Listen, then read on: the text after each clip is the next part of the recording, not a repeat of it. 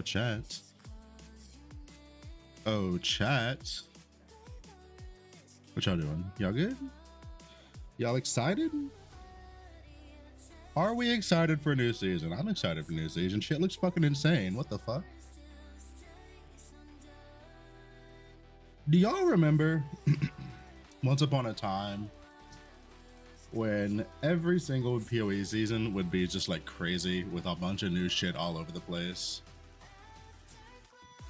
That's what it feels like we've been getting in TLI for the last couple seasons, dude. Oh, it's so nice. It's so nice. All right, so without further ado, why don't we get started, shall we? Oh man, I had to go back to sleep today though, dude. I'm like, listen, we did the reveal stream. I had to go back to sleep. I couldn't do it, bro. I was so fucking tired. Like, putting myself on a schedule to be up for like season launch is rough, dude.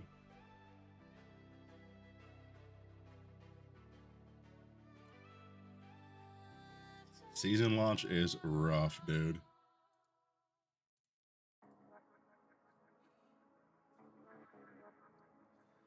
Yo, what's on Poke? All right, so we already saw last 10 minutes of reveal. You were sleeping. Did you like, have you like gone back and looked at it yet or no? Because you might have missed some crazy shit, dog. Don't look at mind control. I saw a little bit of mind control. Okay, so Poke, you know how I had Yuga 2 and just play Goth Mommy tier?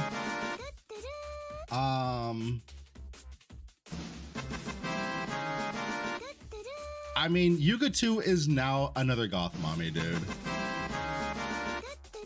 Yo, Nico Morris, Mr. Sting, and Jaffe, thank you all for the follows. Holy, welcome in. Hold on, let me pull it up real quick. Let me pull up the last bit that you might have missed. Cause Yuga 2 is now Goth Mommy himself. They saw my tier list. They were like, yo, there's no shot. Welcome back. We're gonna let that happen to my boy Yuga. And they were like, okay, we're just gonna make him a Goth Mommy, dude.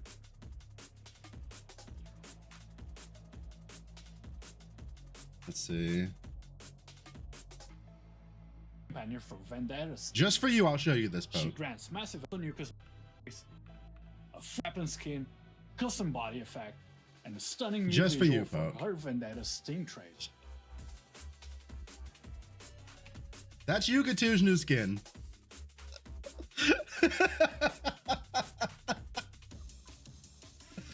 Bro.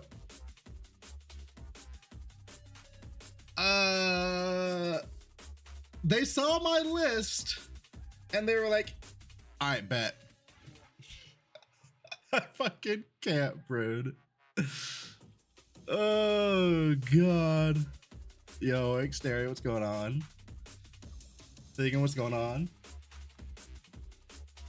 Bro, they saw my list. I'm taking full credit for this. They saw me put him on that list in his own spot. And they were like, okay, watch this. Oh, God, dude. That shit's fucking hilarious.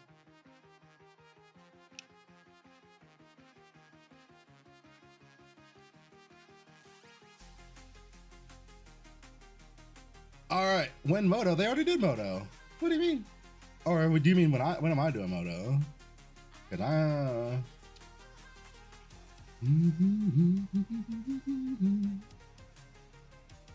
there's female Moto? Yeah, you didn't know that? Bro, where have you been living under a rock?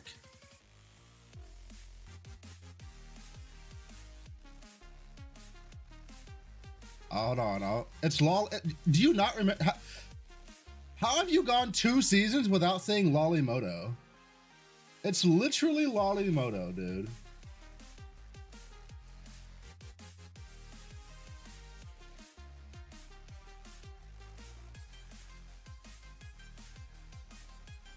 It's Lolimoto.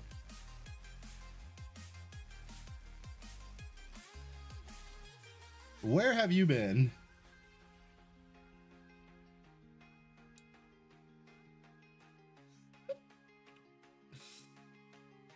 Anyway, let's get to these patch notes, shall we?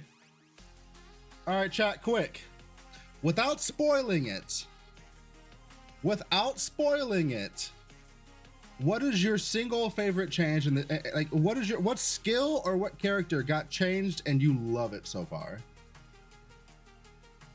Without spoiling it, what character or ability are you most hyped for?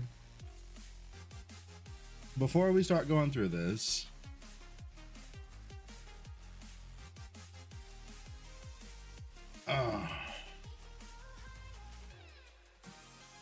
Ring of Blades, Yuga 1.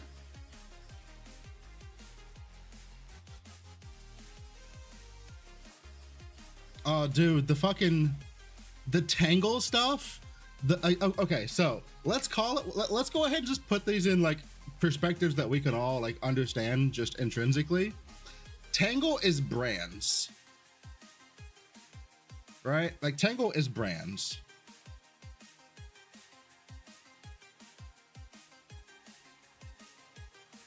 Tangle looks brutal. The fact that you can stack multiple Tangles on the enemy looks crazy. It looks crazy. Also, I'm real curious, how does Tangle play with Serpent Beam? Because that might go fucking hard. Like, that might go fucking hard. All right, so starting off, how is the music to voice ratio? There's gonna be a lot of talking this stream, so how are we doing? Are we good on the ratio?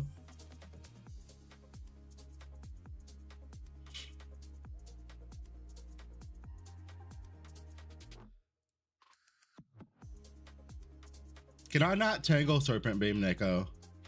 Have my hopes been dashed before we even get there? Can barely tell his music. Okay, hold on. I have it really, really low.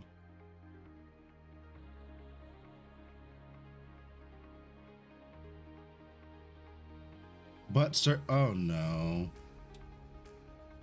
Oh no. Okay. Okay. No more. Okay. No spoilers. Let's fucking start this shit. Also, I mean, if nobody's gonna advocate for me, if I can't advocate for myself, who will? You see that right there? Super secret season 11 launch goal. If we can hit 30 by season launch, I got something special in store for y'all. And let me just put it like this. I'm gonna have to learn like 2 or 3 in real life new skills to pull it off. So just putting that out there. Well, let's go. We already looked at Vendetta's Sting earlier. It looks crazy. Every level of this looks crazy. Also, I don't like.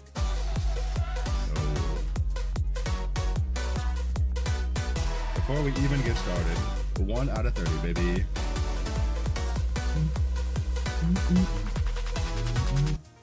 Thank you, Nico. All right, so does anybody need me to read through Vendetta's Sting?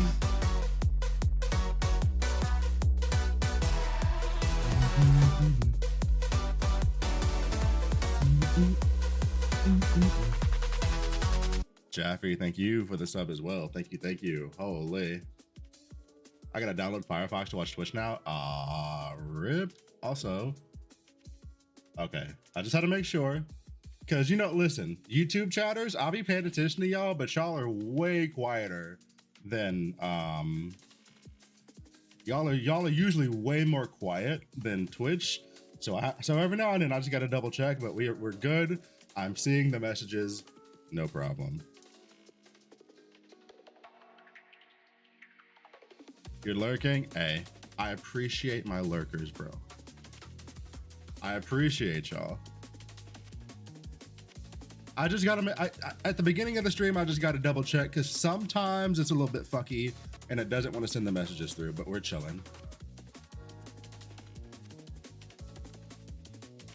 Firefox is also buffering. Let's see. Brutal, but that's isn't it nice? Brutal, isn't it nice though that they even like stopped to like think about the fact that people got motion sick off of that shit and they were like, yo, let's go ahead and like try to fix that for people, because like no other game has even tried to stop it. It's just like, all right, either you can handle it or you can't. Also, Brutal, thank you for subbing again. Thank you, thank you, thank you. Like, at least they like tried to like alleviate it, right? No other company has even tried to do it so far. Like, they just haven't done it. So like, that's so nice that they even attempted it. Anyway, last chance. Does anybody actually need me to go over Vendetta's Sting? She looks cracked, but like, we got to get in game and really see how she feels early. I have zero. I think she's gonna be insane. Like, she's going to be fucking insane. Oh my god, dude. Chat, how do I not start this character? I don't like starting the brand new character just to offer up just to give you guys like something different to look at, but like, fuck me. She looks so fun, dude. Oh my god. She looks so fun. I think she'll be dying a whole lot. Dude, that's what I'm worried about. That's what I'm worried about. I'm worried about when you go to like profound, right? And you just start flickering onto shit, you just like get fucking blown up by like bullshit on the ground. That's what I'm worried about.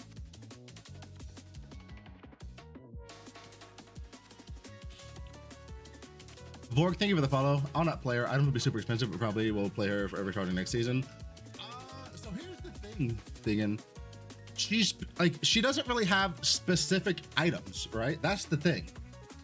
Bing 1, he had like, Bing 2 had specific, you want like the spell burst items, right? Like Erica 1, she specifically wants like a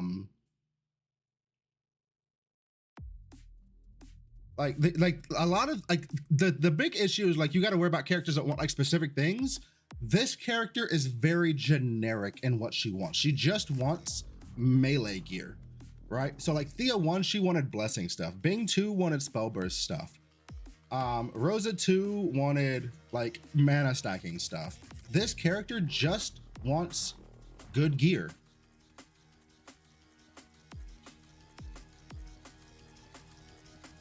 How does it work on bosses? We have no idea, Asian. I have no idea. I'm concerned that the skill is just gonna be -1. So here's what you do, Nico. Think of Vendetta as a combination of an empower skill plus a movement skill, because that's basically what it is. It's a movement skill combined with a empower skill, basically.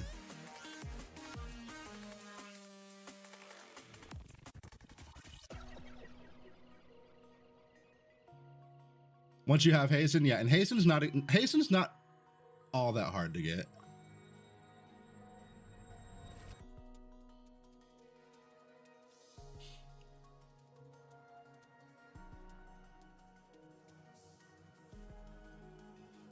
Also, before you have hasten, instead of using this, you just use this, right?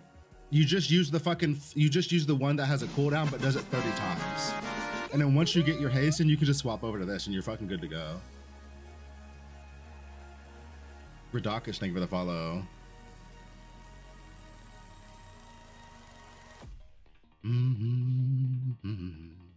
Tell you what your opinion should be?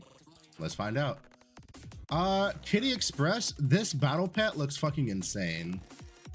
It's so generically good. If like you play attack builds a lot and you use activation mediums a lot, you should probably be playing this, like pulling for this pet pretty heavy. Like this is a crazy pet. Intern Shelly, general stuff, it's fine. New legendary gear, Silent Avowal, strength chest. Block chance equals block ratio. The block ratio equals block chance. I have not seen anything. I just started the patch notes. 30% block ratio when attack chance and equals spell block chance. When they differ, the higher one is lucky. Interesting. 10 block ratio upper limits. Plus 1 additional damage for every attack and spell block you have. Interesting. Block ratio upper limit. Minus 1% additional damage taken for every 2 block ratio owned. Wow. Chat. I really like this chest. Holy Jesus. It's got your defense and your damage all rolled into one. And it even gives you like defense against something that's hard to get, which is the damage over time. I really like this chest. However, like chest slot is a very competitive slot, so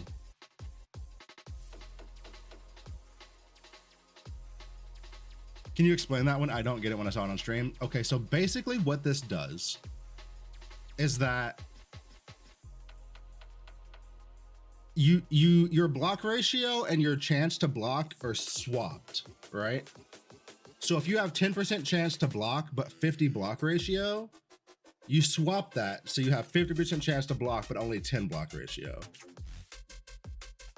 Basically, it just trades. The long and short of it is it swaps what your block ratio and block chance do. That's the simplest way to think about it. And then there's some extra shit thrown in.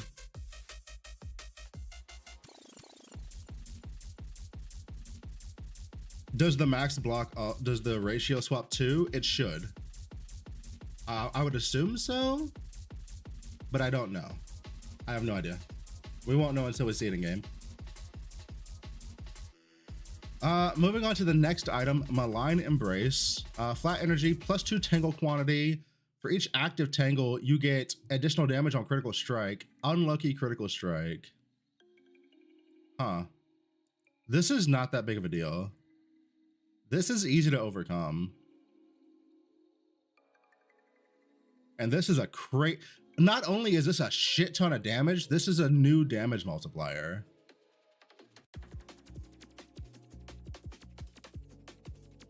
This is a new damage multiplier.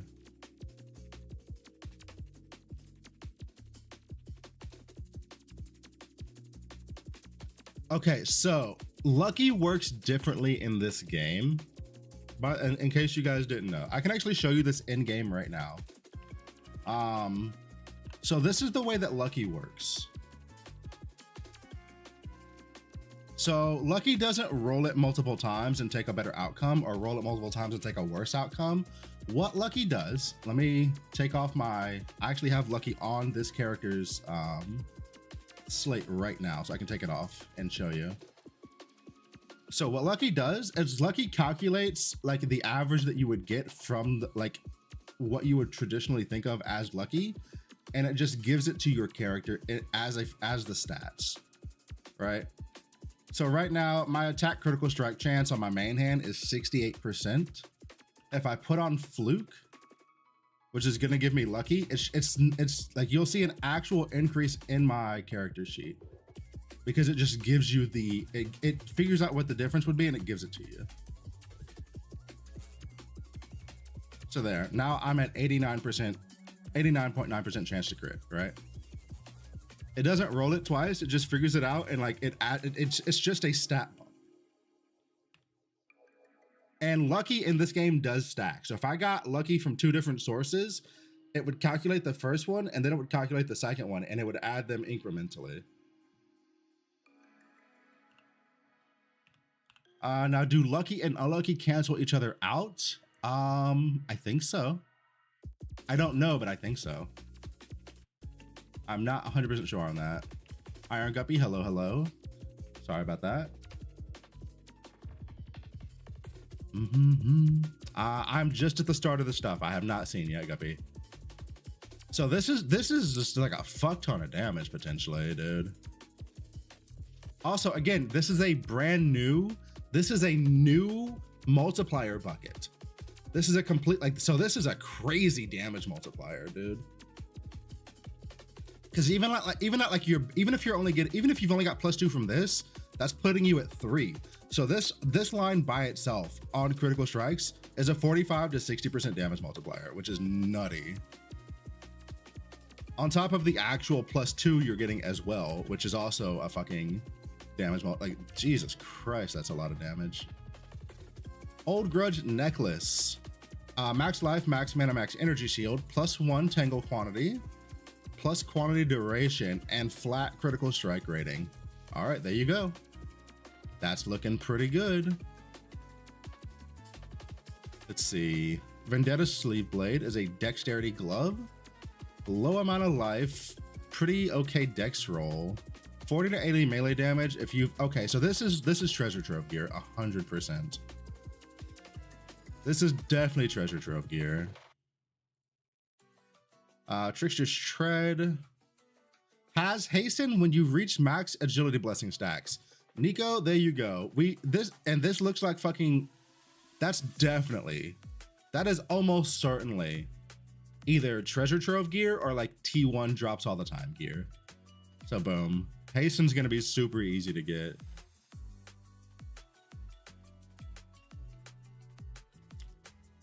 Let's see. Physical to the gear, physical damage, and then okay, sure, a new weapon in the thing. That's fine. So we saw these skills on TLIDB before the season start reveal. All of these skills look really good. The Gale Slash, Jesus Christ. Chat, hear me out. E3 Gale Slash, farming Overrealm with purple compasses. And the purple compass is the one that they showed off where you don't get the time extenders anymore. But this chick might just be like fucking flying through the Overrealm, dude. So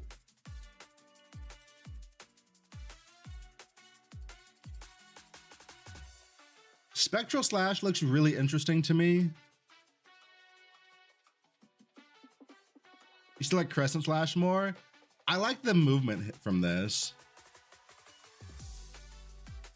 And I'm specifically looking at Gale Slash for that just because that Overrealm compass says you don't get to extend your time anymore, which is a big deal, right?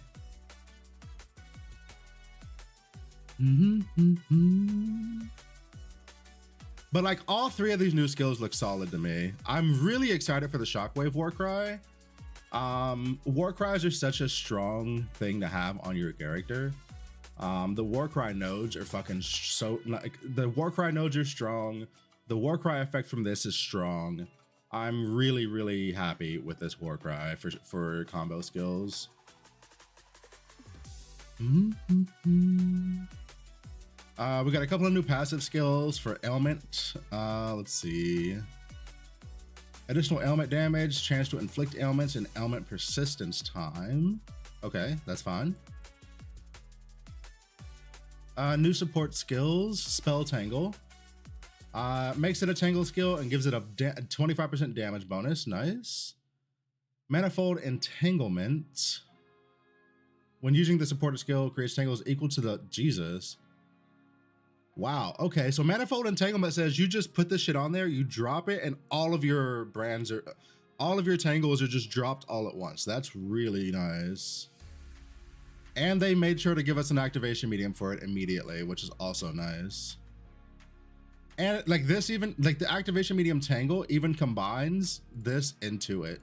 So you don't even need this anymore. They just add this part to it. Oh, that's really nice.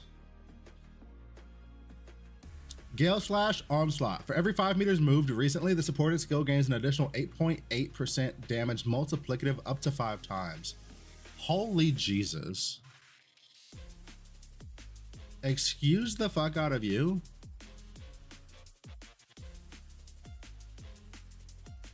I mean, that's max rank, but still.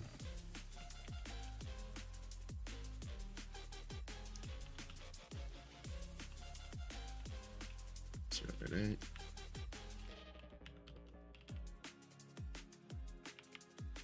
.088. And let's see. 1. That's 1.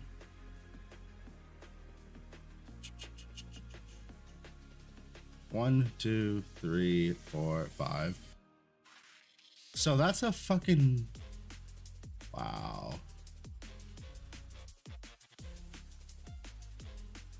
So if you've got the max roll for this, that is giving you 52.4% additional damage on top of the 20% you get from having it at level 5. That's a big ass support. Jesus Christ.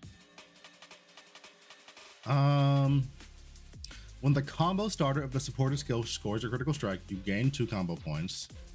This effect can only trigger once per skill use. Okay. Not bad. After using combo starter 1 for the supported skill, you gain 3 points every 4, but it has a fucking 4-second cooldown. But you can get up to 108 critical strike damage. Jesus fucking Christ. Huh? That's wild.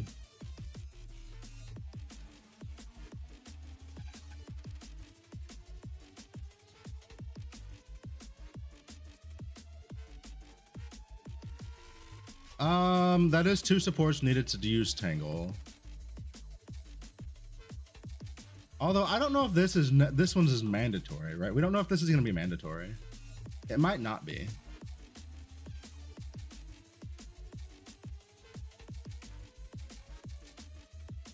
And then Soaring Slash, minus 10% attack speed. Movement distance of combo 2 is increased to 3.5 meters. Maximum leap distance is increased to 7 meters.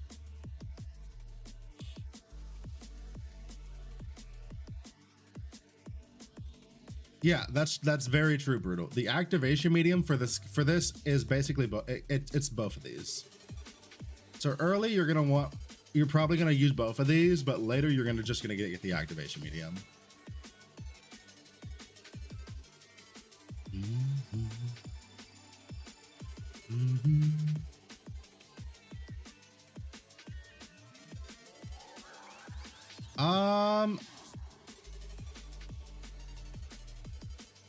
Oh yeah, this activation medium is gonna be fucking super expensive, dude. Holy shit. When a clone and supporter skill defeats an enemy, there's a 50% chance to cause an explosion, dealing 80% on hit damage. That's real nice for clear, dude. Combo finisher of the supported skill is changed to summon 3 clones around you. The clones slam the ground in place and consecutively create 3 explosions forward.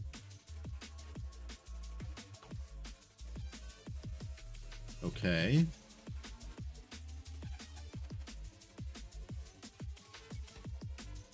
Okay. I mean, these don't look like crazy, but they look fine. Build adjustments. Belt now has a base and Sweet Dream affix that grants hasten. Necklace has a base and a Sweet Dream affix that grants profane, which is giving you wilt and deterioration duration. And additional erosion damage for 10 seconds. Ooh. Okay. That's kind of cool. Helmet can grant a profane. Spirit rings. Minions gain attack aggression, spell aggression, or hasten. Okay. 10 staff, +2 projectile quantity. Sweet Dream, +1 projectile quantity. Okay. That's kind of nice. They nerfed movement speed as a roll. It went from 11 to 15 down to 8 to 10. That's fine. Removed the frostbite stuff. That's, yeah, okay. Rings now have a max frostbite stacks. And it's only an advanced affix. It's not an ultimate affix. It's an advanced affix. So that's really nice. You can get that at T1. Or T, you know what I mean? You can get that before fucking priceless gear, basically. So this is nice.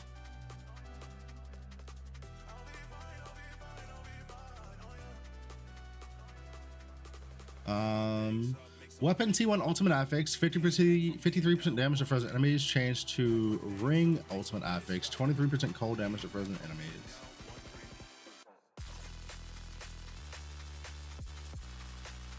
Removed all element based damage affixes from weapons. Yeah.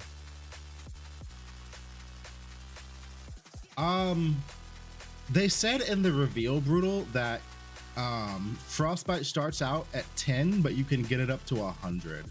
And then it looks like Gemma 2 can go beyond that. I think. I don't know for sure. We'll see as we get through it though.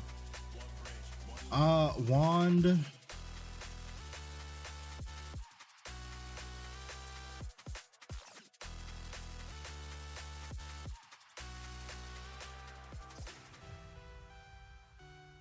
Ooh, okay. I don't know how much I like this. I don't know how much I like this. This change removes build diversity. It does not increase it or keep it at parity. It removes build diversity.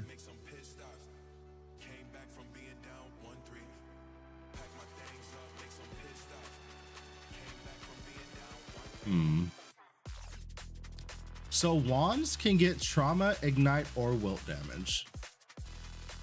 Claw and axe can only get trauma. Axe, crossbow, trauma. Sword can only get ignite. Two-hand sword and musket can get ignite. Dagger and pistol can only get wilt. Cannon can only get wilt. I don't like this. I don't like you dictating what weapon type I have to use for ailments like this. I do not like this at all.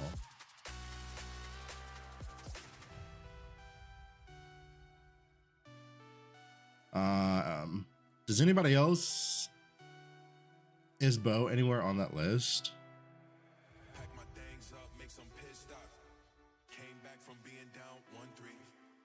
No, bow is not on the list.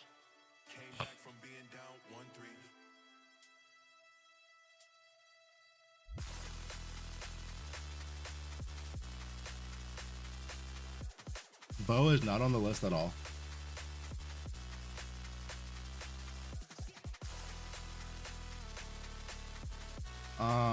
Bow is not on. So okay, so bow is not on the list.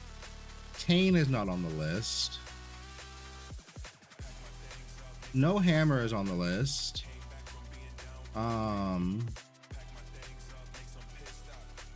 What the fuck?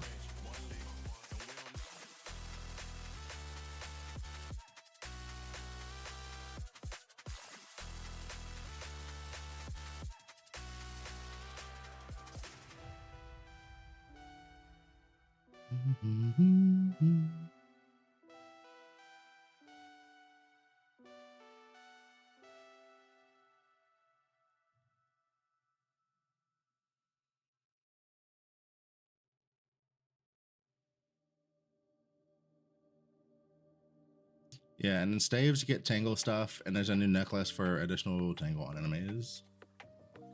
Oh.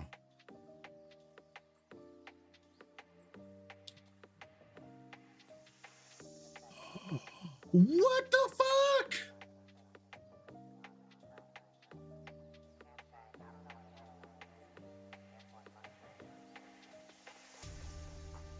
No, dude.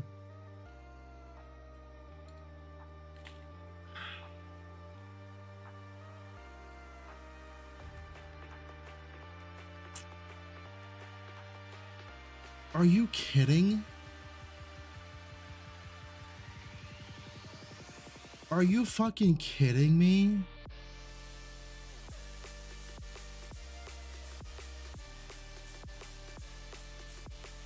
What the fuck? What the fuck, dude?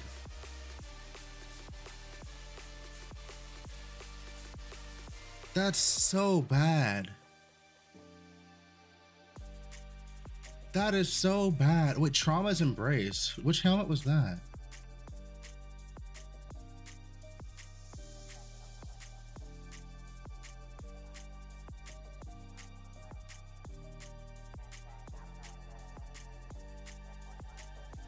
And they got rid of it. What the fuck, bro?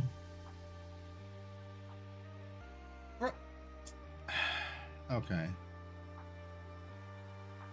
No. Broken Sun's ring does not replace Furious Man's. It doesn't, period. Like, there's no fucking shot. I said this, I even, like, when they first showed this shit, I was like, there's no way they, like, fuck, where's it at?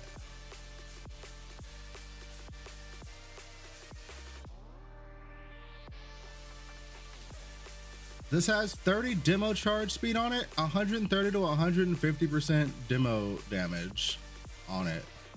Like, there's, what the fuck? Here, we're gonna jump to something real quick.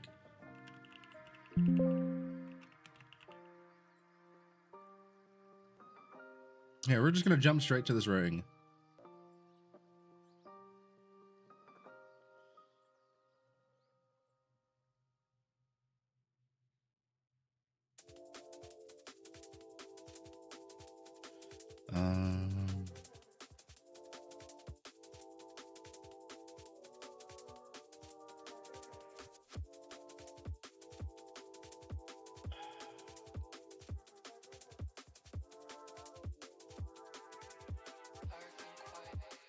Bro.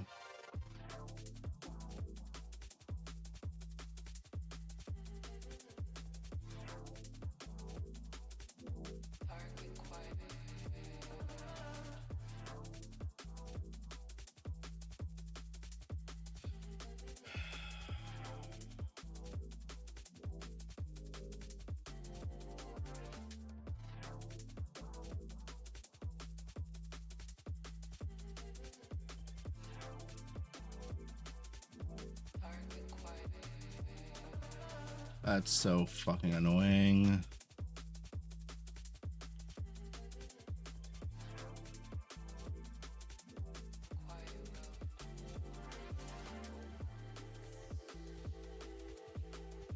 The new solar ring line is another 30% additional. Okay, but this is a circle around you and we're playing Bing, right? We're throwing a projectile, but also you're losing the demolisher speed. The demolisher speed is so important early to hit your fucking breakpoints. Like that's the big, like, you're losing this, which is, it just means it's even harder for you to hit your breakpoints, and hitting your breakpoints is what makes mapping feel better, right? Because if you're leap slamming through, if you fucking hammer, if you slam your ability, if you leap slam and you fucking slam your ability without your demo charges up, like, you know that you didn't have your demo charge. You need to hit those breakpoints.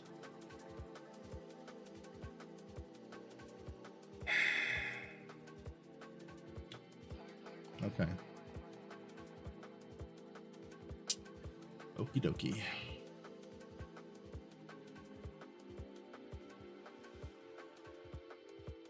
Okie dokie.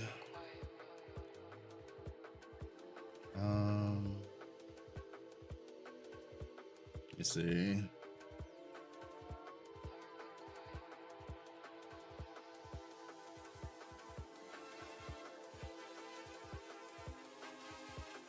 So there you go. That's a Furious Man's on an S20 clear, right?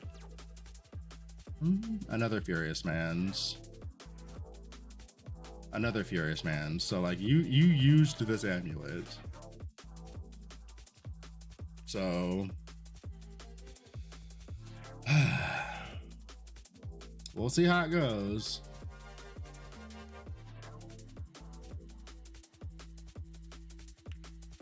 We will see how it goes. I'm not happy about that though.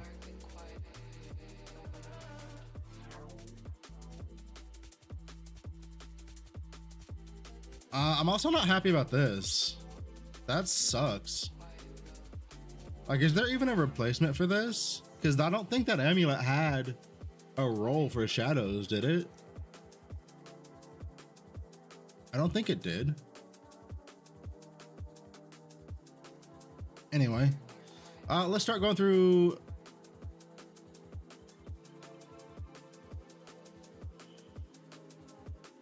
Yeah, that's pretty not great.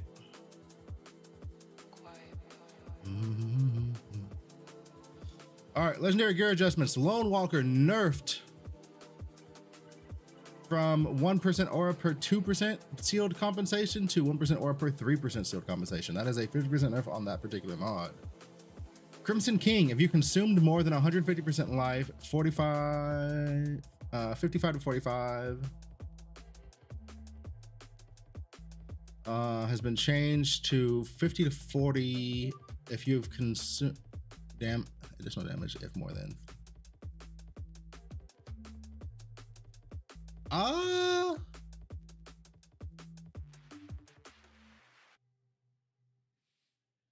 Lone Walker is a buff on the CN patch notes. That's weird.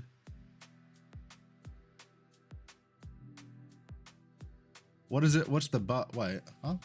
Wait. Did they flip that around? It's 2 per 3 for them? Oh. Interesting.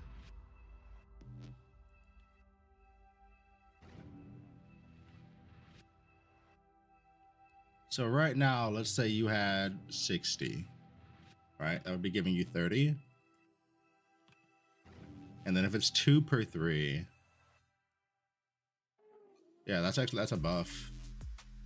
That's a 33% buff. If that's what it is, if it's 2 per 3.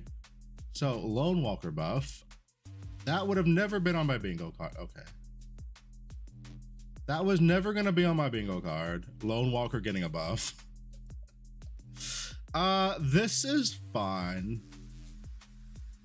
I think 15,000 life. I think that's not hard to do on life consumption builds. Like, you're fine here. It is a slight nerf to like how much like to this though.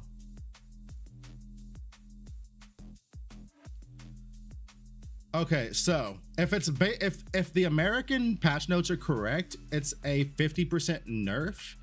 If the CN patch notes are correct, it's a 33% buff. But I don't know. I'd be really surprised if Lone Walker got a buff. That'd be wild to me, but hey. Blade Dancer's Fingers, okay. 18 to 21 to 27. Ooh, 15% nerf on Blade Dancer's Fingers.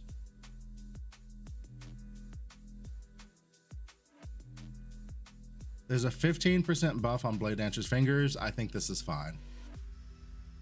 Thunder Jawbone, bro. This is so nice. Why you do this? Why you do this? Thunder Manipulator inflicts 1 additional stack of numbed per 30% numb chance. Inflicts 2 to 4 additional stacks of numbed. That's a buff. Severed Wrist, 30% movement speed for 3 seconds. That's a nerf. Oversight, 5% movement speed nerf. Agony's Embrace, 2 to 3% movement speed nerf.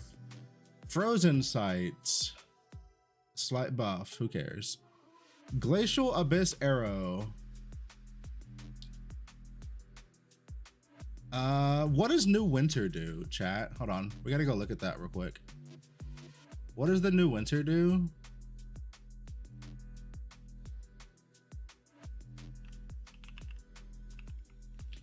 Does winter no longer exist?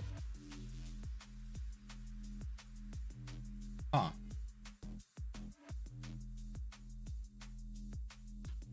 I know, that's why I was looking to see what winter did now. Or did they just change the name to Frostbitten?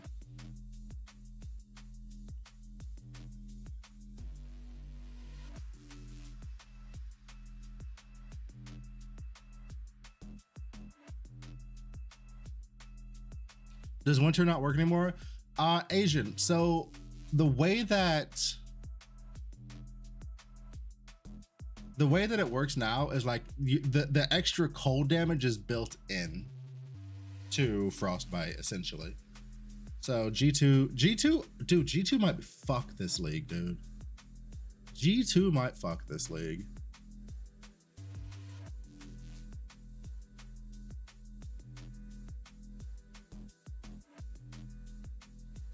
What was winter in Prophet Tree or was it in Knowledge Tree?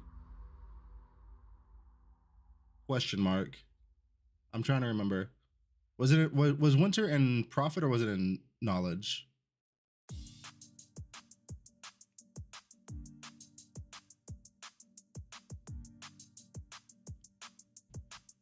It was in Knowledge. Okay.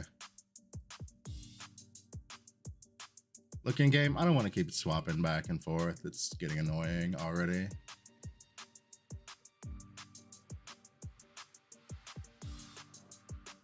Quick Wits is new.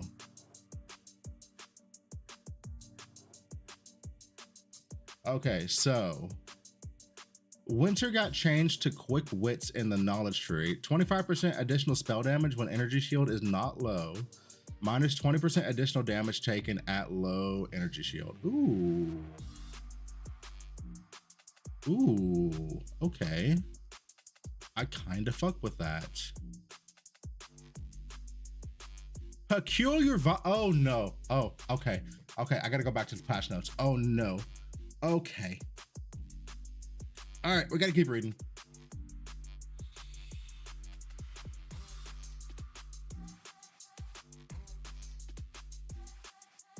Oh boy. All right, let's keep going. Frozen Will. Frostbite upper rating. Hitting a frozen enemy, trigger shatter. Oof. Dude, they might have fucking destroyed that ring, dude. I mean, you're still gonna use it, but like, I mean, are you gonna use it now? Chat, do you think you use Frozen Will anymore? Like, one of the best things about Frozen Will and why it was so fucking busted was the fact that like you were playing it on basically playing it on like a G2 or something and you were scaling the damage. Now it's like capped 15%.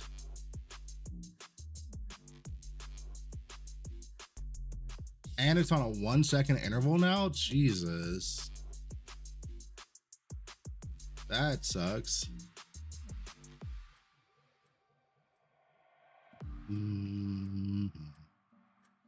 Burning Ice. Is that the explode ring? Yeah, that's the explode ring, KTK. Yeah, so all explodes, right? So all explodes got changed. And now explode is just 15% true damage. And it's unscalable. Yep.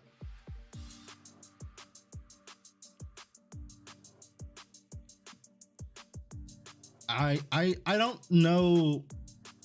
I don't think explode matters anymore. Also, hard pause. Hard pause. Wait.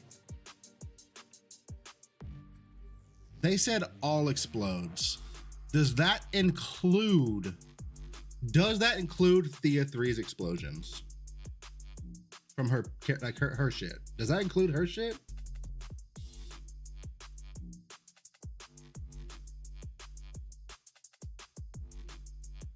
Oh boy. Oh boy.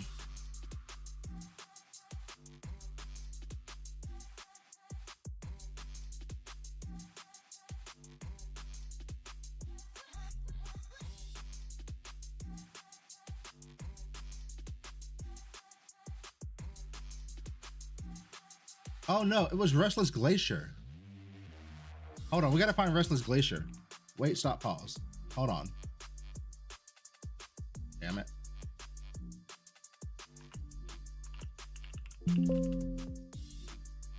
Okay, Restless hasn't been changed.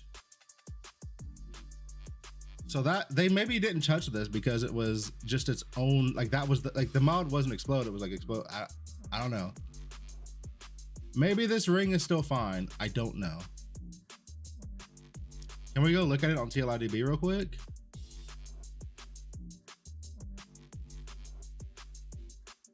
They killed it? Okay, let's go find it.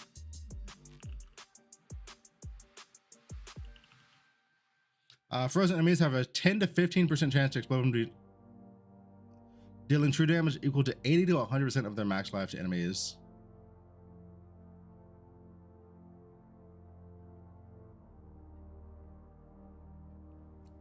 Yikes. Yikes.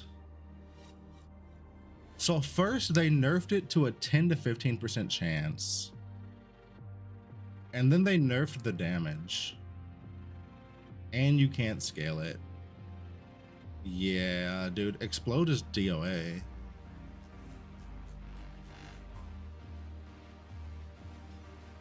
Explode is fucking DOA. Jesus.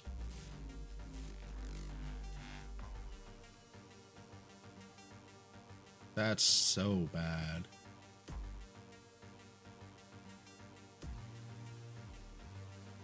Like if you bottom rolled, oh my God.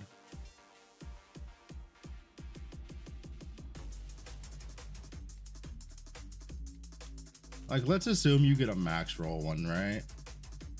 Let's assume you get a max roll Restless Glacier in the new league. So you'd be doing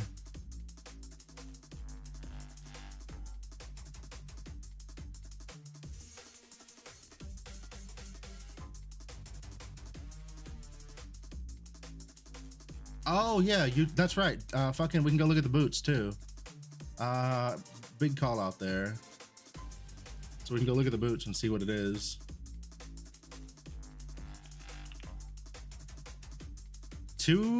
Yeah, wow. It was actually a buff. That's crazy. They actually buffed Lone Walkers by 33% on that mod. What the fuck? Why did that need to happen? What the hell?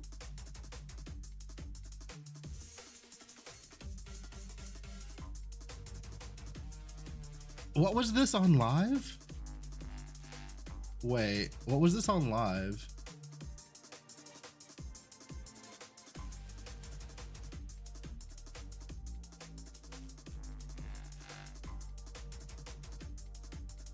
Was it 1? Okay, so it's still 1.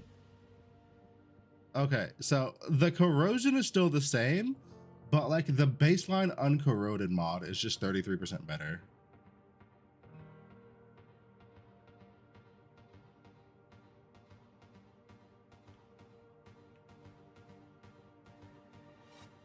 Alrighty then. Okie dokie.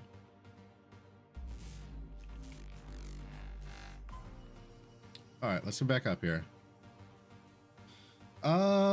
Burning ice, corrosion effect. You cannot inflict freeze to, uh-oh.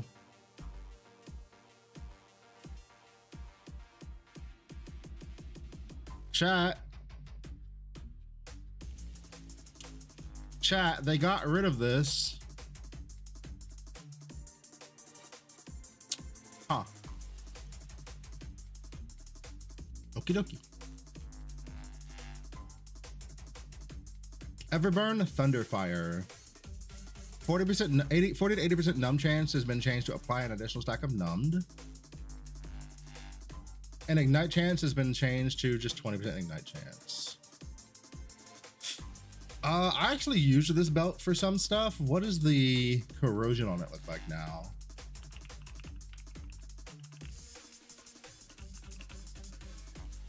What are the corrosions on it now?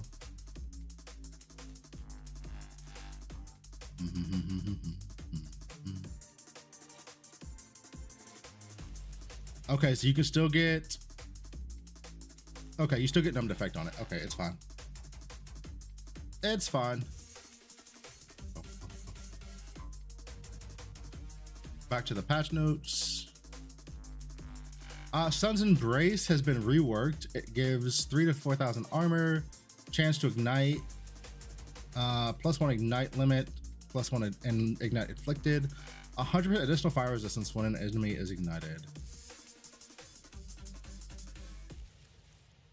Wait. Huh? Am I dumb as fuck, or is that?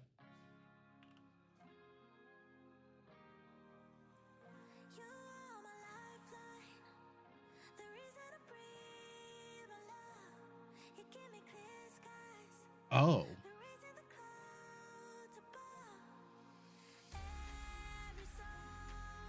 Oh.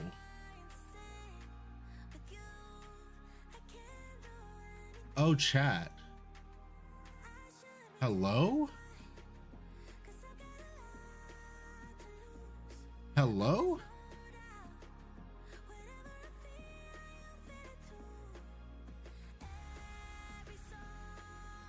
I wonder if that scales.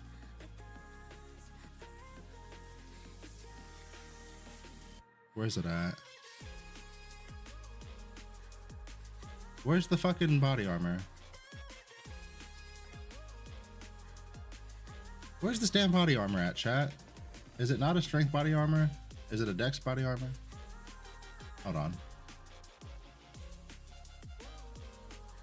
Oh, it's dex. I wonder if that scales with this. I wonder if that scales. So, is Flaming Evil only going to look at your base fire resistance, or is it going to look at your modified fire resistance? Because if it looks at your modified fire resistance, holy. There could be something there, potentially.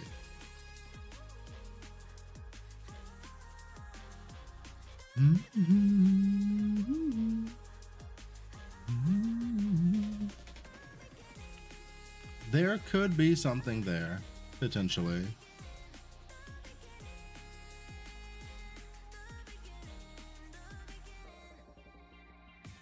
Let's see.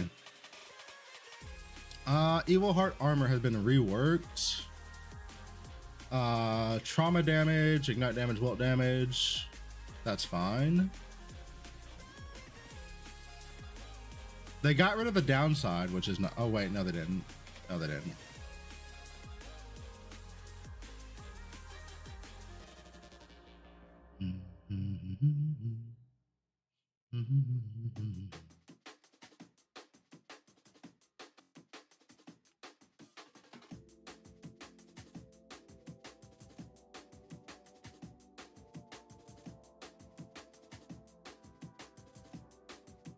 Is there anything in game that modifies conditionally?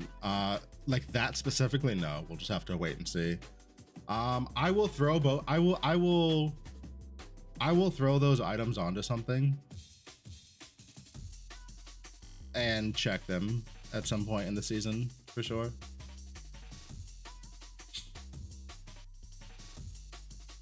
Oh, they got rid of Vile.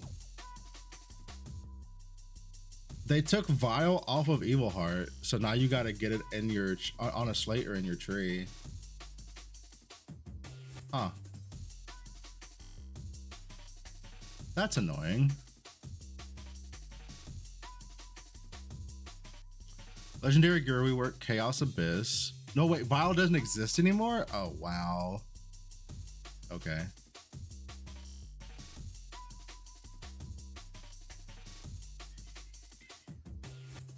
When dealing damage, enemies take an additional 2 to 2.5 damage per stack of wilt, multiplicative. Okay.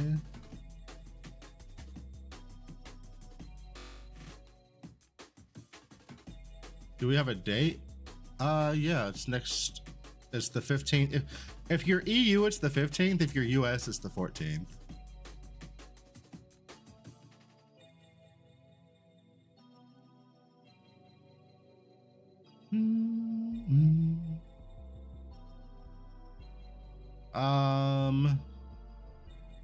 Void Embankment, 1% elemental resistance per 40 stats. They capped Void Embankment, dude. They capped Void Embankment, dude. Are you kidding me? What the fuck is that?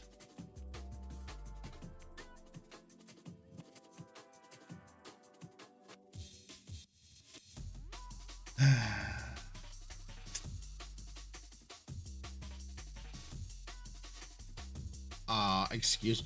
When inflicting wilt, lose 8 to 10% of current life and energy shield.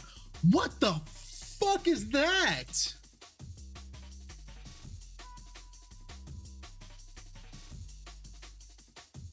What is that? What is that?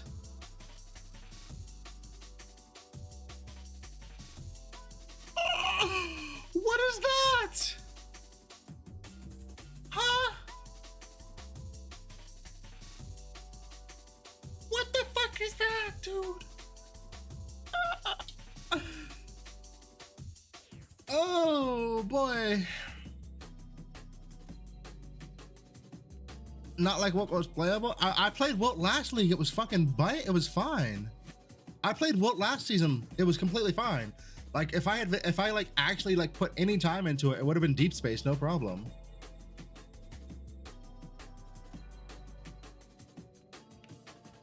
Here, I'll even show you the build.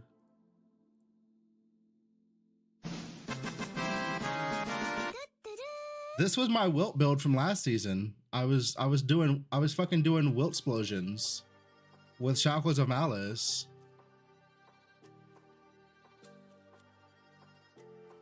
Like this shit was super fun.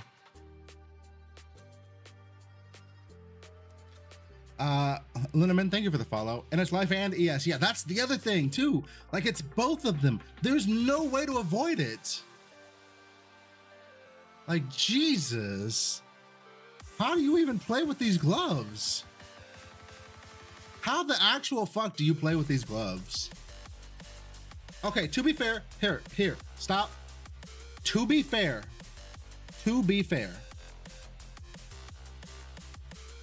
it doesn't, does it stack? Because if not, you could just deal with it with regain. Because it's like zero, it's what, 16 to 20% per second. So I guess you have to deal with it with regain, but still, like, what the fuck?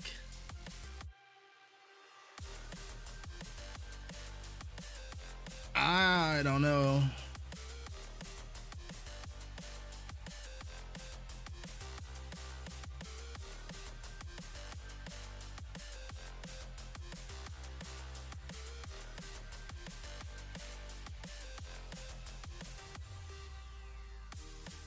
Or not even regain, like regen.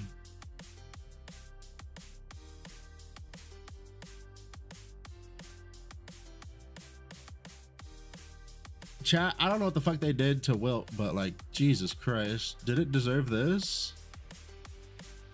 Did it deserve this?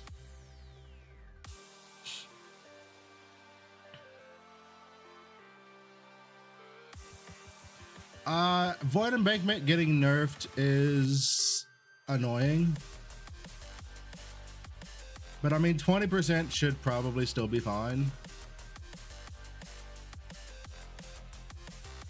Like, who the hell was that fucking, who was that?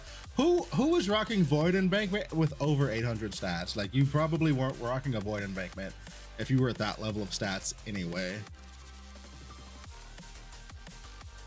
Ruinous Star. Obliterate. Converts 100% of physical and elemental damage into erosion damage. Doesn't work for Sentry or Tangle. That's fine. That's fine. Varagon's Lament.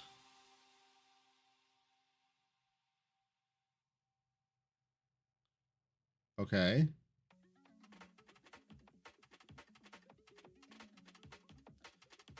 If G2 Frost Terra, yeah, dude, okay, so from what I've seen so far, G2 should be in a really good spot, dude. Like, it looks like she should be in a great spot. I haven't gotten to like her actual shit yet, but like just based off of the changes to Frostbite, it should be fine.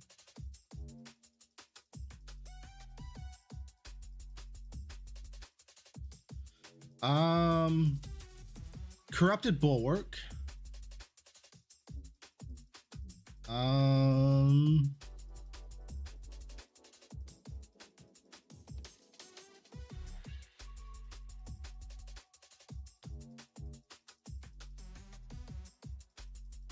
no, I wouldn't bother using Tangle on a Terra skill.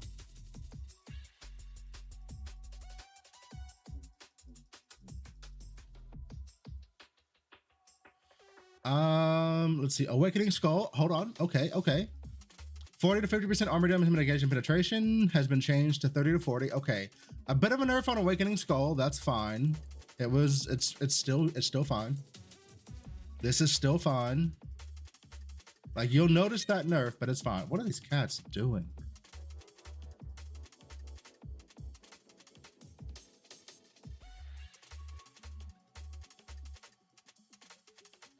Ring of Ice. I can't tell you if Tangle's like what Tangle on Ring of Ice is gonna feel like until we actually like get into the season, man. Like, that's just gonna be you're just gonna have to leap. Sometimes you're just gonna have to leap of faith some shit. We also don't know the rarity of the Tangle stuff either, so. Vajra handguards. Vajra handguards basically got a 50% nerf. Goddamn.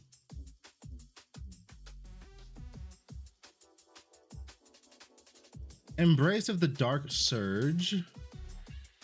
What the fuck is this? Chat, what the hell is this?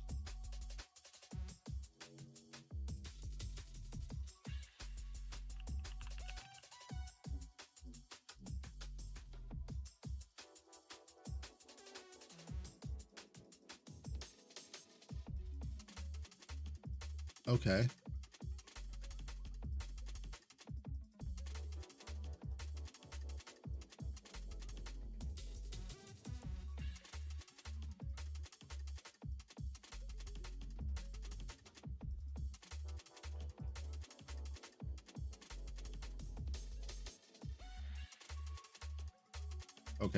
Okay, I got it. So it gives you max fire and lightning resistance. Fire resistance stayed the same, lightning resistance stayed the same. 1% physical damage taken as fire, up to 20% for each ignite. Has been changed to for each recent ignite, 20% physical damage taken is converted to fire damage 40. Ooh. Babui 1, thank you for the follow. Do we know how Tangle works with Spell Burst? So basically, my understanding is that you're either going to Tangle or you're going to Spell Burst. You're not gonna. It's like it's not. You don't. It's not. They're not meant to be mixed. Essentially, Tangle is just a different way to play a spell build instead of just being a Spell Burst build.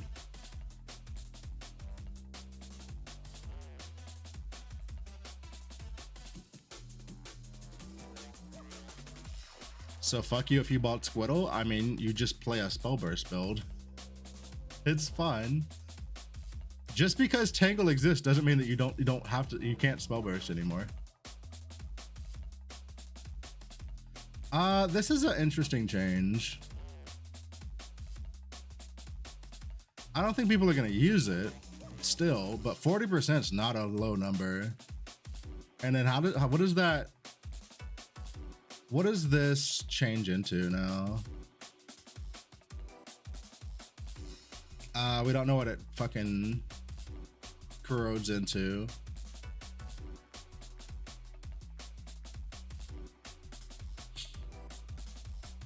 Chat, all of you listen.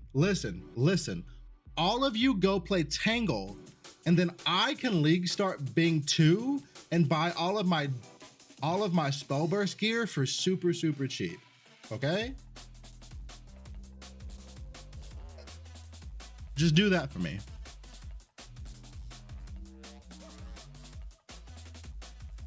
Let's see. Cold Breath. Who cares? Hanging Two-Stone Mask.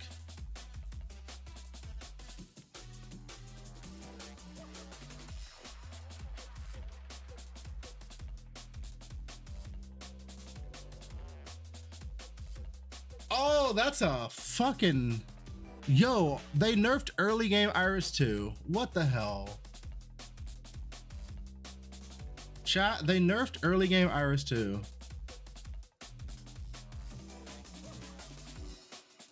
Potentially, if you were gonna abuse this item like I was gonna abuse this item, they nerfed Iris 2. So they got rid of the first mod on this item, which gave you 30% additional range damage taken by enemies nearby. Which means that if your character was standing by something, they would take 30% additional damage from your lightning elemental's ultimate ability, because that's a ranged ability. So this helmet, I don't know if people realized it, but it was a 30% additional multiplier. And it will also give you fucking 40% injury buffer in single target situations, like on Watcher, for example, like the Watcher fight or Traveler. There's 30% additional damage, 40% injury buffer.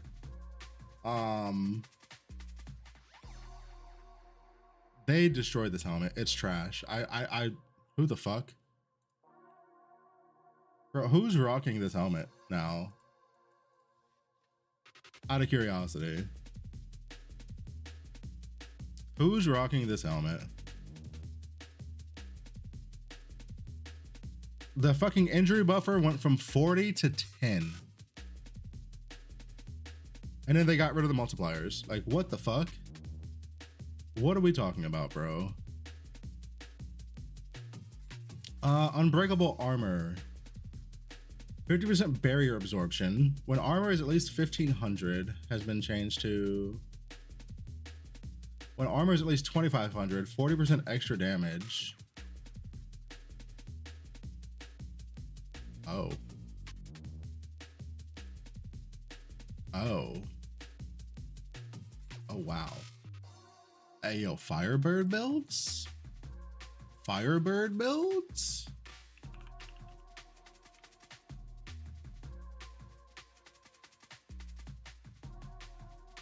I mean, you got to get 25,000 armor on your Firebird build, but like, can you do it?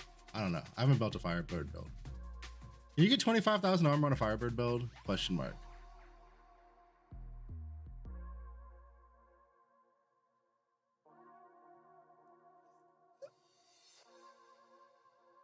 Don't leak the tech. It's okay, bro.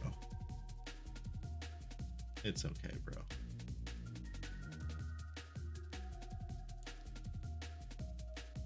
Varagon Shroud has been changed to when at least 10 stacks of blessing, 10% attack critical strike rating, 10% spin stance has been changed to 5 to 7.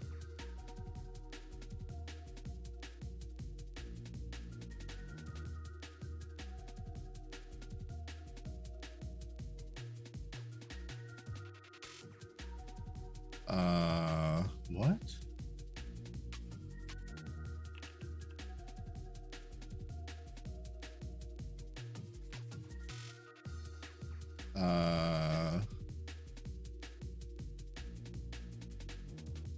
Chat, is anybody fucking using these now? After this change?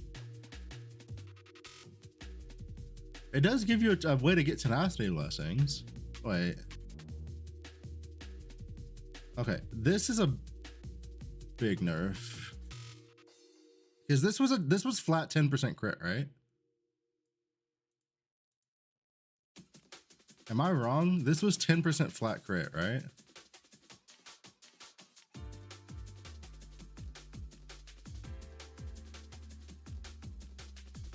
And this is what, 2.5 that can scale?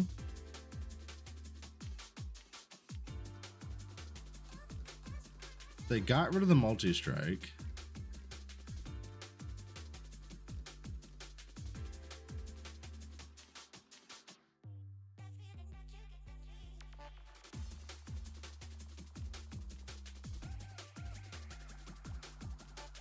Like, is anybody using this shit? Chat, are you using new Varagon Shroud? And if so, on who? Question mark.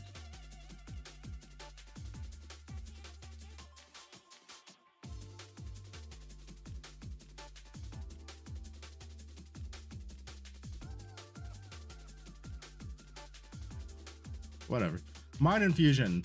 Mind Infusion got nerfed? No, bro. Come on, dude. Why did minions need this? Who hurt? Dude, who got hurt by fucking Lolimoto? Somebody got hurt by Lolimoto, dude.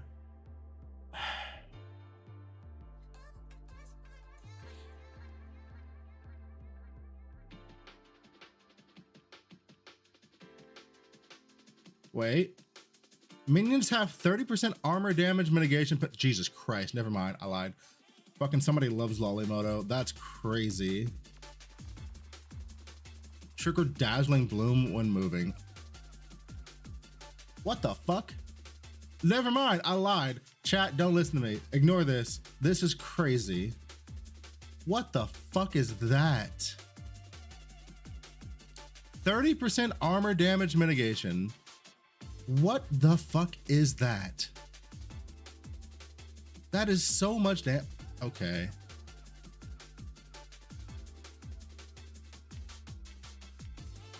But I use phantoms, it doesn't matter.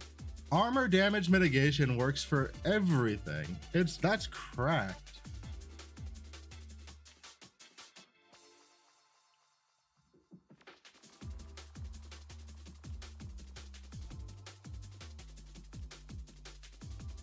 Jesus Christ. Frostbolt, penetrate 20%, blah, blah, blah. Okay, yeah.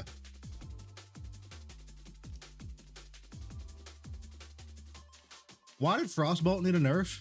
Who the fuck cared about this item? Folklore of Locking Fingers. 10% max life, 10% max energy shield, 10% blur effect. In the left ring slot, you gain 1 blur. Gain blur 1 second after losing it. When equipped in the right slot, gain 9 blur rating per second. Ooh. Chat, y'all know I like blur stacking. Y'all know I like blur stacking, right?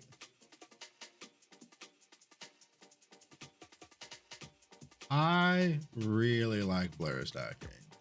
So, you know. What's my starter? I'm not even like halfway through the patch notes. I have no idea. Witch Doctor's bag? Okay. Look, listen. No, people didn't use this item. I loved this fucking item. 150 max life, 120 mana, 80% skill recovery effect for recovery skills.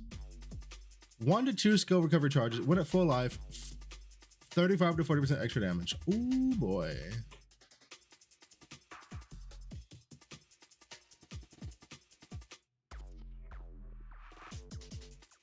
Okay. Let's see. Master Defender Pendant.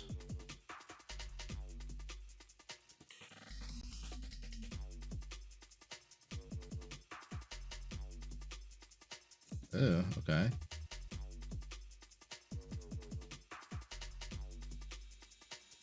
Ooh, Blade Dancer steps got buffed. Okay.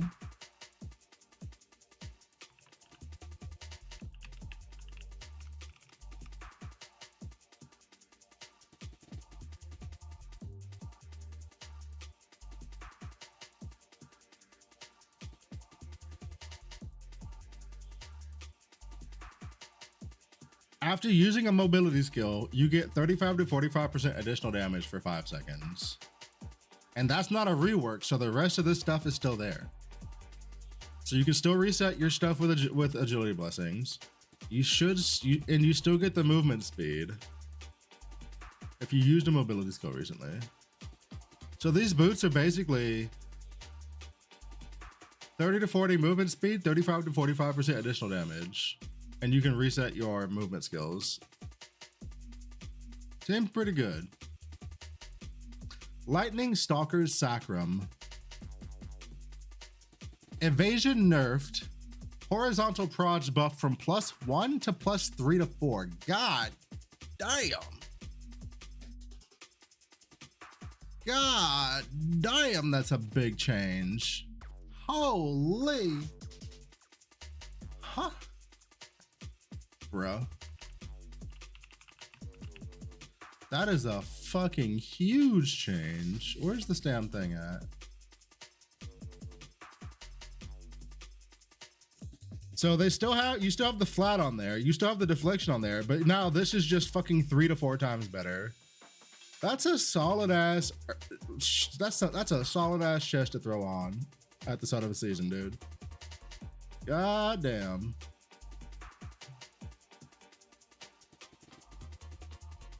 Exclusive legendary gear, Ice Drinker's Cage. Oh boy. Oh boy. Let's see what we got. Before, it had 400, 600 energy shield, -1 to 1 main skill level. Each time a main skill was used recently, gain an additional freeze duration. When causing freeze, you got 5 to 7 layers of cage, and cage would provide additional cold damage and an additional reduced erosion damage taken.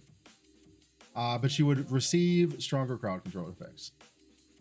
Now, the energy shield has been nerfed.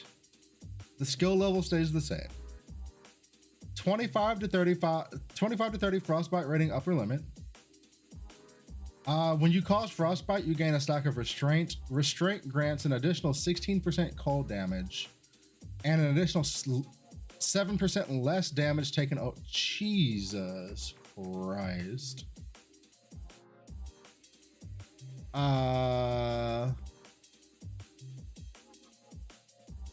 That seems pretty good.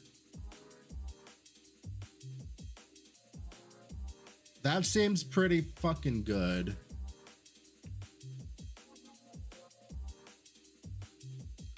So at max stacks,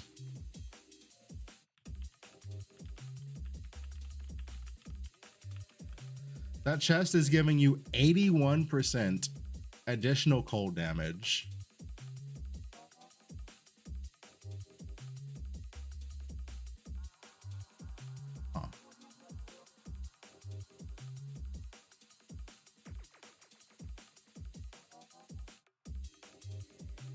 It looks like a nerf, that's fine.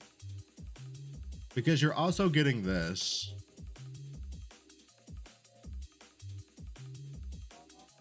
You're also getting the frostbite rating limit.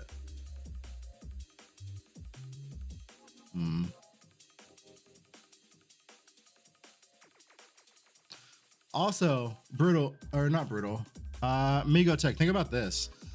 The new Ice Drinkers is way better on single target, right? Because like you weren't fucking freezing a boss on a 1 second interval, but you're definitely frostbiting a boss on a 1 second interval.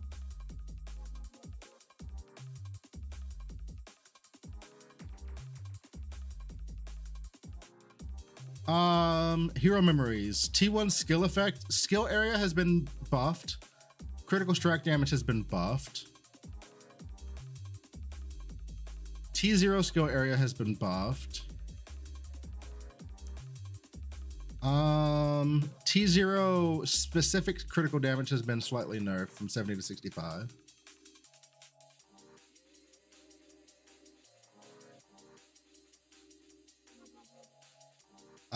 Legendary medium talent, on kill, 2% movement speed.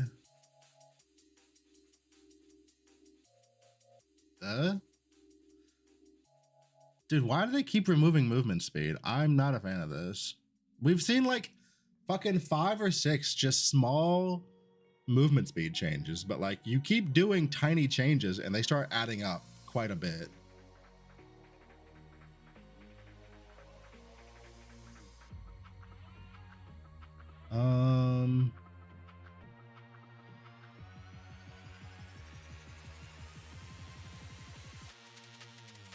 This is a nice change.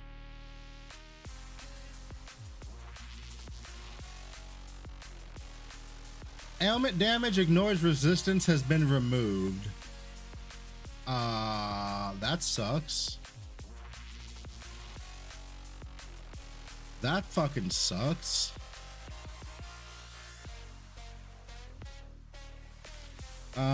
Minions can get spell aggression, attack aggression, and hasten in your medium talents now.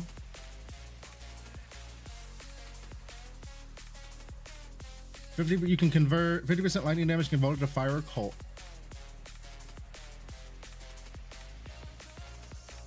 Ooh.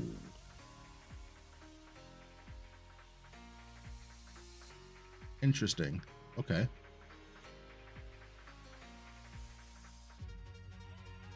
Whenever I see convert shit, my eyebrows raise just a tiny bit.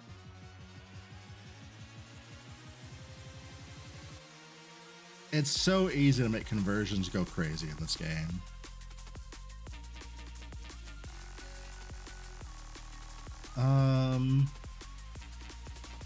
If you've regained, you gain injury buffer. Hey, that's really, hey yo, that's real nice for this is real nice for Rihan 2. Just that just like this just reads you have injury 8% injury buffer. That's nice.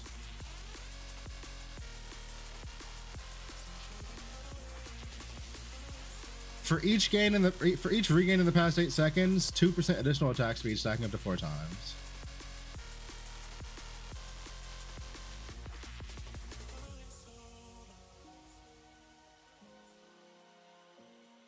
Does Vendetta have a mobility attack skit? Let me go look.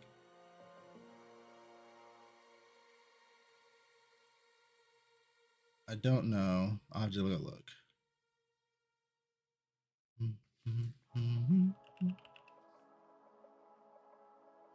I would suspect it does.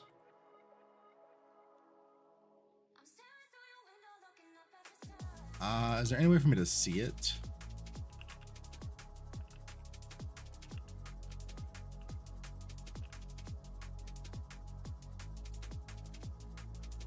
I don't know if I can see Vendetta.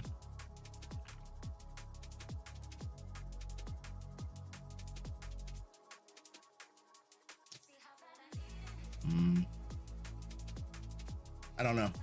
I don't know how to see it.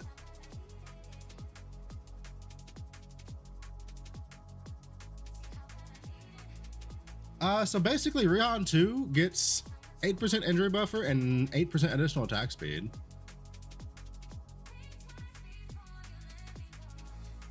Movement speed per active tangle. That's interesting.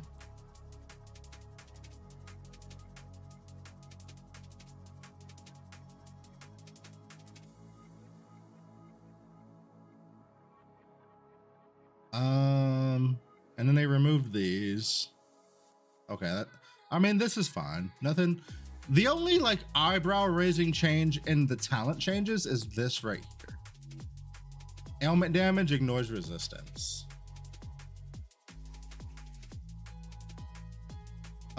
Core talents.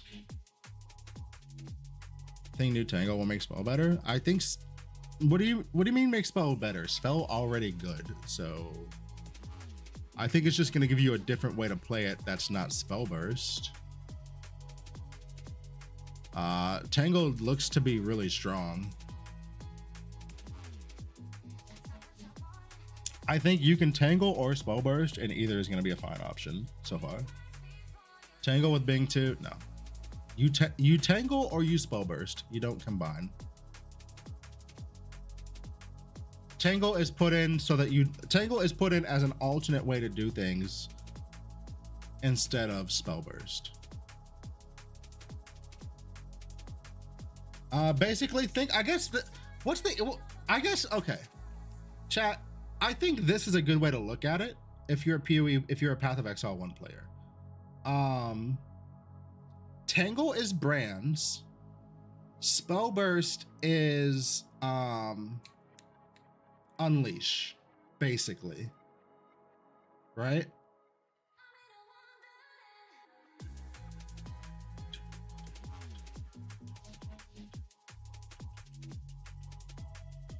Tangle does not work with spell burst.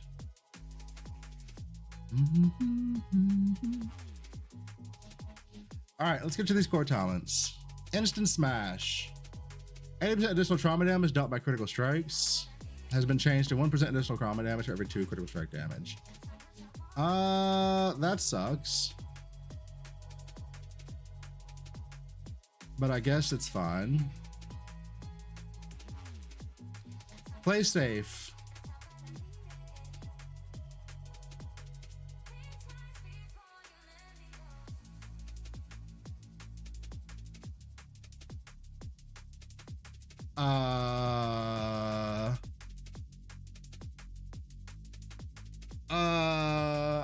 don't know about this one.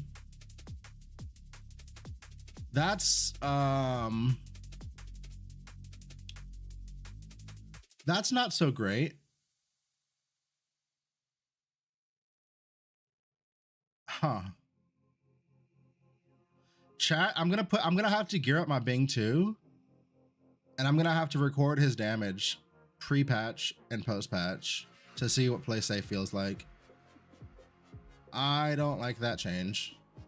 I just reading it, I don't like that change.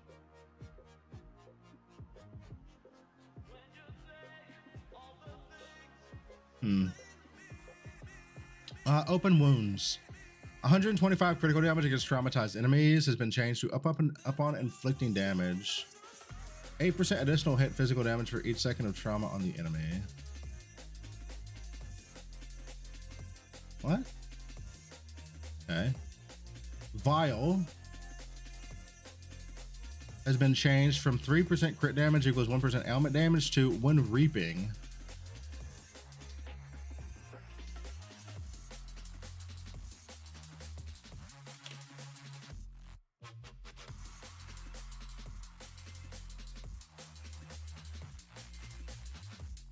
What the fuck is this?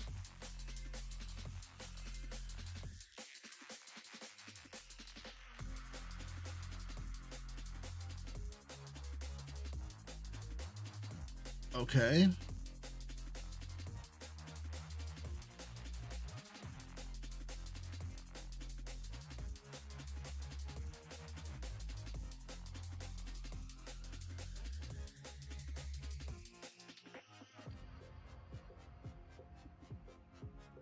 Dirty tricks removed, guaranteed to inflict.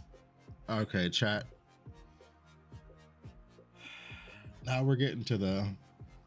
I see we're getting to the part of the patch notes that's about to piss me off, aren't we? Give me a second.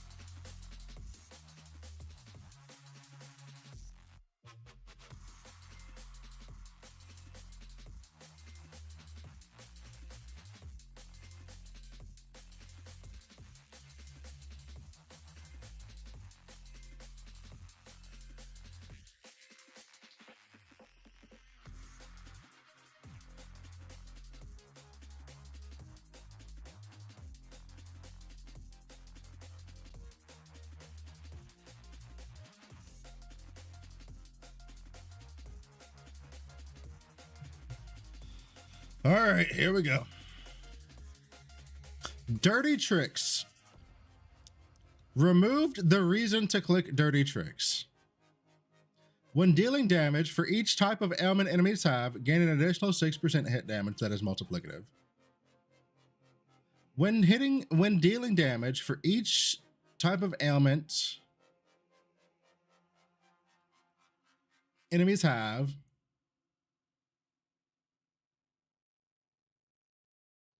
what?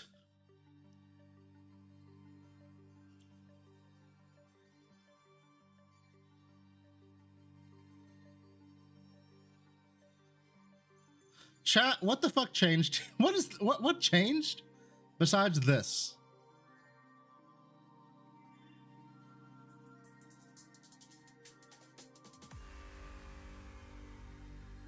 They just added the word on. All right, so Dirty Tricks is fucking dead. That is a massive nerf to Iris 2.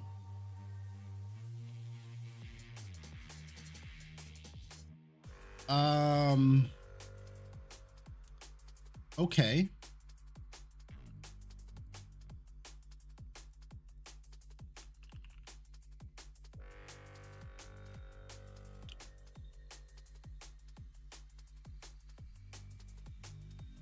They doubled the damage, but they removed the guarantee.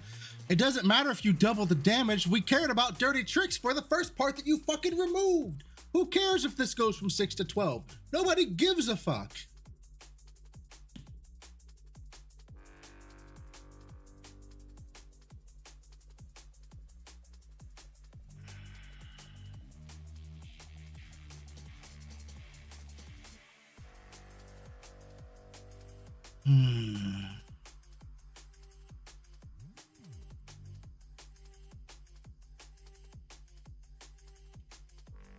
Dude, this Iris 2, by the way, this is gonna be one of the setups that I included in the video for the new season. This has been gutted so bad. It lost 30% injury buffer. It lost 30% additional damage from Two Stone Mask, and it lost guaranteed ailments from dirty tricks. What the fuck is that shit?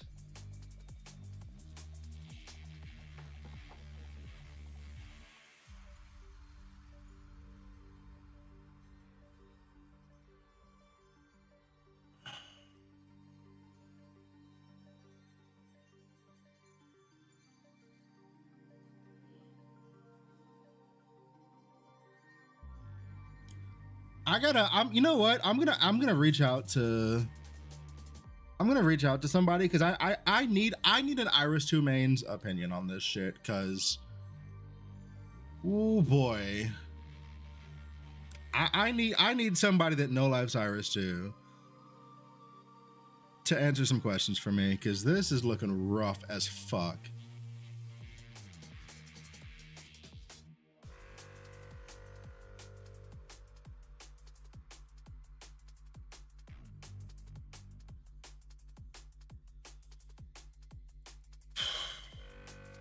Okay. Okie dokie. Starfire. Sure.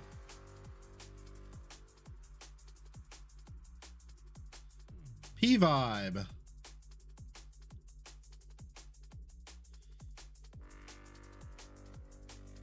You can apply one additional tangle to enemies, 30% skill area for tangle skills. Who gives a fuck? You just click this. You click this, you get an additional tangle, and you just don't either don't care about this or you just don't play an area skill and it does nothing. I'm sad to see this go.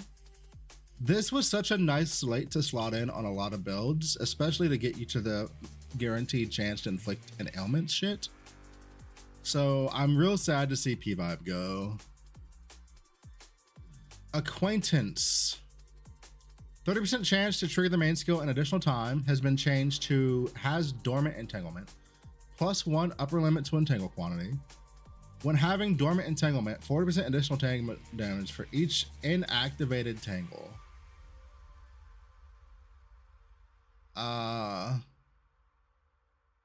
What?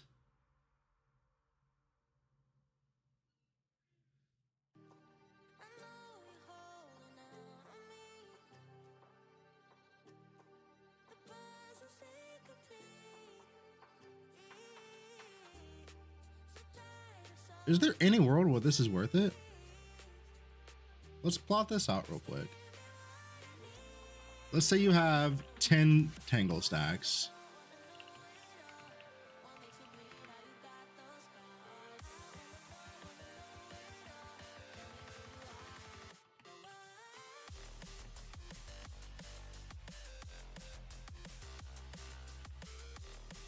Right?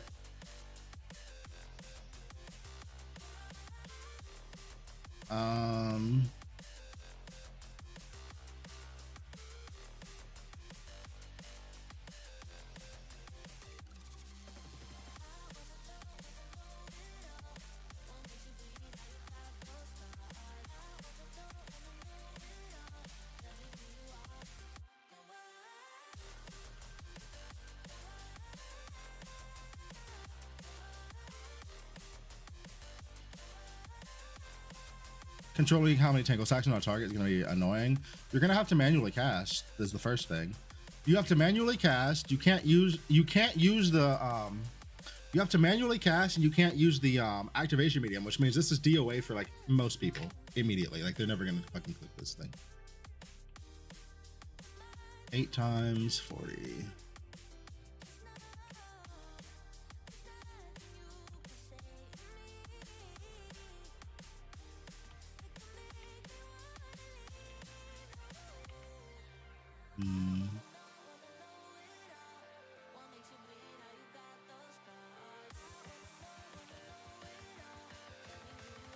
Is this right, chat?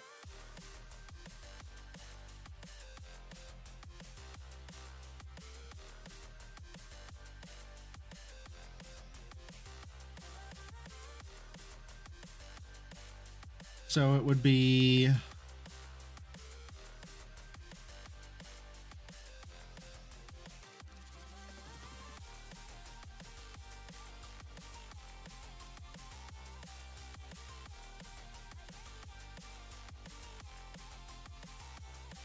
oh, that's, you know what? That's a good call out, Nico.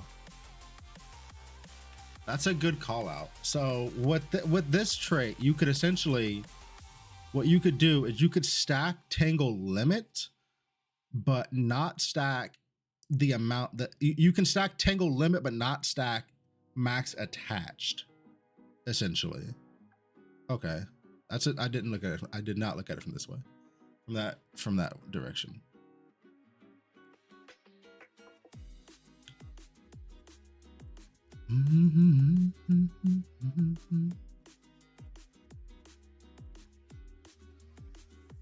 Can you even get 10? I don't know. I'm just doing a sheet to see like where it would land.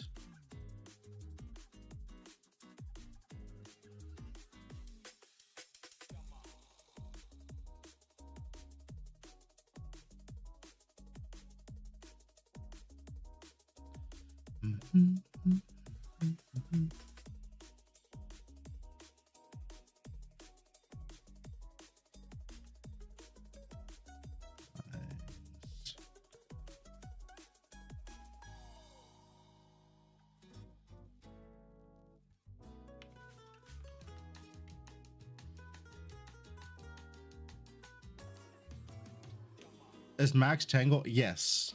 Yes, it is. Asian, are you familiar with brands from PoE 1 by any chance?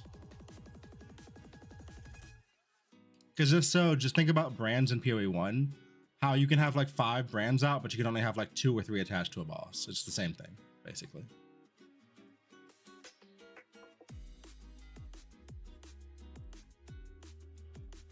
It's literally the same thing.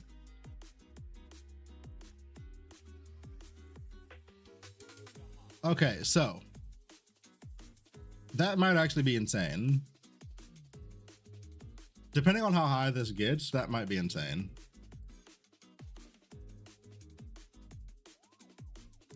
Cultivation.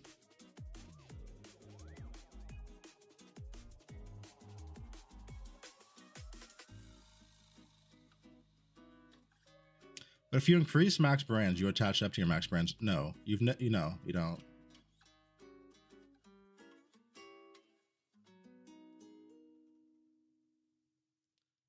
There is no brand that just automatically attaches all of them by default. You have to increase that. Same here, basically.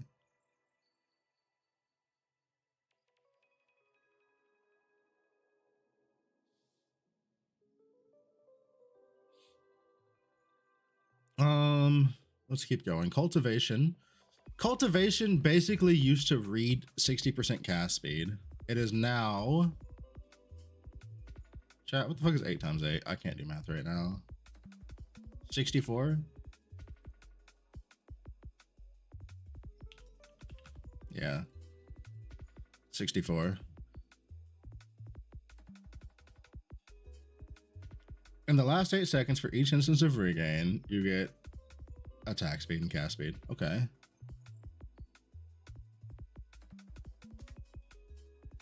Yeah, and it applies to attacks and spells. I'm fine with this.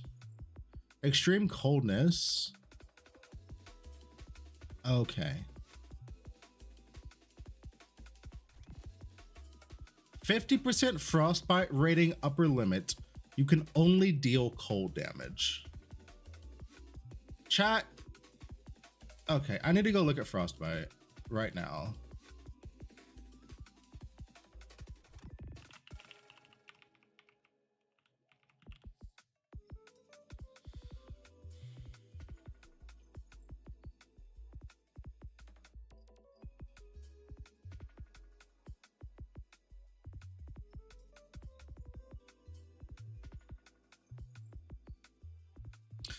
Okay, so wait a minute. This is the important question. This is the question I have when it comes to frostbite. When they're frozen, do they now lose their frostbite rating?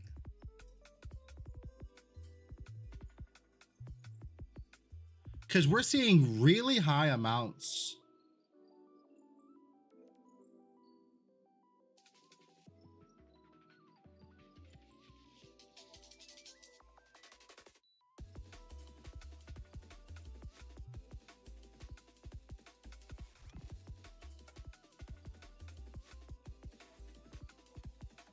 I mean, that's also how current frostbite is worded, though. If you look at current frostbite, it's worded the exact same way.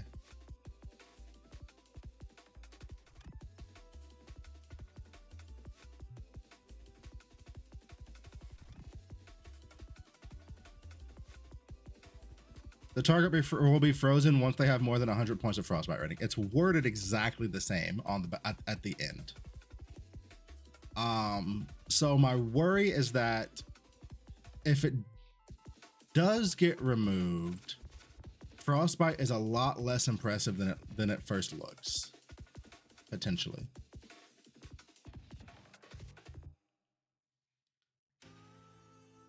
Which also might explain why we're getting such high frostbite numbers, right?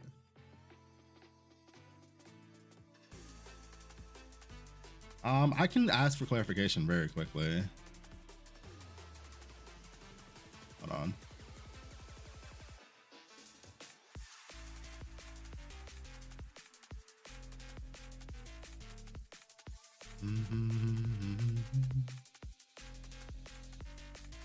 Give me a second.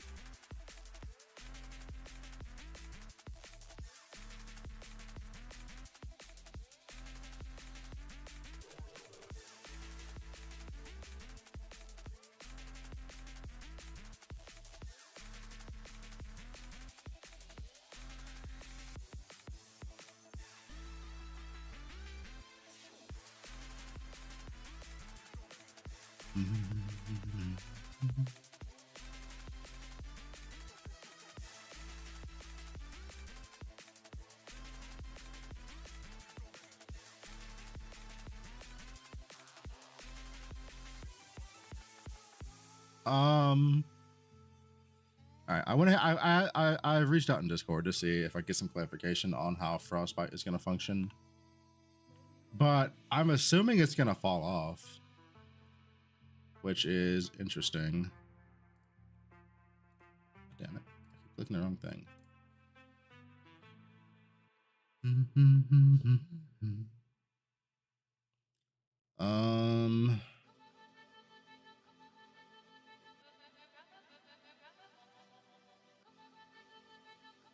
Frostbitten has been increased to 50% frost by effect. Okay.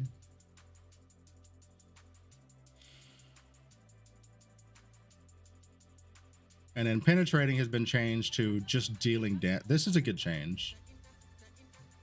You used to have to do, they changed it from having to inflict the status to just dealing damage with the skill, which is nice. This is a really good change. Impermanence caught a nerf, it's still fine.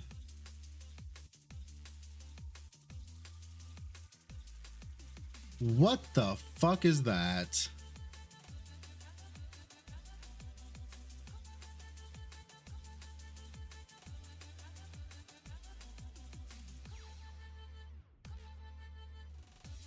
What the fuck is that? Huh? What is that?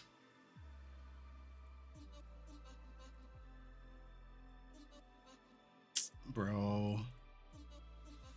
This is kind of ass, dude. Like, this is kind of ass. I would much rather have this than this. Ugh, okay. I mean, combo skills are still fine, but this is just annoying.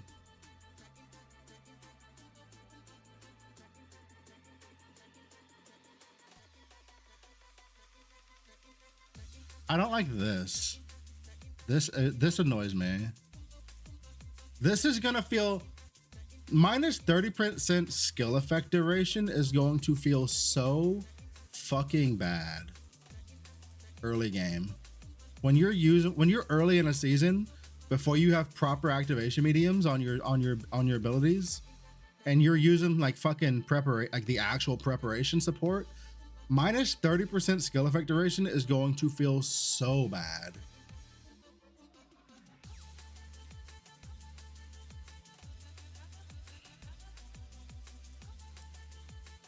Thunderclap.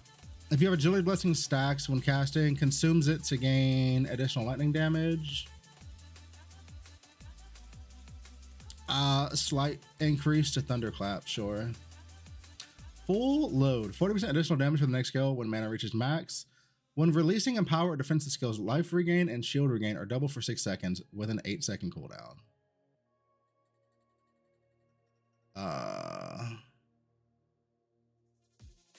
Okay. Brutality, slight nerf. Dirt, nerf. Stealth stab, nerf. Jesus Christ. Okay. That's a big nerf. That is a fucking 40% nerf on stealth stab. That's a lot. Beyond Cure. Upon inflicting damage, 60% additional erosion damage to every stack of wilt deterioration enemy has, up to 30%. Deals more wilt damage to enemies with more life, up to 60% additional. Who gives a fuck? Y'all killed wilt. It looks, at least for like, it looks like y'all killed wilt, dude.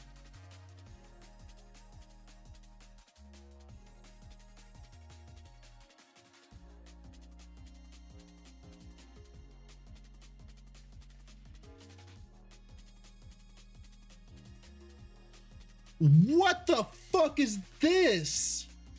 That has to be wrong. That has to be wrong.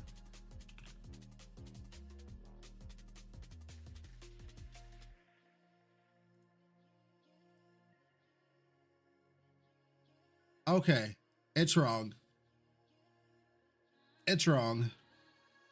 It went from 80% additional reaping duration to 60, which is still a 25% nerf, but like, that's not even a fucking, that's 60. That's not even a fucking major. That's like fucking 4 small nodes or some shit. Okay, that's a huge, and that's a huge mess up on that. Yeah, okay. Jesus Christ.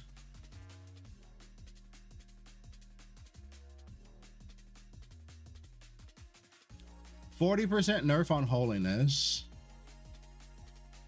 Wait, did they get rid of this? Wait. Okay, no. Okay.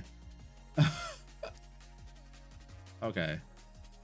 So just a 40% nerf on the actual damage reduction. Okay.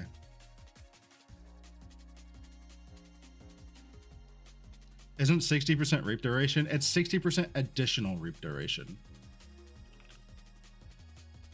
It's a 60% multiplier to your reap duration.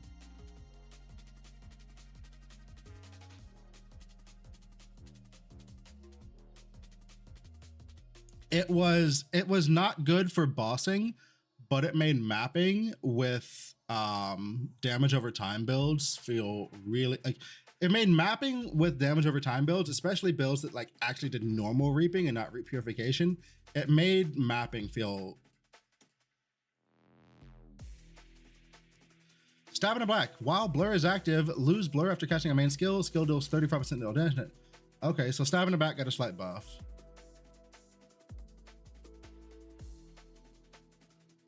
Skills. Removed Reaping Agony, Icy Blade, Icebound Beam.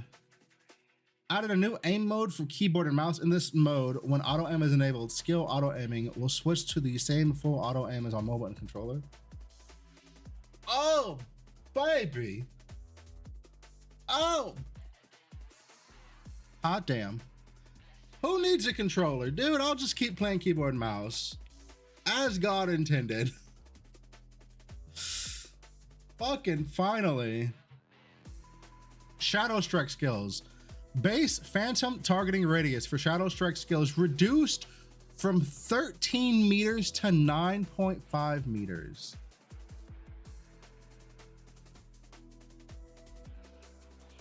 Added a new affix to Shadow Strike skills. Any increase or decrease to skill area also applies 100% equal to phantom targeting radius, up to a maximum of 100%. That's annoying.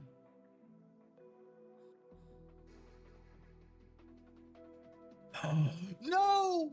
No! Chat! They nerfed us in the campaign, dude! They nerfed us in the fucking campaign! Who the fuck?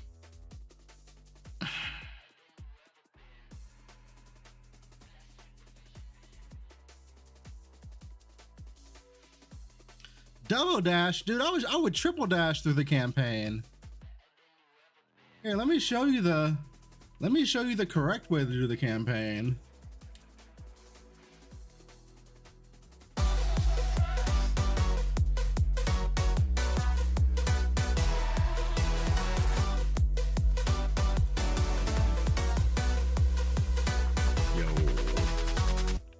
Yo, 4 out of 30 for the season launch gold booty ravager. Thank you.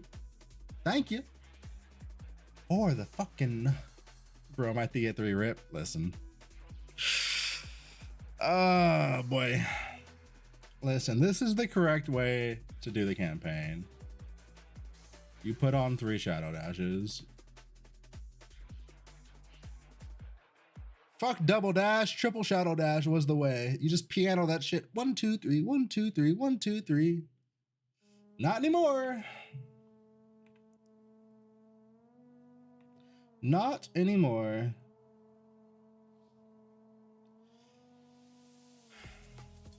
Skill adjustments. Burst of Anger. No longer deals damage while the skill is active. Now, while the skill is active, lose 2% max life and max energy shield per second. Extra damage bonus while the skill is active has gone from 7.9 to 9%. Okay.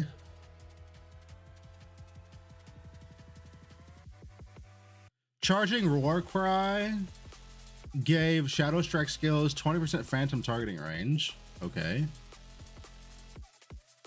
Raging Warcry. For each enemy affected, 5.9 down to 4.95. Raging Warcry got nerfed. Charging Warcry got changed.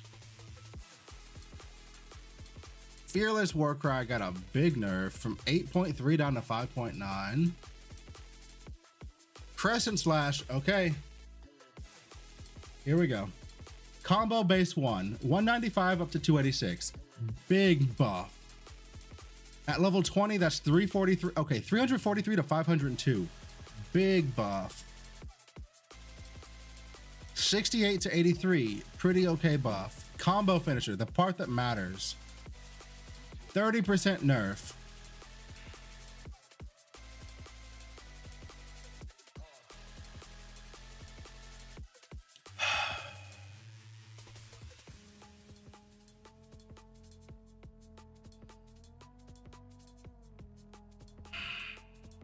Okay. Serpent Beam.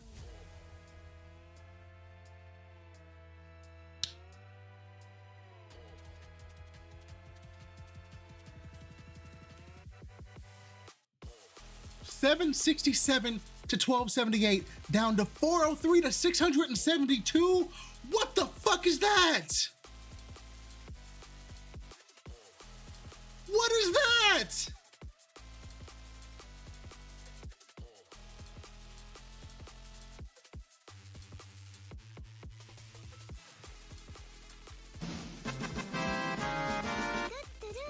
Oh my God. Ashton, thank you for the follow. Oh my God. What the hell is that?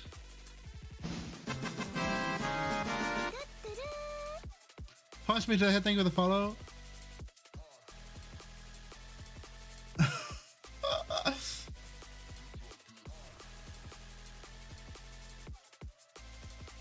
Corrosive Throw. Base multi-strike chance reduced from 200 to 20. What the fuck is that?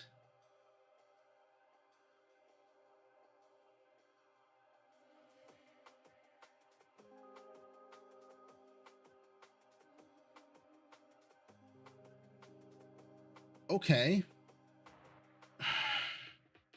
I'm gonna have to actually run numbers on this, because that's not a small number, but that's not a small change right there at all. But you're also losing 1.8 fucking multi-strike, and you really need to get to 6 for Corrosive Throw. That's okay. Interesting. What is this? I'm sorry, I'm still stuck on this shit, dude. What is this?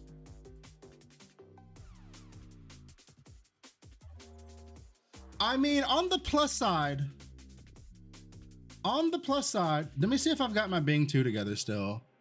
Cause like I had like 3 different skills that all felt fine to league start with Bing. So like,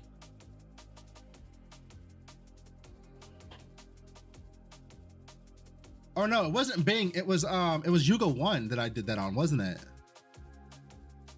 It was Yuga 1 that I did fucking Serpent Beam on. It wasn't Bing 2. Bing 2's chilling.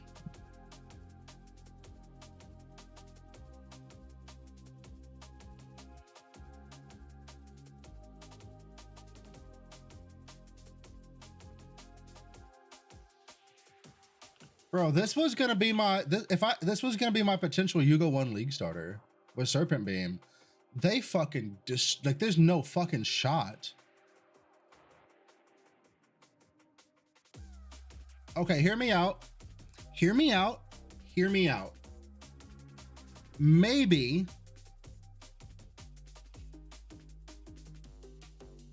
they nerfed it because it's cracked with Tangle. Maybe.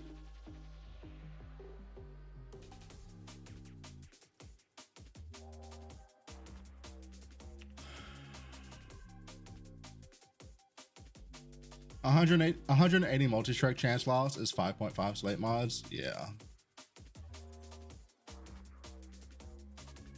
However, the base damage increase is substantial too, right? Like that is a lot of, like, that's almost a 50% increase on the base damage of Corrosive Throw. I'll run the numbers on that at some point and see how that looks. bro. What the fuck is that? Ring of Blades. 361 goes up to 631. Ring of Blades looks like Ring of Blades might be back on the menu, boys. Mind control. Skill radius reduced from 9 meters to 6.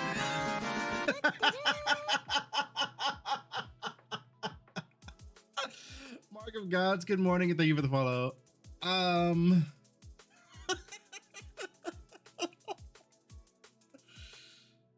Okay, but didn't they add, can't you just scale the radius on one of the supports now? On one of the canvas supports?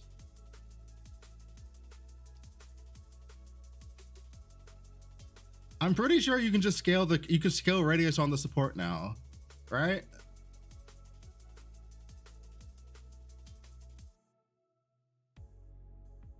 Here's the thing. Hear me out, chat. People don't give a fuck. They're still gonna play mind control. The skill would have to literally not do damage for people to not play it.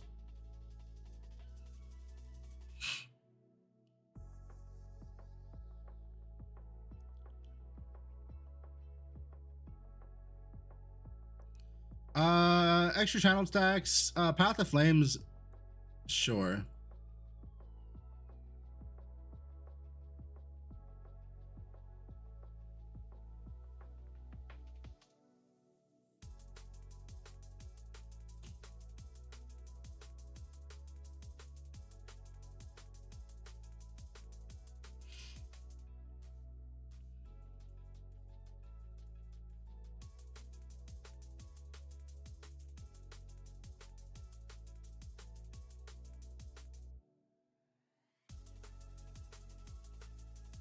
Yeah, I'm pretty sure you just go, Yuga 2 got fucking massive buffs. Did he not? Like those buffs to Yuga 2's kit were fucking crazy. So I guess now you just play Yuga 2 instead of Thea 3? Especially since they fucking nerfed the explosions on Thea.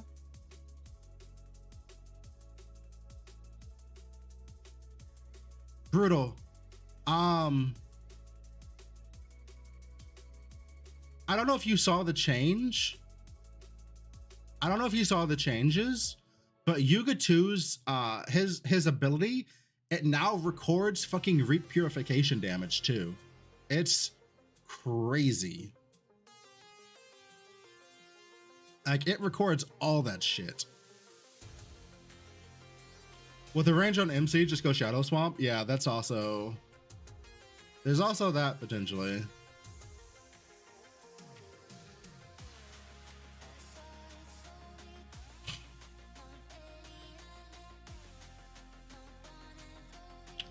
Thunderbolt Overload has had its max split count reduced from 5 to 3. But the split count bonus has been buffed from 20 to 30.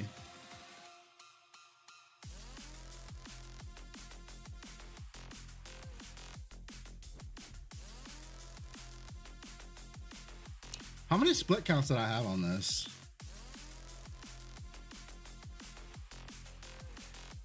How many splits were you normally getting on Thunderbolt? I need to go look at a Thunderbolt build real quick.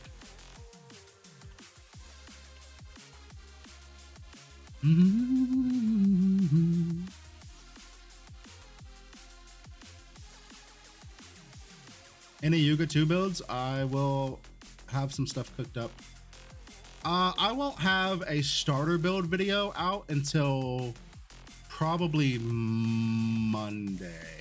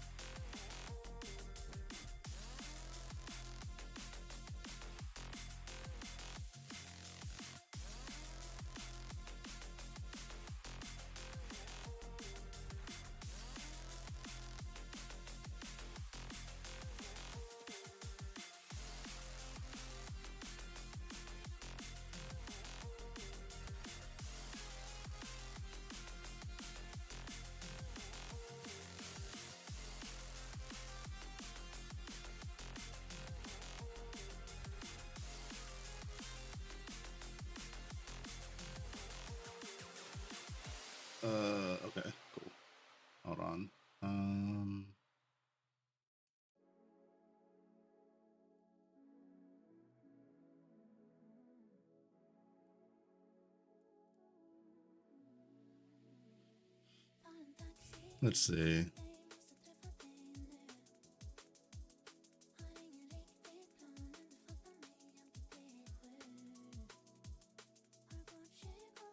Two.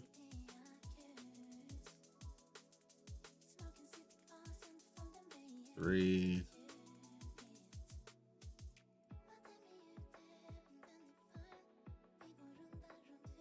Three.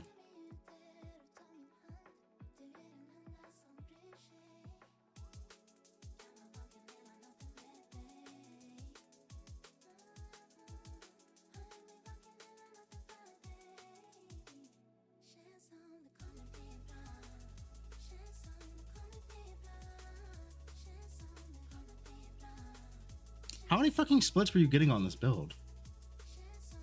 Because I'm only seeing 3 here.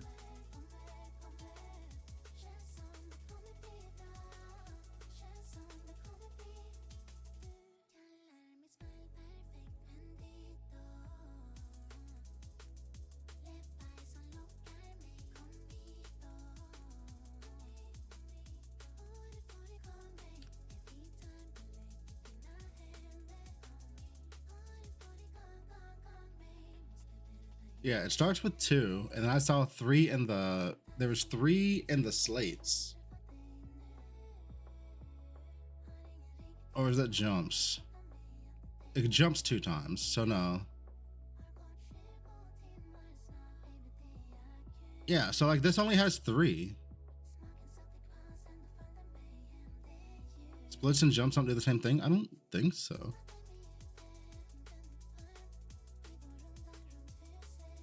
No, it splits every time. It like no, that's too. They're worded differently. No, it doesn't.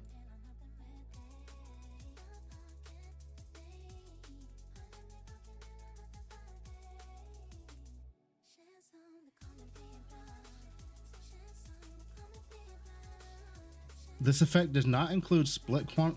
How the fuck do you get 5 over? How do you get above 5?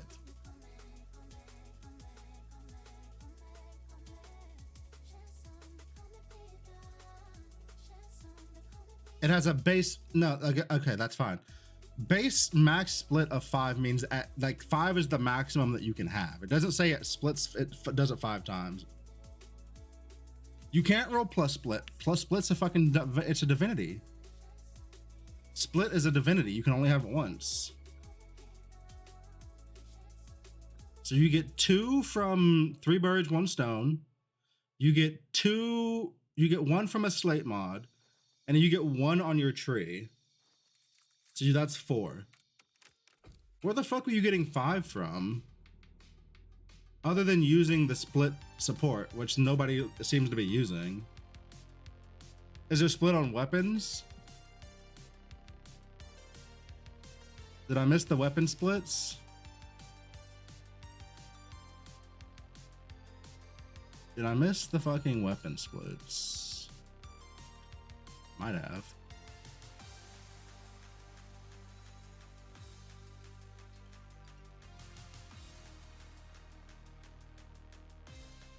Let's see. Oh, there's a split there.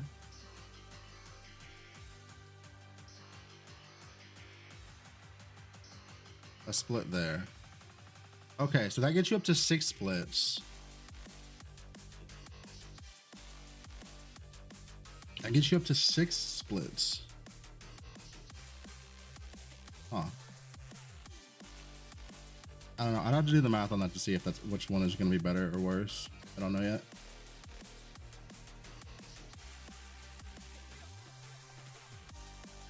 All right, let's keep going.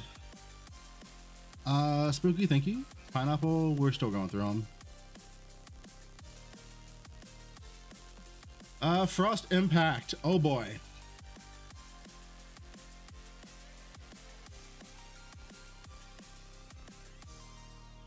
Who cares?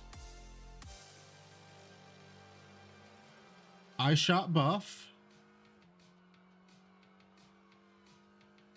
Eye shot damage buff. Okay. Frost Terra. Base damage slightly buffed. Okay, that's fine. I guess.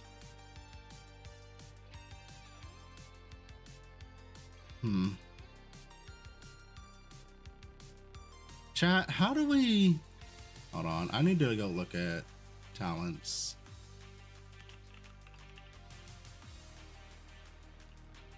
Perfect.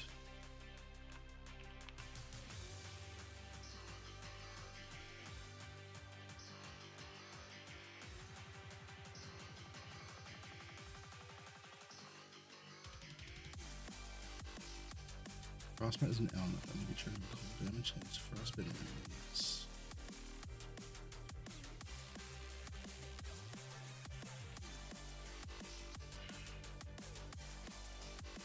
How does... So... Okay, so there's so much clarification I need to frostbite. One, is it removed the same as old frostbite when something is frozen? Based on wording, I believe it is. Number two, I don't see any scaling to the amount of frostbite applied to enemies. So I'm starting to wonder if you're not scaling frostbite afflicted, you're scaling frostbite chance. And then once you, from the way that all of this is worded, it sounds like when you hit something and you give it frostbite, it just gets the amount of frostbite that you could, like, you just frostbite it, right? Like, it sounds like it's just a status that gets applied and doesn't like ramp anymore. That's what it sounds like.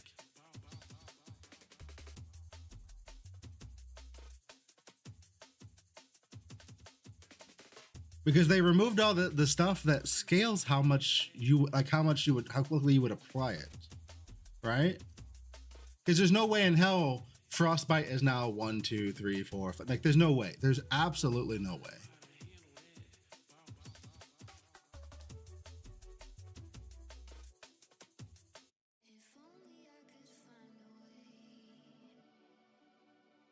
The big question is, what is frozen to the frostbite? Yeah, I'm waiting.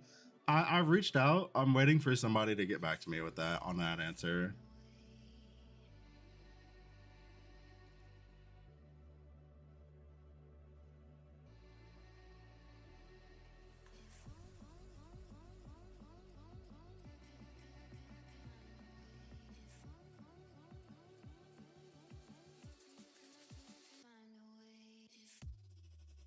Oh, there we go. Oh, wait, no. It's right there. It's literally right there. Enemies are inflicted with a fixed amount of frostbite weighting when they are frostbitten. This can be increased by raising max frostbite rating. The maxed frostbite rating is 100. Okay, so 100 is just the cap on max frostbite.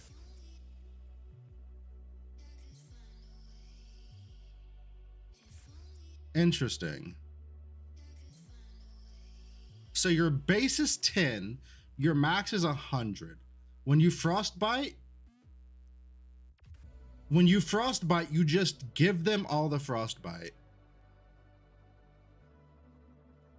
Based off of this wording, I'm thinking maybe you keep I'm thinking you keep the frostbite rating once you freeze. Either that or you just hit them again and reapply it. Okay. We really just need clarification on the freezing aspect then. Like, is it removed when you freeze something? Question mark. Which I'm starting to think it won't be. Either it won't be, or you can reapply it immediately after.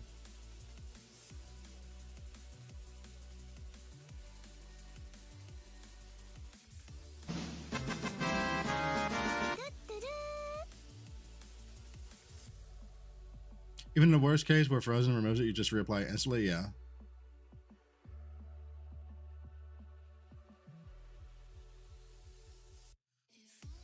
Fomian, thank you for the follow.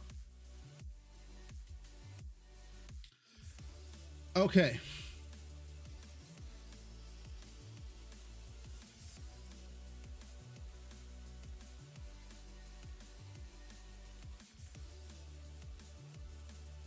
What does freeze do now? Freeze is different now.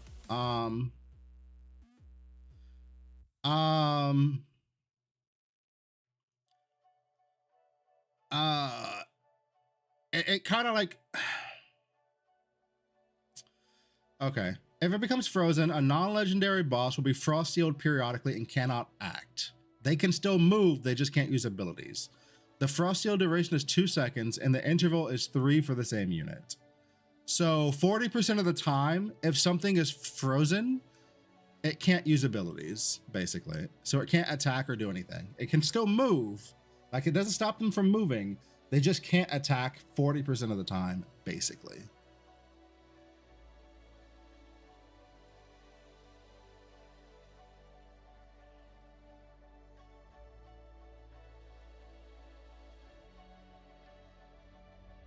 So there's a 3-second CD. No. So the freeze and the frost seal are like, the frost seal is an effect of the freeze, but so essentially they have that they have that debuff, and then there's a cooldown on the before the debuff gets reapplied.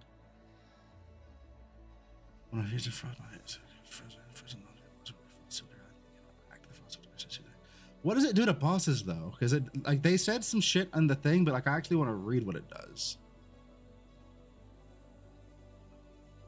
What does freezing do to bosses specifically? I'm assuming nothing.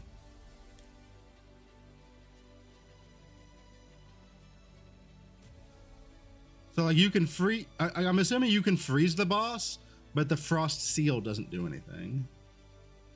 So it doesn't actually do, like, freeze doesn't do anything to bosses, basically.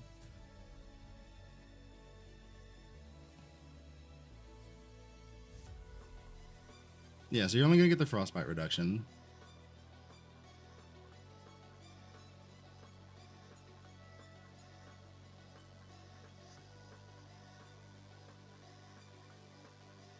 That makes frostbitten fucking insane, by the way. This is 50% additional damage if you have 100 frostbite rating.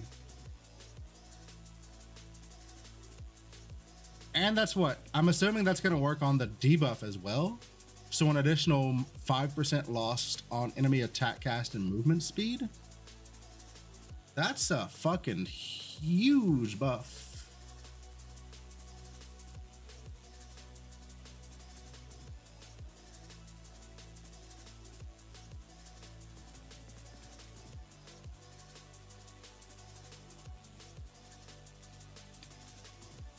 Asian, no. So when you frostbite something, it just gets whatever your max frostbite rating is, and there's a cap of 100.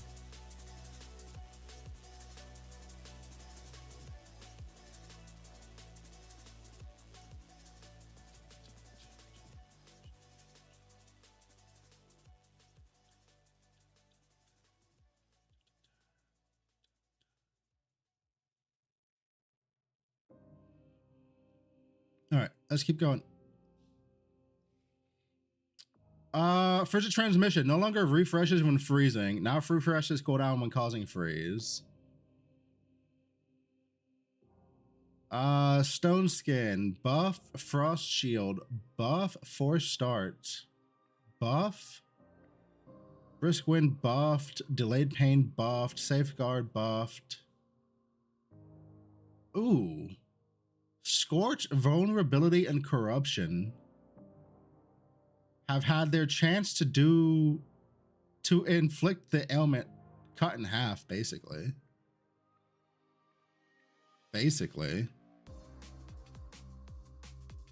Double thrust. Okay, I've been wanting to play the skill for fucking ages.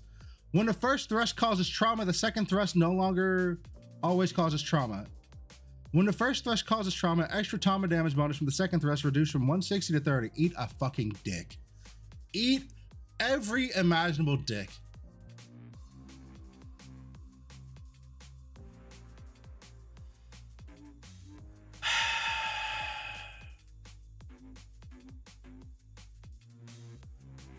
Eat every dick imaginable. Just do it.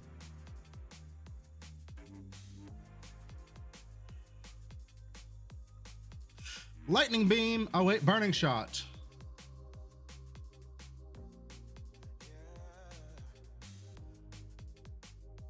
Okay. Lightning beam. Base damage increased from 447 to 480. Steel cat. Ooh, buddy. Hello. Hey, yo. Hey, yo. Is it time to bring back the boy? Chat, is it time to bring back the Lightning Beam Yuga? Is it time?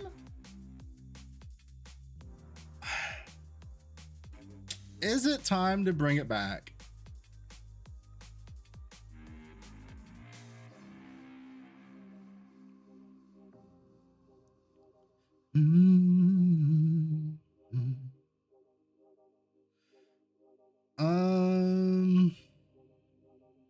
Okay. Holy fucking Icy Blade. Jesus.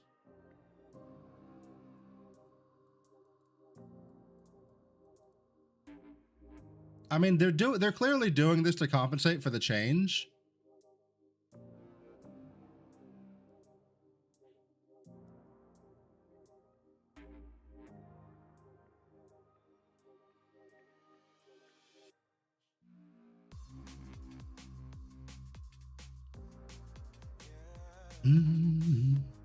Oh yeah, and Icy Blade lost supports. Jesus. Did it lose supports that it actually played though? I didn't play Icy Blade. I don't know if those are the ones.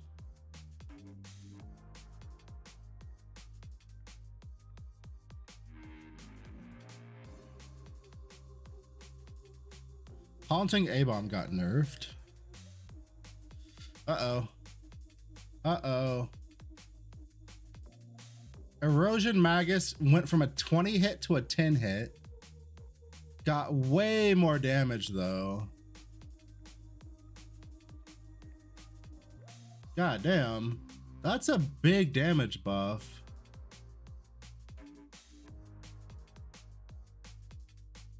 How much of a damage increase is that? Hold on.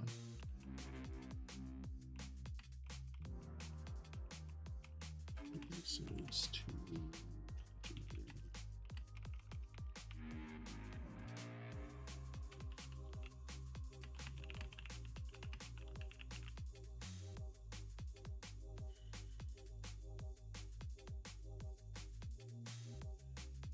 That's a 28% increase on that right there. Huh.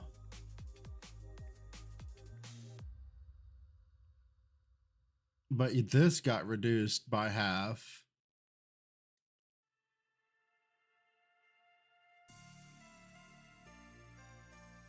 Frost Magus. Now for every 1 frostbite operating by skill gain 1 frostbite rating. Okay. Frost release. This skill no longer applies frostbite rating while the skill persistent plus 20 frostbite rating upper limit.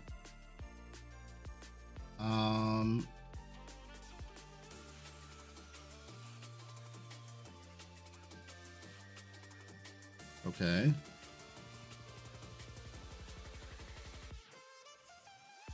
Okay. Sure.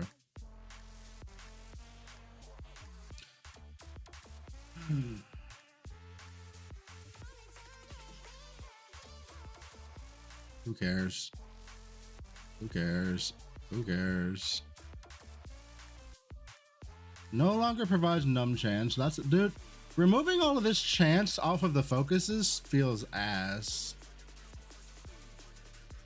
These changes look like ass, bro.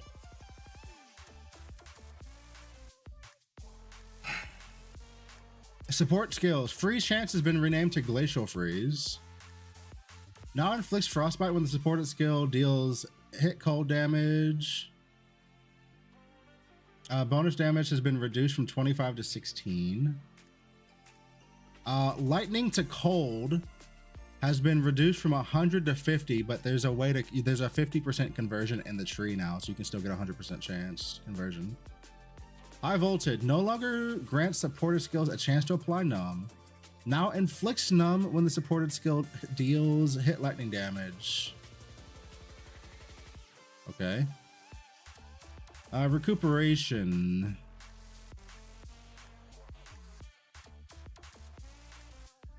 No longer grants supported skill bonus damage. Now grants supported skill 15% combo finisher damage amplification. Okay. Sure.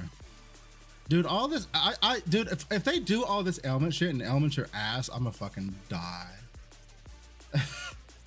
I pray this ailment shit's worth it.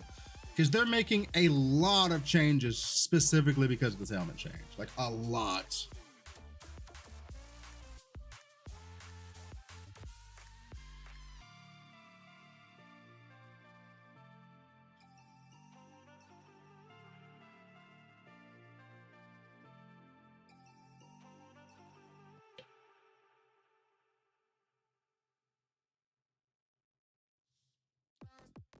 Lightning beam reverberation. Max lightning orbs generated by this skill reduced from 10 to 6. And then the damage reduction has been nerfed from 15 to 9. Cool. Serpent Beam Barrage, nerfed. Serpent Beam Inferno, nerfed. Torrent, nerfed. Twin Blade, what the fuck, dude? Why did they do this to this skill? Jesus Christ.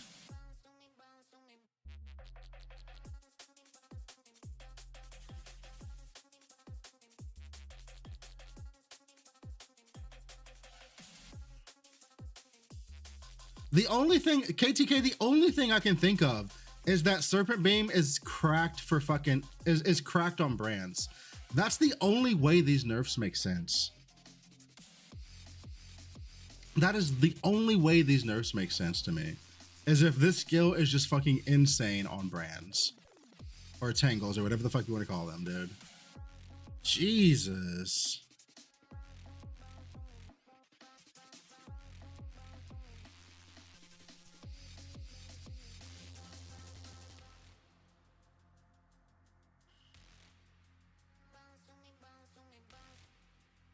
I don't think the strength tag matters because you would use you would be using that everybody like used the strength shit anyway, so it didn't matter if it had a strength tag or not.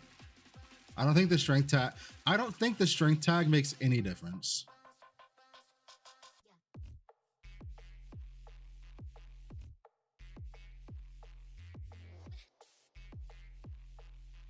Ring of Blades looks, I mean, the Ring of Blades stuff looks okay.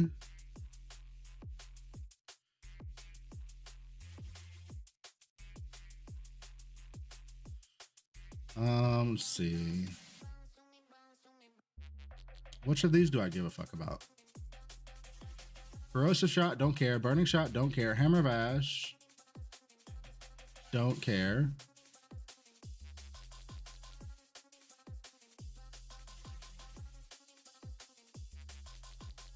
Numb is fine. Bonus explosion damage was a supported skill. Steam Strike, 6 frozen enemies has been nerfed from, has been buffed from 42 to 60. Okay.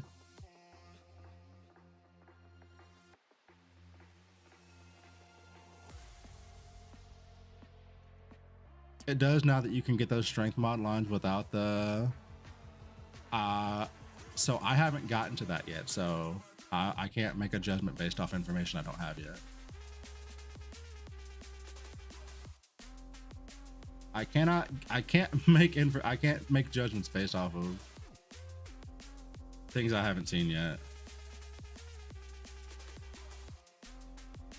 Also, do you have confirmation? Yeah, is there confirmation for that?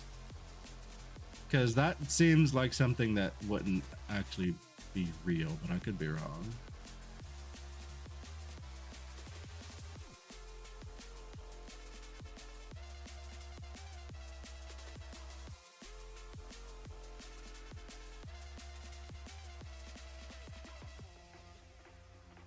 I mean, we can check TLIDB, right?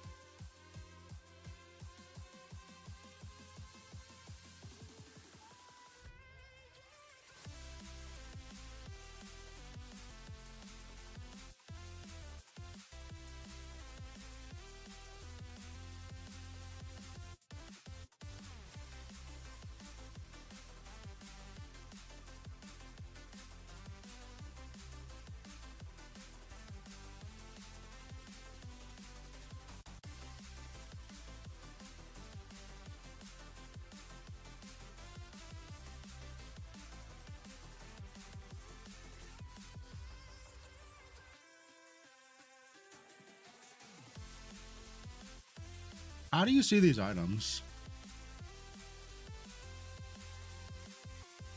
Where do you see the items for Magnus shit?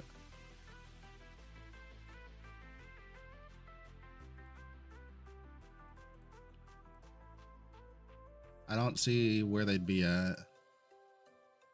And this page here isn't really helping much.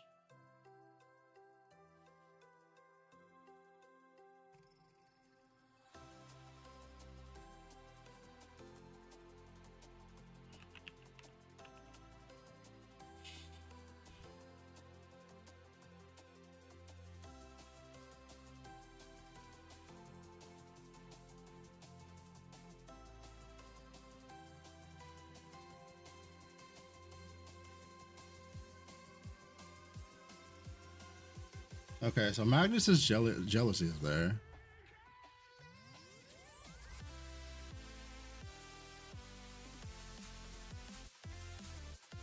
Problem though, in the actual grafting section, and let's just go to like this, I guess. Show T0.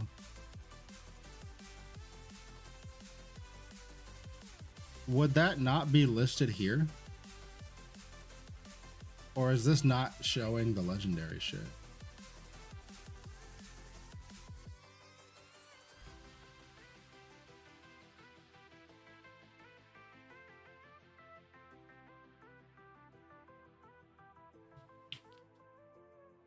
You click.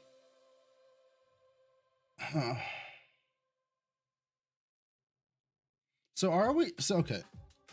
So do you just get one line off of the item onto the other item, essentially? Is that how they stated it during the video?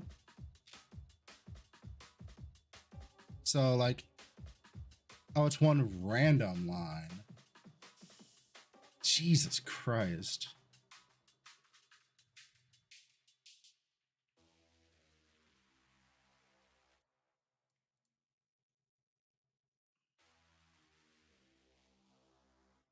Yeah, dude, legendaries are going to be so fucking expensive this season. Oh my God.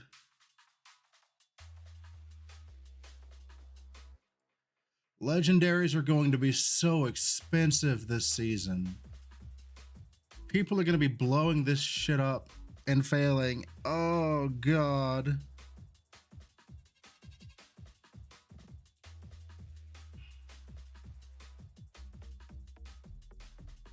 Okay, but here's the other thing. Trolled by Game, thank you for the follow.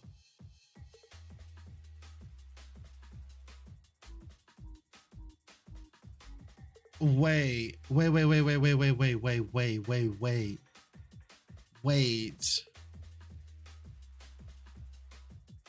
Okay, so you can get these.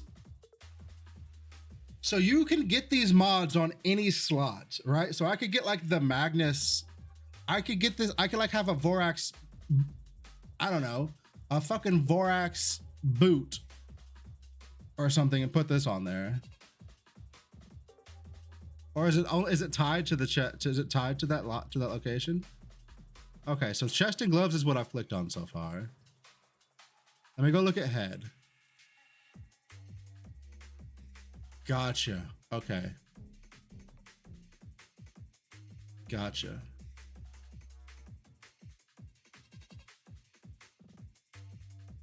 Gotcha.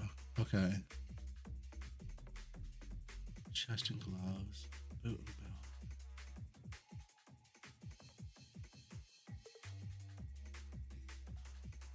Interesting.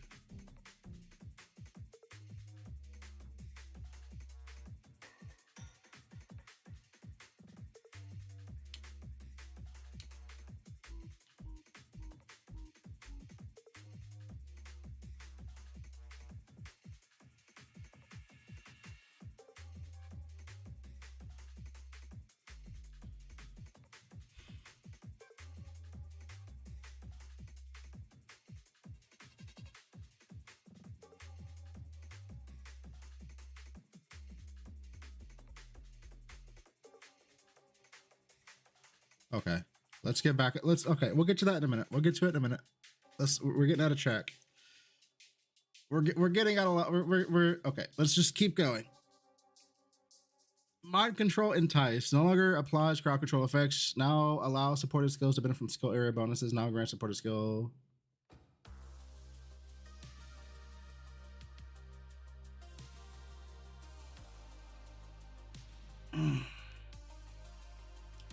Minus 10% damage against nearby enemies. Okay. Summon Fire Magus, Flowing Flames.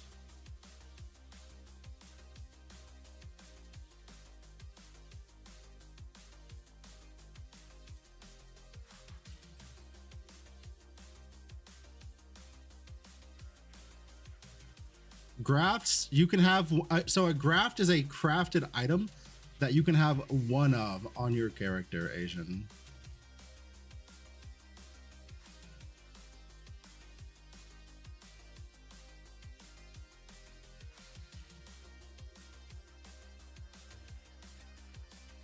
Scorching Beam.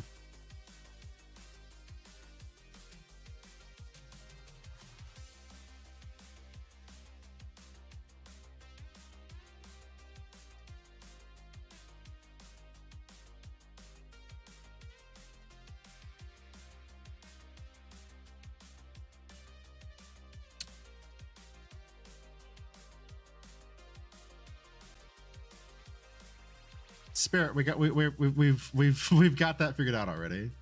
Thank you though. We got that figured out. Somebody was trying to figure out what Aberrant did though. Yeah, we reading the thing explains the thing. Actually applies here. What the fuck is the Aberrant? What is the Aberrant stuff though?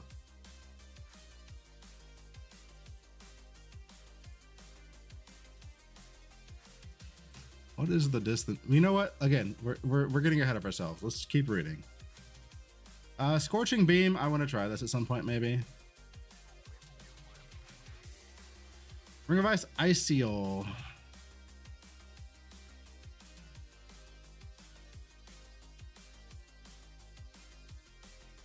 Nice. I mean, this doesn't.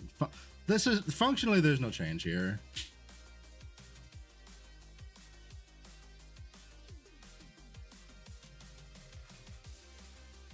Okay. Ghost Blade Iron Hayar. Sentries placed by the supported skill no longer gain additional attack downtime after a multi-strike sequence ends. For each 1% multi-strike chance on sentries placed by the supported skill, the extra damage from detonations is now reduced.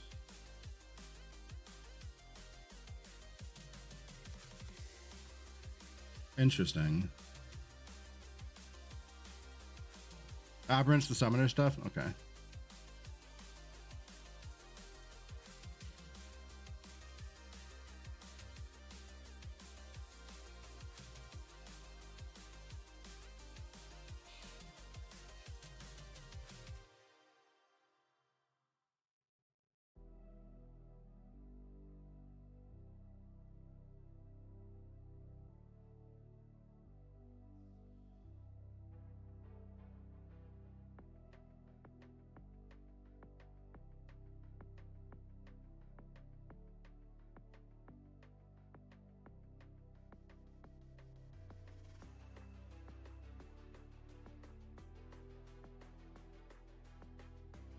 They took Ghostblade out back.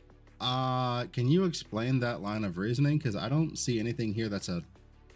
Everything here looks like a buff.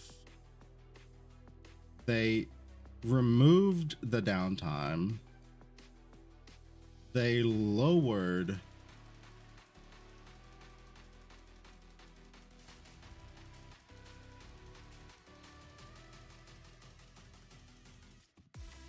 Hold on.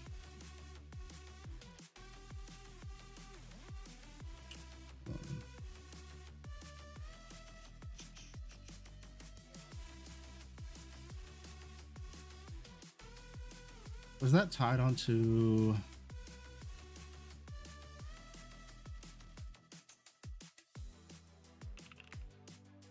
I'm getting baited by words. I mean...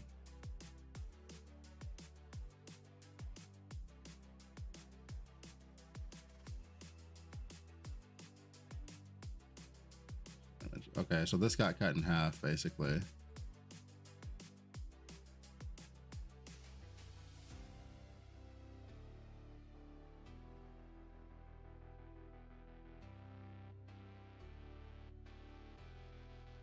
I'm getting baited by words. Am I though? Because is this not a buff? Like this is a nerf, but this is a buff. Increases. And then were you going, were people like, I didn't play the build. So like, did people have fucking like 400 multi-strike chance? Like how much multi-strike chance were people running on fucking Ghostblade Ironheart?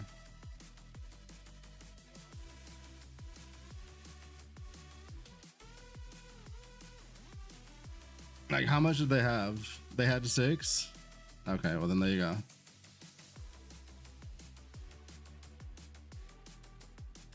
I mean, I can't comment on a build I haven't played. If you have, okay, so here's the thing. If you have the information on the build, give the information that you're saying is the reason that it's a nerf, right?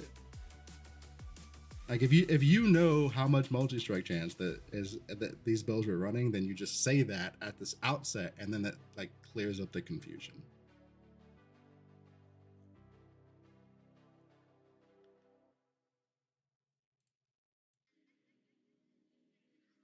That's bad. Jesus Christ.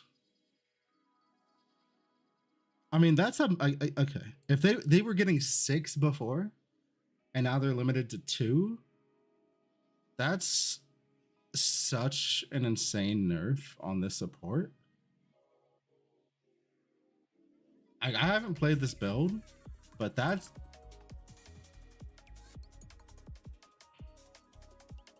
I have not played this build, but my understanding of how multi-strike works, this might be the most, like the single most nerfed skill support on this entire list.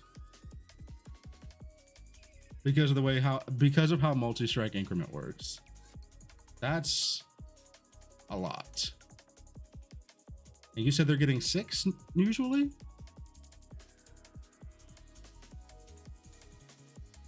They were getting 6 multi-strikes on this shit? God damn.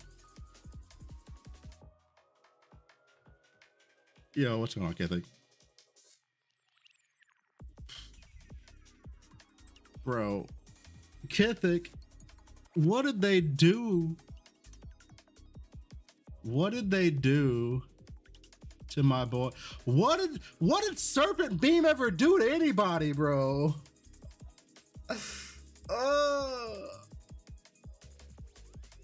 What did Serpent Beam do to anybody? God damn.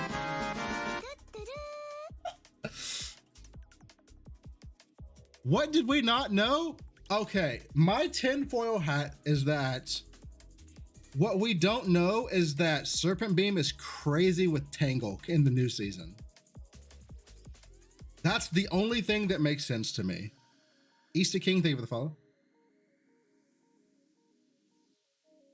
It has to be that they tested it with Tangle and it was just crazy. Cause holy shit. Like, that's a massive nerf. And then every single support got nuked. Like every single spellbird, like every single support got fucking hard nuked. All of them got nerfed. Every single one.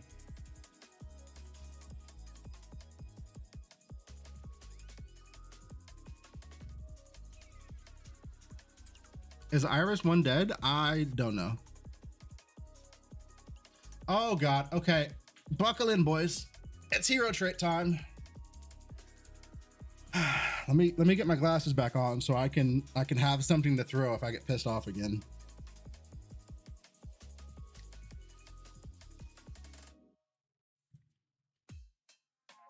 All right, here we go. Berserker, Seething Silhouette, who I just tried for the first time 3 days ago, and I was like, yo, this might be my starter. What do they do? In Berserk state, 40, you get 15% addition, 30, okay.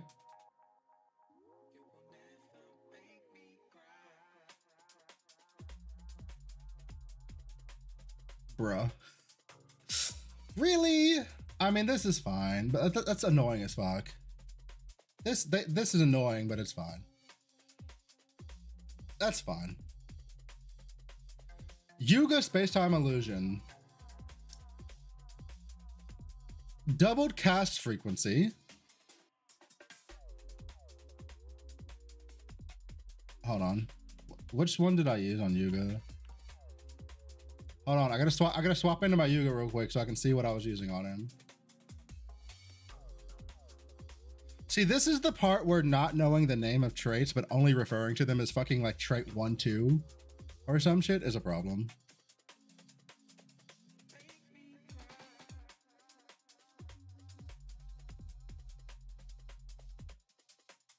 Okay, I was using Endless Mana because this one was ass.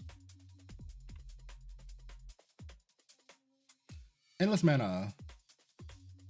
Hey. We'll take it. We'll take it. Buffs for Yuga 1. We'll take it, dude. What skill did I do Rihan 2 with? Fucking... Dude, Crescent Slash on Rihan 2 was crazy. Like, let me show y'all. I still have it together. Like, look at the damage this man does on budget gear. It's crazy. It's crazy.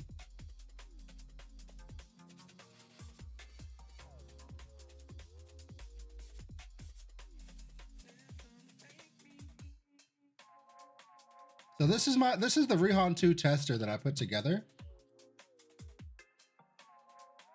We've got all the T2 stuff, and then we've got like some pretty standard early items, right? Awakening Skull, Blade Dancers, Martyr Staff, Resolution Step, Vortex Heart. Right? Oh, what? Oh shit. Chat.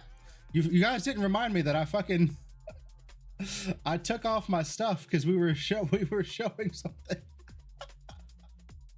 I was like, why did I just dash, bro? What all did I have on this guy?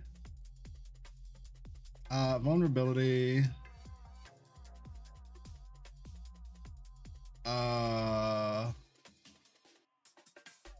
Chat, what the fuck did I have on this guy?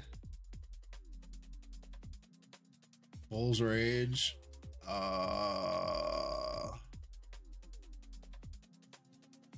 Leap Attack. That sounds about right.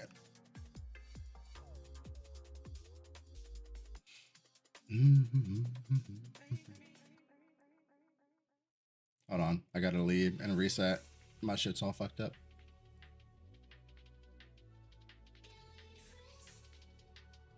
Did I take a snapshot? Because I can just look at that. Hold on. I did. Okay.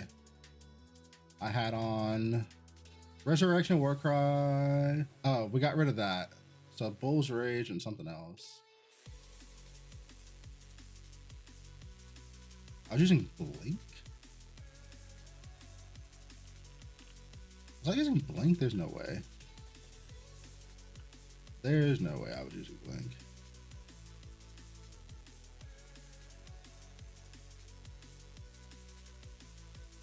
But like, this is pretty fucking good damage, I would say. Like, this character, by the way, is level 80 something. He's not even level 90. He's missing 3 slates. He's literally missing 3 slates.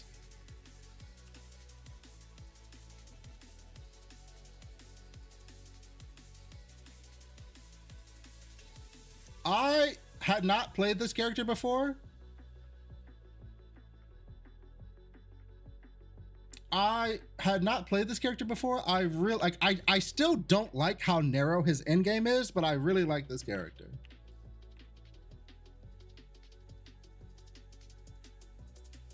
I'll have to find another. I'm gonna have to do some testing on Yuga 1 to find a different skill to play on him. So I'll mess around with that at some point. Yuga 2. Yuga 2 is not okay. Listen, if you, did I use Crescent in the campaign? Dude, I capsuled that character. I did not have time to hard level 8 characters or 7 characters.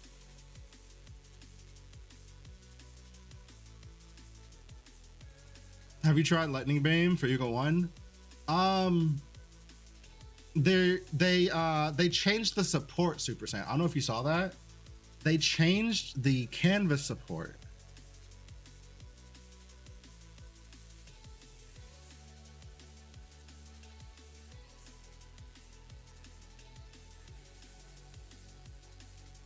They changed reverberation, so I don't know yet. I'll have to. I still have the Yuga 1 Lightning Beam build on EU. Remember, because I did that build for the Trash to Treasure 1 season.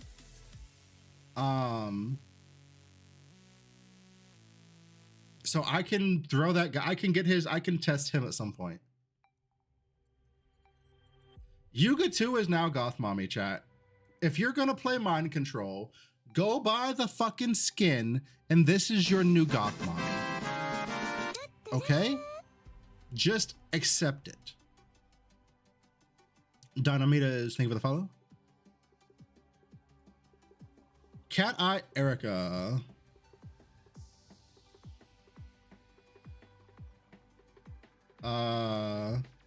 Sure. Rosa, oh boy.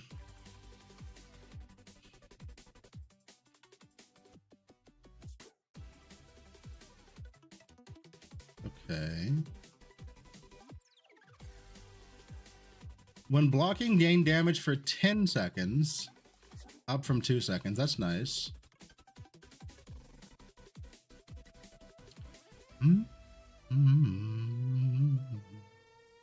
Allows continuous channeling of the trait skill, during which early domains follow the plan, does not consume murderous intent.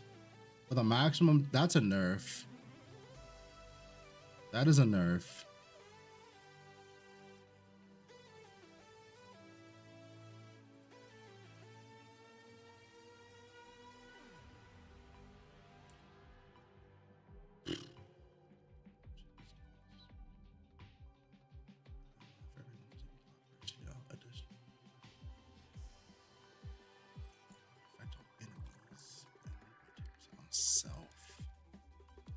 I need to check my Rosa real quick. I need to see. God damn it. Click the button. Let's see.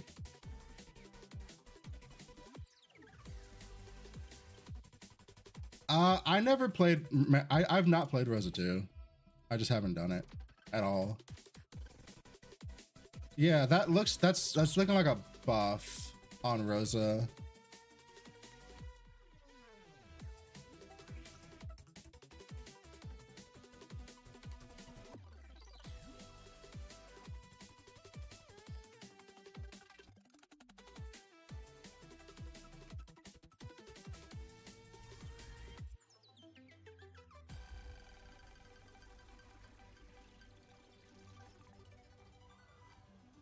No guard is 10% additional damage taken. For every block ratio. All channel section loss and holy domains casting.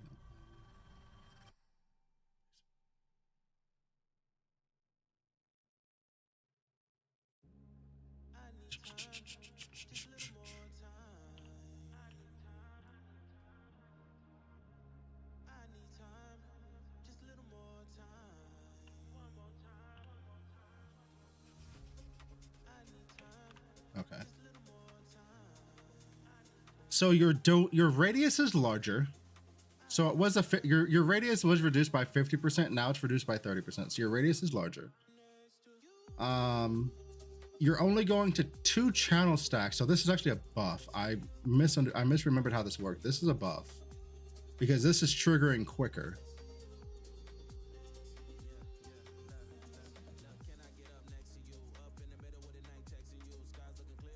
So this is triggering more frequently.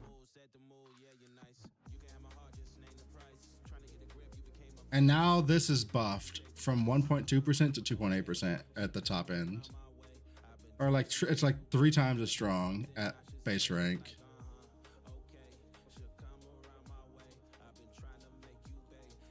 You're putting 2 stacks in no guard instead of 4. Let's see. Comes over the past of knife and new effects on the grants. Next quick skill.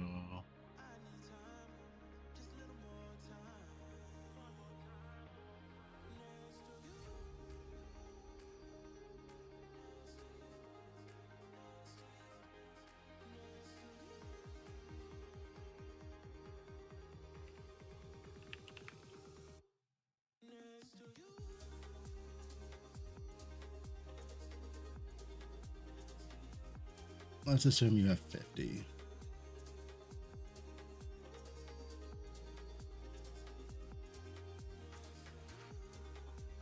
Wait.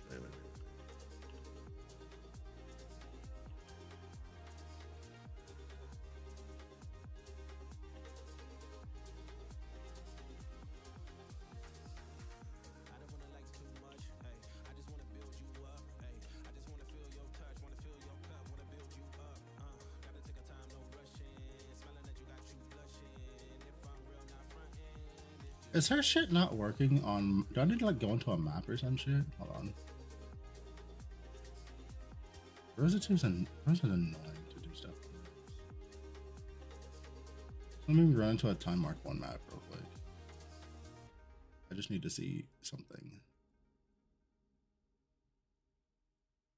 I just need to see something.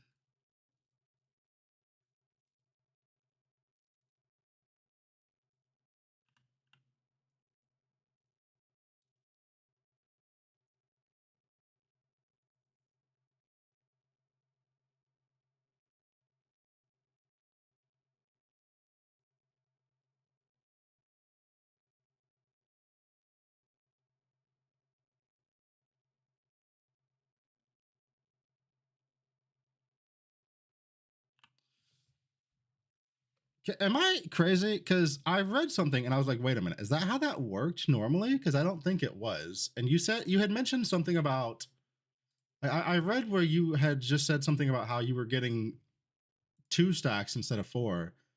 Did no guard stack like that? I didn't think it did. And like, I'm only getting 1 stack on myself, even in a map. I thought it was just 1 stack and it was buffed based off of your shit. Based off of your block ratio. I thought it was just 1 stack that was buffed by your ratio.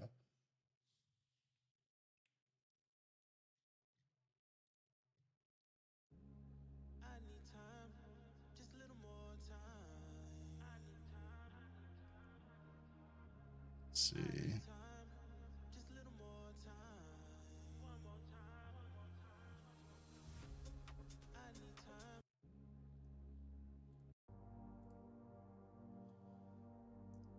Yeah, the 4-2 is a buff. It just means you're triggering it more frequently while you're going through the map.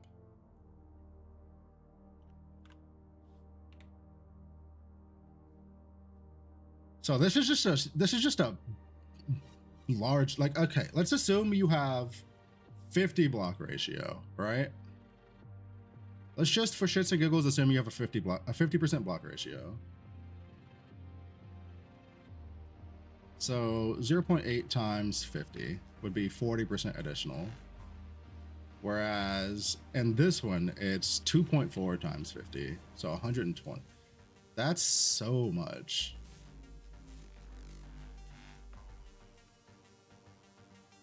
Like, if you have 50% block ratio, no guard, the old no guard was 14% additional damage.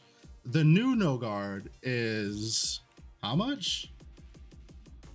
220% additional damage. That's a fucking massive buff to that. And you're triggering it more frequently, and your domain rate. This is just everything about this was buffed.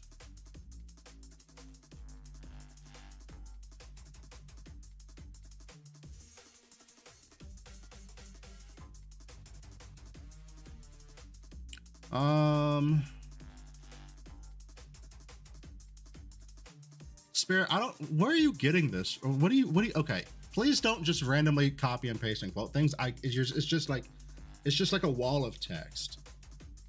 I don't know where you're like copying and pasting this from. Like, it's just a wall of text.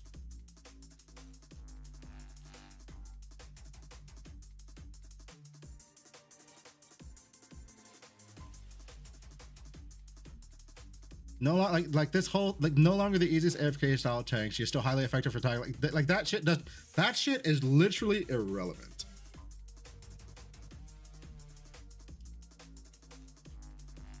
But it doesn't, because you're copy pasting a bunch of information and it's not giving me any context for like where it's located. If it's in the patch notes, then tell me where it's at in the patch notes. Because that shit, like, I don't, like, that's talking about how she's not the easiest AFK tank style. There's nothing here that changes anything about that, at all, right? Like, this is all just buffs. Like, this is just her trait just buffed. Every part of this was buffed, period.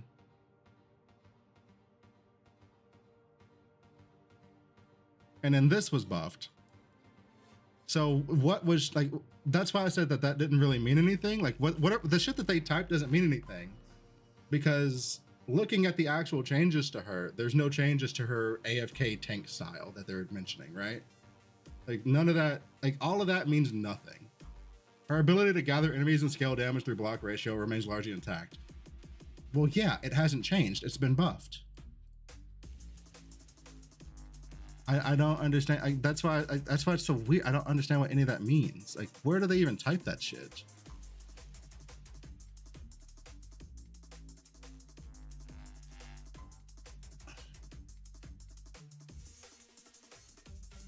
Where did they even type this? I'm assuming farther down.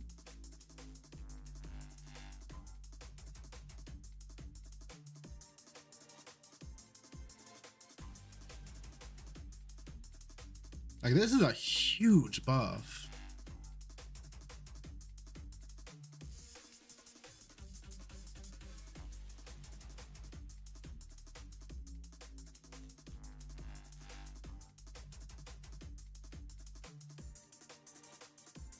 At trait level 3, it's a slight damage nerf.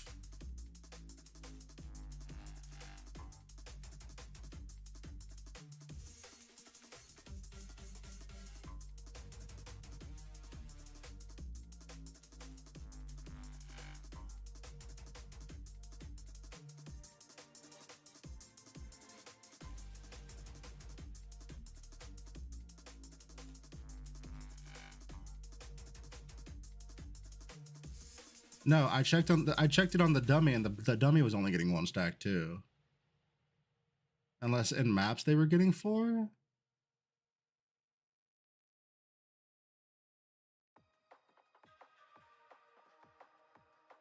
Dude, the fucking dummy pisses me off.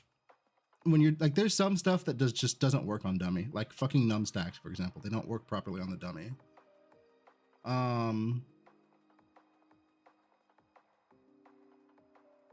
Where could we go to see this? Hold on. Hold on.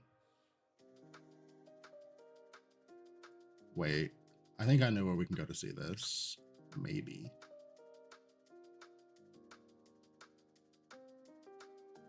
Wait, you can't fight dragon in standard? Okay. You can't fight the fucking dragon in standard.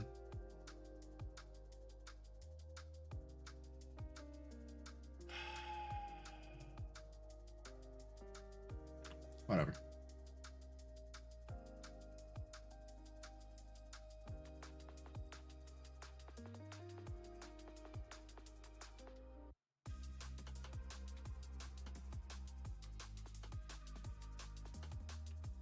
Fuck it, let's do math real quick.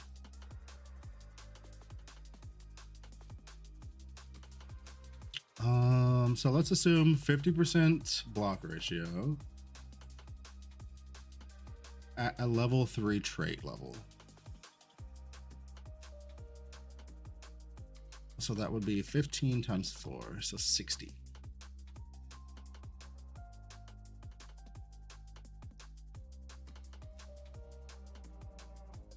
Okay, 60. Whereas on the new one, it would be 2.6 times 0.5.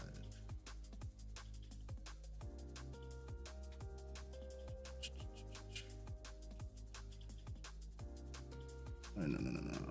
2.6 times 0.5.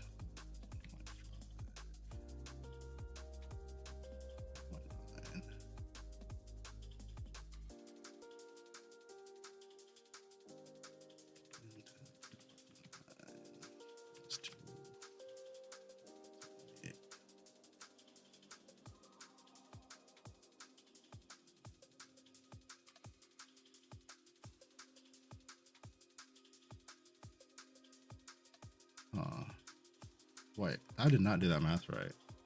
I did not do that math right. Chat, there's too much happening right now. Oh, there's too much happening.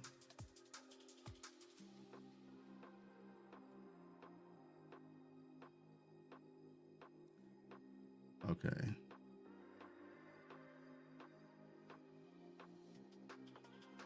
So it's 10 plus 50% times 4. So 60. Where this one would be. So this would be 10 times 50 times 50 multiplied by 2.6. Multiplied by 2.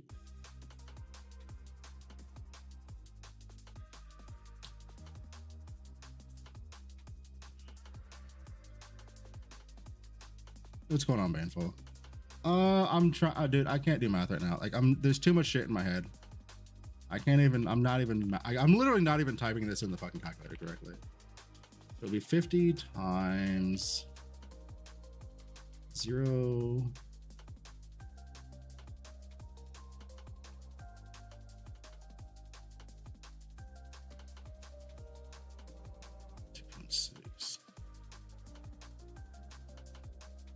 Relax, I'm also bringing up so much stuff. Yeah.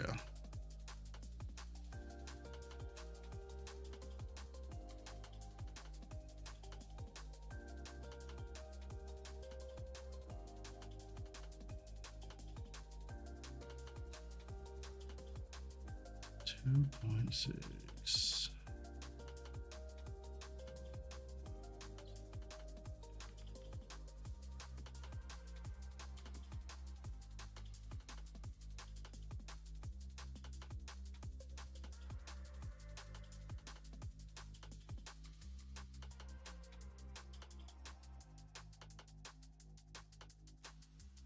The high end is okay. Please don't, for the next like 60 seconds, don't type numbers in chat. Every time I read a fucking number, my brain is not working. Because I'm not mathing that. I'm literally not typing this into the calculator correctly, and I keep looking over at numbers, and it's pissing me off.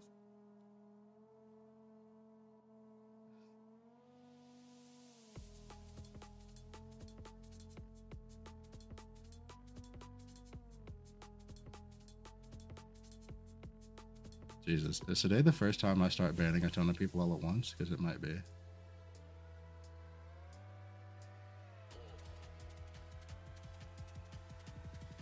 It's 2.6%. Oh, okay. 30, duh.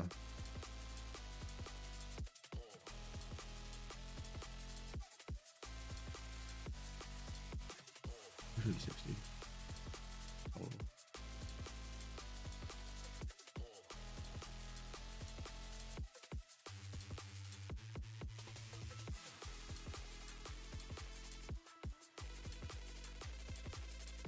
I think they changed the effect of no guard.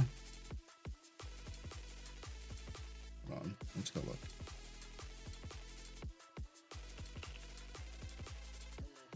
Right.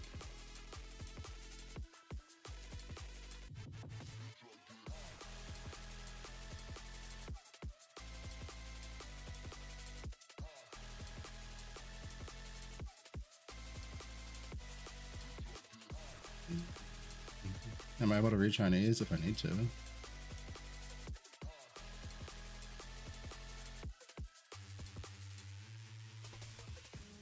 the main move of the player. No more since it's consumed, which only changes to.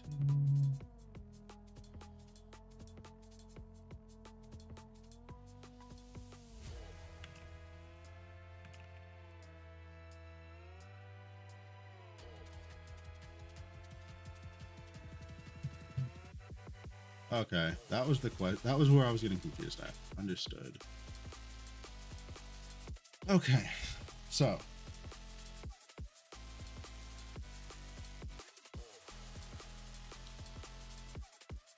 this is what the math basically breaks down to. On the old one, it was a 10% like no guard. No guard was 10% additional damage, and then if you had, again, we're assuming 50 block ratio, just to keep the math clean. Assuming you had 50 block ratio on the old one, if you had 50 block ratio, that would be a 50% increase. So after the increase, it would be 15% additional damage, and then it would be multiplied by 4 stacks. If you had 4 stacks of no god, 4 stacks, and you had no like extra stacks anywhere, right? So that would be a total of 60% additional. On the new one, no guard is still 10%. The post would be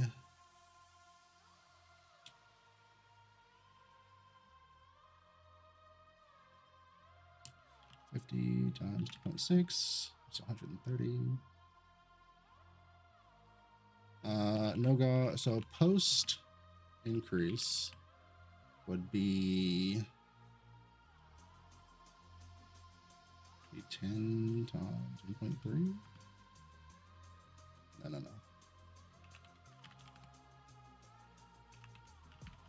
It'd be 23, but you're only getting 2. It's 46. There we go. Jesus Christ, we got there. Why did it take so long to get there? Fuck me.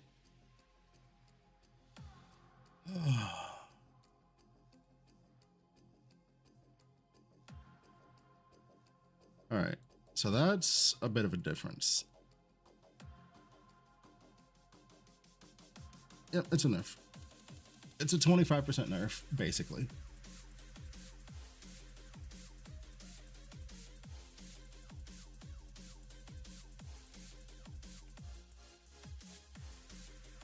It's a 25% nerf on the actual hero trait itself. At 70% block rate, it's a bit prettier.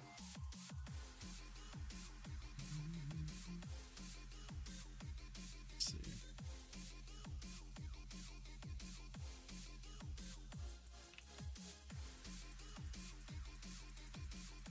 Uh, 40, 20, that'd be 68.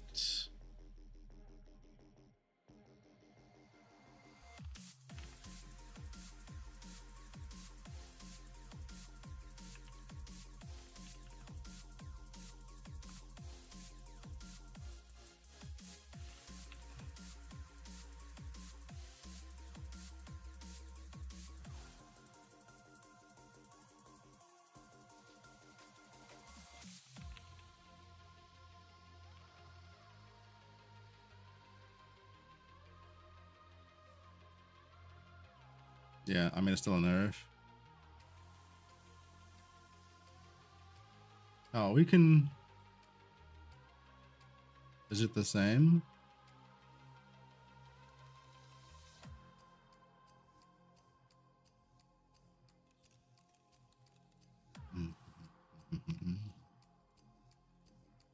At 70%...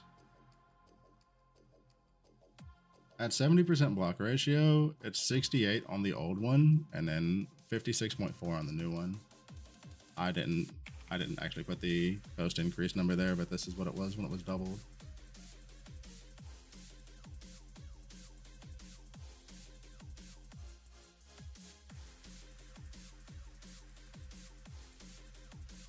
Image translate Google. Okay, so here's where we're gonna run into a problem. We need to read this because there may be a change in there based off what I just saw.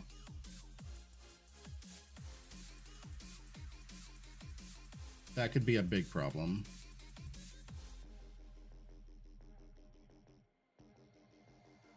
Dang, open up.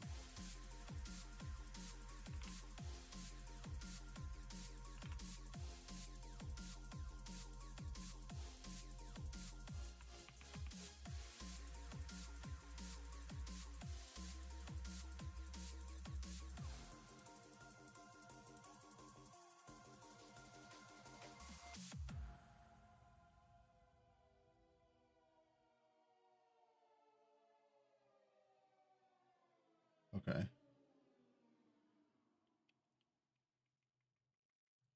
I need to come look at this again.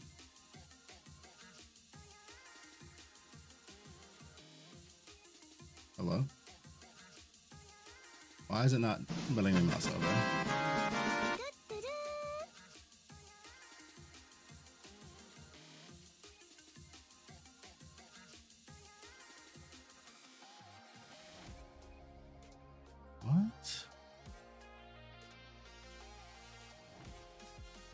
What? They definitely changed no guard. Losing a channel layer.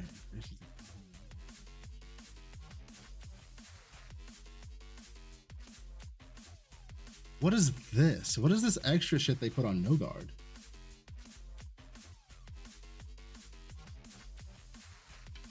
They did something to no guard, but what the fuck is it?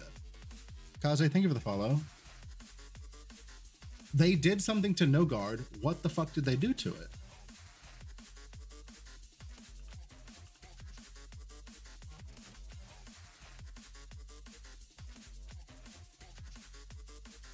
Where's no guard? Down here.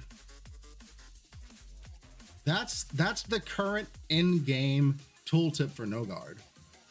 New no guard still has exactly that, but it has extra shit under it. So what the fuck did they change about no guard, and what did they not tell us they changed about no guard? Because they've clearly changed something about fucking no guard.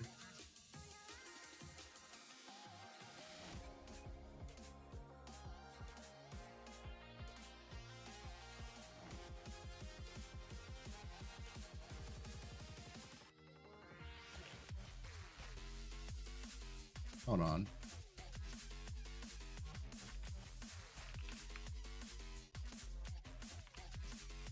They did something. We don't know what it was.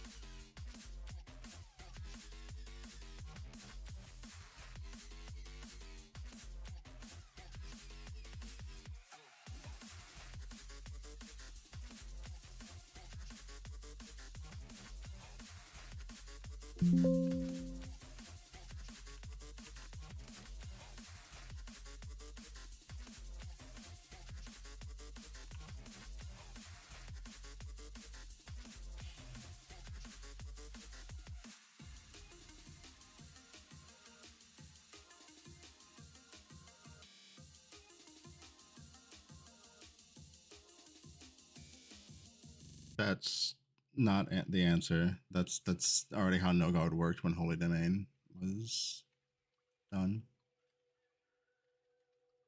The question is, what the fuck is this? Lost channeling layers will increase the armor removal effect.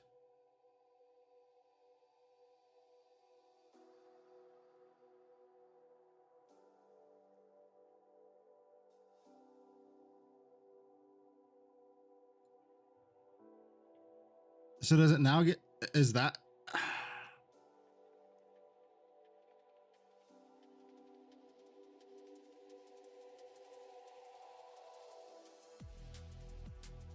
If that's how that works, scaling channeled stacks on Rosa is crazy.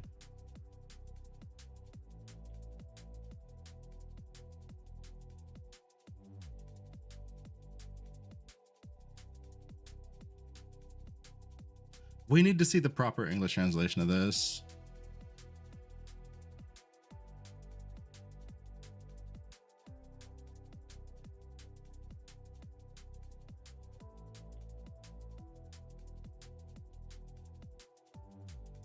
Because if this works the way it kind of sort of translates into, scaling channeled stacks on Rosa is crazy.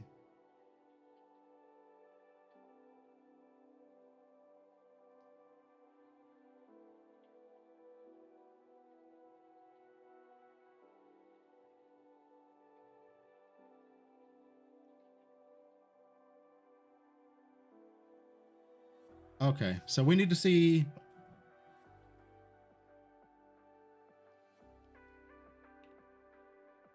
shit that we need clarification on.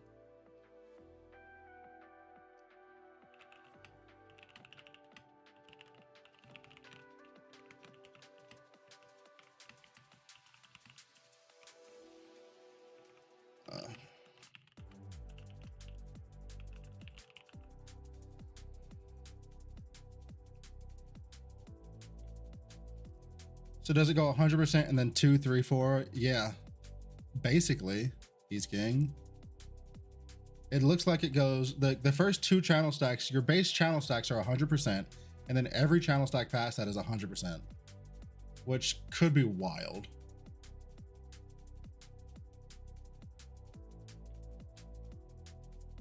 Like that could be fucking wild. Yeah, we really need to see the translation on that. The actual translation.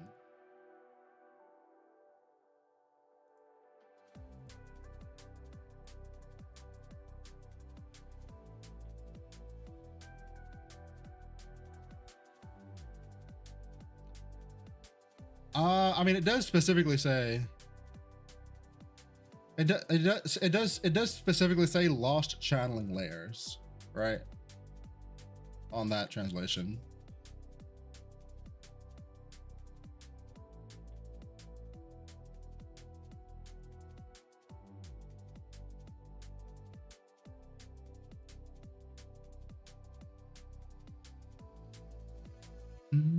Anyway, let's keep going. So I've not played Rosa 2.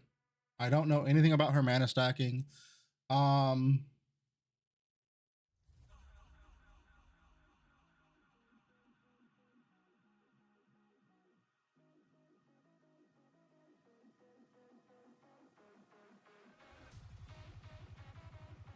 So it looks like they removed the attack speed and nerfed the elemental damage there. Okay, so here's my question. I don't know anything about Rosa. I don't know anything about the mana stacking Rosa 2. I never played it. Legolas briefly popped in and was talking about Rosa 2, current Rosa 2, right now, might like, even if you don't go mana stack, might even be better than Erica 1 is at being Erica 1. If you just ignore mana stack and stay as like the normal attack build, right?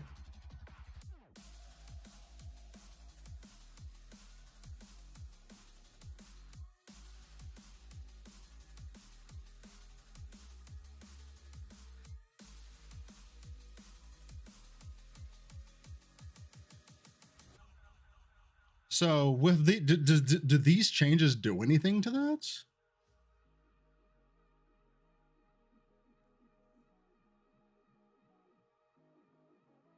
Let's see.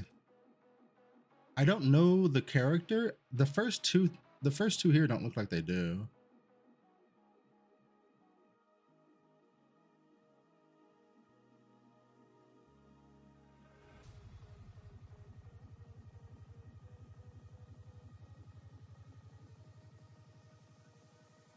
Utmost devotion. Yeah, this is a big change.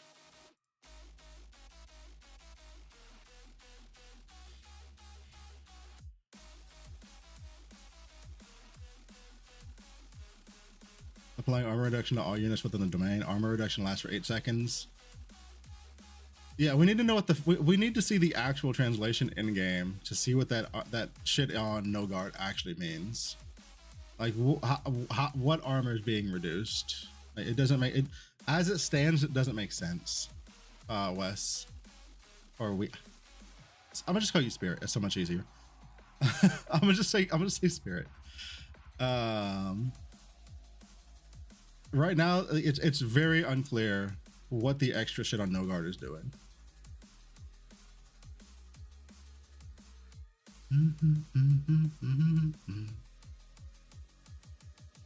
Oracle Blasphemethea, Goth Mommy. Let's see.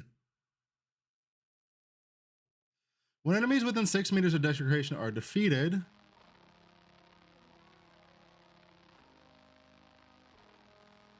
Baneful. Apparently, the Chinese patch notes have the same thing as TLIDB. What like my thing is like basically always, if you have to choose between TLIDB or the patch notes, you always defer to patch note or to TLIDB.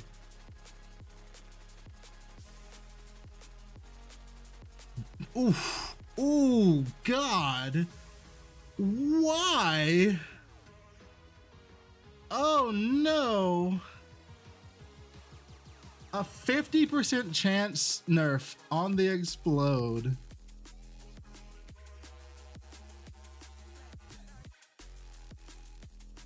When dealing damage to desecration to target, attack and cast and movement speed.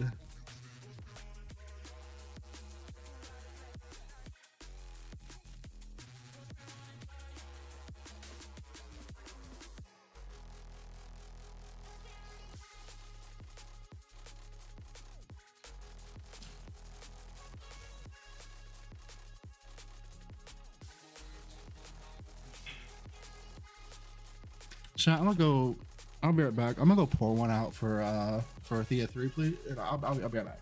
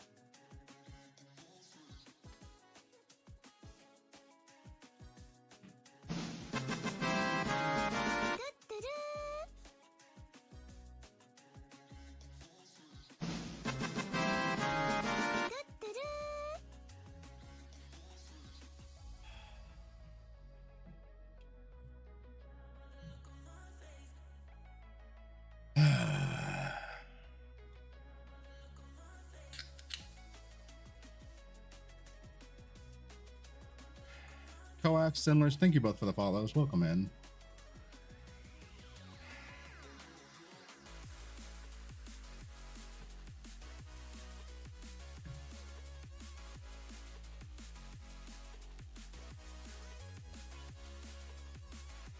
Big damage bump though? Where? Where? 20, even at like level 3, like 20%, who the fuck cares about 20% cast speed?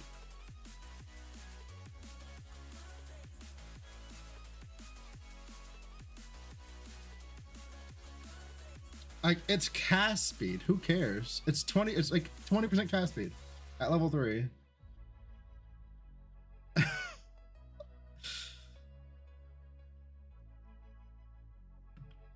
Like, the only thing you cared about on that was the fucking movement speed, dude.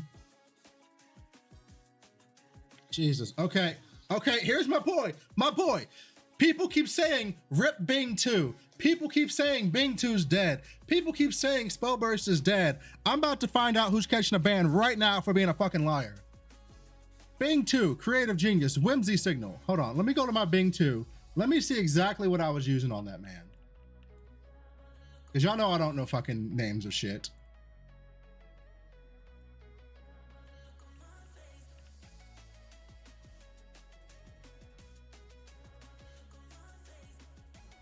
Let me go straight to my Bing 2, because he's got like 17,000 fucking things to remember. I don't fucking remember them all. Bing 2.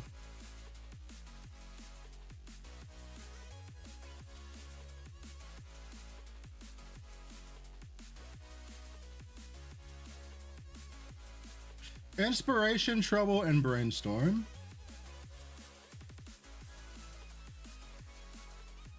Brat 2, I fucking hate that name. I'm sorry. I love you, Mia. I hate that fucking name.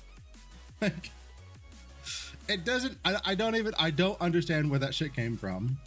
It just like, what? Whimsy Signal, Inspiration, Overflow. Was I using these? Whimsy Signal, Inspiration, Overflow. I was only using one of them.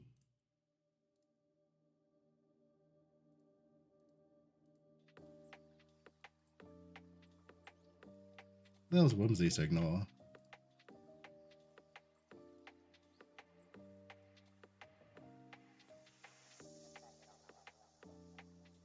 Wait, what the fuck is... Wait. Whimsy Signal. Okay, this part of it. Oh, okay. See, this is why I have to go through, because there's so many fucking names inside of this guy's shit. So this got reduced from 30 to 20, and this got reduced by...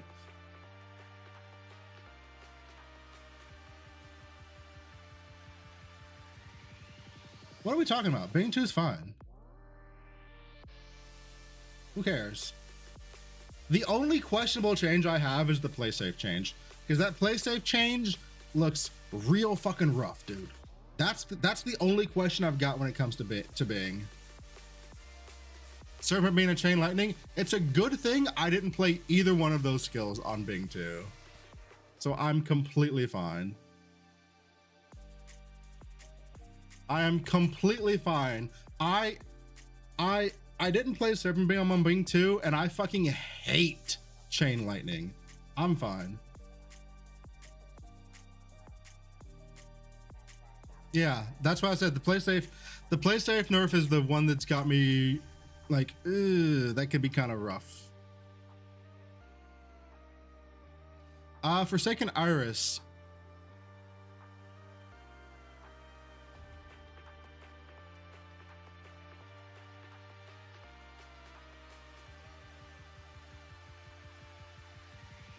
I think this is fine though, right?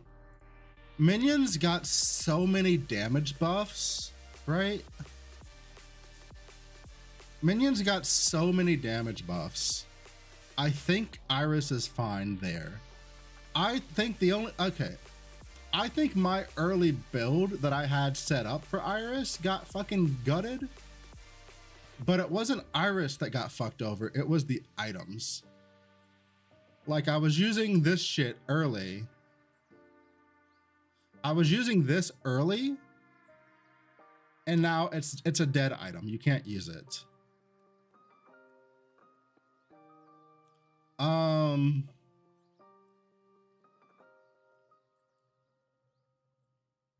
Is that Iris 1? I thought it was Iris 2. Oh, that is Iris 1.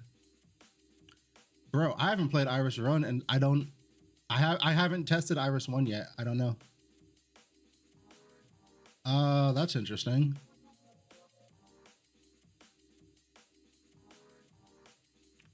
Hold on. Let me swap to an Iris 1 real quick and see what I took on him.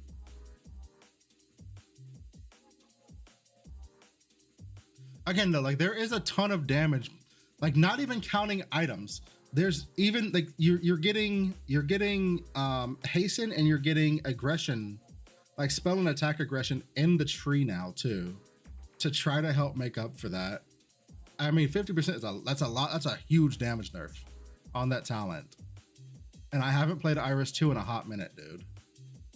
So like, or Iris 1 in a hot minute.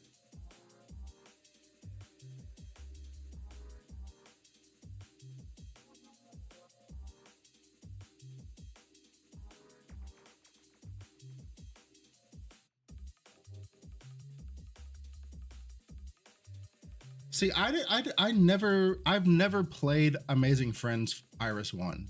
I've never played it. I've always played Socialite.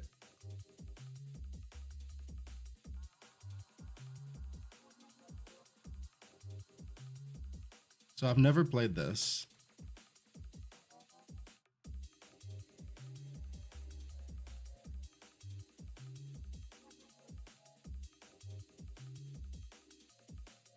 What are we doing? I mean, have you seen that fucking helmet that they're getting baneful? I think was it a helmet?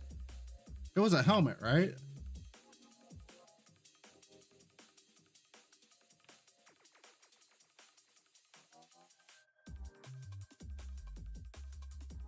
The Blessing Stacker one? On top of which, like the explosions from this are just trash now. Oh yeah, dude, Yuga 2 is cracked. What the fuck? Yuga 2 looking kind of cracked. But I haven't played Iris 1 in so long, I can't really comment on this. I just it's been too long. I need to play her again.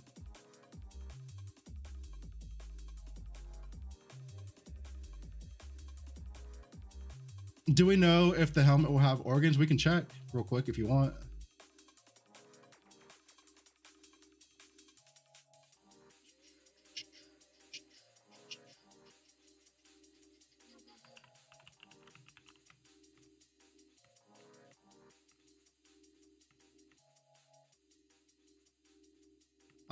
I don't see it on the list.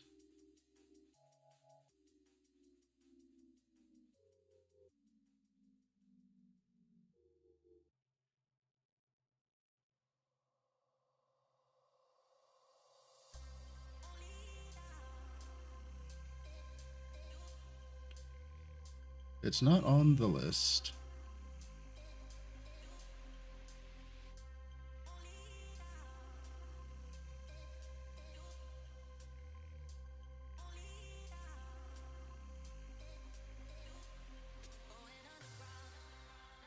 Yeah, I was gonna say you can just throw. You could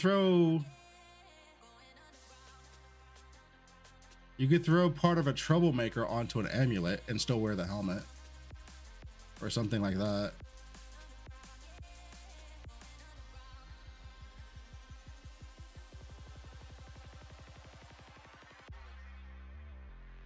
And let's go look at hands real quick.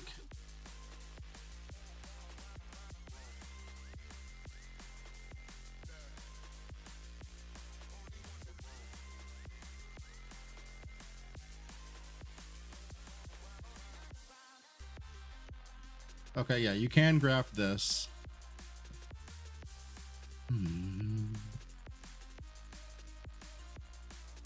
Dude, there's gonna be so much shit to look at with this grafting.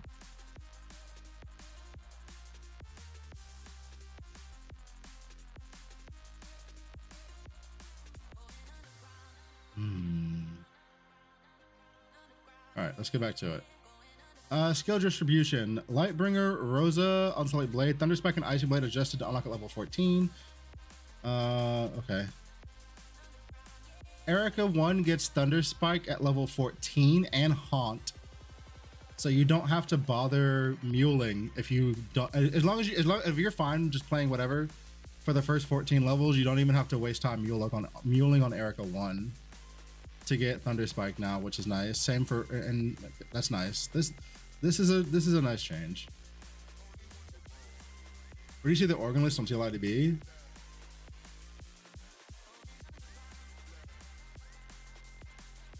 Hold on.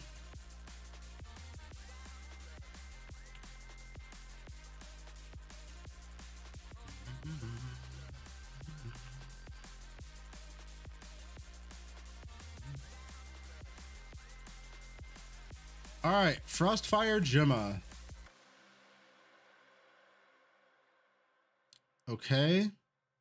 When dealing cold damage, you do a cold pulse on a 4-second cooldown. When cold pulse hits, 20% additional cold damage. When cold pulse hits, inflict frostbite. All right, so you're automatically getting frostbite off the rip just for existing as Gemma 2.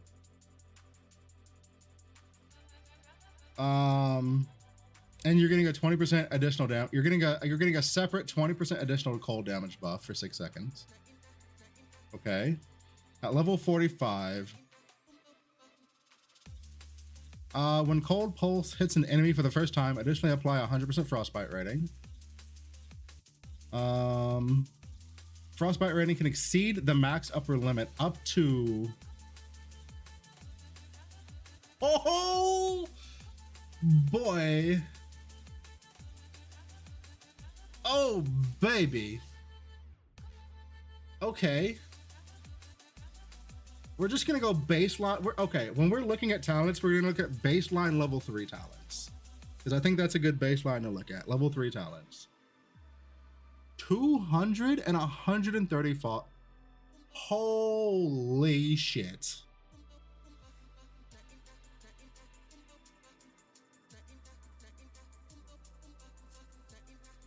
Wow.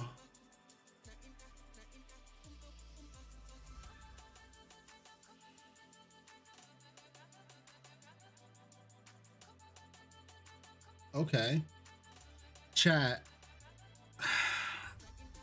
Hear me out. I was kind of down bad on Gemma 2 a couple days ago. Like I said, she was passable, but like it was just kind of whatever. Hear me out though. Hear me out though.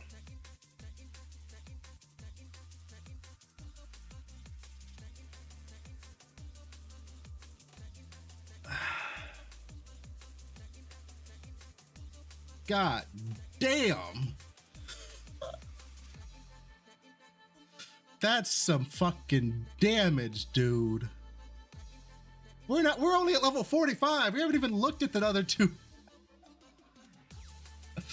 Holy shit, that's some damage. What the fuck is that?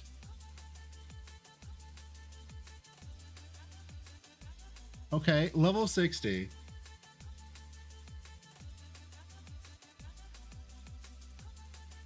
Enemies gain condensed frost. Condensed frost, frostbite rating exceeding 100. Each extra point grants.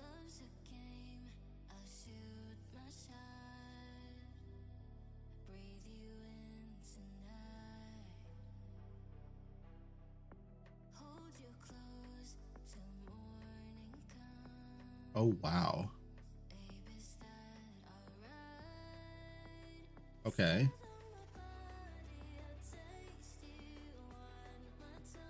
Jesus Christ.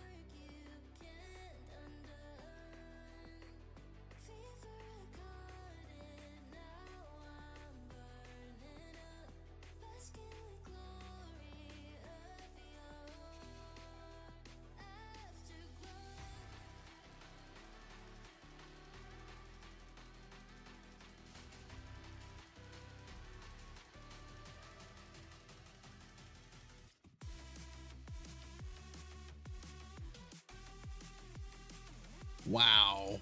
Wow, wow. Gemma 2. Chat. Gemma 2. God damn. That's a fucking glow up and a half, dude. Jesus.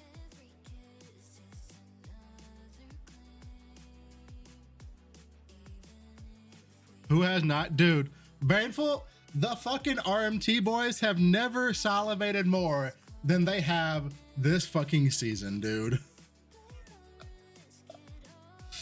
Dude, imagine how high Ordak is gonna get pushed by the RMT boys this season. I don't even know if they programmed him that high.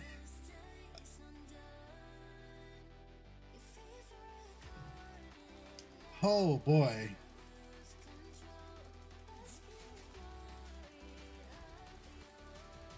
What skill do you think is best for her? Fucking insert cold skill of choice. Go Burr, dude.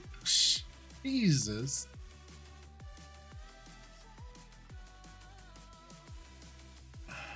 Destinies.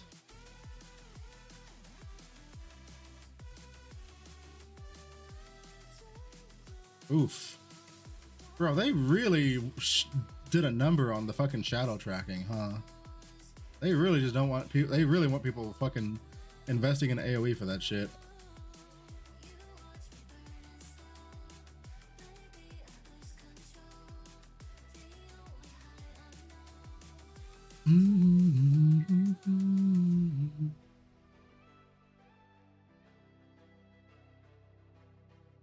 For each inactive tangle, +3 max Ellie res.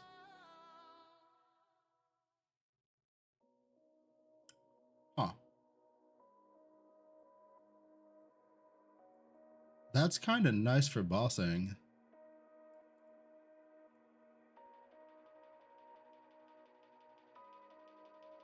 And then you can get max tangle count on Kismet's as well.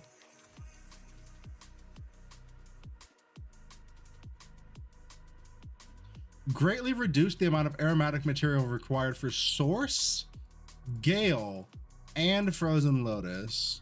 Nice. Ethereal Prism. The new prisms look cracked. Don't care. Cool. Dude, this prism looks so good. Each time you use a different war cry, plus 35% additional damage.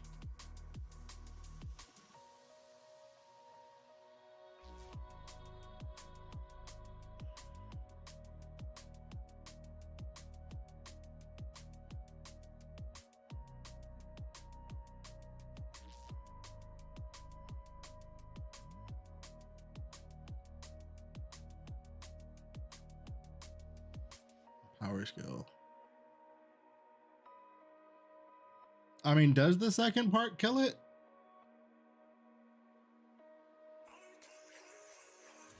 I mean, it just turns each of your war cries into 35% additional damage, does it not? If you're running at least 2? Or just each one is 35% additional damage?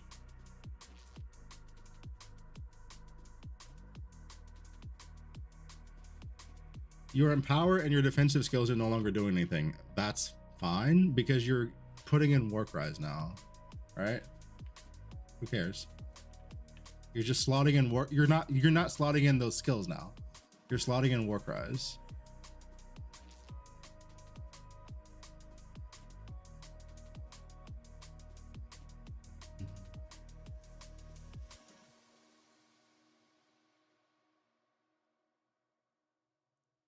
Right? War cries and war cries aren't empower defensives. So you're not losing the base effect of your war cry. You're just getting 35% additional damage for each war cry.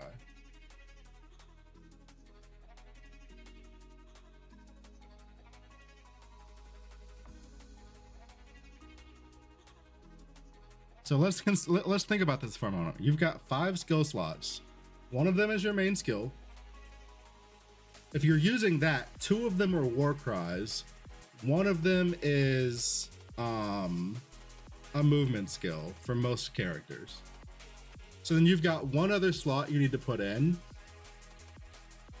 If you can't put in, if there's nothing else you can fit in there, like a different skill that works as like a buffer to your main skill, you just slot in a 3rd war cry, and it's just a 35% additional damage.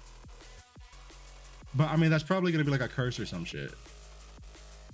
So like, there's no problem here. There's no issue there. Like, you just don't use empower or defensive skills if you're using that. There's no issue. Things get a little bit messier if you're like high budget though. I mean, if you're high budget, you're probably not using this anyway, right? Because then you've got to worry about, okay, but now maybe I want to get like a defensive or an empower skill from like my Kismets or some shit. But if you're at that point in the build, you're probably not using this.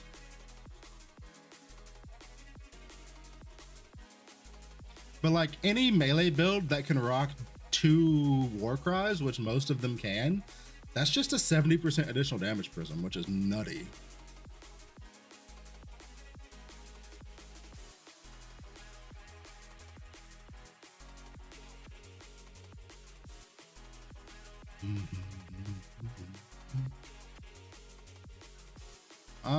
This is kind of whatever.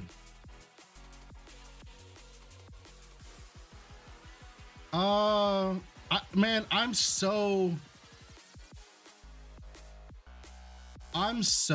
like unsure about ailments going into this new season. I'm really unsure of ailments going into the new season. One for All got buffed. Wait, no it didn't. They removed the erosion resistance, but then buffed the fire, cold, and lightning.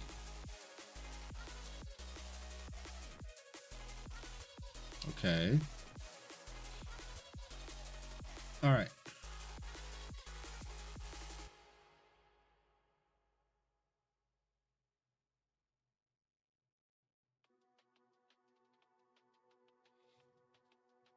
What the fuck? Why did they change the formatting on this? Oh god. Life is fixed at 0, or is fixed at 1. Oh, your life is now fixed at 1. Awesome, cool. Evasion of action energy shield is 0. Okay. Every 10 seconds.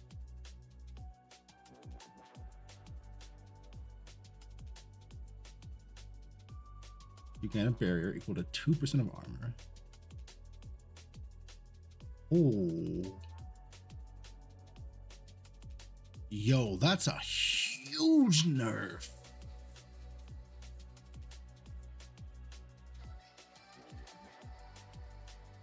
Yo, holy.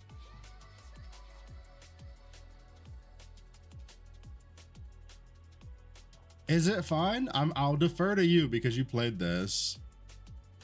Is 2% is more than a 60% nerf fine?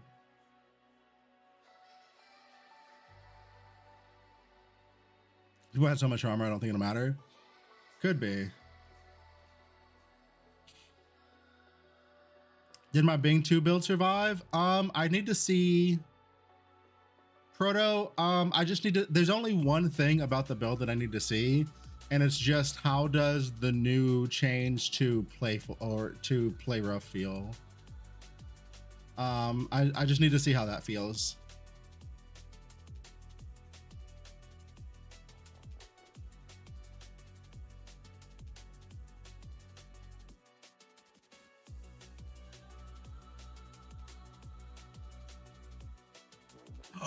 Oh no!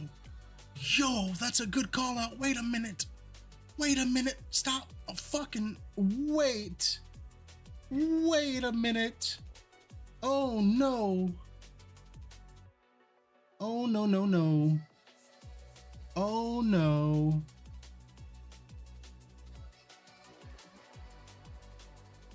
Okay, they okay, it's fine. Kitch Cat, it's fine. They left it out. It still refreshes when it's gained. It's fine. It's fine. If it didn't refresh, that was about to be kind of weird.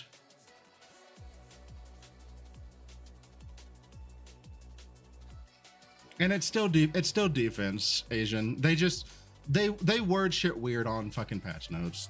Translations are fun. Okay. So it's just the 2%. Why do they say barrier? I don't know. But on the actual TLIDB, which you always defer to anyway, it still says gain defense. On TLIDB, it still worded correctly, so it should be fine.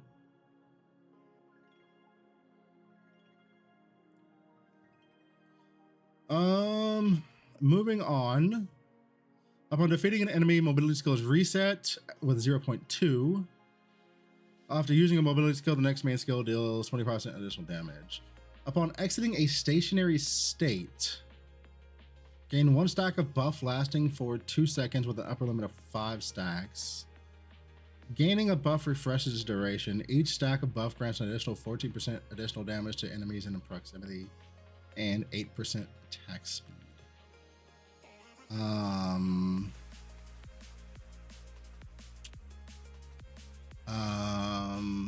Okay. I don't know.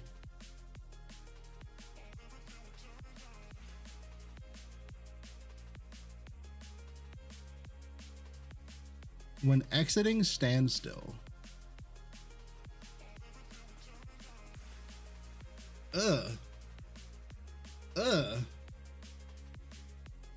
Who the fuck is using this? Listen, if movement skills, if like a blink doesn't count,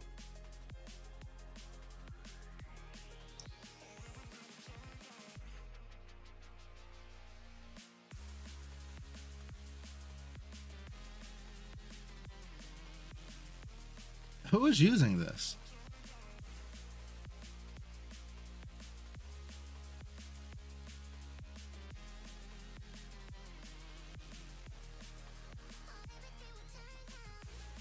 When exiting E2? Okay, who's playing E2? Who's gonna keep stopping and then moving? Like, you're just moving, right? Like, you have to stand still and then move again to get this thing to fucking trigger. And if standstill doesn't work with blinks and that shit's gross. E1 stop and go so often? I mean, E1 is gonna be fucking.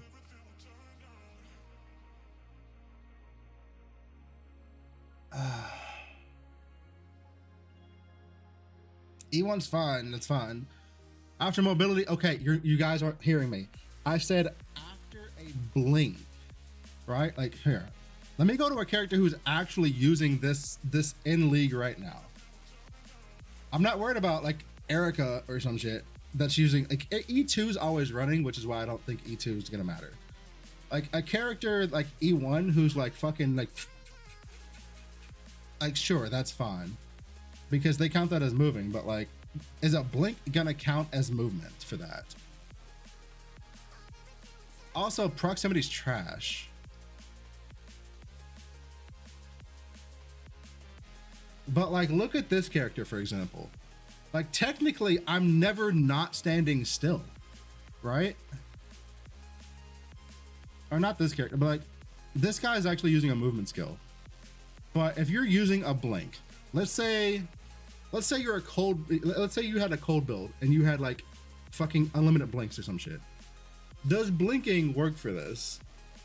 But also 2 seconds is too short and proximity is trash. Because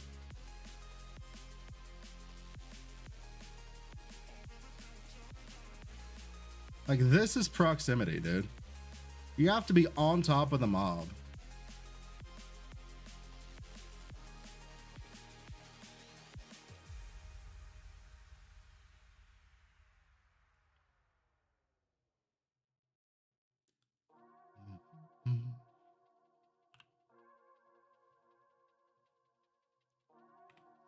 I don't know. I don't like it. It's too. It's. I don't like this.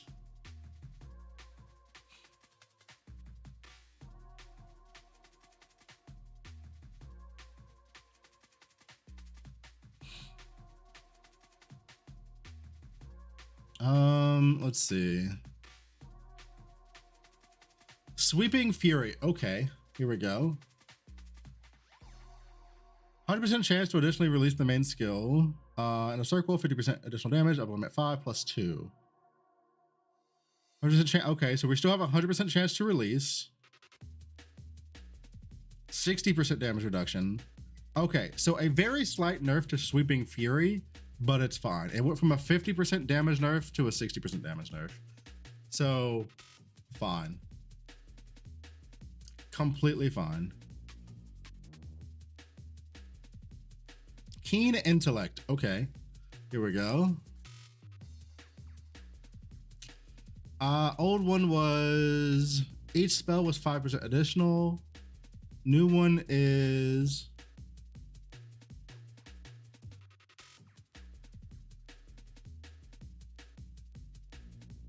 spell curse, reject a spell. Wait, they really reworked the fuck out of this one, huh? Okay. For each spell skill equipped, you get 5% additional damage on the old one. Each Empower was additional spell burst.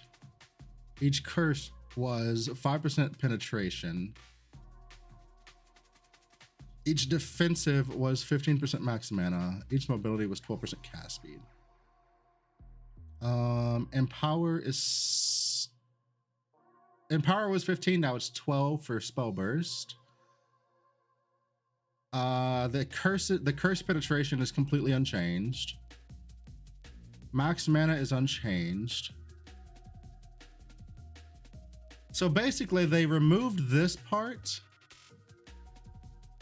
They removed the additional spell damage for spell skills equipped, and then they nerfed the spell burst from 15 to 12. That's a pretty big change. Yeah, this is a pretty big change here for this. Keen Intellect is a lot worse.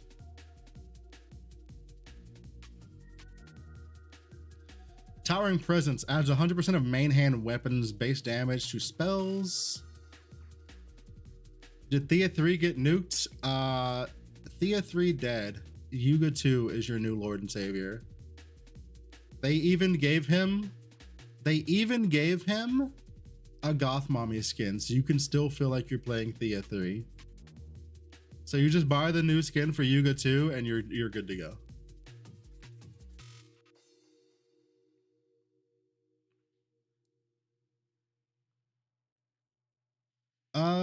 Let's see. Okay, to be fair to Thea 3, did they change anything? They didn't nerf anything about her when it came in regard to single target damage, did they? It was just her mapping that they fucked over. Like single target wise, she's still fine, but they really made her map. Like mapping's not gonna feel great.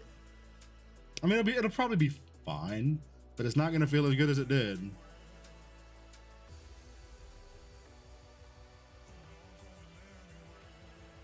The dots and ailments were changed. Ailments were changed, but damage over time stuff, like damage over time skills weren't. Mind Control did not receive a damage nerf.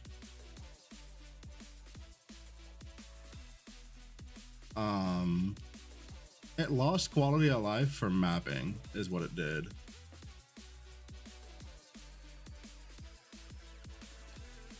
Let's see. Who the fuck was using Towering Presence that it got nerfed? Chat, who was using this? Like it looked cool to me, but I just never got around to fucking with it. Who the hell was using this that it caught a nerf?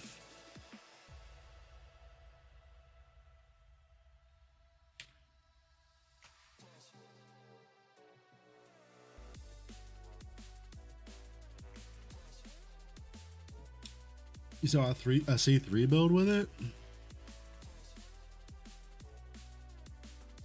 I don't think I ever saw this on anybody.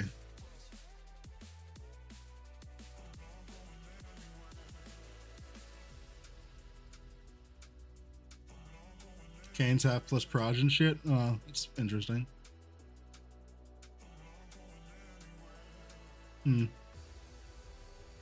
Spell Ripple. When a spell skill hits, there's a 50% chance to generate a pulse dealing 125% true damage based on the hit with a 0.1 CDR, with a 0.1 cooldown.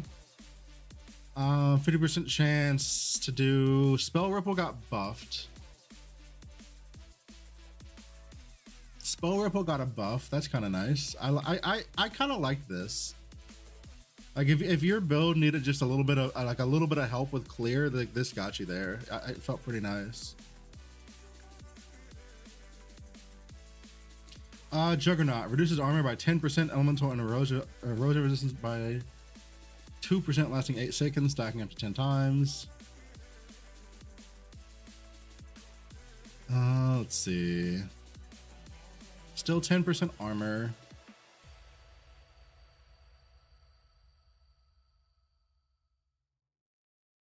Oof.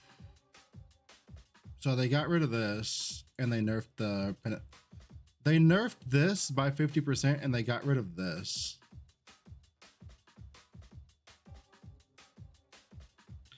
I mean, reducing armor is pretty like 100% armor reduction is pretty fucking pog, but like, I don't know. I thought Juggernaut was gonna see way more play than it actually did. Did anybody else think that this was gonna get played way more than it actually did?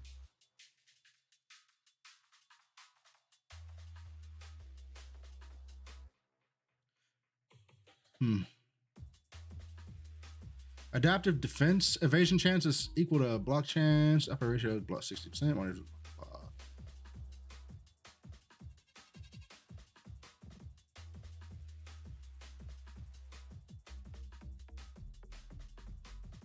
Like I thought this thing was going to be everywhere. I don't remember how much it was last season. How much was I don't remember prices on this. How much was Juggernaut last season?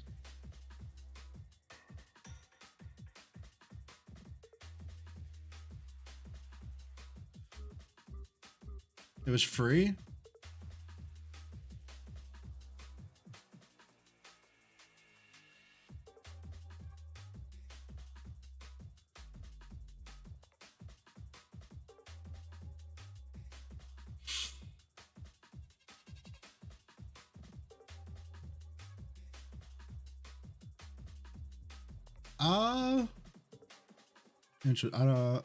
I mean, nobody's gonna use this shit probably. Who cares? They nerfed Unmatched Valor by 20 points. Okay. They nerfed Self-Delusion from 15 to 12.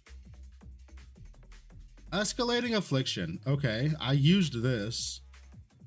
Each point of affliction effect is replaced with additional 0.1 to 4% damage over time. 25% top end nerf on escalating affliction. I mean, this is basically a 25% top end nerf. I don't know if you still use this.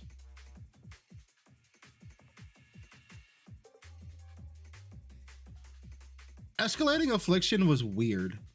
It kind of let you get into content that you weren't really ready to be in. But if you low rolled, you really fucking knew that you low rolled. Like it was real fucking apparent.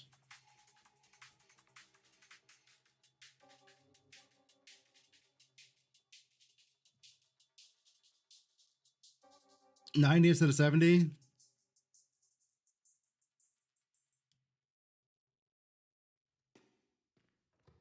Why is Rihan out of the notepad, Philonoia?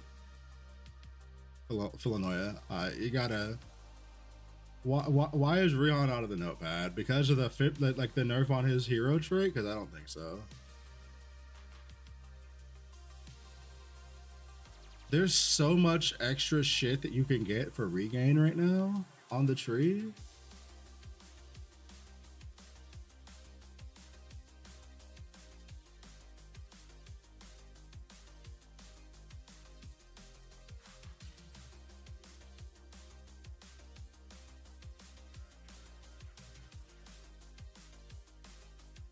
So what is the problem?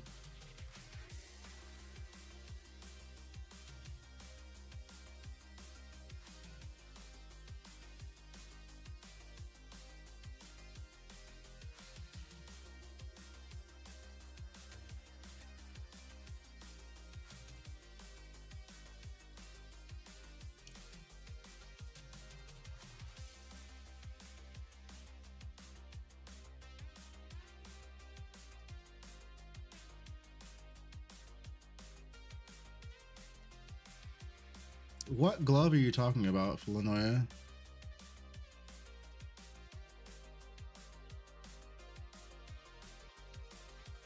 Where was the 25% additional life loss, and what glove stacks are we talking about? Life stacking gloves?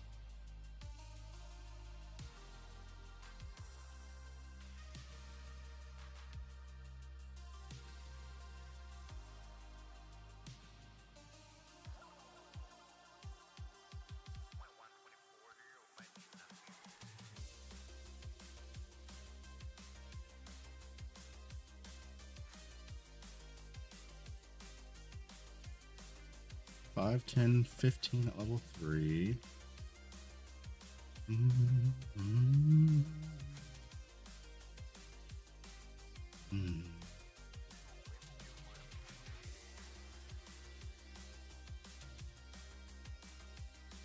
Yeah, you can still. You don't have to be in life stacker. It's fine. It's fine. I think it's fine. Illinois.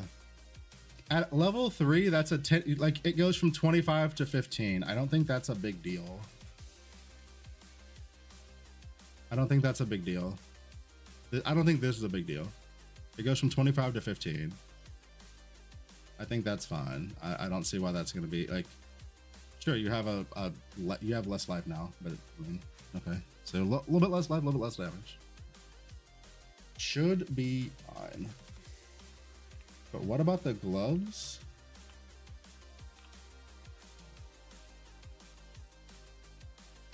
Blade Dancers.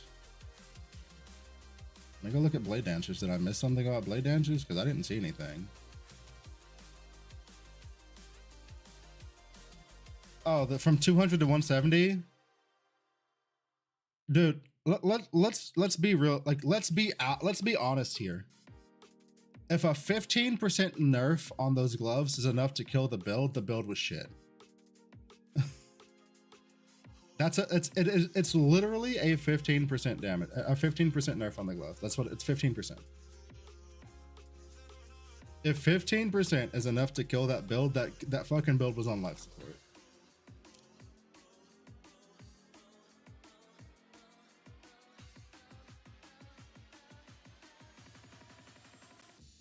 But also,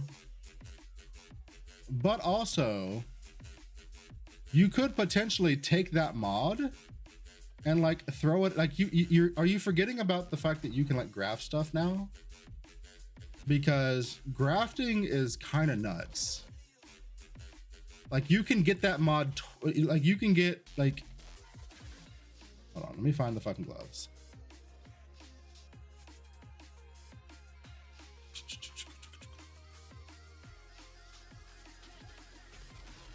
Like, there's so much you can do now.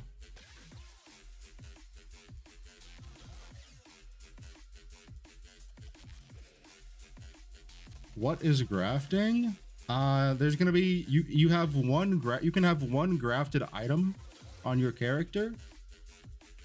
They have all like the mod pulls on them are insane, and like the mod pulls on them combine mod pulls from different slots into one slot. And you can feed legendaries into them to try to pull a trait off of your legendary and put it onto your rare item. And you can have up to 2 of them bitches. Graphs are gonna be fucking nuts. Paradox, I will have a league start video out Monday. I think it'll be Monday when I have that out. Because that'll give me some time to. Are they cheap? I mean, it's the season mechanic, so like, we'll see how much everything costs. I don't know how to. How are we supposed to answer that question if the season hasn't started yet?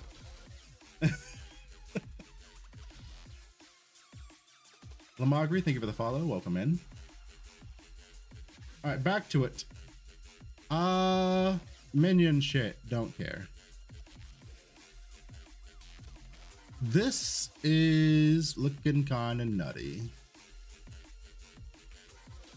This sounds so insane to me, chat. This sounds so fucking insane to me.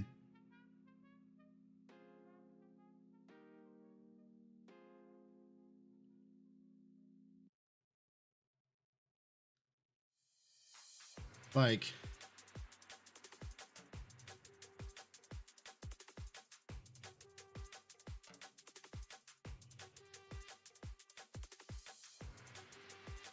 doesn't work on Moto 2. Moto 2 is not real. Moto's not a real character. Can we? Moto's not a real character. Okay. When we say minions, we're talking about Iris. When we say minions, we're talking about Iris. Moto's not a real character.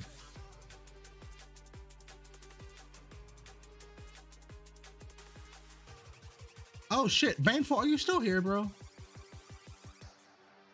Do you still have that fucking like crazy ridiculous Moto shit from last season? Because I still wanted to fuck with that. I remember you said you were gonna send it over to me to fuck around with, and I don't remember, and I forgot, and I fucking completely forgot about it. You gave it away? God damn it. Do you still have the build code for it at least? Do you still have the build code for it so I can at least look at it? Because I don't remember everything that was on it.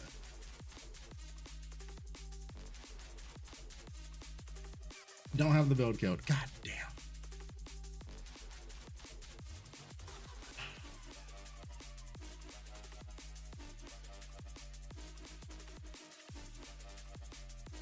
Right, heard. Oh, okay. Okay. I can. Okay. Thank you.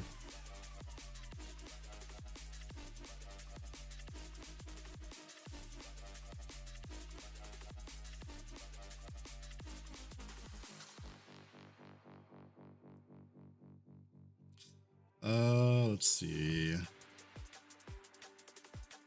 Effortless command. Dude, I still want to fucking figure out something to do with this. Did they do anything to Bing 2? Bing 2 got very, very, very, very slight nerfs. Very, very slight nerfs.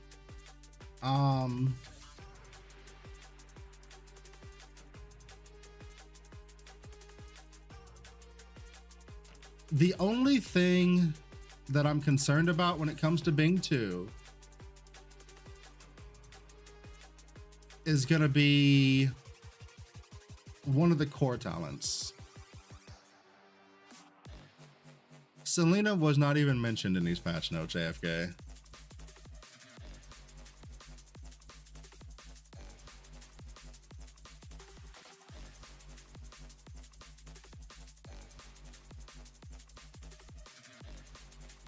So I can show you the thing that I'm concerned about a little bit. She needed an early game buff. I mean, early game you were converting. Doesn't Selena just she converts to cold, and frostbite is like a really good multiplier for fucking damage now. So I mean, as long as you get frostbite on your Selena, she's getting a ton of damage.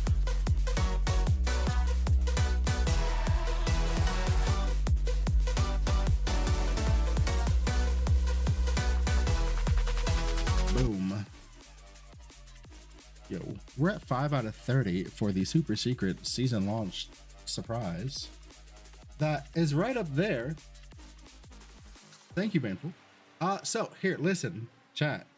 It's a surprise for launch day, but if we get there by launch day, there's something I plan to do that will require me to learn multiple new IRL skills to pull off. And that's all I can give you.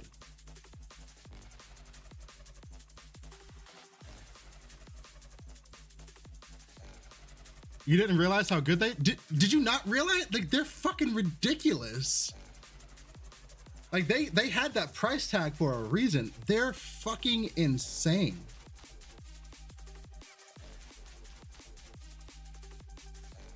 You never even read them? What? Bro, they're disgusting. They're disgusting.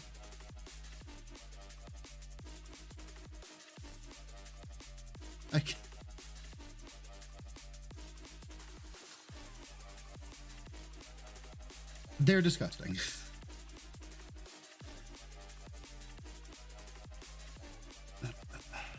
With move speed, yeah, they're so stupid. I thought you looked at those. How did you of all people not know what was on those boots? Holy hell. Okay, let's keep going. Where are we? Oh, we're almost done. We're almost done. Okay. Crushing Blast. Attacks and spells that defeat an enemy have a 25% chance to trigger an explosion.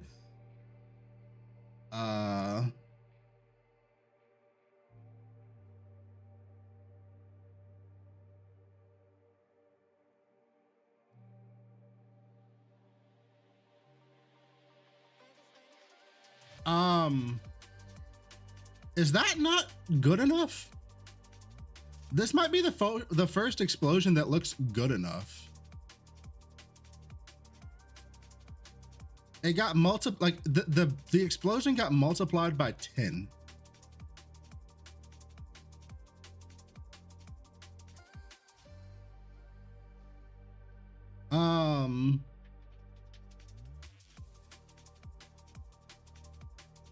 And then 30% additional, like you had to be within 10 meters of an elite to get the 50% additional damage.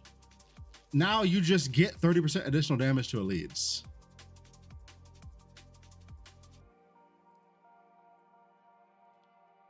Can they chain? No, they couldn't chain before.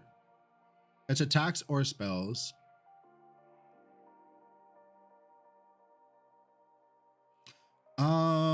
I hope not to interrupt, but I have a question. Can I get a drop pet from 27s, or I need to have at least 80 stone saved up? I mean, you can get it's until you hit the pity marker gods, you can get a drop pet at any point. Like, you could get it in one pool, you could get it in 30 pools. It's just,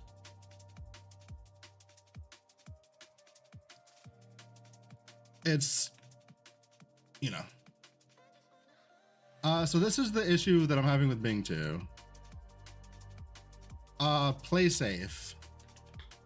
Play safe got changed, and I don't know what exactly that's gonna do for us right now.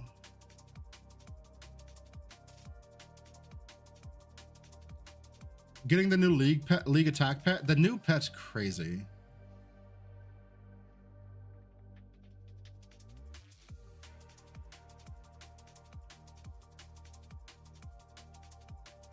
Yeah, this is one of the most insane fucking pets they've dropped in a hot minute.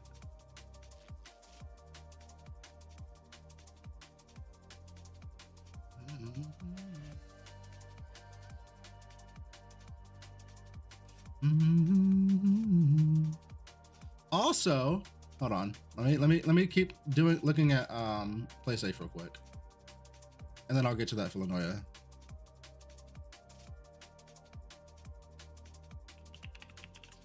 So this is what happened to play safe. They added this right here.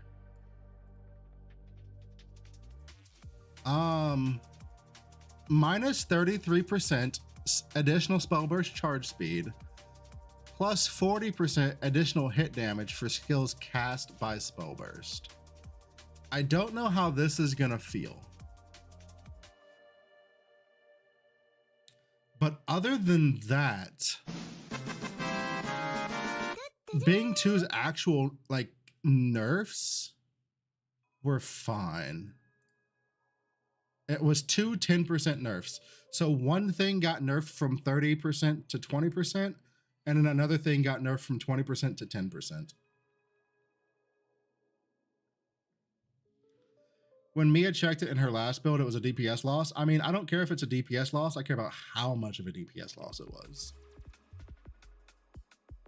That's the big, like, that's the big question. How much of a loss is it?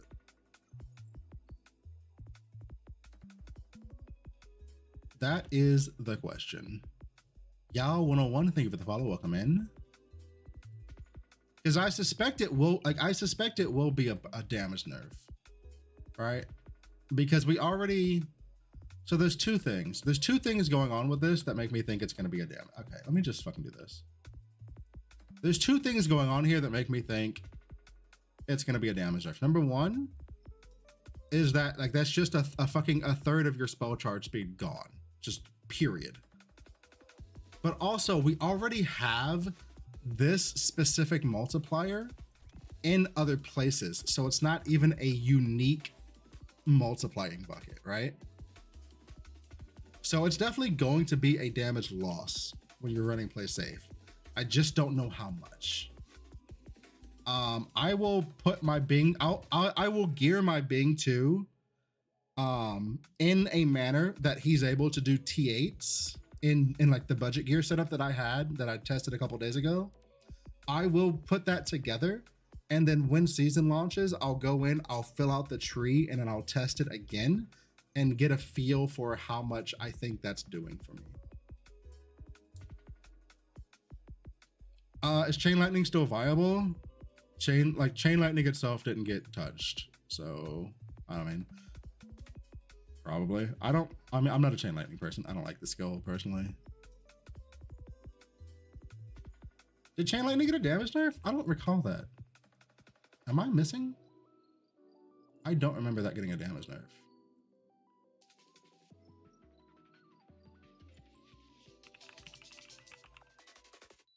Oh shit, I missed this. Chat, we missed this. Holy Jesus.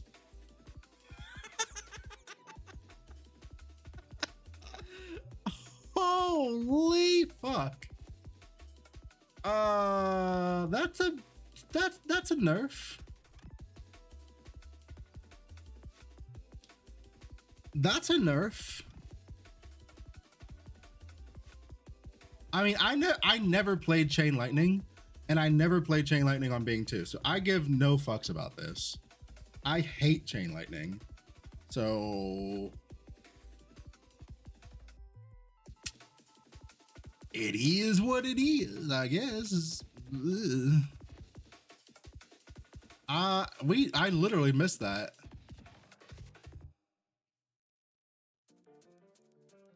Yo, what's going on, Faded?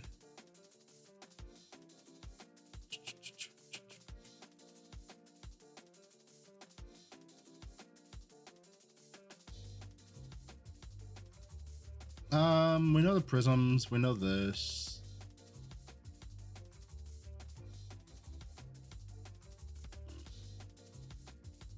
Ailment, I'm so over ailments, dude.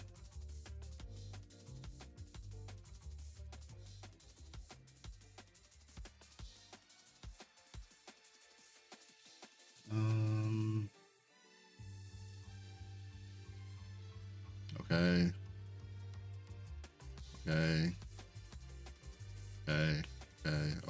Okay. Outlaw, hold on. Outlaw mentioned.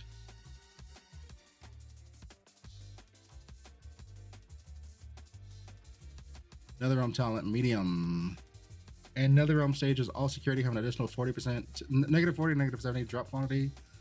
Bounty quests have 100 to 60% chance to additionally spawn with one reward. Who the fuck was... Chat? Who the fuck was farming this?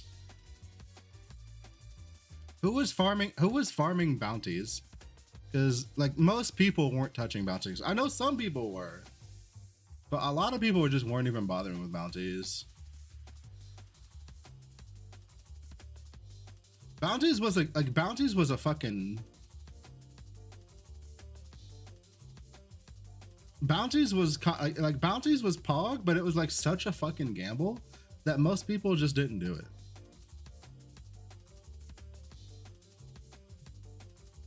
Like this makes Jesus like this makes that gamble so much worse.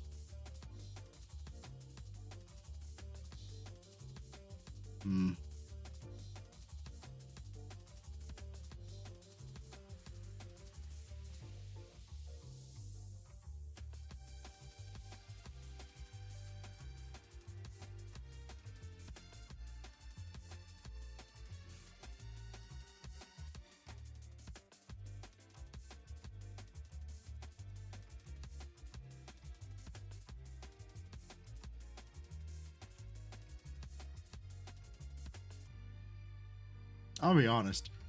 Like, I don't fucking keep track of or bother to care what China is doing, dude. Like, we have so little interaction with the China realm. I just don't even know what they're doing half the time. Like, somebody will pop in chat and be like, yo, have you seen this crazy thing that China is doing? And I'm like, no, I haven't. What's the deal? I can, dude, I can barely keep track of what the fuck everybody on in North America and Europe are doing. I cannot keep track of what China's doing. It's such a pain in the ass. Like, anytime I want to to know what the fuck China's doing, I have to like literally just like stop what I'm doing and like just sit there and on Billy just like trying to go through videos for 10,000 hours. It's so annoying. But also, that's a fucking that's. Are they gonna still be doing bounties? Question mark.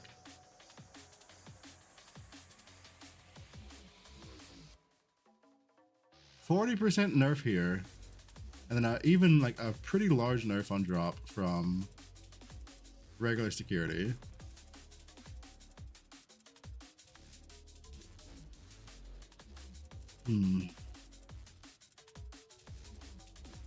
Also, every time I ran a tower last season, it kind of felt like ass.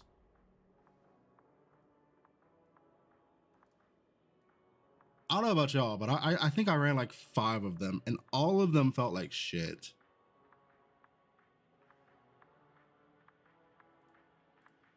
Let's see. This sucks. This was a 66% nerf on this sucks. This was a nice little bonus to have drop every now and then. Like, I definitely made some money off of this.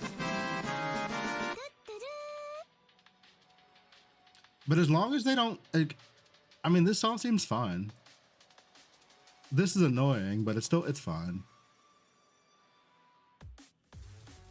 Essentially, all they've done to Outlaw, essentially,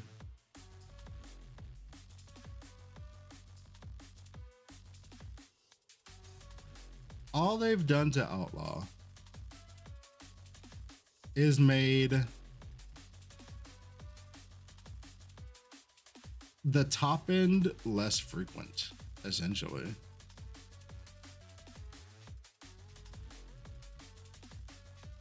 They nerfed this. That's all. Unless they go in and they change the actual drop rate of the fucking of the things, which they can do, and it wouldn't be here. Oh, tower tokens. Oh, not the entry tokens. I misread.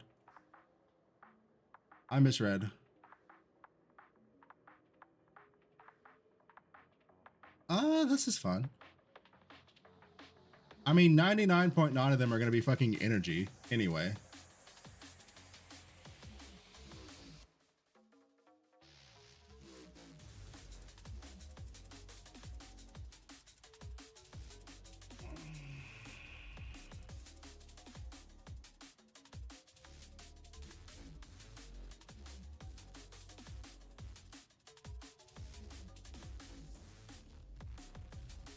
Some tower tokens cost like 5k FE. I mean, that's great, but like, who's actually going to get them to drop? who's actually going to get them, right? Yeah, there are some tower tokens that are worth money, but like 90% of the time you're just like you're getting energy or something else that just isn't gonna sell for much of shit. But I mean, it's fine. It's like extra drop. It's extra income, so it's fine. Hope they bring Doro back. There's the only way they okay, so you don't have to hope for this. Kong and Doro are on an alternate schedule. It's a guarantee that Doro comes, unless they add a new drop pet into that cycle. Then it's always gonna flip flop between Kong and Doro, and Doro is this season. So the current season was Kong. The upcoming season will be Doro.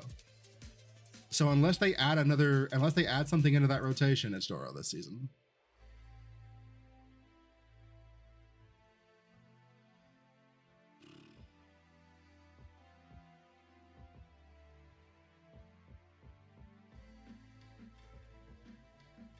Chat, did anybody fucking do this shit? Did anybody do this? Like, y'all know I will fucking just go like test some shit for a couple hours and lose a bunch of money doing it and be fine. This shit just looked tedious, and I never even bothered to touch it.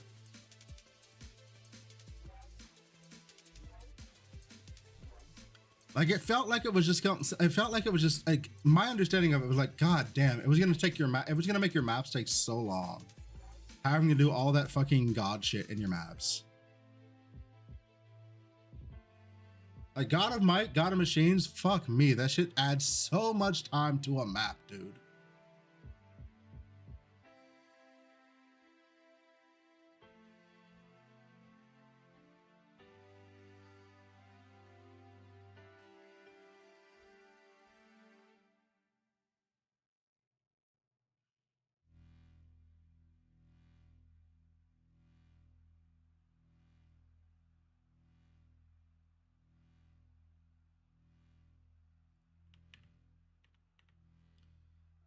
I mean, painful.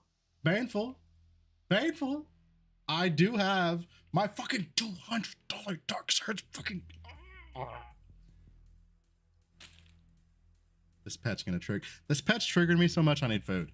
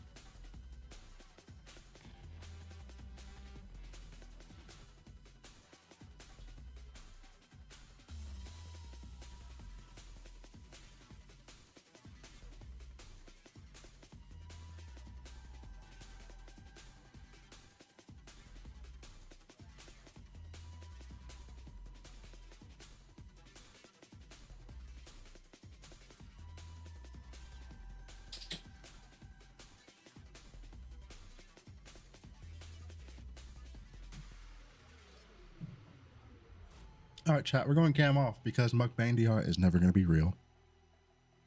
Turn it back on once I get done eating. No mukbang DR for you.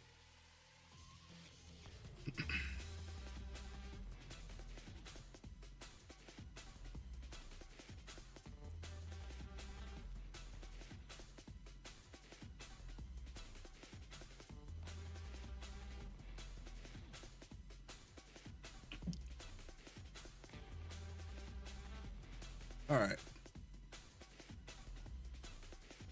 me get caught up on chat.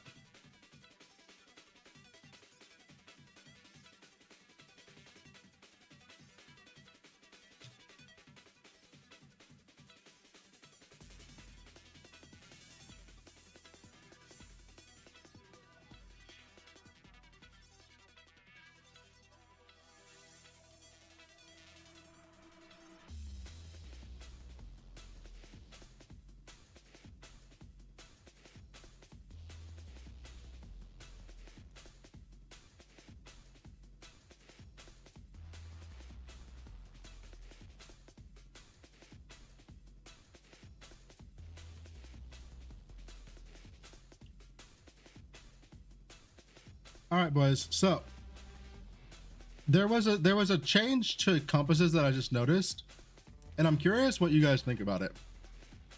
I don't know if you guys saw that or not. The Ember compass right here, the one that used to have a chance to convert your embers into ultimate embers, it now just doubles your. Basically, any ultimate ember that drops is doubled. What do we think about this compass change?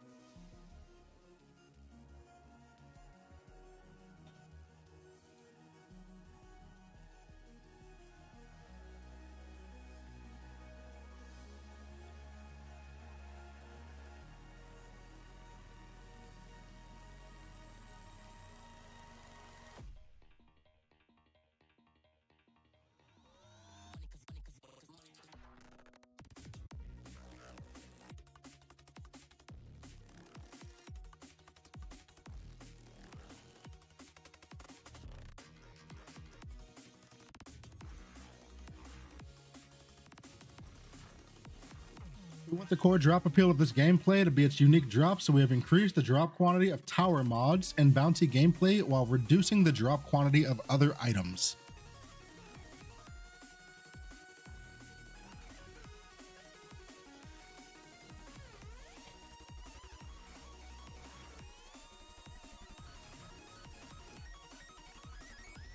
Okay, but like, what if I just want to be a lazy asshole and do a couple bus runs for some raw FE? Don't take that away from me.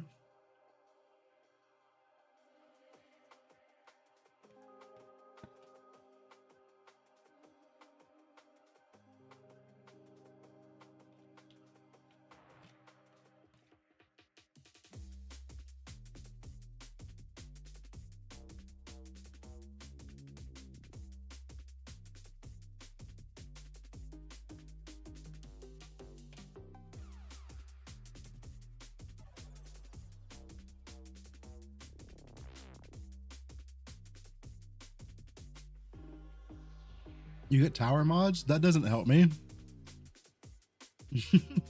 Dude, Outlaw has been the reason I did the testing. Like every time I ran on money while testing, I just did Outlaw, got raw FE, didn't have to deal with the fucking weird ass end of season pricing on anything, and just, it was fine.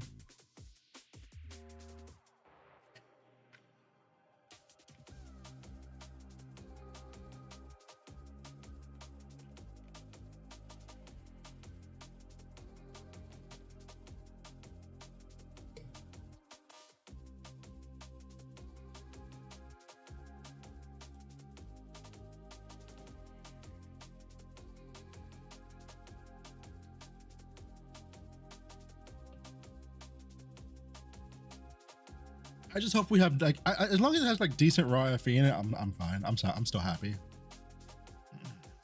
Cause sometimes, dude, sometimes I don't want to fucking wait for shit to sell. I just want to like grab some FE and just like go fuck around and do something with it.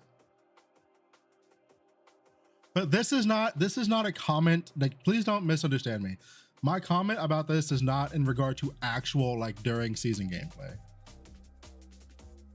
It was just like this, like Outlaw dropping a bunch of raw FE was just really nice while doing all of my testing over the last week or two.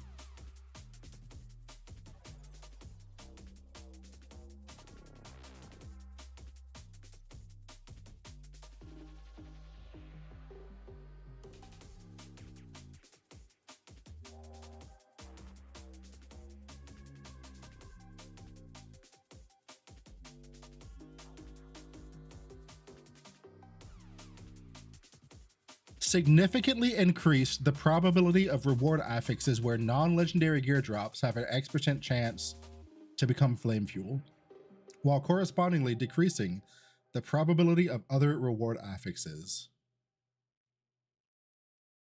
Interesting.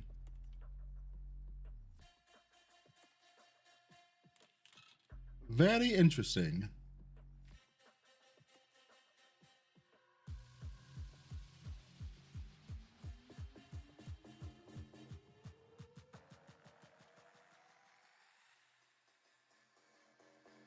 Yeah, now I have to chase it on a fucking card. That's annoying. That's annoying. I have to chase it on a card? Ugh. Chat, if it feels like I'm getting close to the end of my season, just remind me to farm up like a couple of like maybe like 5 or 10,000 FE and just throw it in my stash so that I can test shit at the beginning of next season. Okay? Okay.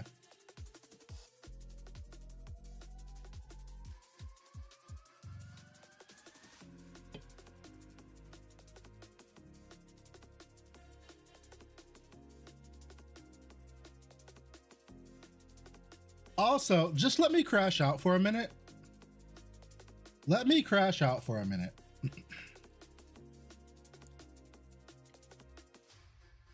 Every fucking season, they talk about, oh, look at this new cool boss we're putting at fucking Showdown 20. Or, oh, look at this returning boss we're putting at Showdown 21. When are they gonna talk about removing Paloma from fucking 19, dude? Do you know how toxic that fight is for some builds? Jesus Christ. There are some builds that you walk into that shit and you're like, okay, bro. Just like, God, that fight sucks.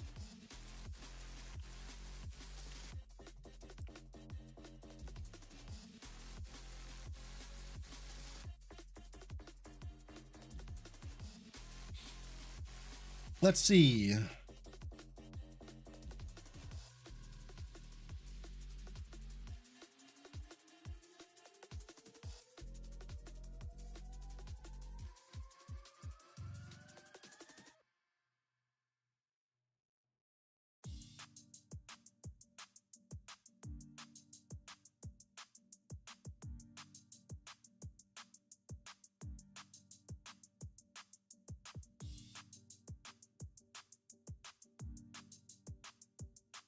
Dude, Gemma 2 looks so fucking good. Gemma 2 looks so fucking good, bro.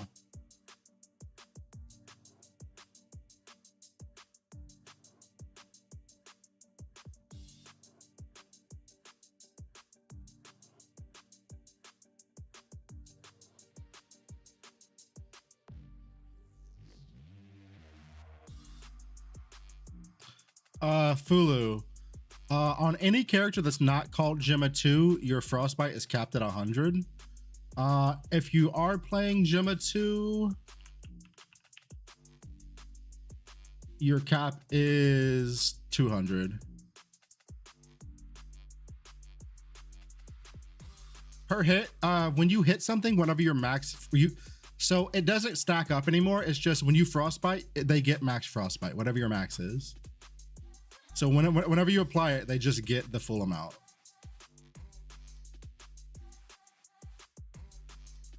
It's not a thing where it like ticks up anymore.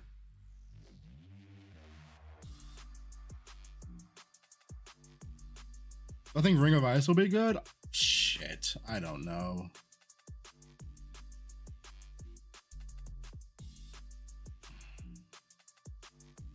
I mean, Ring of Ice always has this weird thing where like it's okay, but not great. But then I don't know. I don't know. It could be cracked.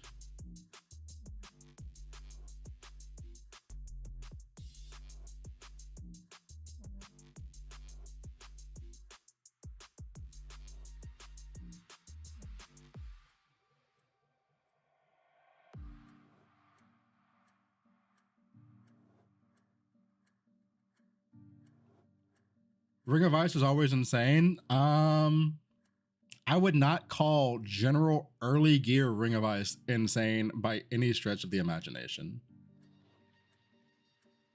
If you're, I was literally just about to say, if your rebuttal to that is you just have to have enough money, that is every build could say that, right? Like once you dump enough money into something, it should be, it's if as long as it functionally works, it should be good. But how does it feel early and mid game is my question. It's like if somebody asks me how I think a skill is going to be, I'm looking at like the progression of the skill, right? Like that's what I'm looking at, like the progression of the skill. Tango's Ring of Ice is probably going to be a good campaign. Let's go find out. We can find out right now, because everybody don't get your hopes up, because them supports might not be until fucking maps. You might not even be able to tangle 150 until 55. Yeah, that's what I was about to go look for. Can anybody tangle until 55? No, nobody gets it before 55. That's literally what I was about to go double check.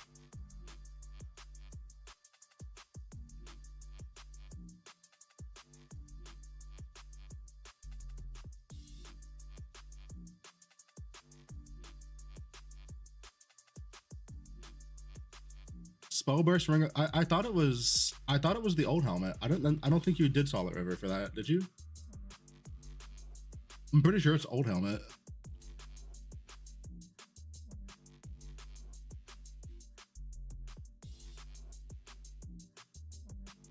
What's the best way to level G2 to 55? I mean, you probably just go Frost Terra.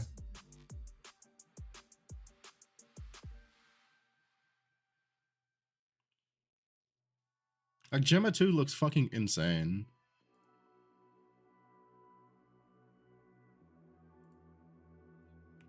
What's the orb?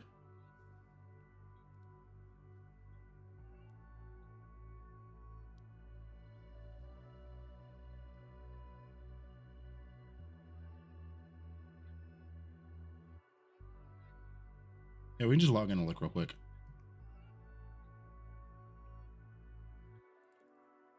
Orb. Why is like orb is not giving me anything?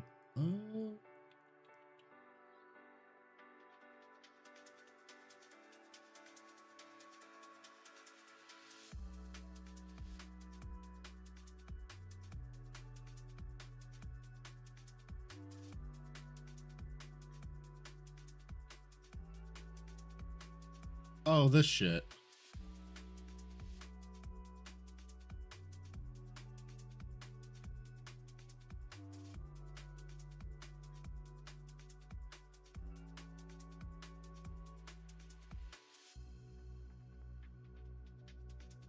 I don't think I've leveled with this before. I've leveled with Terra and I've leveled with Ice Lances before. I don't think I've leveled with Frost Core.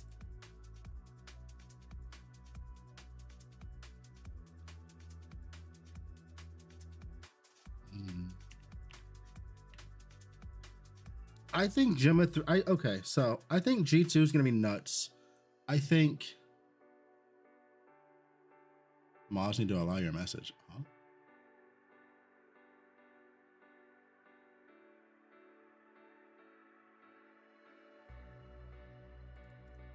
Who is this?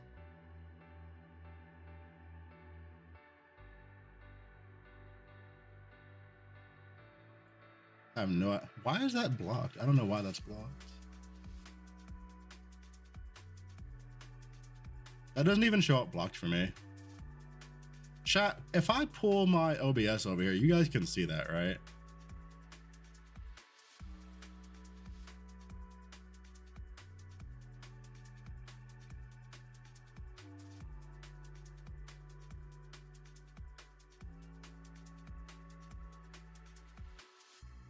Yeah, like it doesn't even show up blocked for me. It's Satika, or however the fuck you say that name.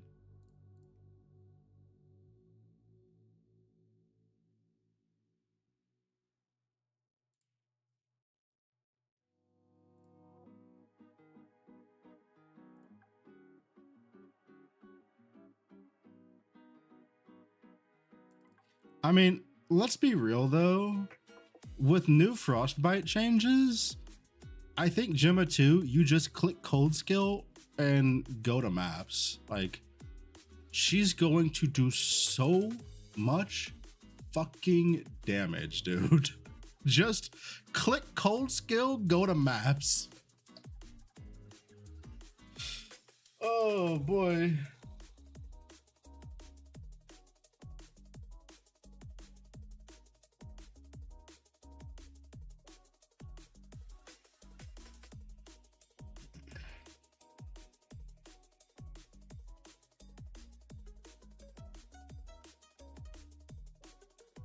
Like, let's actually, we can do the math on this real quick. Let's go look at her. Fuck, dude. Chat, don't talk. Why are y'all talking me into Gemma 2? Why are y'all talking me into a Gemma 2 start, dude? What are y'all doing to me? TA Games, think with a follow. Why are y'all doing this to me, man? I was supposed to play Combo Kitty. I was supposed to play Combo Kitty.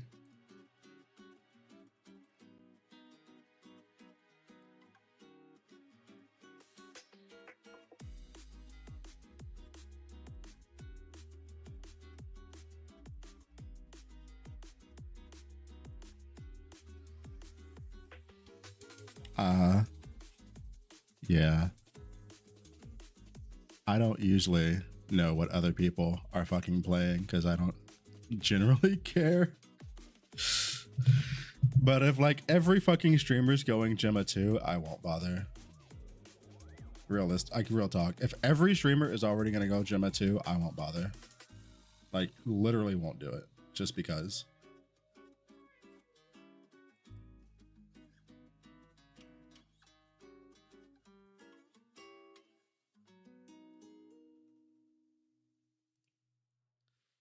Like, if every streamer is gonna play Gemma 2, I just won't touch her. Not until later in the season.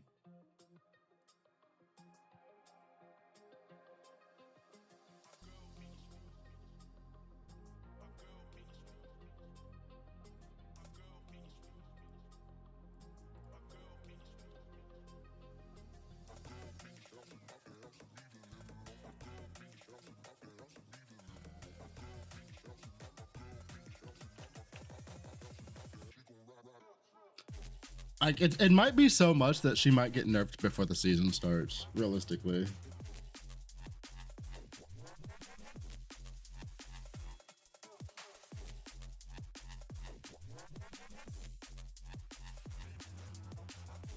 $940. That doesn't sound right.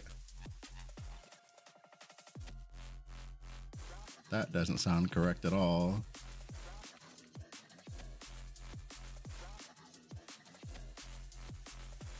Okay, so let's just look at normal Frostbite. Normal Frostbite is 100 and you can get 50% effect.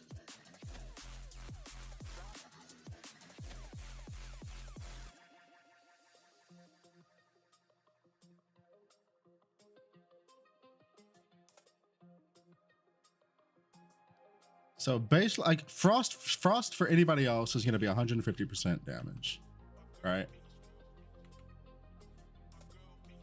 So we're going to subtract that from the total.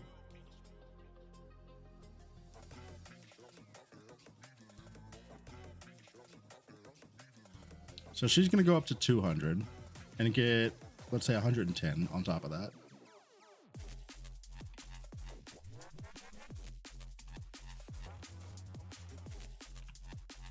Getting 160%.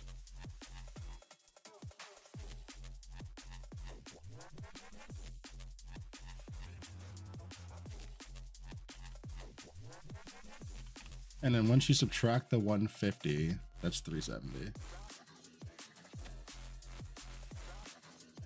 Right? Because you can't look at the 520% additional without subtracting what every other hero would already get just for having Frostbite, which would be the 150. So it's 370. Scaling a little bit higher if you go to like level 4, level 5, right? But at baseline, like at a level 3, you're getting 370%.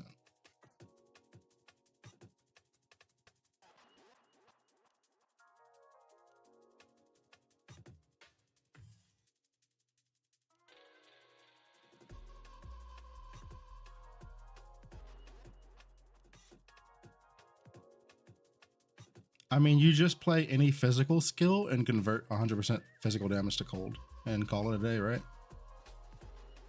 You just pick a phys skill, convert to cold, you're done.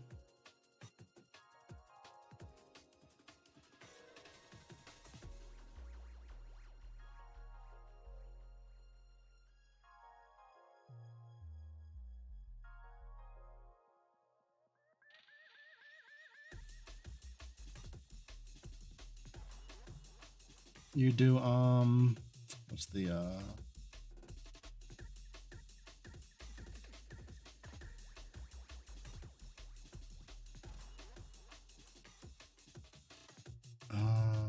let's see.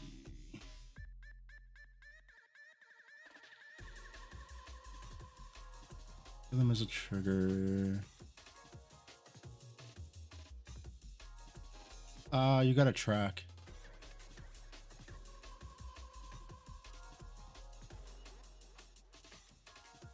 You can go track.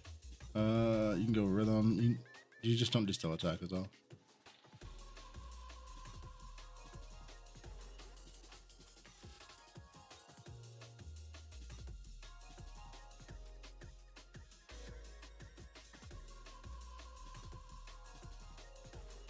.5 is fine, depending on what you're playing.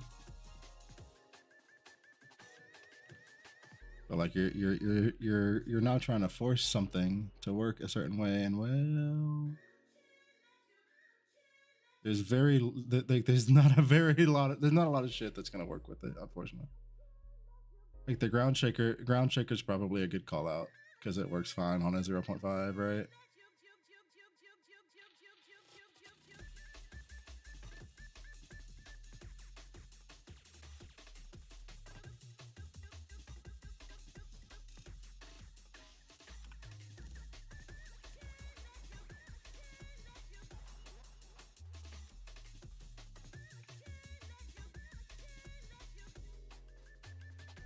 All right, so let's look at the rest of her kit real quick, just so we can get a look-see at what we got going on.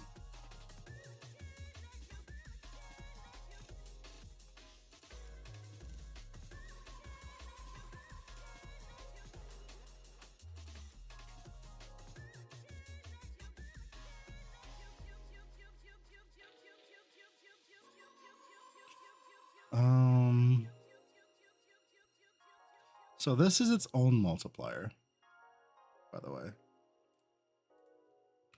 The 5.2 is its own multiplier.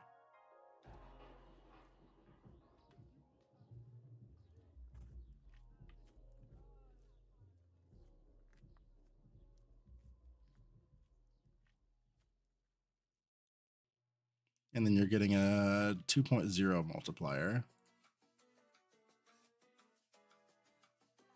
And then what are you getting down here?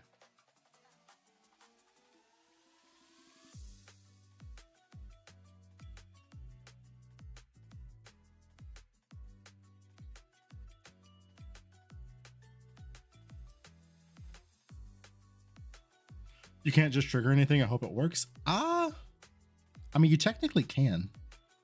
If your build doesn't have anything other than that cares about main skill, then you just put whatever you want to trigger into the main skill slot and then put your other skill in a different slot, right?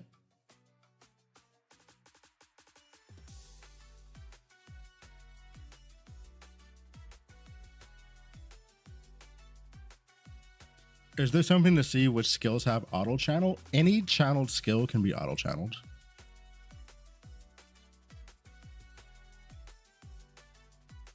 It's just a setting that you turn on in your settings.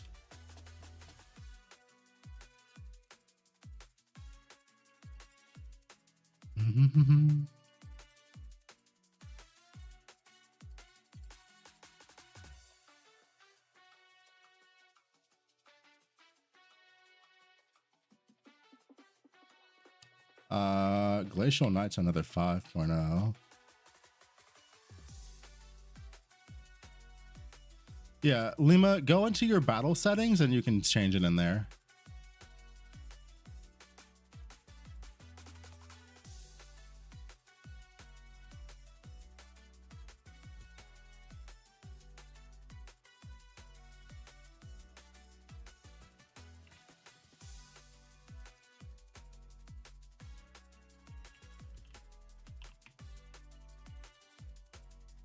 Every channel, if it's a channeled skill, it can be auto channeled. I can't think of a single one that doesn't have that.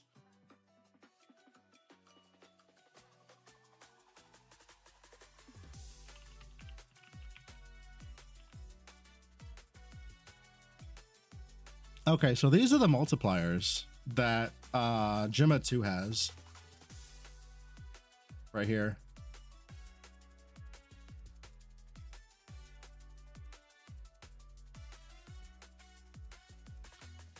I mean, okay, here's the question. I don't think, do we count this as 5.2 or do we count it as 3.7?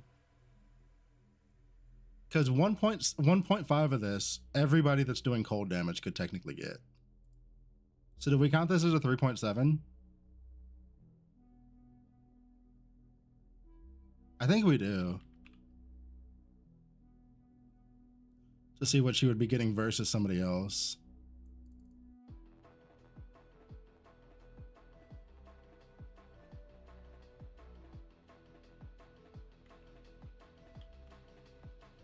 She's getting so 37x multiplier overall, plus 35% cold resistance shred.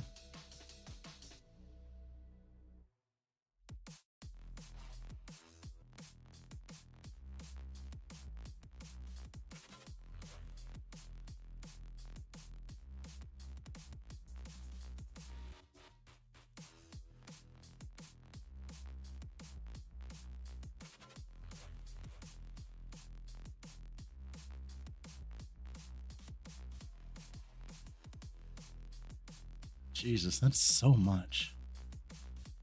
What do other characters look like?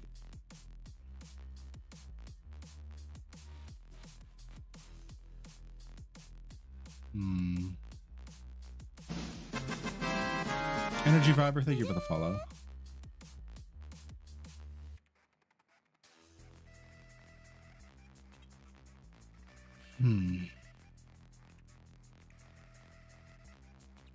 I mean, let's look at the new Erica.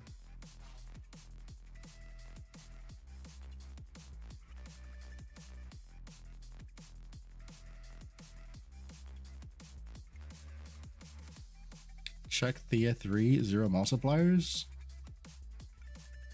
Are you okay? Because that's not how that works. That is not how that works. Thea 3 definitely has multipliers.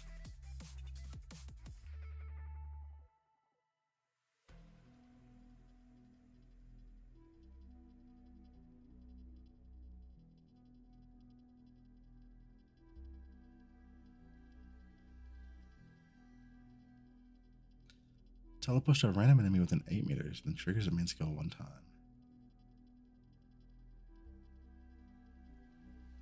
Ooh, chat. Okay, so listen. Here's something I kind of didn't think about until just now. I didn't think about this until just now. But because Vendetta has the trigger built into it, you don't like you can use the like you can use like we just I don't know why I didn't think about this. I haven't used a fucking track in so long that I forgot that it even existed. I forgot like how much, like I forgot they nerfed it and all that shit, right? But like you don't have to, like you can trigger fast shit with her, whereas like we were literally just talking about like other characters, you can't really trigger attacks quickly. She can. She's the only one that kind of can. So how much is this multiplier actually going to be for her, out of curiosity?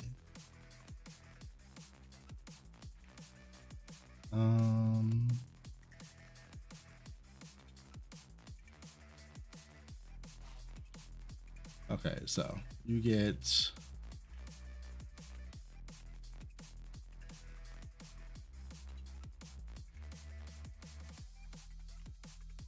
incisive, which is 10% add damage.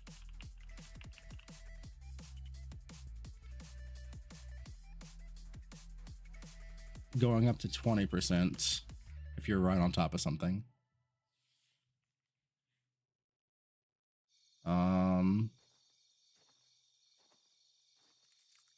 And then Vendetta itself gives you 40% additional damage.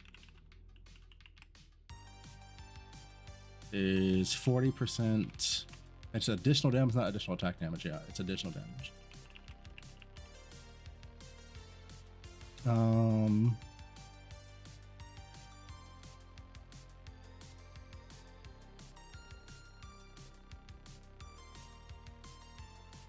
35% additional attack damage from trait 2.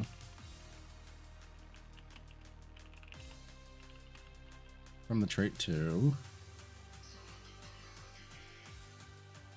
Let's see.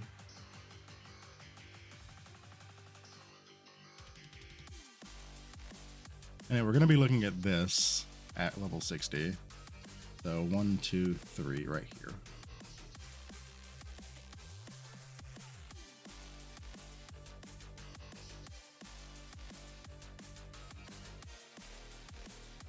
%, additional attack 3. 10% additional attack speed with no cooldown.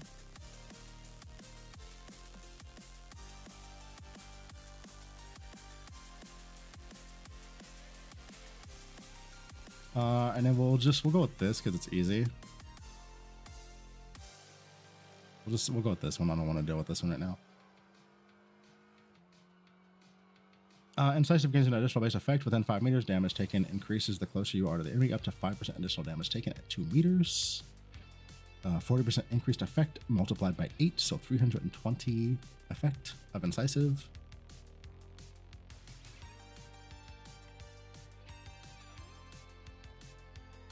So that would make incisive.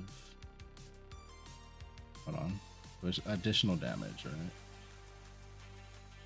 Okay, so that's a separate bucket of 5% additional damage.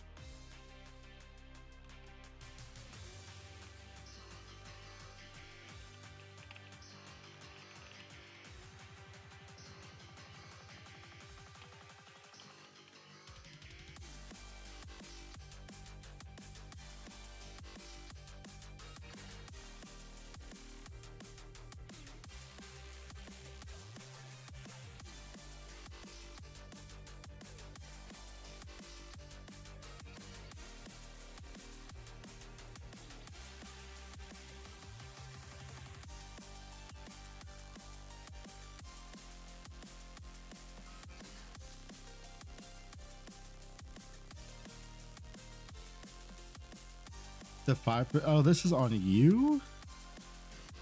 Oh, that's fucking terrible. You're never clicking this. Okay, I guess I have to calc this shit. You're never clicking this. Fuck that.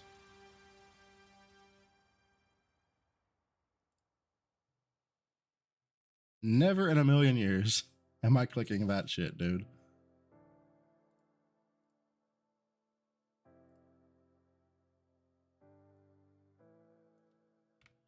Absolutely fuck no. I'm good.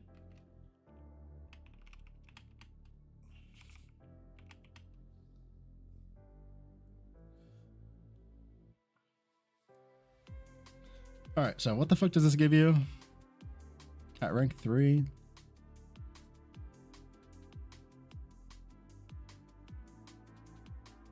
We're just gonna assume 100% critical strike chance. So that would be 33% chance to trigger.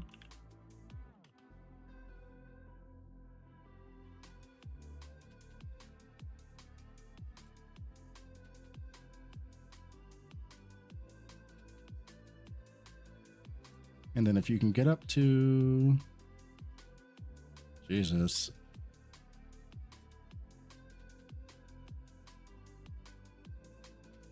Jesus, how? Okay, I don't know what, I'm trying to decide like what a fair amount of critical strike chance would be when calculating this out.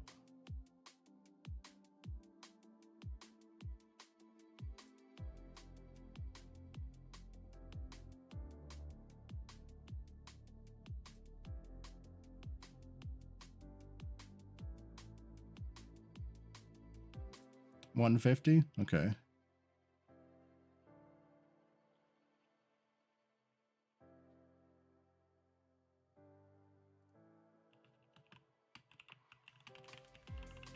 Now here's the question. Because these are on different lines, how do you guys think this works? Do you think it's additive, or do you think it's two separate chances to trigger an additional time?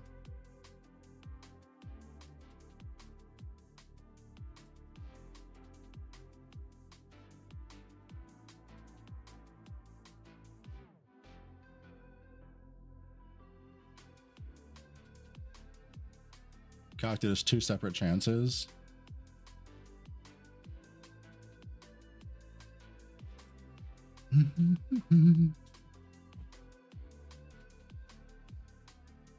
All right, well, let's do that then. I mean, we can do both. That's not a big deal. We can just calculate both ways and find out.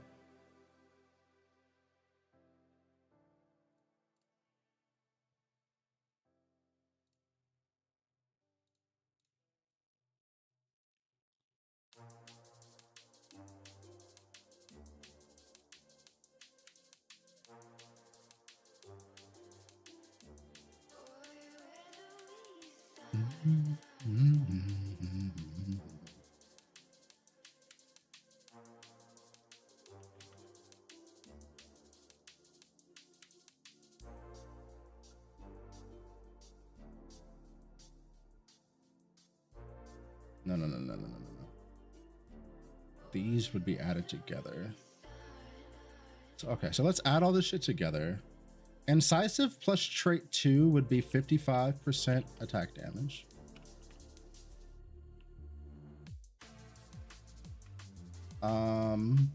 Vendetta itself is 40% additional damage.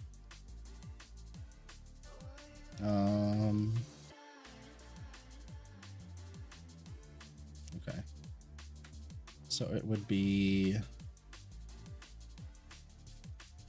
1 times, or 1.0 times 1.55 times 1.4.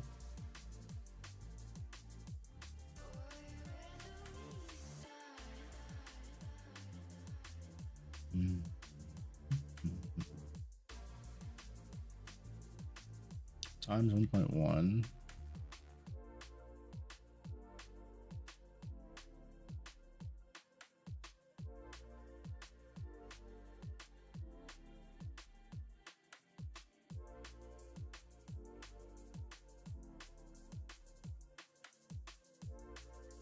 Wait, pause. I did some bad things over here.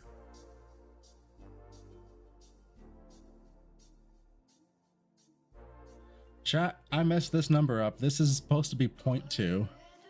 This is supposed to be 0.2 on Gemma. Let's go back and fix that real quick. Or I guess 1.2, not 2.0. That's a huge difference.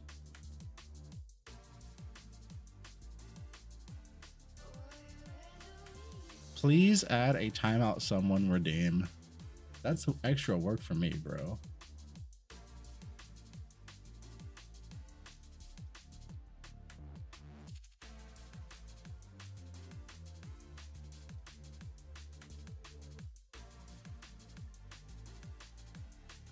I know it's 3 in the morning. I can't do anything about it either. There's one place near me. Do you know how much it costs to order from them? Like, fuck that. There's one place near me that's open and they cost a ton. I'm good, bro. I'm just gonna vibe out with my, what do I have? Popcorn Corners, white cheddar flavor. Here, I'll show here. Oh, I didn't turn the camera back on. My bad. Oh, my bad.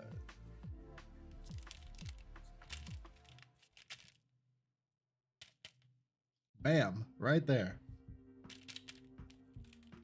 140 calories. Okay, let me rerun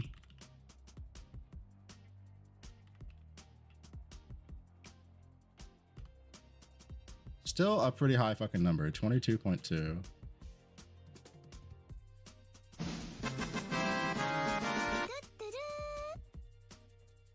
McCott, thank you for the follow. All right. All right, now back to Erica 3.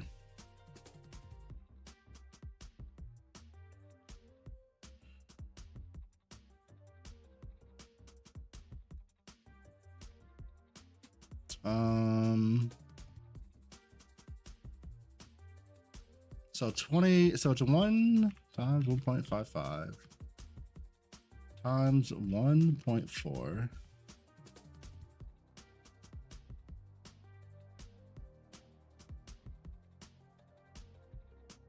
Glad to see me back for the new season. Yeah, I'm planning to stream more going into this year. That is the plan that I've sat down and we've had an internal discussion at home about streaming more this year, just to see how it goes. So I'll have to find something to do when Torchlight's out of season. Philanoia, we're trying to figure out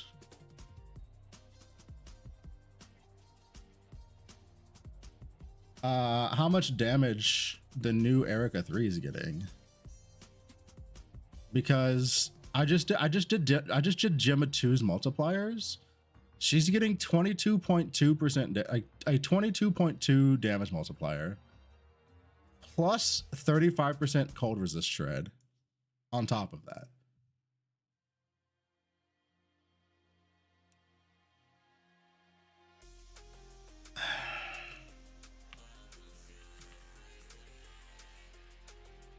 No.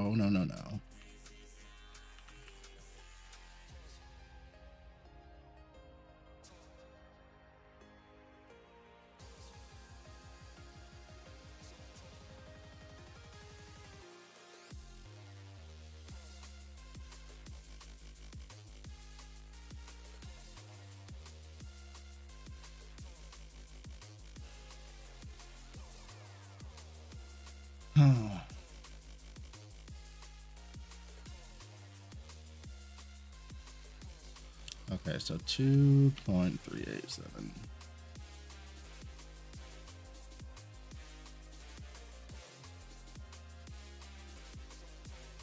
divided by 3. 0.795. 2.387 divided by 4. 0.596.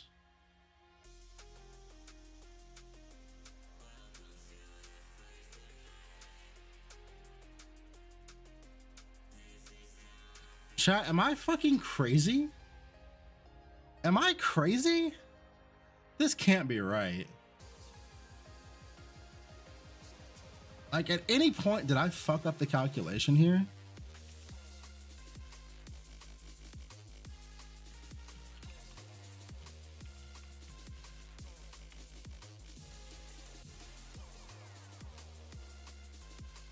That comes out to a total of 3.77.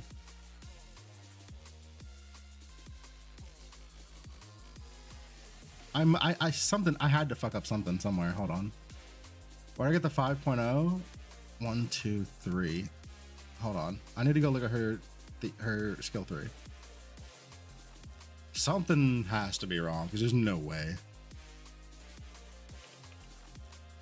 I had to have ran a number wrong. Hold on. It was here.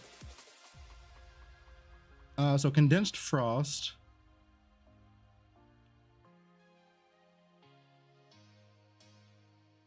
Uh, 50. Thank you for calling that out. That's where I fucked up at.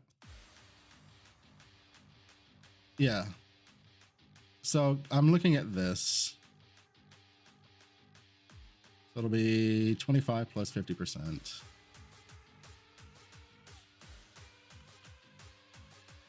$25 times 1.5. It'll be 1.375. Okay. Thank you for catching that. This should be 1.375. Thank you for catching that, bro.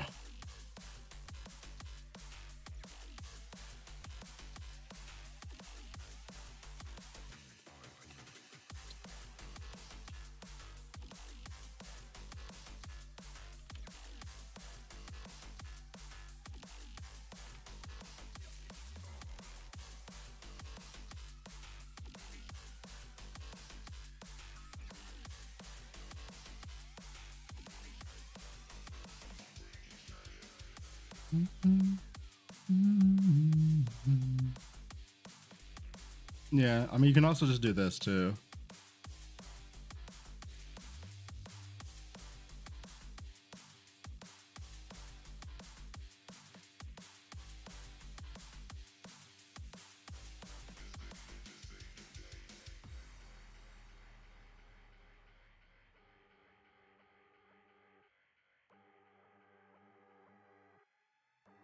Okay, so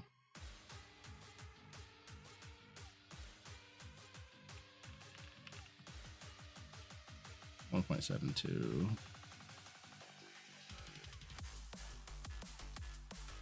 1.2 times 3.7 times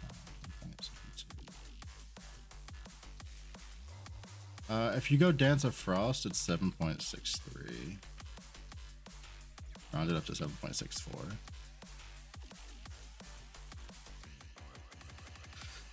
Again, that's on top of the 35% cold resistance shred, which I can't calculate because I don't know the math on the reduction right now. What's going on, Thor? Meanwhile,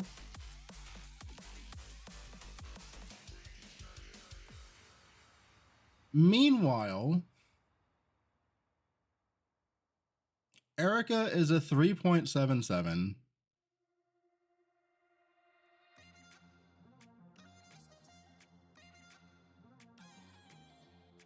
I don't remember the math on penetration, but like, we don't even need to look. Like,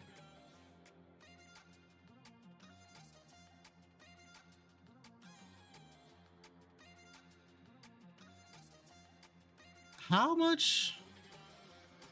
I don't run like calcs like this usually on the hero traits. I kind of just say fuck it and go with it, and I just play the character.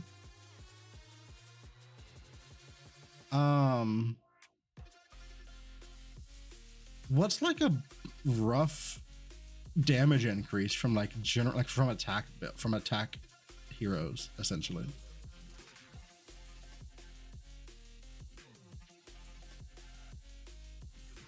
The question is, what skill?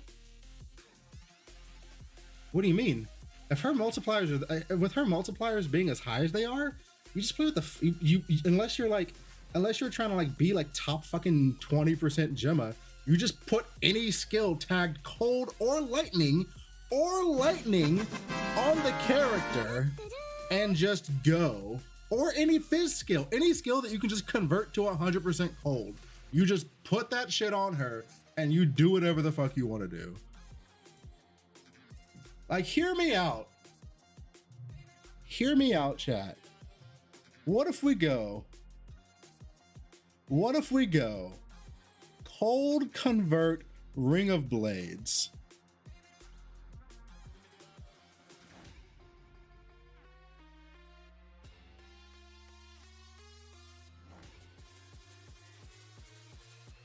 We could do it.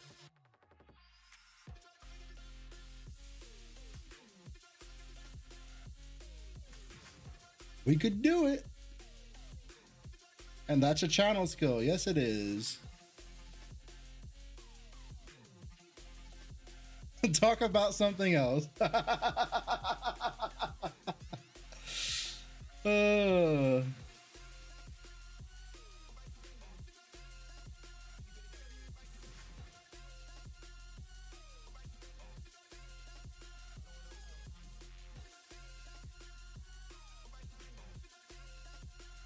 Oh yeah, you can go ice shot. Yep.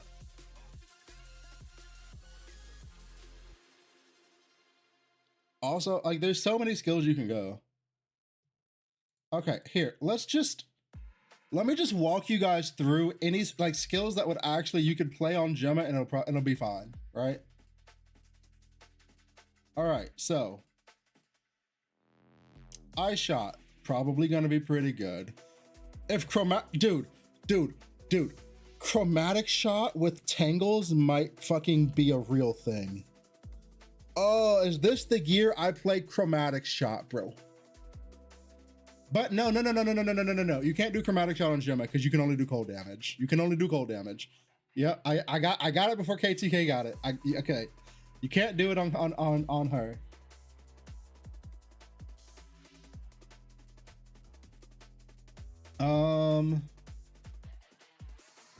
J-Split is convinced Blizzard is gonna be the tech.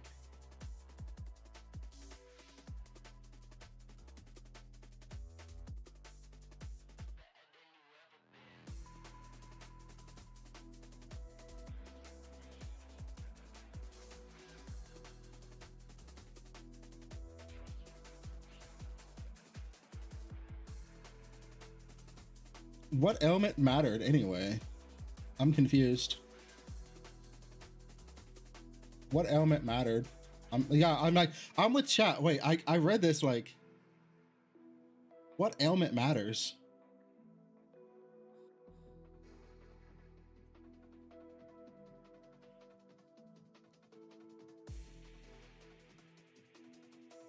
Ice shot is good. Frost impact is okay. Ring of Ice. Fucking how's Frostspike, chat? I know there's somebody that was like trying to make Frostspike work. I don't know if they did. Ice Lances is fine. Frost Terror is probably fine. Like a lot of the cold skills are kind of fine. But you can also convert lightning to cold. You can also convert lightning to cold, so every lightning skill is part of whatever you can do. Anything that is a lightning skill, a cold skill, or a physical skill.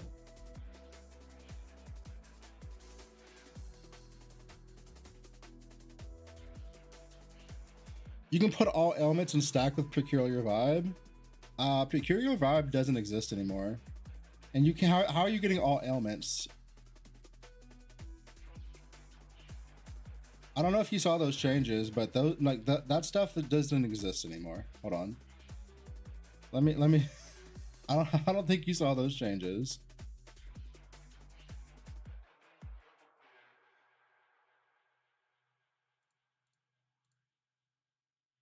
Yeah, Dirty Tricks and P-Vibe are both gone.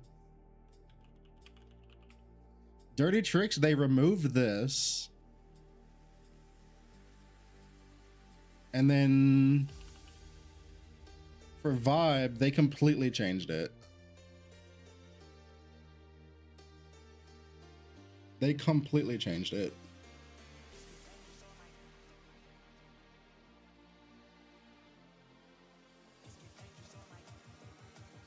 I don't know. I'm so confused. What do we do? Why? What does ailments have to do with? I'm just so. What is the plan with ailments and Blizzard? I guess that's the question. What was the plan with ailments and Blizzard now that that line has been removed? Because I'm not sure I understand.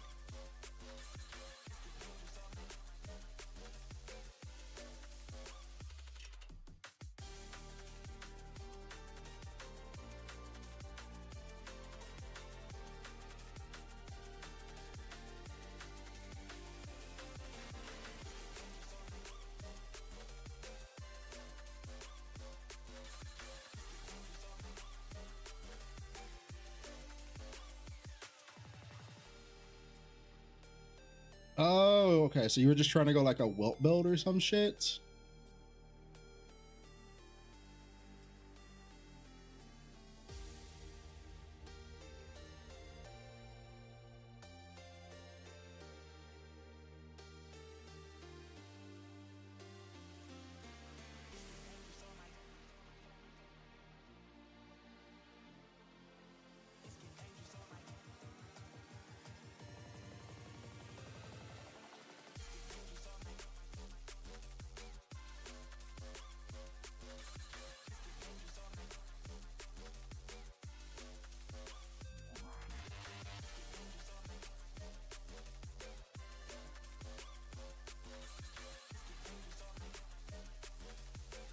I mean, right now, in my opinion, in my humble opinion, until we get into the game and like we actually really start fucking around with ailments, I don't have faith in ailments currently. We'll see.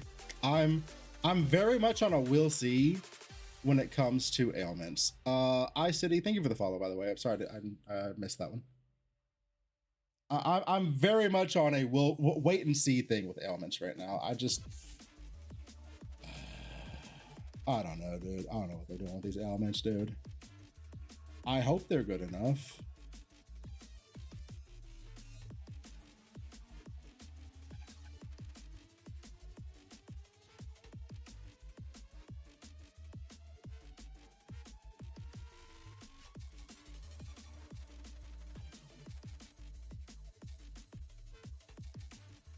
Yeah, Vile also got deleted. Awesome.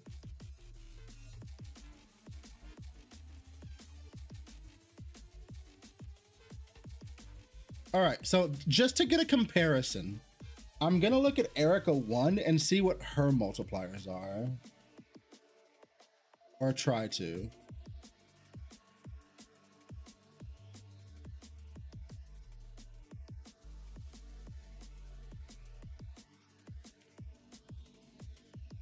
Just to compare her to this right here, because this is what I got from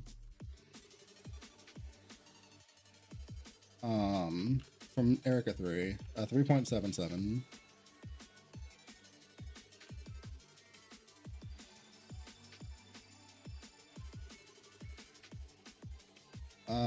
So Stalker is 13% additional. Multi-strike. Stalker lasts 3 seconds, so 13 times 3.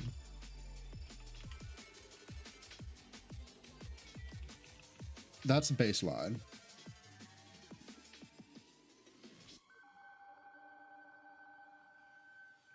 Level 10 multi-strike, 12% additional attack damage. How much is... What are you getting from a level 10 multi-strike? I need to see.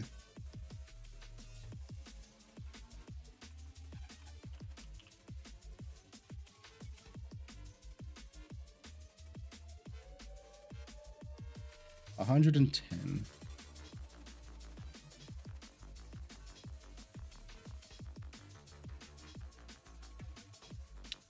Okay.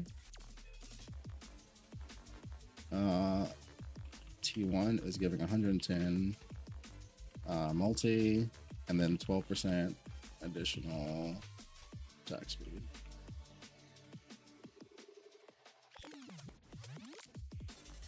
Fulu, did you see the last line? Did you see the last line on Chaos Abyss? By chance, I don't know if you were here. Were you here for that? Because that last line kind of scary, man. That last line kind of real scary.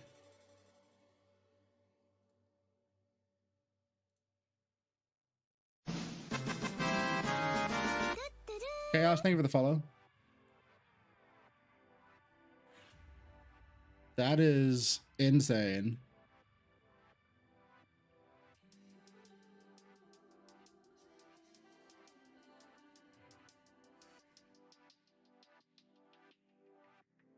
Insane.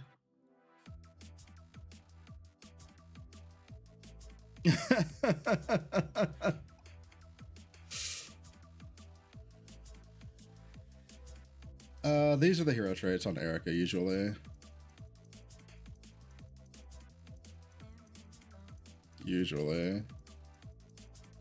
This is what I usually use. That's okay, that's what I usually use. 211.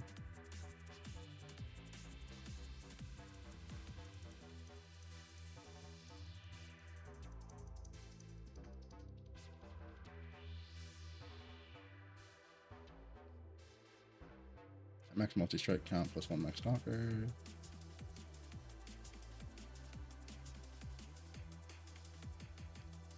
So that would be trait 2 is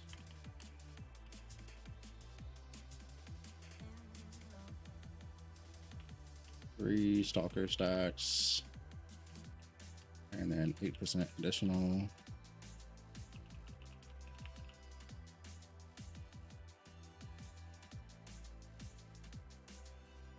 At what level would a Ring of Blades be playable? Hold on.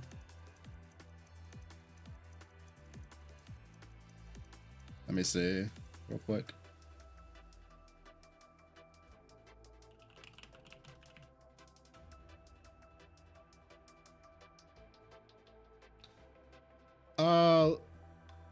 Lima, you literally can't even buy Ring of Blades until level 50 unless you get somebody to level 7 and mule it. But then you need to get the conversion as well.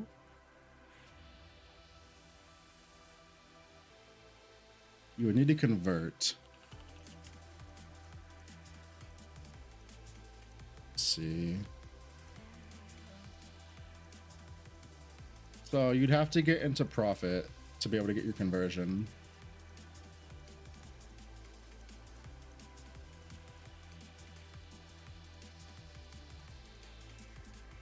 Yeah, that's pretty far into profit.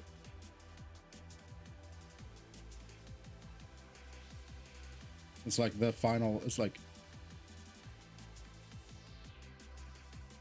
so you'd have to play something until you can get to this point, basically. And then you could play a physical skill.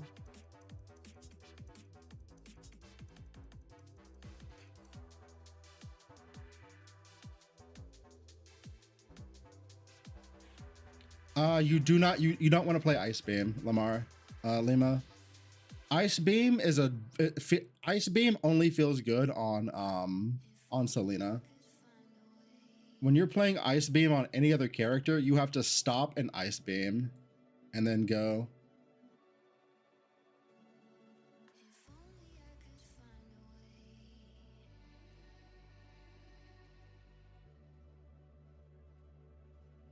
All right, let me get back to this real quick. And then T3. Multi-strike count.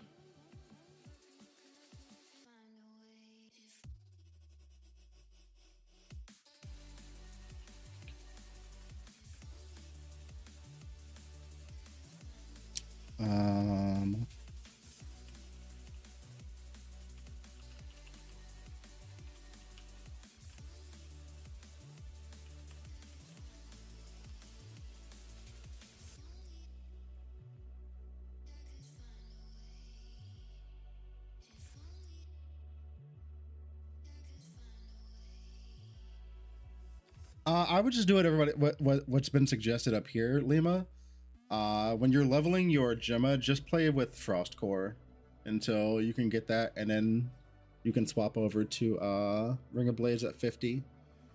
Or you could like level a Selena or something to level 7 and mule it over to yourself, and then you can play it as soon as you get that point. It's really up to you. All right.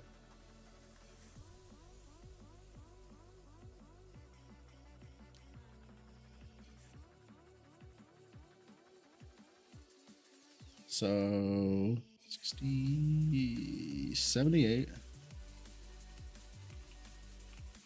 So 1.78 from Stalker. 12% AS.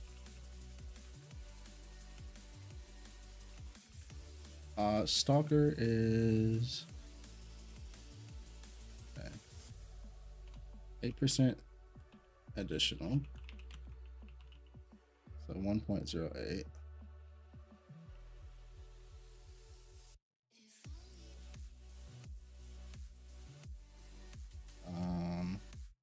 Minus 1.06%. So times 0.94.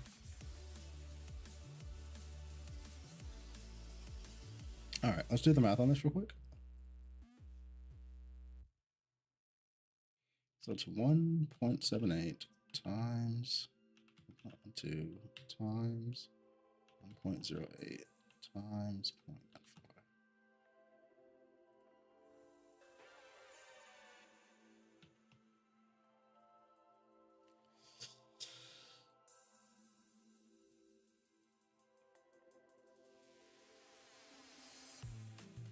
Okay. So Erica 1's multipliers come out to 2.02. However, comma, her traits are just intrinsically tied to multi-strike.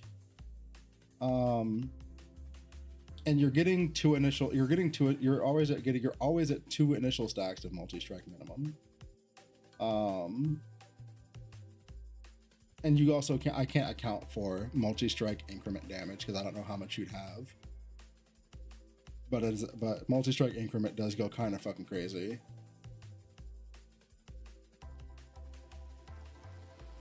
Yeah, it's really hard to decouple that.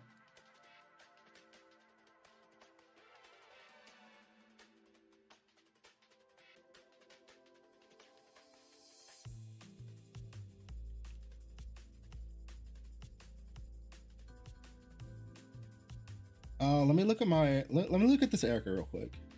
Let me just see.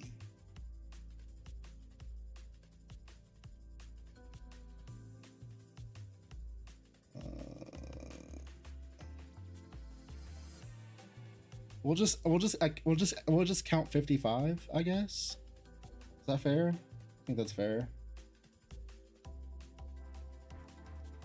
We'll just count 55 to try to like kind of figure it out.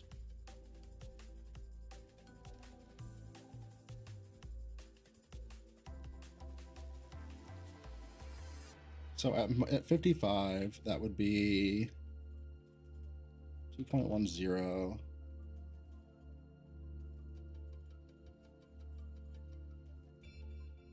And then 2.65 averaged out.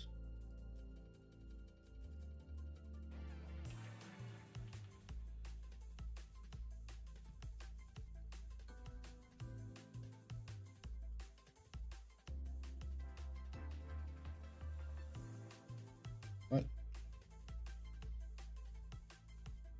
Oh, God damn it. Plus 2.65 to 2.37.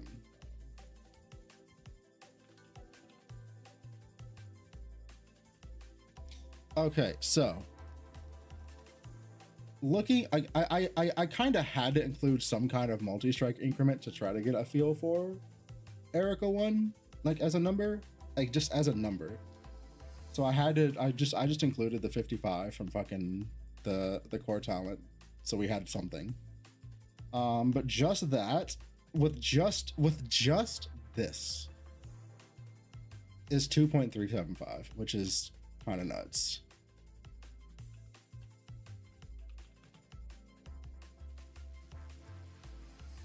So with the 55 increment from the talent, from the core talent, you would get basically 4.8 x multiplier.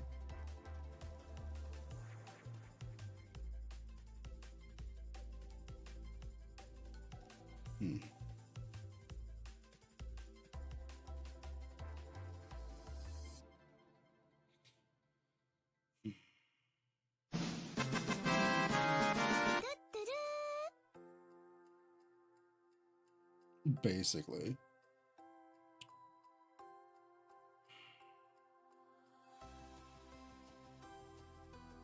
Ruta Bondria, thank you for the follow.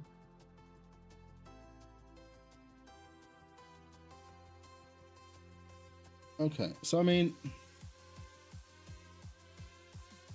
mean that doesn't sound terrible.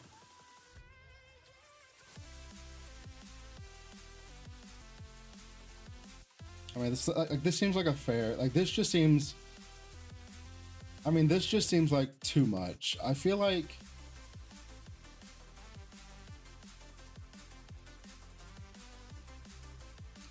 subtract the multi-strike that anyone else can get if we're doing the same thing we did to Frostbite.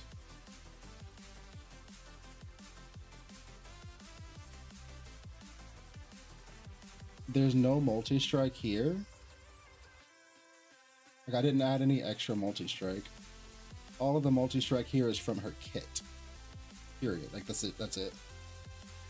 There's no extra multi-strike included. Like, this is just from her kit, right?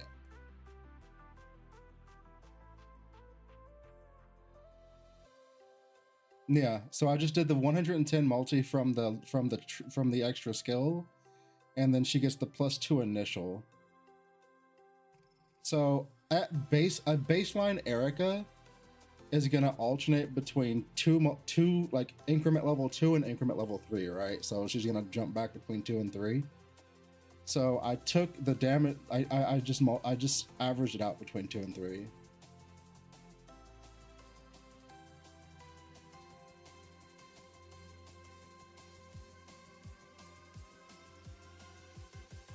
But again, there are some allotments being made up here as well. Like, I don't know how much critical strike chance we're really gonna have on an Erica.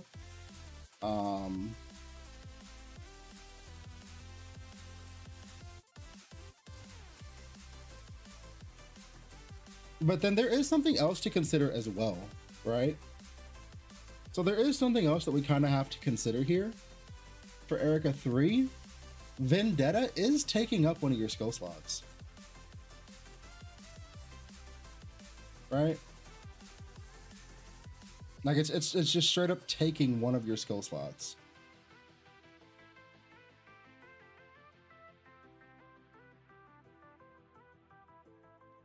It is, yeah, it's taking up the movement skill slot, essentially. Does that matter to anybody? I guess not.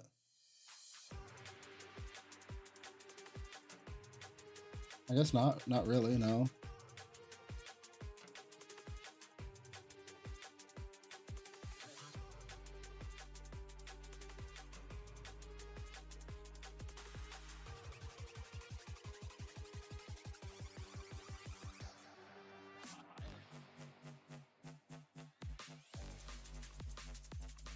I don't know.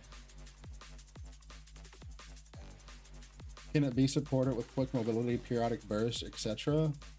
One would assume. I suspect it's just a mobility tag skill, but we don't know because we can't see it. You can't see it on TLIDB. It's not, it doesn't, like, you can't see the specifics of the skill anywhere, as far as I can tell. Maybe somebody else knows where to find it, but I can't find it. I looked.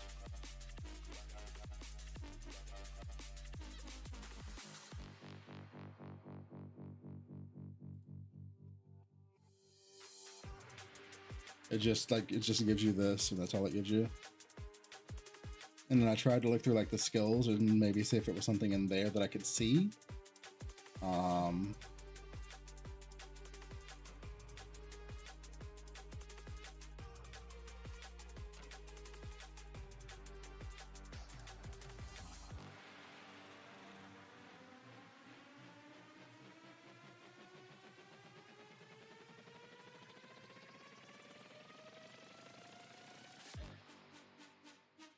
Don't remember if they showed it in the video.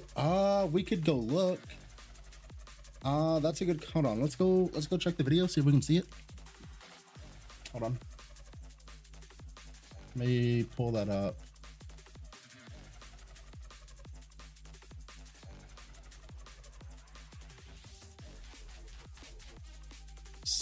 Let's see. I thought I had the fucking trailer pulled up though. I not.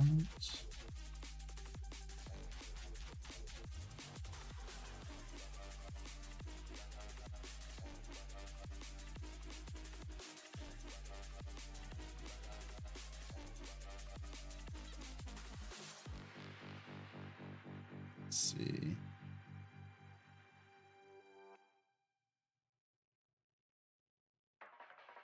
Seasonal mechanic.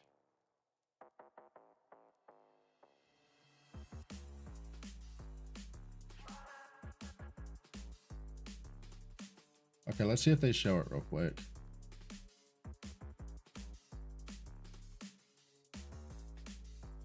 Ooh, I don't like that. Did you see that? Ooh, I don't like that. Oh, wait. Oh, no. Okay. Okay. Okay. Ugh, that's yucky. Did you spy what I just spied? Did you spy what I just spied? This character that they're demoing has to use Spiral Strike in between packs. Because Vendetta only teleports you if you have a target. And there's a maximum range on the Vendetta teleport. So you still have to have a movement skill in there somewhere. Okay, so it is like the fact that it's eating up. So the fact that Vendetta is taking one of your skill slots is actually a thing that you need to consider. Because that's one less skill slot you have on your character. I don't like that at all. I don't like the Vendetta being on your skill bar. I feel like that should have just been like on the F key, like it's been on every other character. I don't know, dude. Maybe it'll be fine. I don't know how I feel about that. The more I think about it, is like we only have 5 skill slots, and she's the only character that just eats one.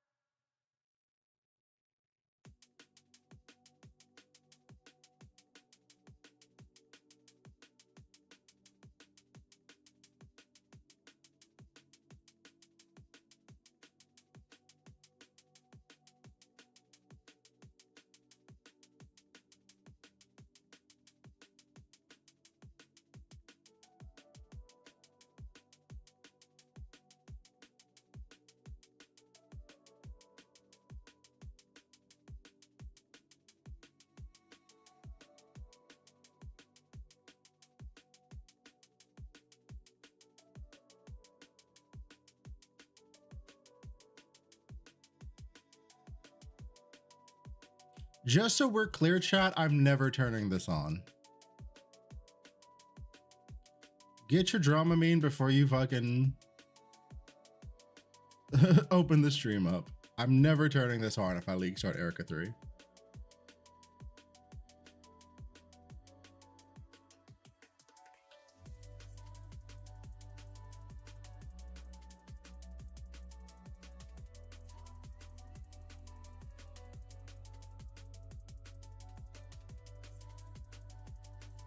Okay, they did not, no, they didn't show the fucking, they didn't show it. Hold on, can I maybe see something in the demo? And you can't see anything on the demo because they have the skill bar turned off. You can't see the skill bar. So you can't see like if there's anything linked to it.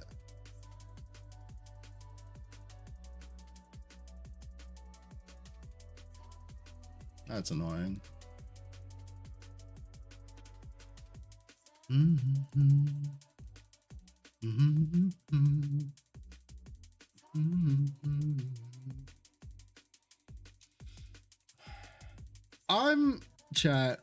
I'm gonna be honest, dude. If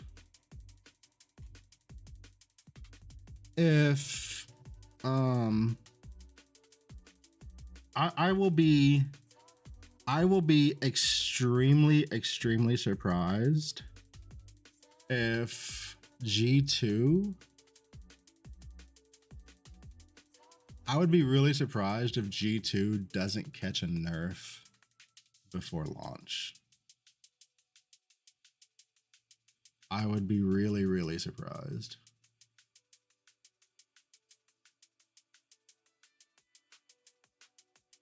Her numbers just look out of this fucking world.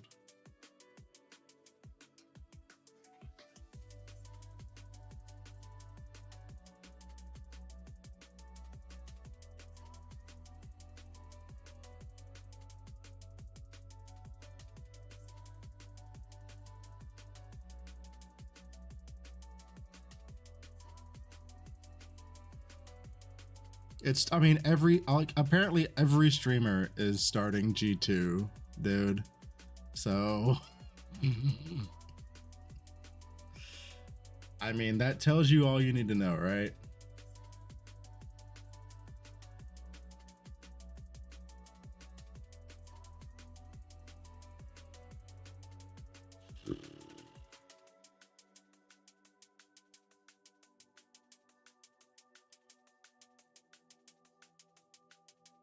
I mean, here, let's go look at another character. We can go look at, like, Gemma 3 is pretty easy to math out, right? Like, her stuff is pretty straightforward and easy to do the math on.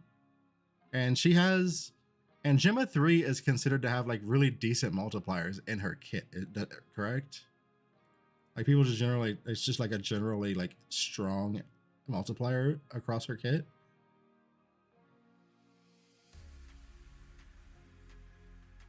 So we can just do Gemma 3 real quick as a comparison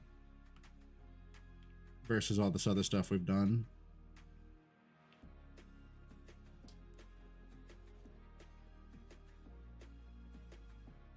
Master Honey, created environment is one,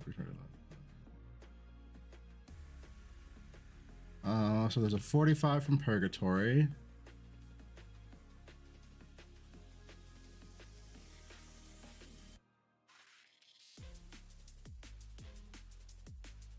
And then there's another 45 there.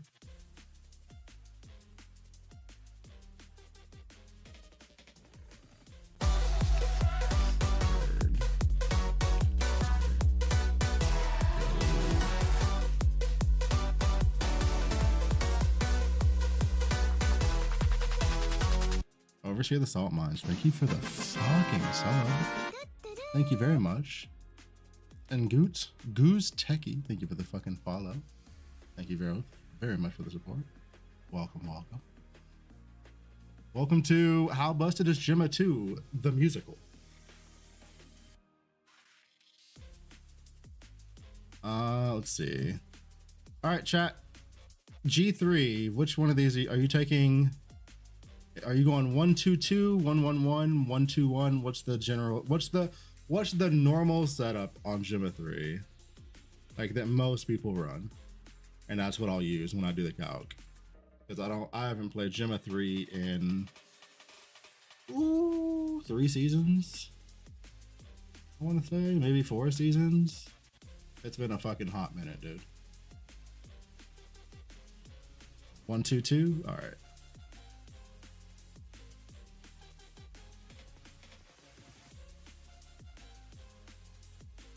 For every second Purgatory is active, additional damage until Purgatory is lost or new Purgatory is cast. 5 seconds, 8-second cooldown.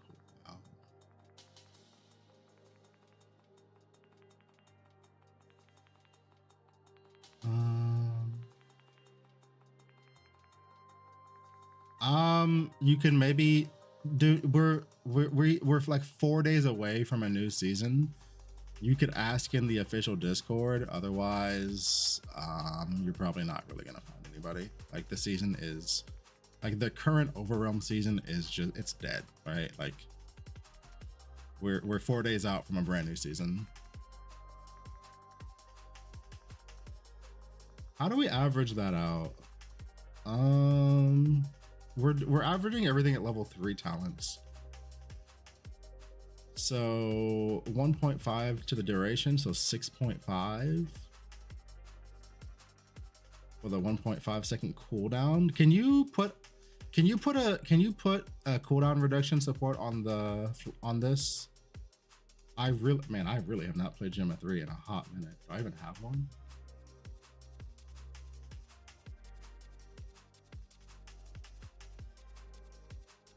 Do I still have a gem at 3? Dude, it's been like over a year since I played this character.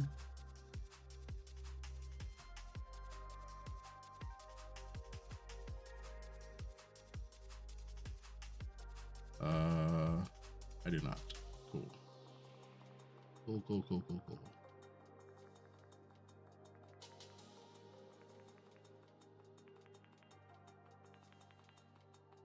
Let's see.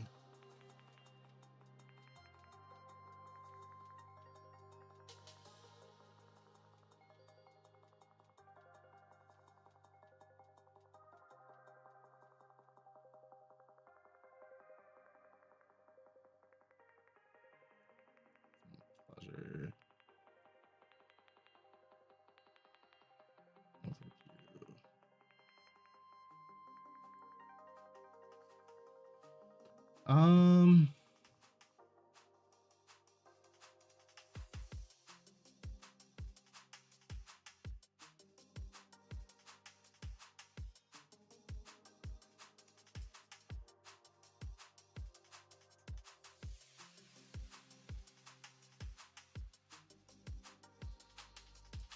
Okay, so 6.5.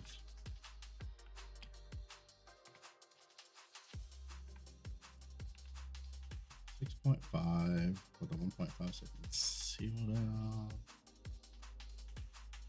We're gonna have to average that out. 2, 6 points.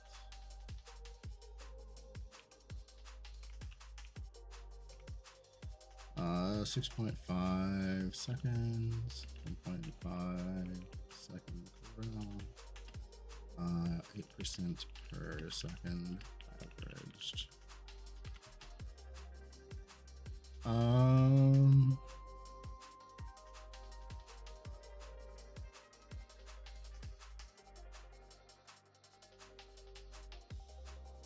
Converts 100% of physical damage taken by enemies within the range of Purgatory to fire damage.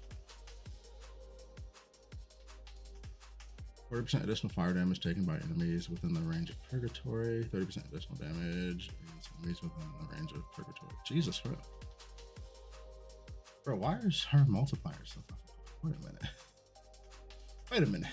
Why are her multipliers so fucking high? Hello?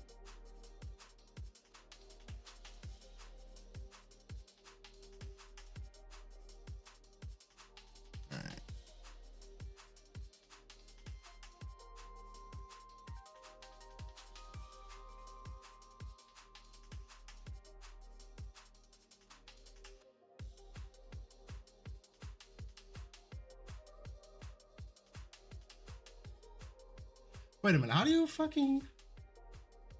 you actually math that out on her? Do you add the 45s and then multiply that by 2 charges?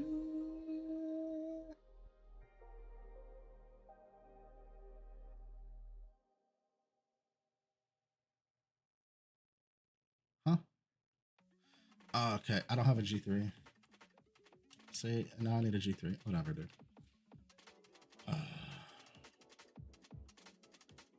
I need a list of just what every fucking character's multipliers are.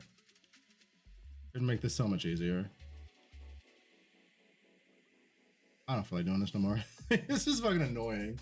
Like trying to like remember how all of this shit stacks is so fucking annoying because none of it's clear. Like how does this stack with this?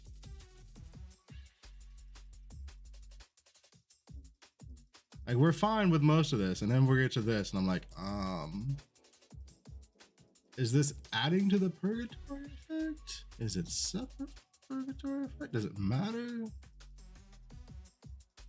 It has to be added, right? So it's just 90%.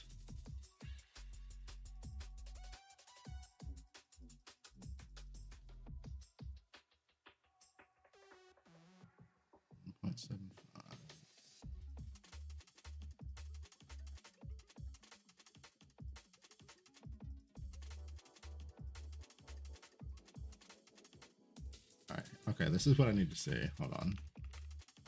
So you have 2 charges. The first one's gonna last 6.5 seconds. So it'll be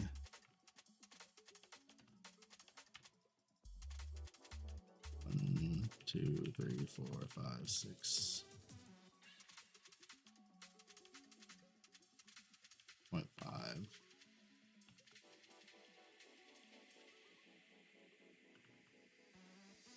And then nothing.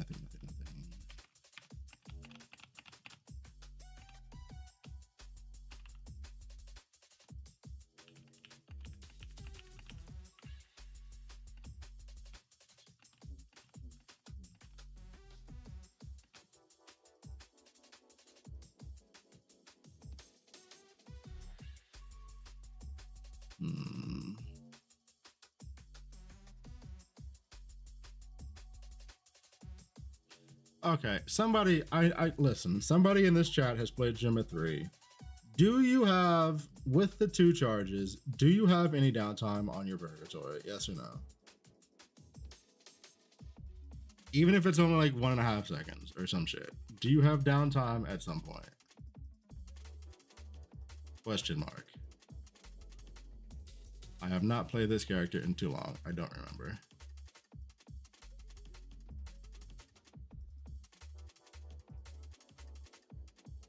No downtime, but it resets. Okay, thank you.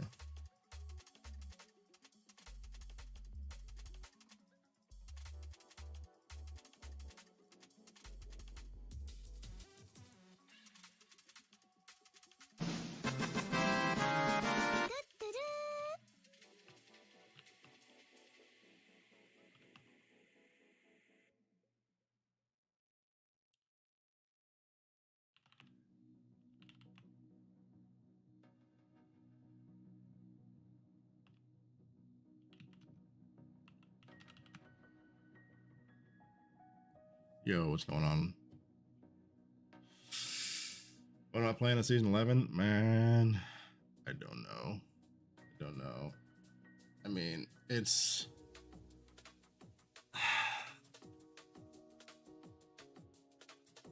Surely Gemma 2 catches a nerf, right? Because this is obscene.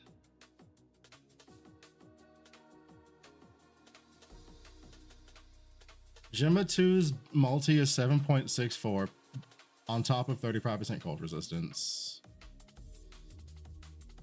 It is obscene.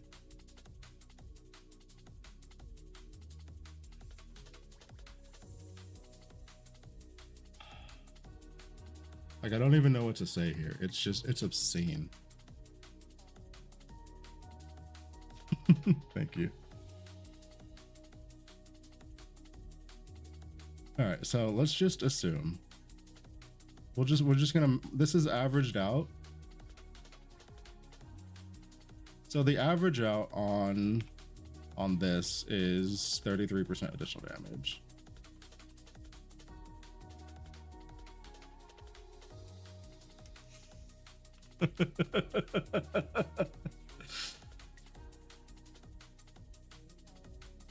If she gets a 30% nerf, is she still crazy? I mean,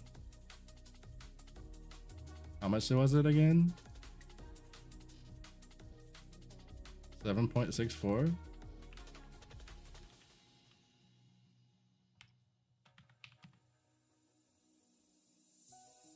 At a 30% nerf, she'd be at 5.35. Plus the 35% cold pen. So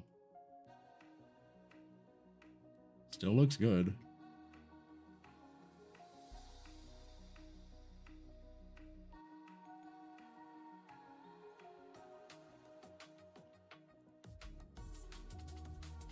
Okay, so Gemma's is actually really easy to figure out. Gemma 3 is basically a 90, a 33, and a 30. So this is Gemma 3, basically.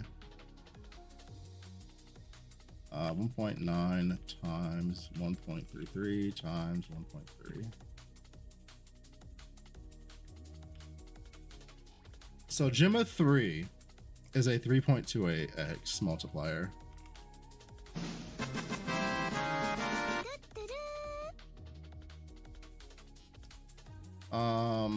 Erica 1, if you take into account the 55 increment from the core talent, is a 4.8. Erica 3 is a 3.77. And then Gemma 2 is a 7.64 plus 35% cold pen. So,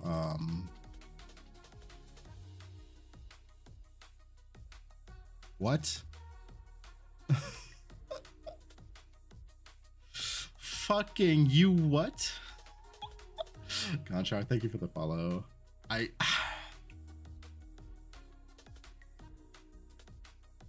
What is there to say? What the fuck is there to say? And you can play any cold skill, any lightning skill, or any fizz skill, because you can convert both lightning or fizz 100% to cold, no issue.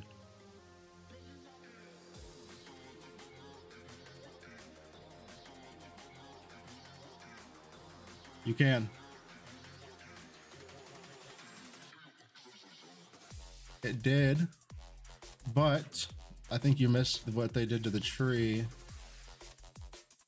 They put talents in now. There's a talent in the tree that gives you 50% lightning to cold, and then there's a talent that gives you 50% lightning to fire. You can still get 100% cold to lightning to cold.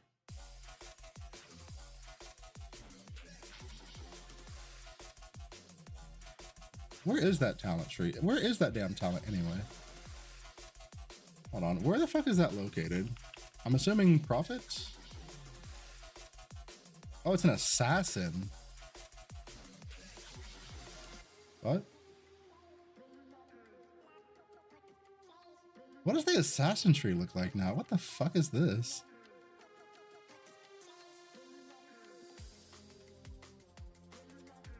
Chat, this is the assassin tree. As you can see, we've got like some great talents just going throughout. I really like the way that they set the tree up.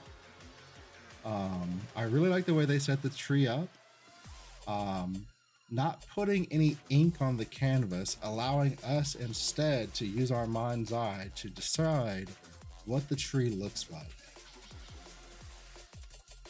Yes.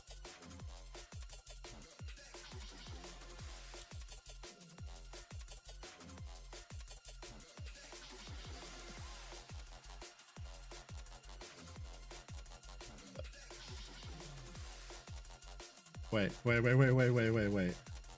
I got it. Wait. Hold on.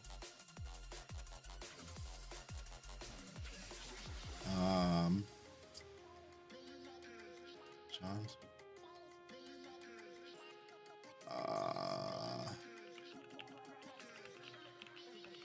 I got it.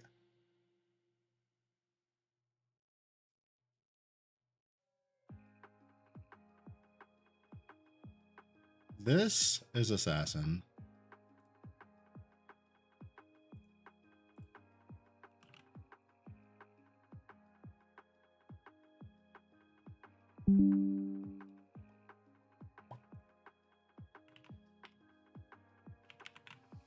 Right there. That's Assassin. Assassin is John Cena, dude. You can't see him. That's the whole deal right there. Assassin is fucking John Cena.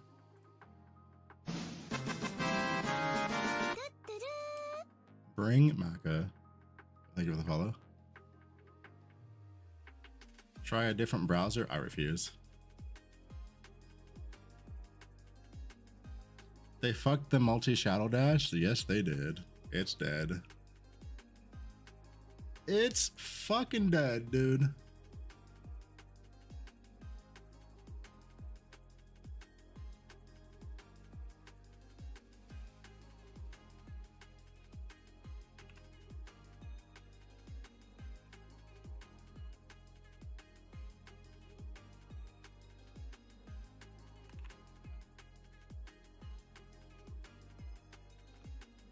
What's the change? Try this link instead. Let's see.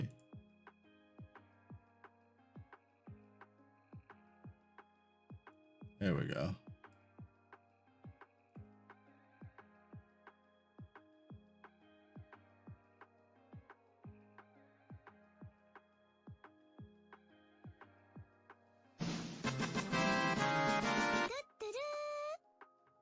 Yo, Kevin, 1234, 1234, 1234. Thank you for the call. Welcome in.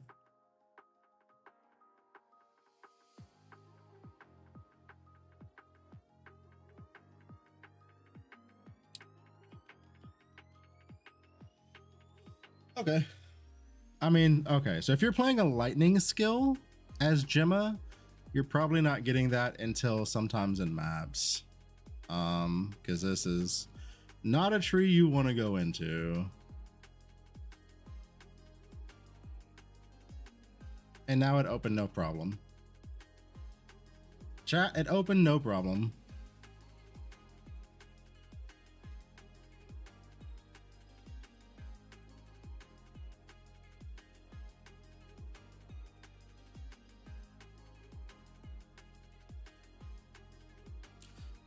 I don't know. How are they not gonna nerf this before season starts? It's fucking ridiculous.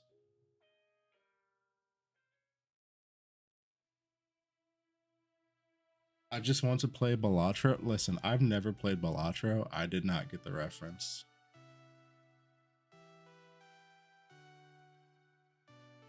It's odd that they're in the assassin tree. I agree. I don't. It's really weird. Really weird. Hard fucking agree, dude.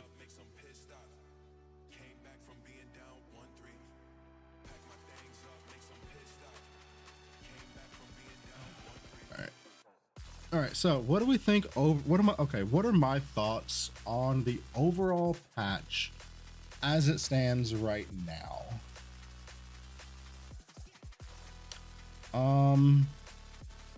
The changes to Bing 2 were fair and about in line with what I was expecting.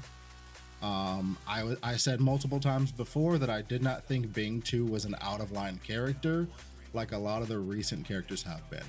I think we can all agree that Thea 3, Rosa 2, and Iris 2 were all well and above the performance of Bing 2 at their release. I think he was very much in an acceptable spot on release.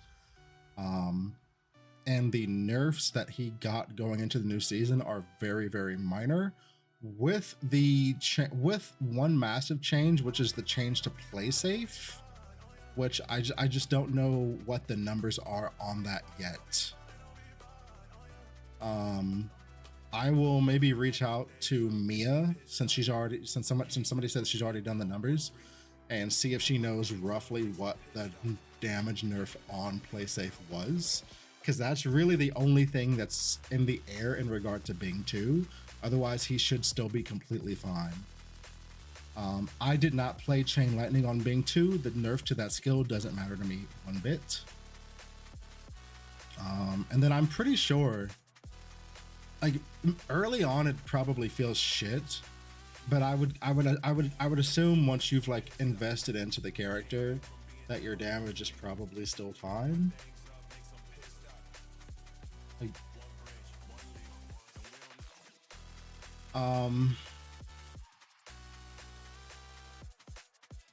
I don't know if I'm going to be suggesting people start mind control this season.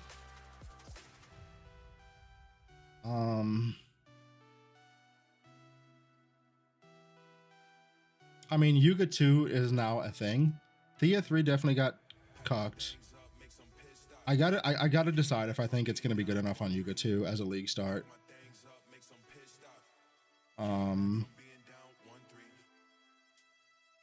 Losing 20 movement speed is not nothing, and Yuga cannot make up for the movement speed. And when I do a league starter, I care about how the character feels early. I don't give a fuck how the character feels after you spent fucking 5,000-6,000 FE on the character and you're fucking trying to like blast through profound. I care about what is the average person gonna be feeling like day 1, day 2, day 3 when they're fucking trying to farm through their tier 8s. I'm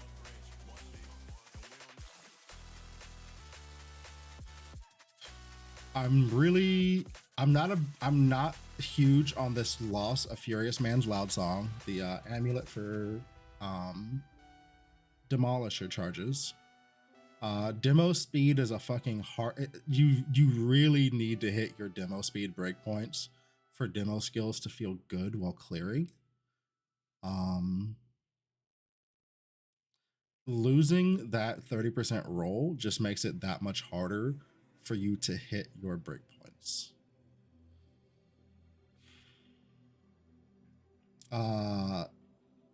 Cold Frostbite looks very strong. Gemma 2 looks busted to the point that I'm expecting but don't have any information in regard to a preseason nerf.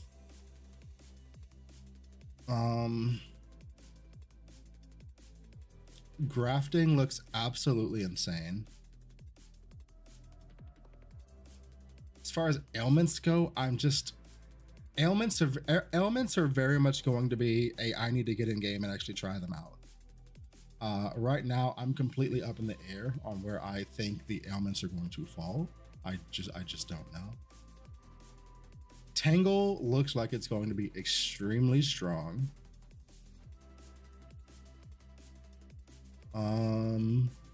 New Overrealm tree looks really, really good. I'm very much looking forward to getting in there and farming out some Overrealm.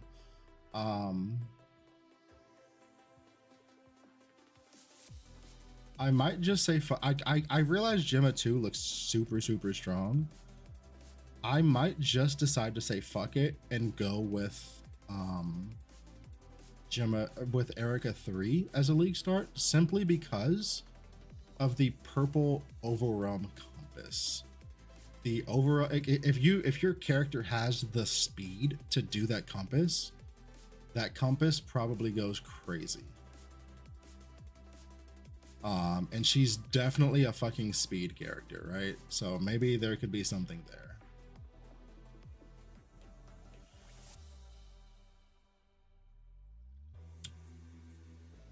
Overall, the season looks really good. I mean, there's definitely some things on this list that I'm not happy about.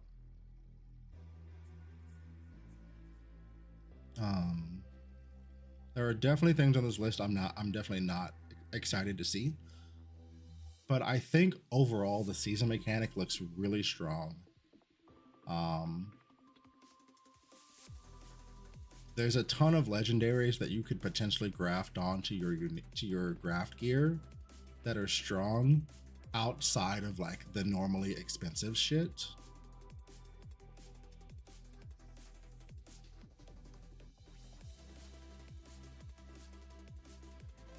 I'm not sold on Vendetta deleting one of your skills. I'm not a fan of the fact that it deletes one of your skills either, but I mean, if you think about it, I mean, one way to look at it is like it's replacing an empower skill with a stronger empower skill, right? And you don't have to use an activation medium on your main skill. So I guess that's one way to look at it. But no, I'm definitely not a fan of it being on the bar like that. All the math, yeah, I did all the math with level 3 hero traits for Flanoia.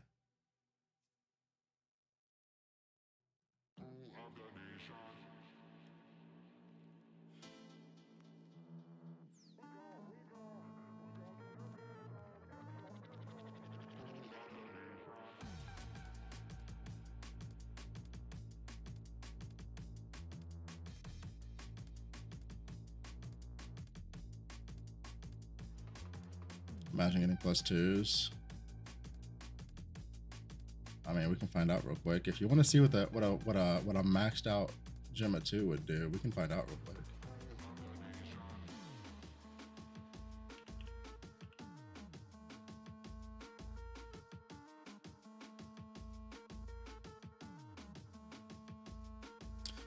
Oh wait, I lied. That was not with I counted Dance of Frost as a level 5. I'm sorry, hold on. Wait. I gotta redo that.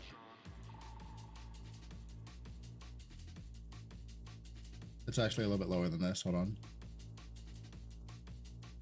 Yeah, I did level 5 for this one. This is level 2, this is level 2, this is level 5.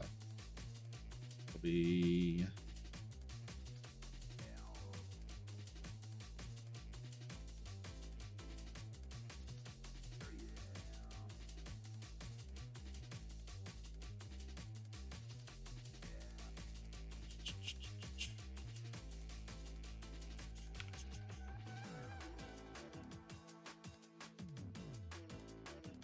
let's see, 12, 24, 48.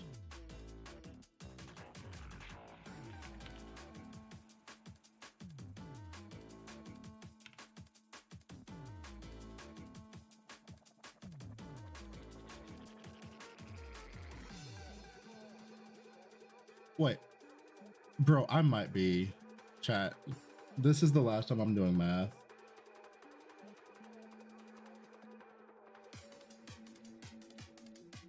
Did I do a 3.2 on that?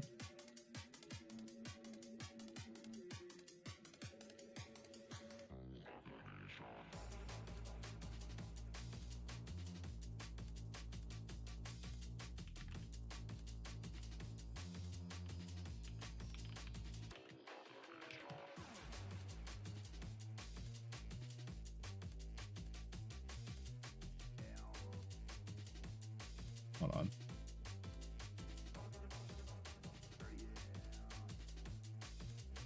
Oh no, I'm okay. No, god damn it. That's for the third. I got that mixed up. Hold on. This is correct. This is wrong.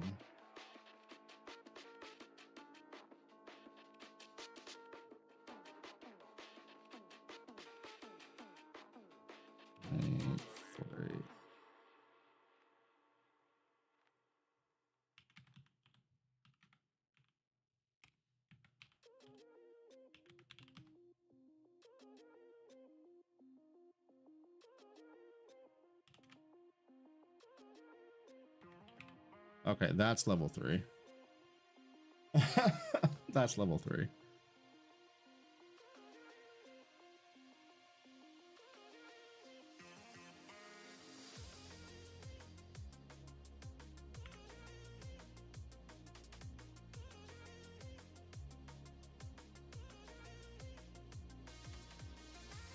And then what's the math? Yeah, so 6.57 at level 3 on top of 35% cold shred.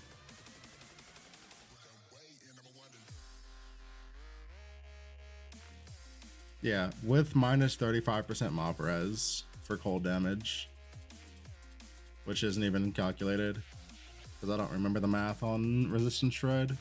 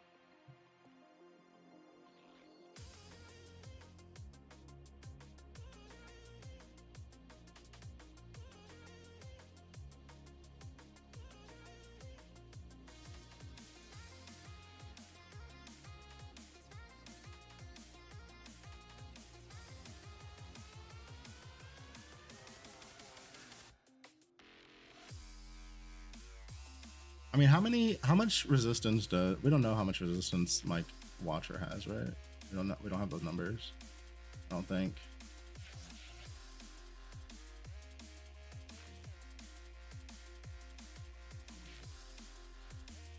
But still, give me much more than 35, yeah. Like, even just assuming it was 35% more damage though, like,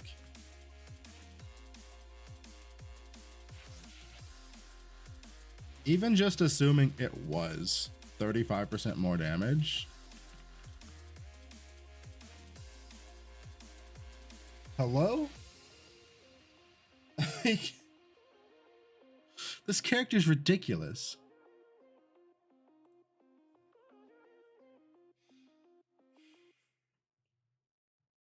I absolutely, I don't even know what to say about this character. She's fucking insane.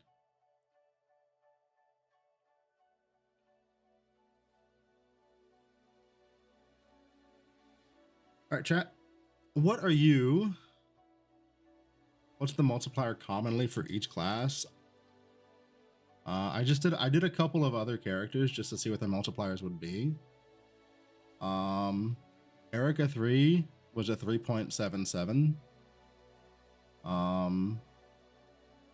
Gemma 3 was a 3.28.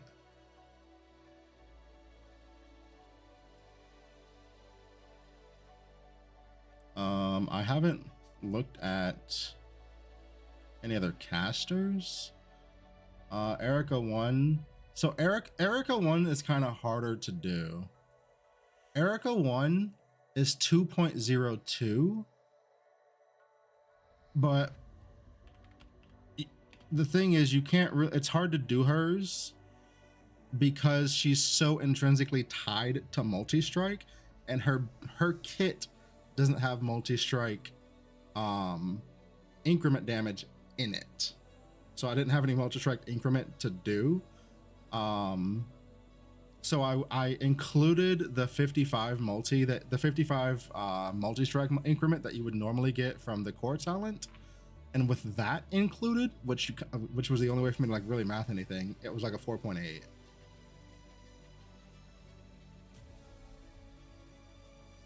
But again, I had like, it's kind of hard to calc hers because like she's so tied to multi-strike. Like it's a little bit harder to do hers. Like, give me another caster. What's another popular caster character?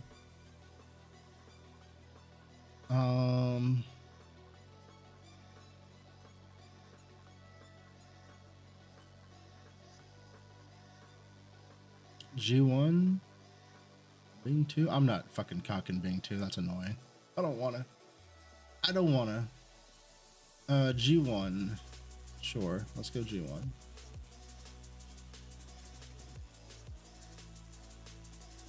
Let's do another caster, because casters might just have different multipliers, right? So we'll see.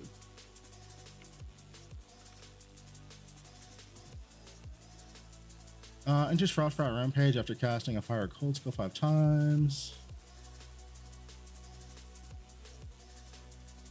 Okay, so when we're calculating Gemma 1,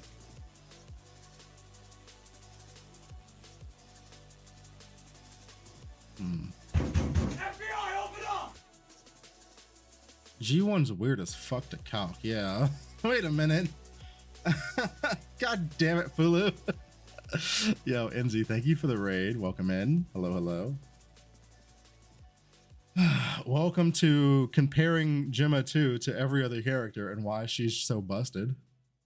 We can try to do Yuga 1, maybe. I don't know. Some of dude, the fucking casters get weird. Like, the casters just have weird fucking hero traits to calc out.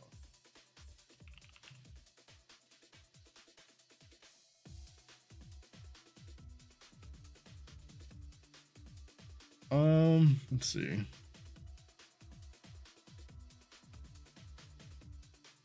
Let's see. Space-time illusion, blah, blah, blah.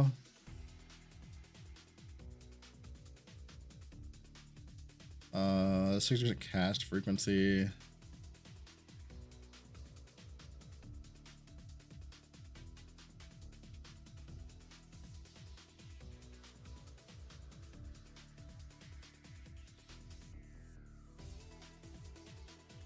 Okay, so 1.3 times 4.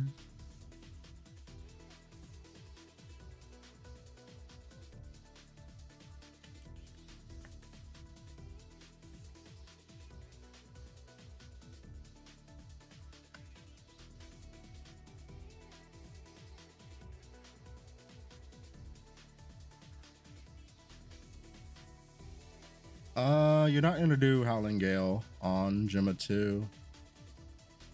I mean, I guess, would you? Wait, do you move on Howling Gale? Hold on. Bro, I haven't used Howling Gale on any other character. Like, I don't remember. Do you even move on that shit? Can you move? You're like stationary, right? Am I crazy?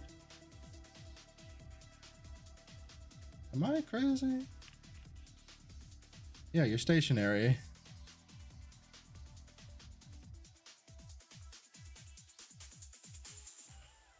Did you just string of blades? Yeah.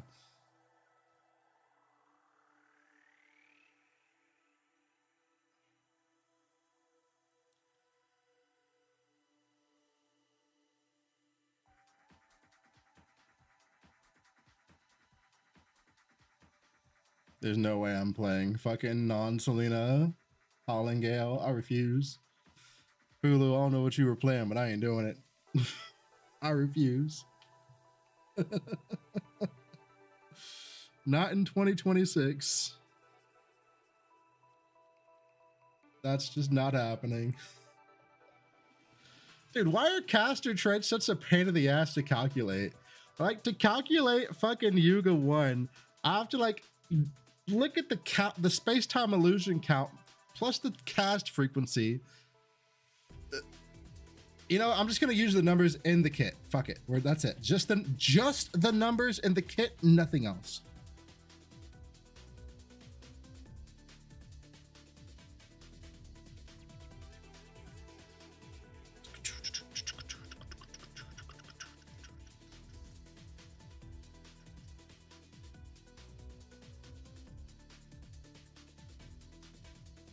All right, so you get 2 illusions.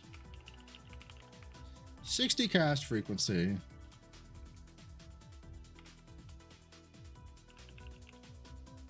Which is gonna equal 1.3 times 15.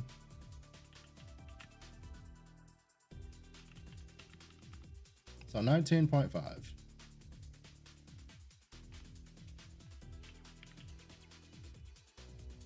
And then you're gonna get 3% there.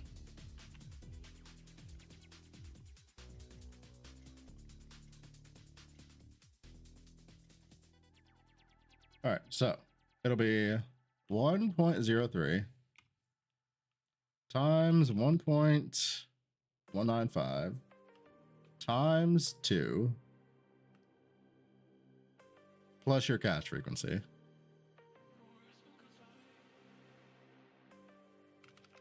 Yuga 1 is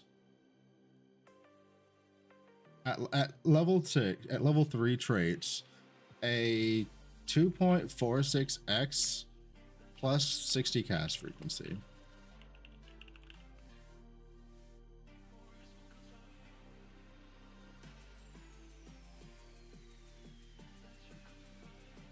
Which, like, looking at some of the other characters that we've calculated out, seems to kind of be in line, right? It looks like characters kind of sit between a 2 to 4x multiplier, depending on what other stuff they have in their kits. And then there's this.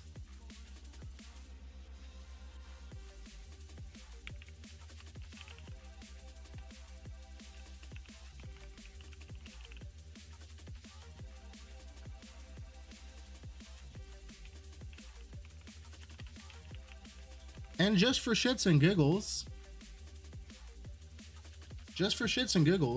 let's look at level 5 traits. Gonna be something, I think Tangle itself is just gonna be busted. Like, the shit for Tangle looks crazy. Which is fine for me, because maybe I start Bing 2 and I get my Solid River for cheap.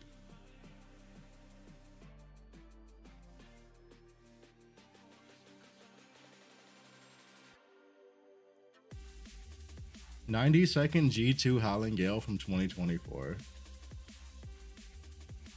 All right, chat, get your Pepe laughs ready.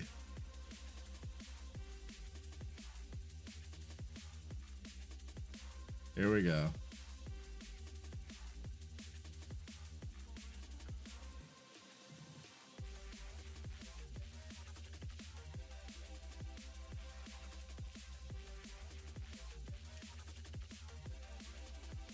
It says, yeah, it's just whatever your cast speed is, Brutal. Like, there's not like a trigger rate for brands like there is. Like, it's just your cast speed.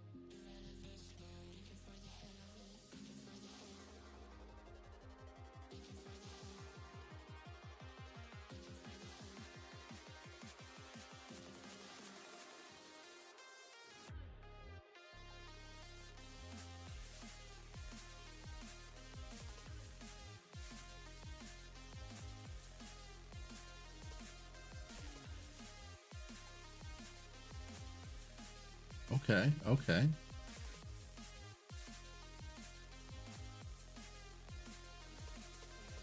How did this feel to play, though?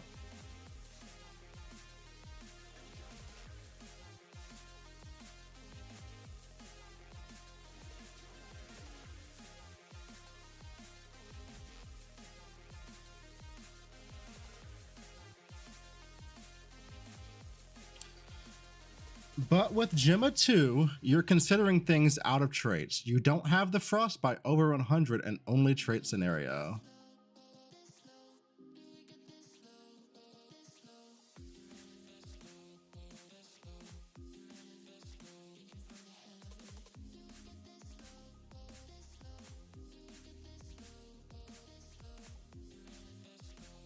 The hell are you talking about?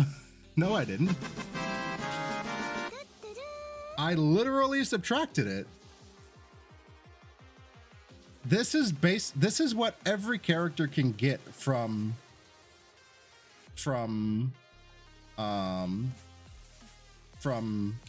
Frostbite. This is what Gemma 2 gets. I fully subtracted everything any other character can get to get the multiplier. It's literally subtracted. I did not include the 150.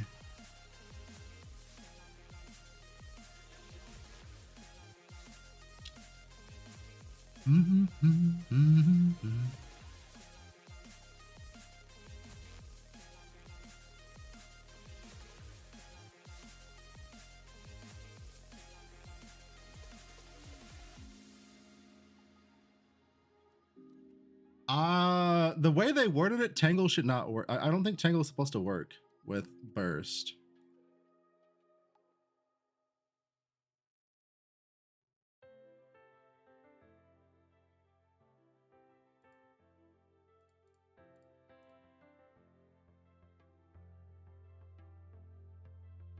Where's this new?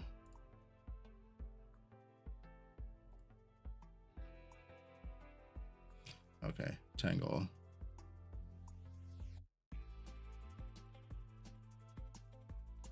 There you go. Tangle is a trigger. Tangle does not work with Burst. Problem solved.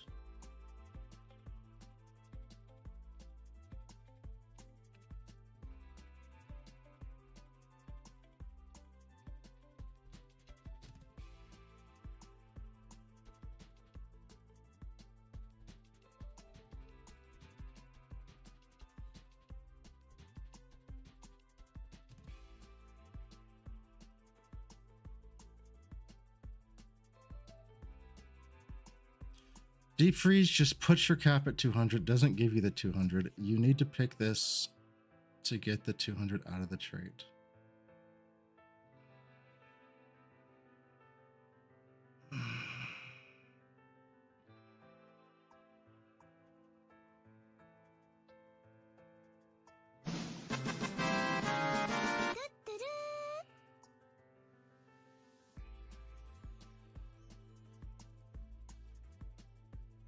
One moment, chat. Zebra, thank you for the follow. And I'm back to doing more math. Lovely. Okay, so.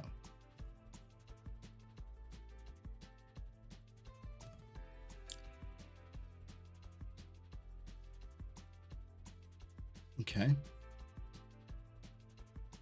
Okay. Frostbite when cold pulse hits an enemy.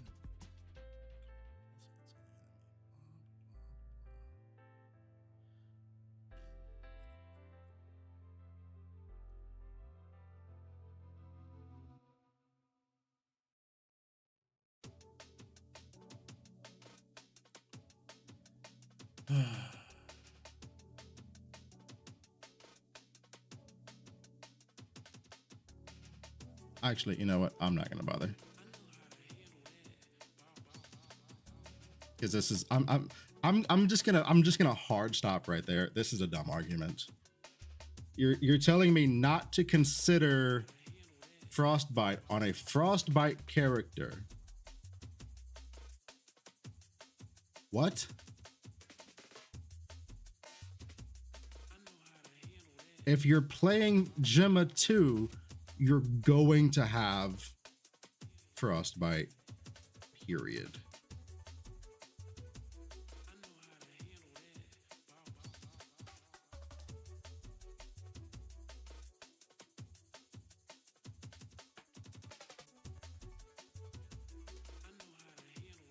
What?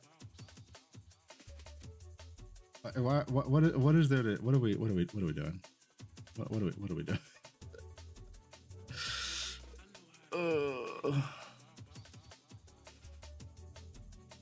How big would the Iris nerf be? Shit, I don't know, dude. Iris, like, minions got a whole bunch of new stuff this season, both gear wise and tree wise. So, I mean, Iris 1 strangely got nerfed. Not sure why. Iris 2, her kit didn't get changed.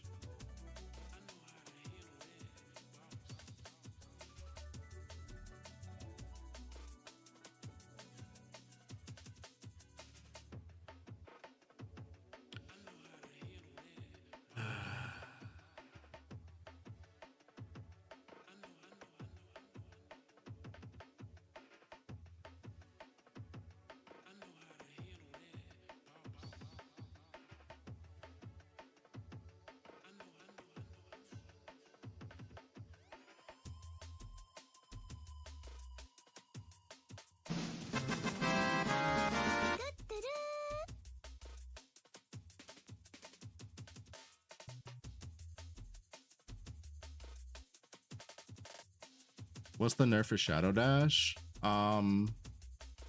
Anytime you use a skill that has charges, every instance of that skill will lose a charge. So you can't piano with Shadow Dash through the campaign anymore.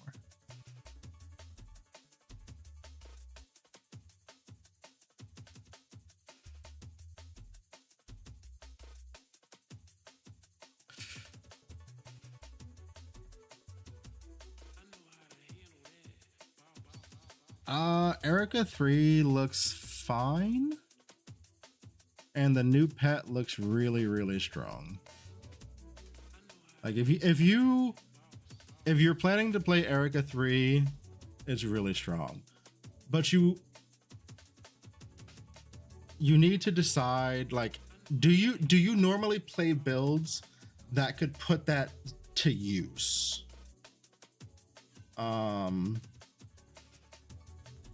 Like outside of, because it specifically works on like you need to be triggering attack skills.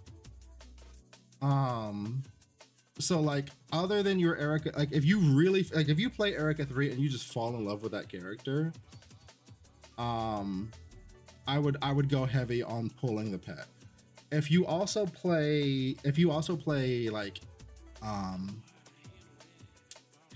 Ground Shaker, it could work there as well, right? Because the stacks, the stacks from the pet, they like keep refresh, like if you refresh one, it refreshes the whole thing, right?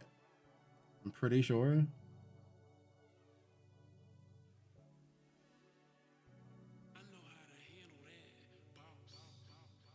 Where's it at?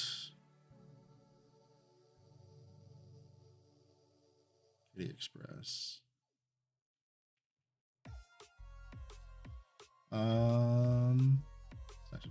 Last 9 seconds.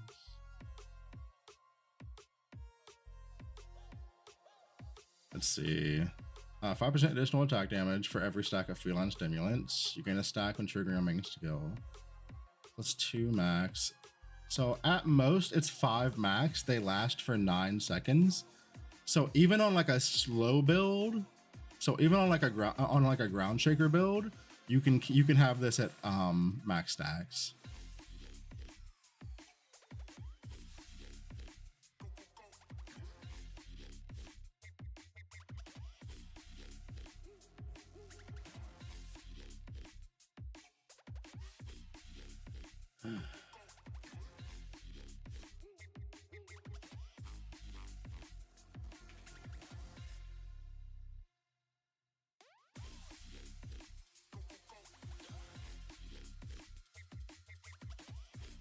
I did the math. It's a 3.73 and a minus 35 cold res, but you would probably pick Blooming Floss and Extreme Coldness to get 200 mixed frostbite in this scenario. You don't have the minus 35 cold res. But all I'm saying is, in comparison, it's kind of unfair if you're using out of trait versus trait only sources. The only thing I'm including from out of trait is your frostbite rating. Period. There is no other damage multiplier being added to Gemma 2. If you're playing Gemma 2, you will have max frostbite as a baseline. There's no world where you're not getting fucking maximum frostbite, right? Like there's just not. There's no world where you're not getting that. So why would it not? It's basically a given for Gemma 2, right? Like the character might as well say you have 200 max. It might as well set your frostbite at 200, because that's essentially what the fuck it's gonna be doing.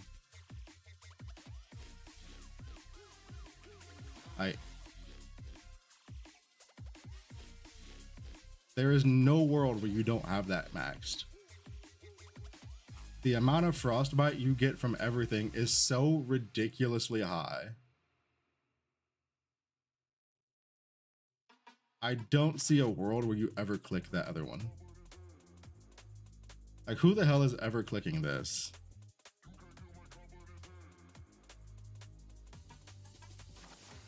Realistically.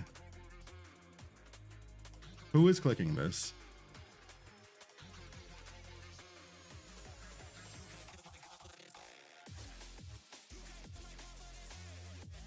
Like, what, day 1, day 2 you're clicking this, maybe? But past that, when are you clicking this?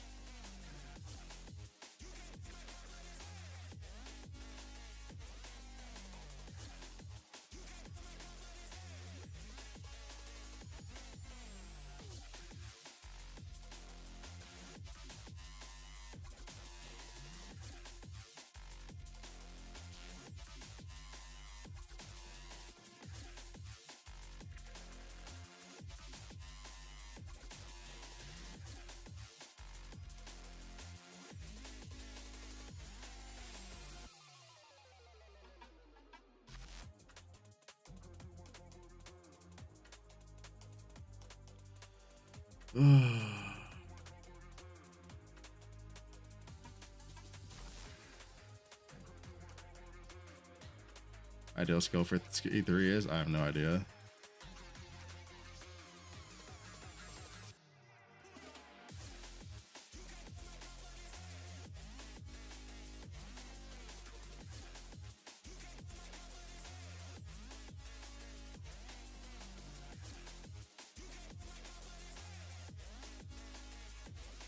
Thea 3 as a league starter looks like shit now.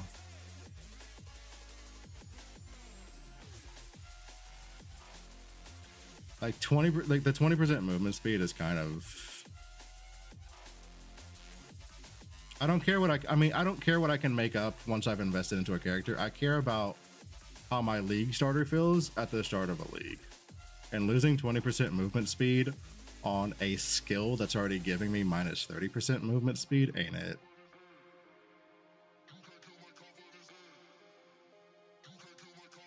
Right, like that's just not it.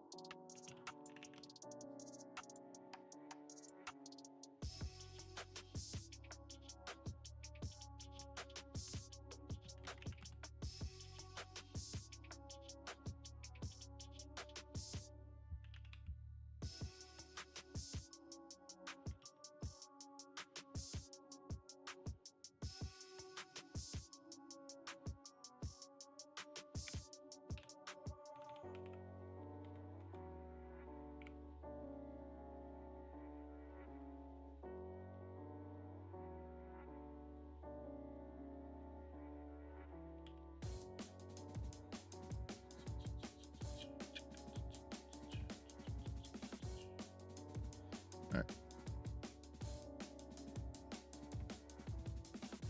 Where's the 0.48 coming from?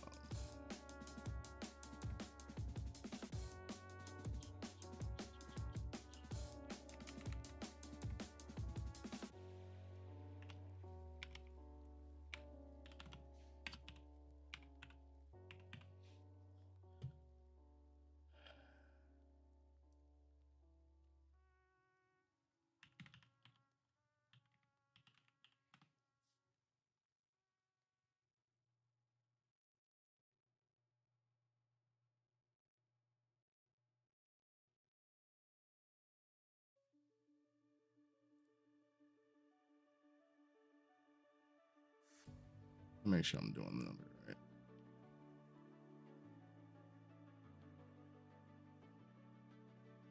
It's 1.2 plus this. Oh, plus this. Okay, so I don't know, 55. Wait. 2.1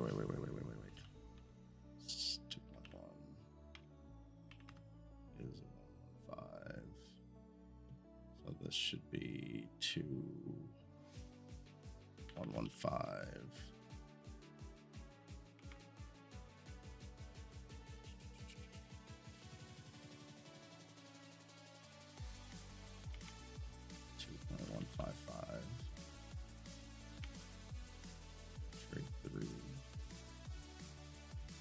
And then this is 1.48.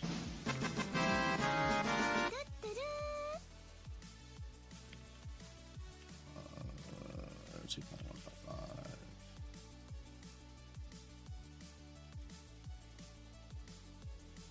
No.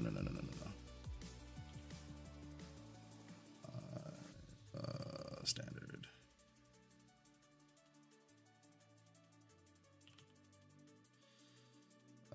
Plus 110%.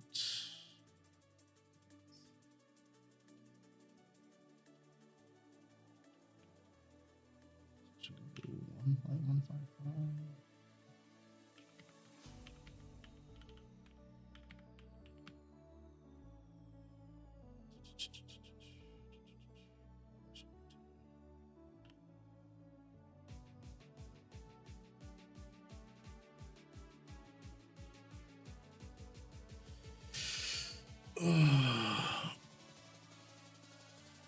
All right, so what build am I thinking about starting?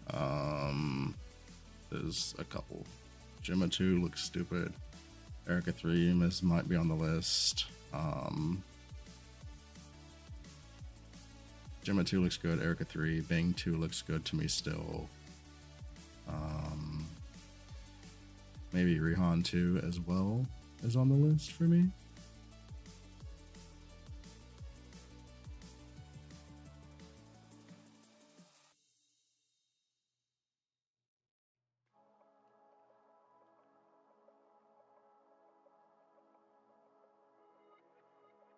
G2, whatever the fuck I click on her, realistically. So, okay.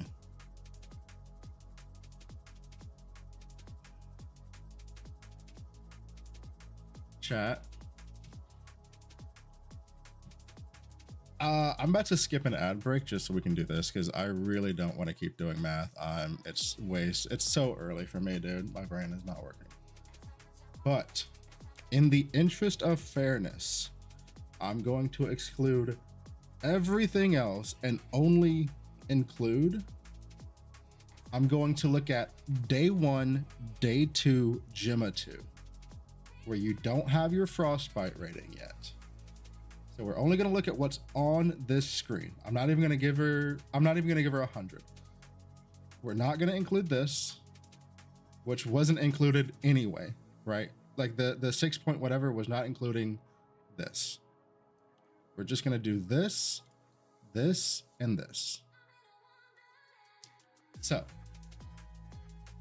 off the rip,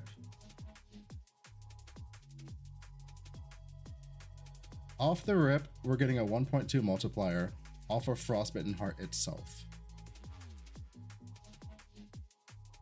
Next, level 3 trait is 55 Frostbite, which would be a 1.55 multiplier. It gets increased by 110% because of Deep Freeze, bringing that up to a 2.155 multiplier.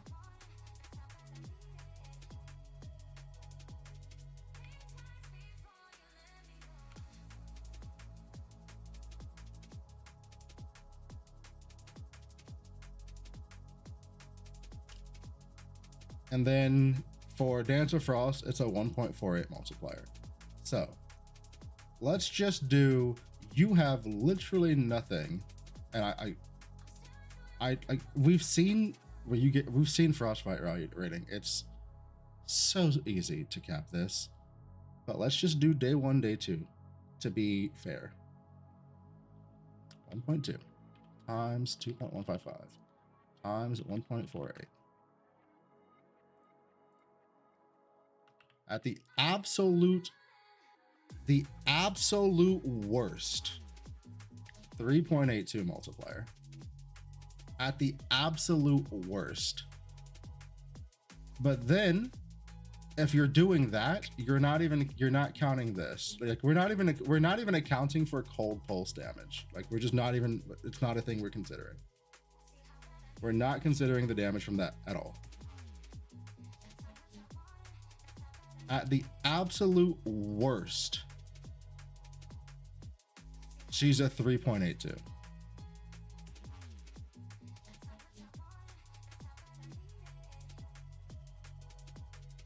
When you get to 200, she's a 6.57 with 35 penetration. So there's no stage of this character where she's not just shitting on everybody. As far as I can tell.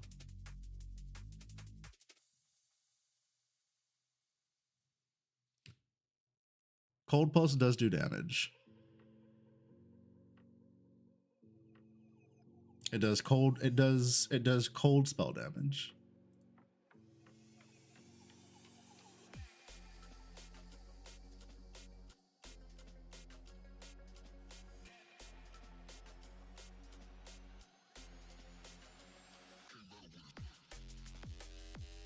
How much? I mean, it's only triggering once every 6 seconds, so it's not really much to think about.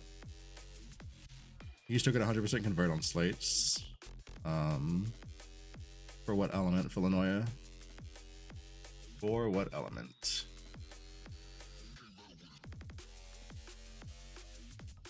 For cold? Fizz to cold? You can get 100% Fizz to cold and profit.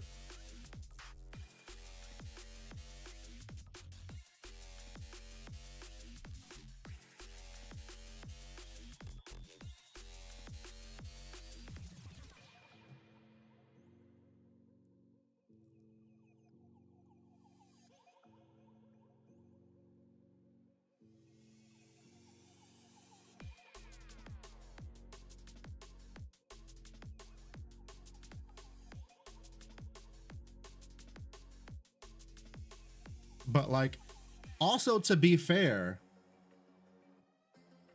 if we're only looking at what is in the character's traits, Erica 1's a 2.02. Like sometimes you kind of have, like there are some characters you kind of just have to like include something, right? Like what I did not include was this. I didn't include this, which is a ton. Because technically, that is a thing. Which would make this different. It would make this fucking 5.2 if we included that. And all this is the baseline increase.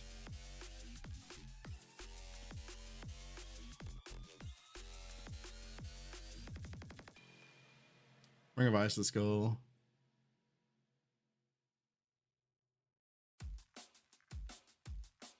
Can Tangle solve this? Maybe. I mean, there's just too many questions that we can't really like. I could speculate, but I can't give you a concrete answer until day 1 of the league. Like, we need to get into the game and actually interact with some of this stuff to have solid answers. I don't think you can have a bad league start playing Gemma 2 as she stands right now. Like, if Ring of Ice early doesn't feel good with Tangle, you just play a different skill. You have 3 of the 5. Once you get to maps, 3 of the 5 damage pools are available to you.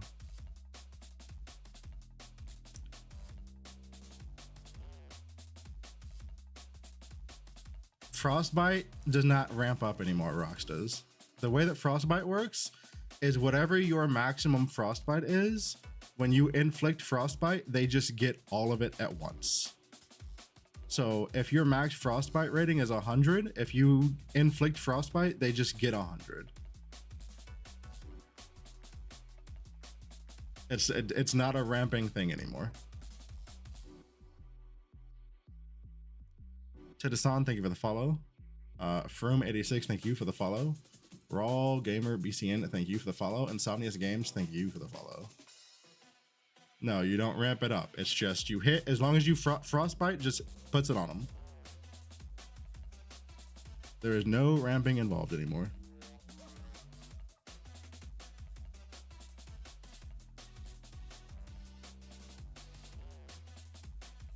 You have to ramp your Frostbite. You have to ramp your character's max Frostbite rating. But it's so easy because they just shoved so much of it. Like extreme coldness, you get 50 just off of that.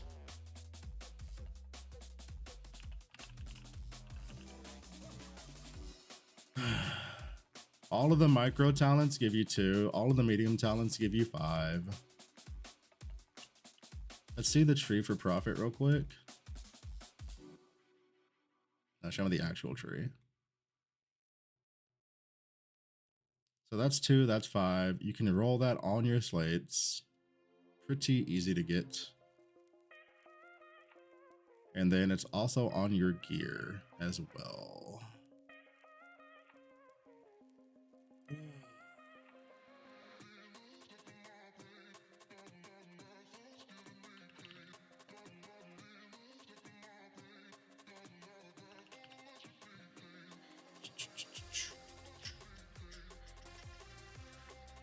Let's see. No, I want to see. No.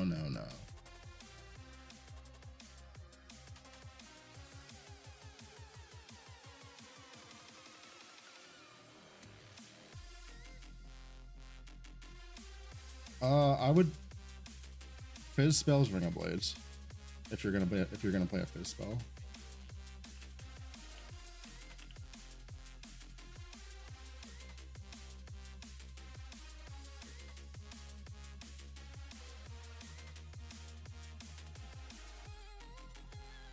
$50 to $20 per ring.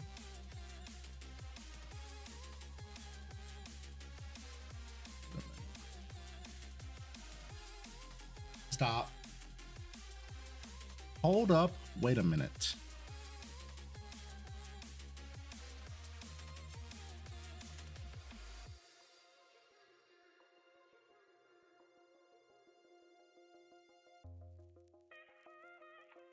Wait a goddamn minute. Chat, I want you guys to look at this. Try to figure out what I'm noticing, and then get back to me. I'll be right back.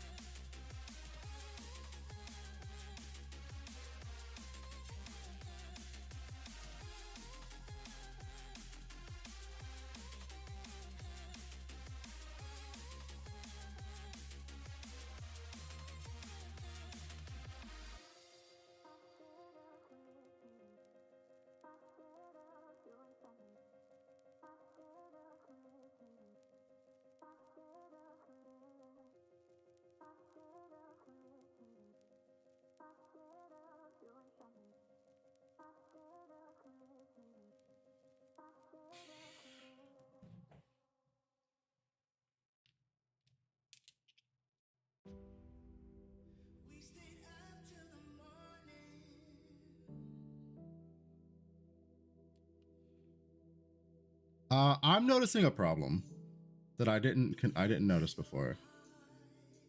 Where's all the fucking frostbite rating?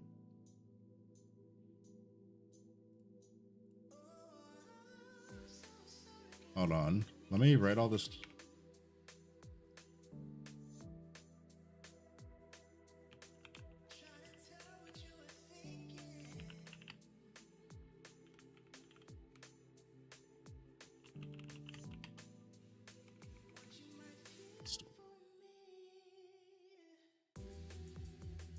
None.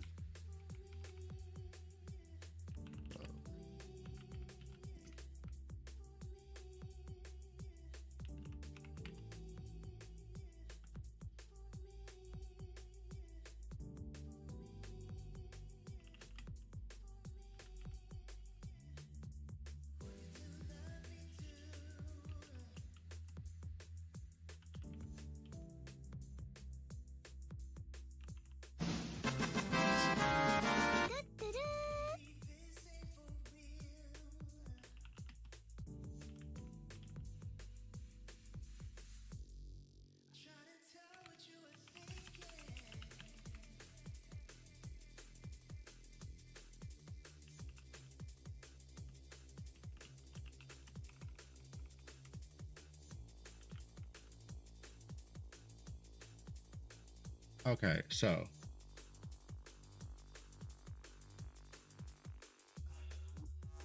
talents? No. No. We just double checked that. There's not a lot in talents.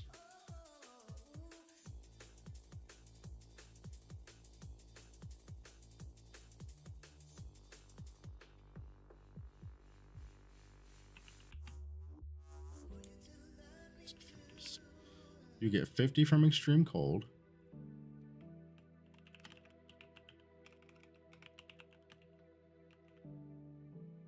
Uh, 50.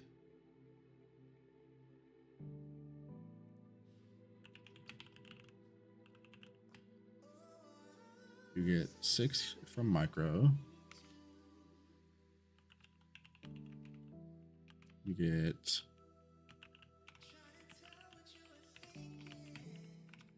15. Nothing.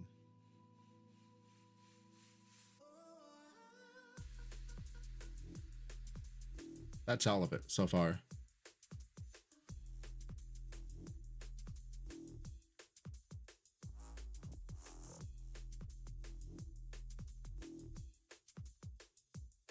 So, not counting this shit, I'm trying not to use blooming frostflower is the thing. Brutal.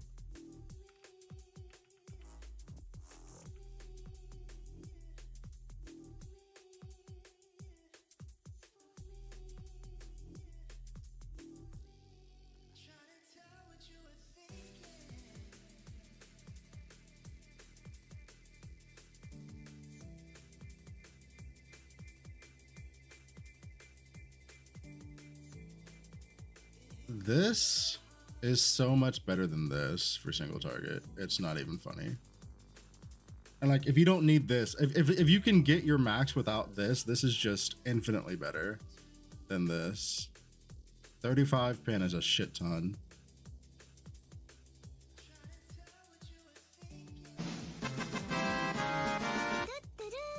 Twixton and Antens, thank you for the follows. Welcome in. So if you can't get your max, you have to, which is what I'm looking at, because like there's a lot less maximum than I was thinking there was going to be on everything. You get 40 from rings, 50 from a core talent, and then 21 from your talents. So you're only at 111.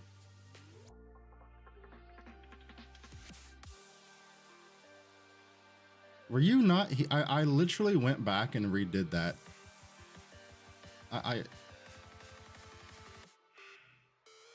I literally went back and didn't do that just for you. It's right there.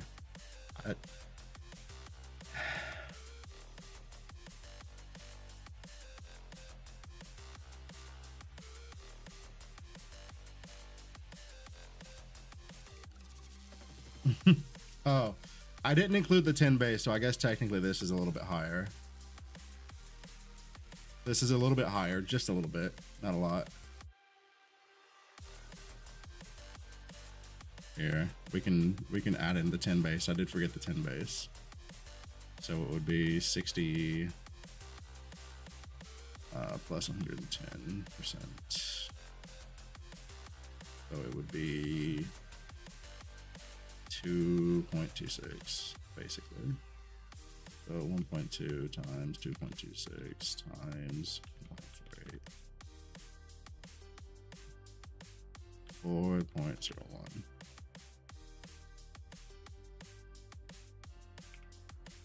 This is home. She has a 4.01 multiplier. If you go 1 1 2 2, so 1 1 2 2, and you're only gonna you don't want that. You really don't want to be using this if you can get away with not using it.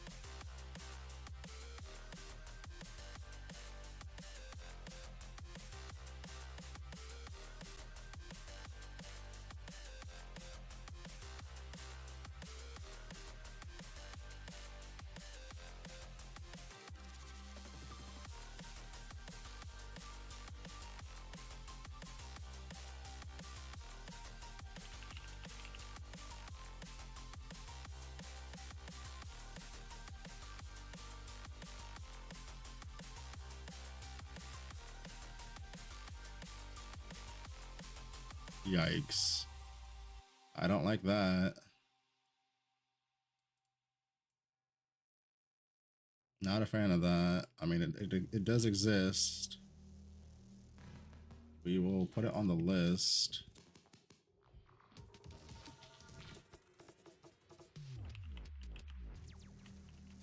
Kismet 30.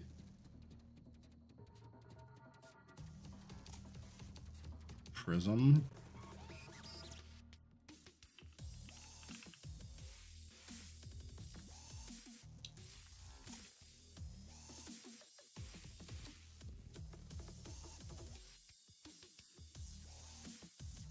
How much do you want? 200. You want 200 with Gemma. I really don't think you want to be using slate mods for this. The slates are just not very good. On the actual talent tree, you have a micro which has like 2 per, and then you have a medium that is 5, and there's nothing past that, so you can get like 5 per roll on a slate. I don't think slates is where you want to be getting this.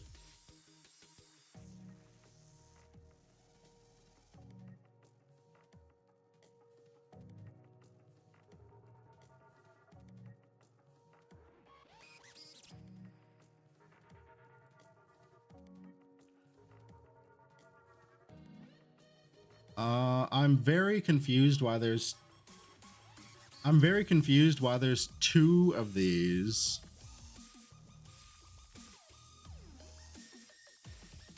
Also, this is only on legendaries.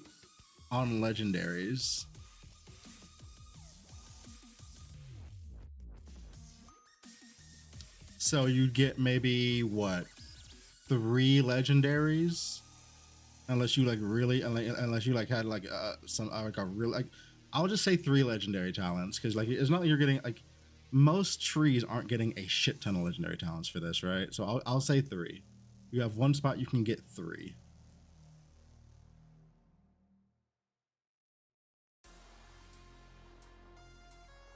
Ooh, good call out, NZ. Good call out, NZ. So baseline, it's 10. So baseline, it's 10. Because there's no way you want to be using that fucking...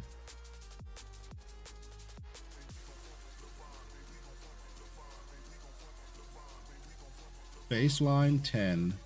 So that's what we'll say 30 from fucking Prism.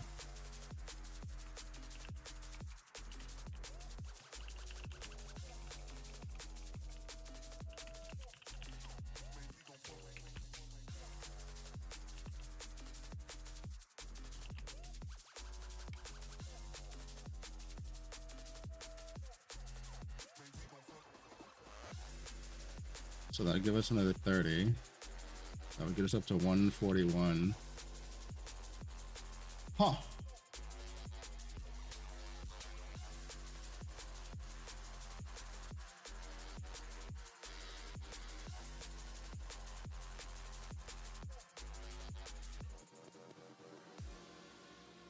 Frostbitten? The core talent? I've got the core talent. The core talent's giving 50.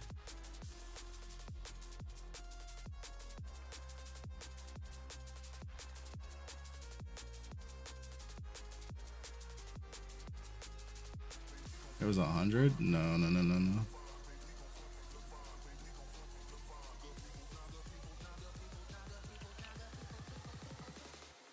So it's extreme coldness now, and it's 50. Yeah, add the 10 base, thank you.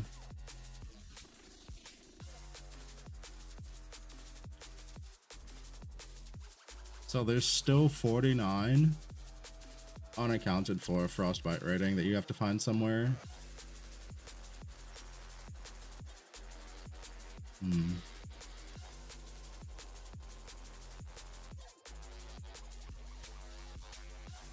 No, I've already got rings. So we have right now everything that's included: rings, core talent, tree talents, and then 3 prism rolls. Three rolls of a prism, basically. I have not figured out what I'm doing for season 11.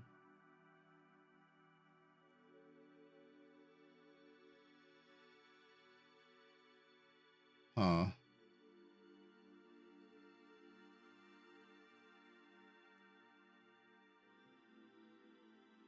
I mean, okay, so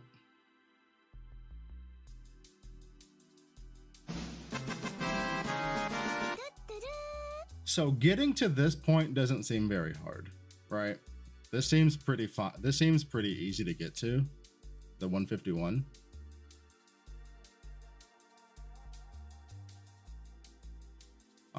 You could definitely get this super easy.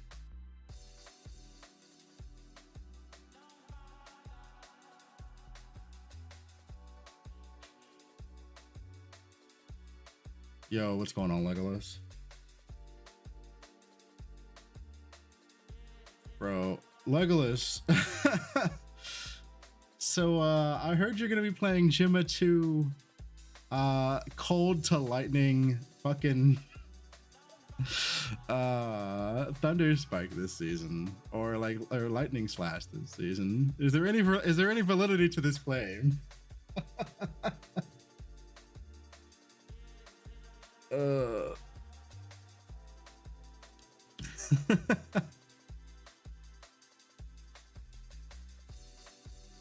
Have you seen the numbers on Gemma 2? Because they're fucking ridiculous.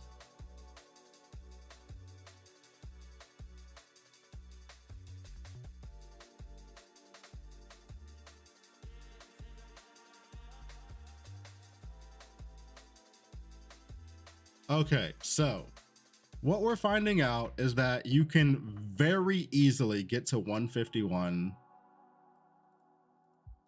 And I mean very, very easily get to 151 max stacks, which means that for your Gemma, you're gonna have to definitely this. You're not gonna get to take this fucking thing off until late. Like, you really got to work for that last 50 to not use this. Right? But once you do, you get 35% pin at level 3. But with the 151 and Blooming Frost Flower, you're at your 200.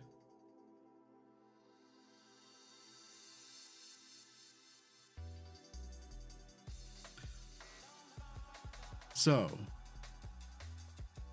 this is taking into account level 3 traits. It goes, I haven't looked at level 5 traits yet. With literally 0 max frostbite anywhere on your tree, your gear, anything, just nothing but what her traits give you. She is a 4.01 damage multiplier. And then once you have 200%, once you get this, which again, easy to do, at level 3 trait, she's a 6.57 multiplier.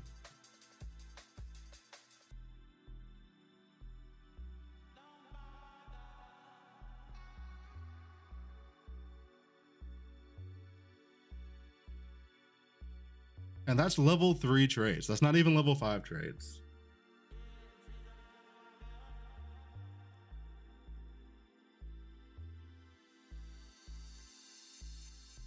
Let's see level 5 traits. So level 5 traits would be what?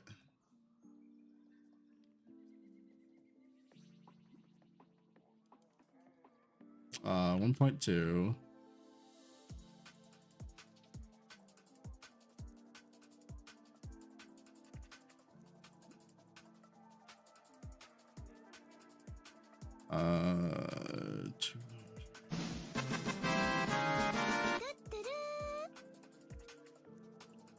And then what was it? 3.7.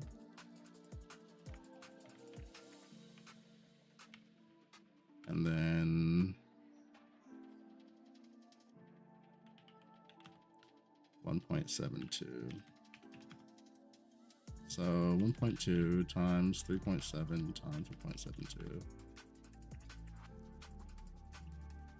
If you have level 5 traits, it's a 7.63 or 64 multiplier. Man, Miles, thank you for the follow.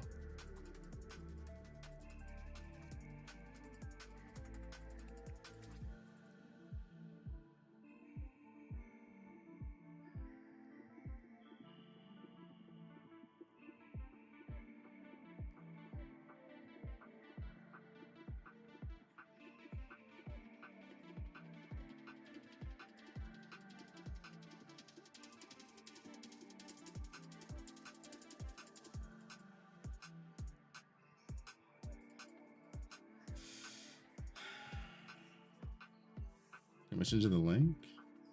Sure.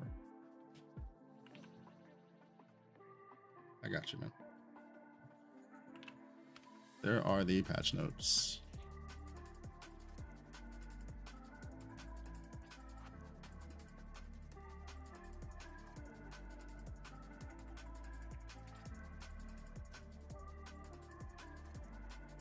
So, once again, just to clean all of this up and like present it in a way that like it looks a little bit cleaner.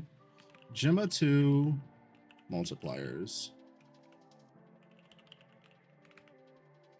Baseline 1, 1, 2, 2 traits at level 3 with no other frostbite. She is a 4.01 multiplier.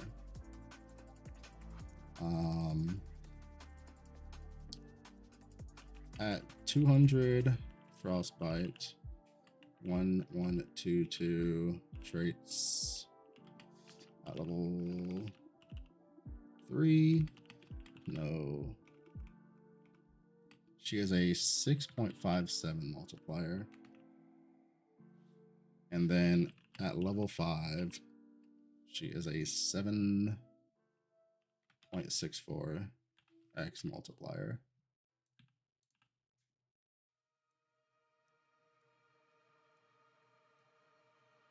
That's Gemma 2.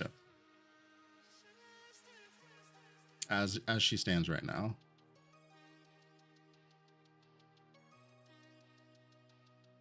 To put it into comparison, and Legolas, you can probably like tell me if I got the numbers wrong here. I was looking at some other characters to kind of get a feel for what their talents were giving you as multipliers. Grinch, thank you for the follow.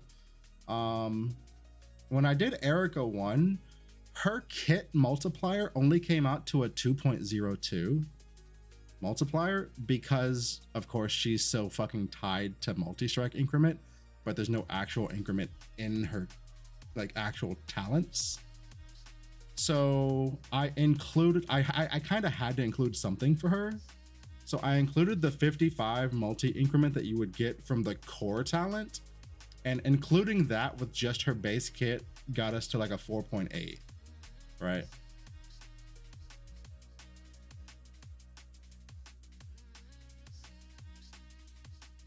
And then for some other easier comparisons, a baseline Gemma 3 is a 3.28 multiplier. Yuga 2 is a 2.46 plus 60 cast frequency, which I can't really calculate. And then the new Erica 3 looks to be a 3.77. But again, it's hard to calculate this because there's so much we don't know about fucking Vendetta. Like, that shit looks like it goes super fast, so I can't really account for fucking speed.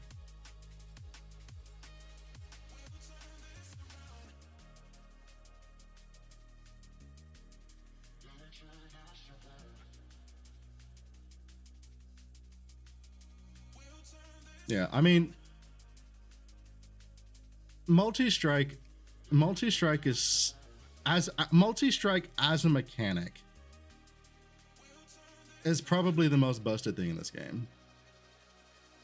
It's like multi-strike and numbed, and I would say that the three most busted things like as baseline mechanics in this game right now: multi-strike, numbed, and frostbite, right?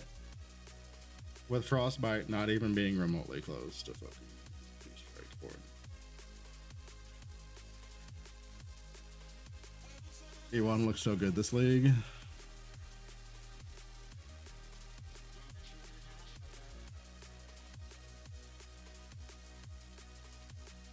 Mourner kind of got, bro. I'm so fucking sad.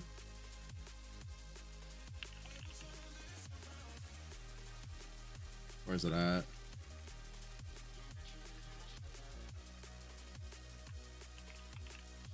I'm so fucking sad about this one. Furious Man's being like, I'm not happy about that one. Yeah, I know we have the new fucking amulet. I don't care. This just makes it harder to hit your breakpoints early.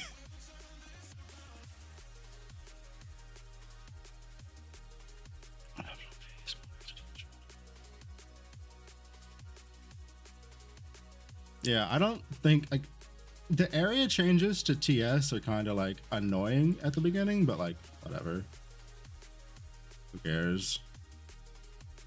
And then once you swap out, like once you swap to your fucking your Thunder Slash setup, when you actually go like big dick for your bosses, like none of that matters to you anyway. So like, who gives a fuck?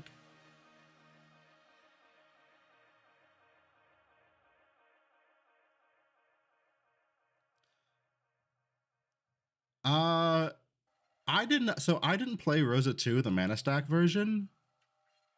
I need you to tell me how much this matters for what you were mentioning at Rosa 2 competing against Erica 1, because a lot of people are saying Rosa 2 got fucking nuked. I don't know what that does. So everything is a mana stacker nerf.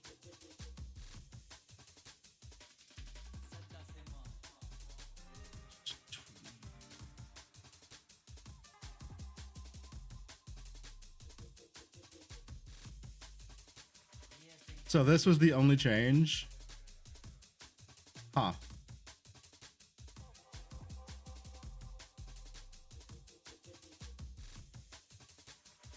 I mean, people are saying the world is fucking falling for Mana Stacker. I haven't played it. I don't know. But if this was the only change to non-Mana Stacker, like, is R2 technically better? Okay. When can we expect the BM Legolas Rosa 2 comparison to finally just put the nail in the coffin and tell people what they need to think about these two characters?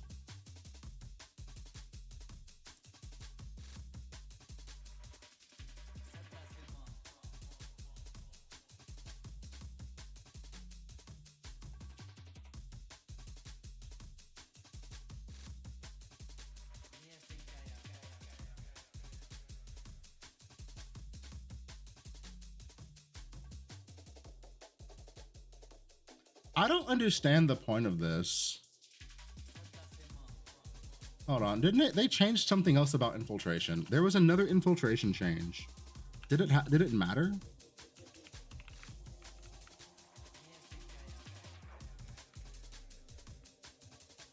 Oh, it was on penetrating. Never mind. Okay, never mind. Never mind.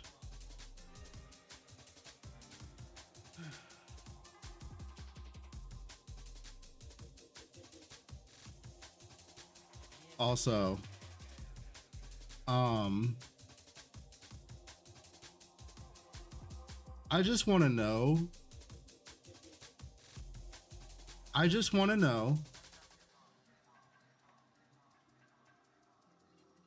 Legolas, I want to know what you told XD to make this happen to my skill. Because I have nobody else to blame.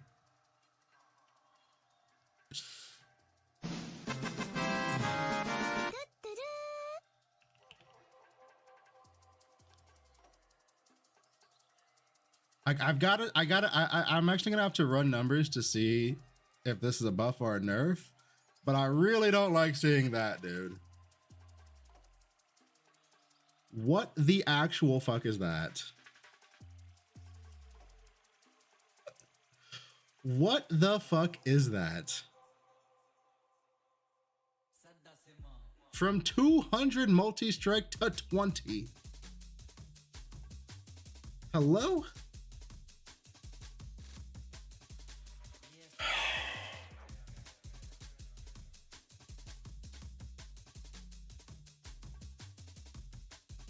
Fuchsia, you can have, so grafted items, you replace one item on your character with a grafted item. You can have one grafted item on, like, so like your weapon, your ring, your boot, one of those items you can replace with a grafted item.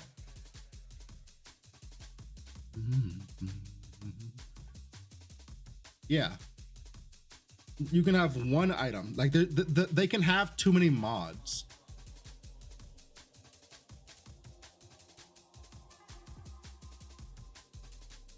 Essentially, yes. Dude, if you could full graft your entire fucking character, I'd skip this season.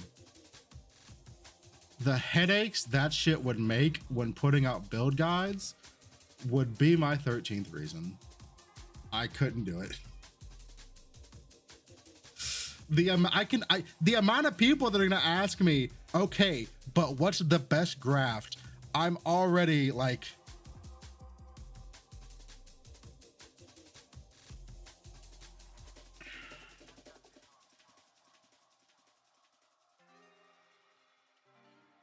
but yeah.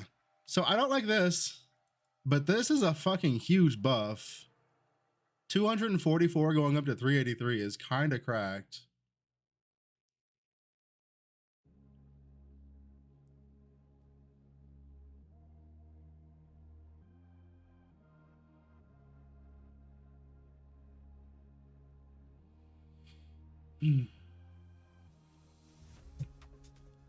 Anyway, chat, people keep asking me what's on my list to play this season. Gemma 2. She just looks cracked.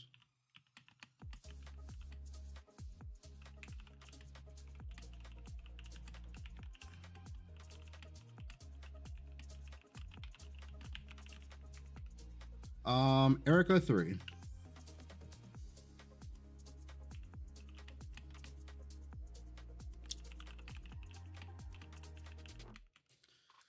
Rihan 2.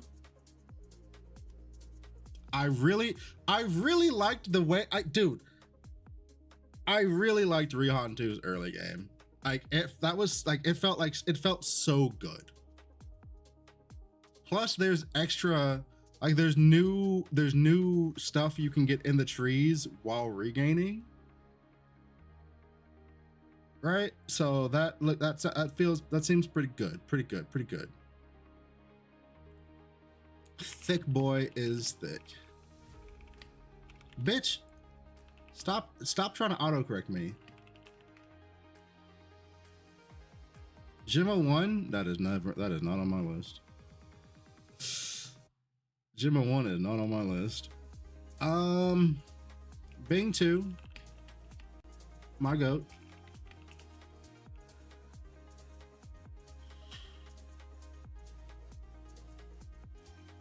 E1,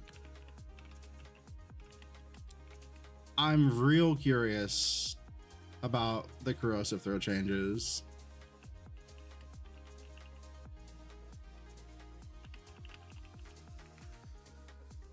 The sea throw changes could be spicy, but also 180 multi-strike chance is a fuck ton to make up. Do we know when and how to activate Tangled the earliest? The Tangled support gem will become available for all characters at level 55. So once you hit level 55, you can just buy the two Tangled supports and put them on your skills. No character gets them before that.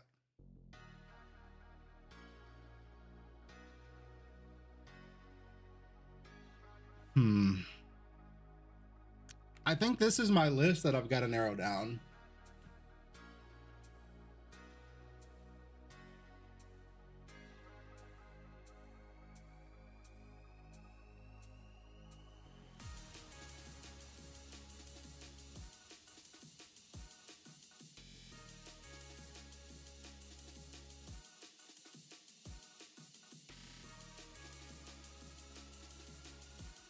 Out of curiosity, hear me out.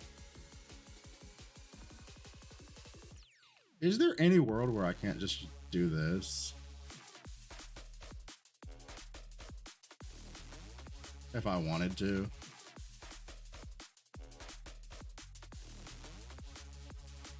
Vito, what's going on? Where's it at? Swords, daggers, and claws. We got 2 swords I can put on, right?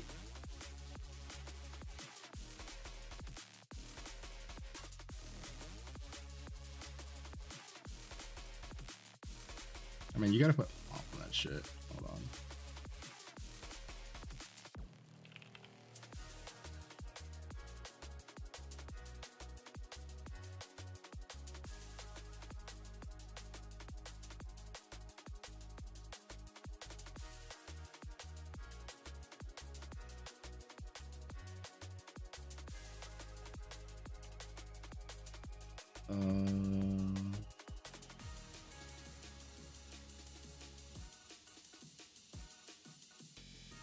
Electrocute.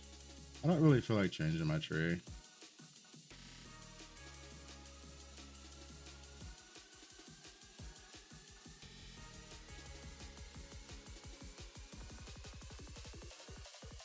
I'd have to get shadows, but you know.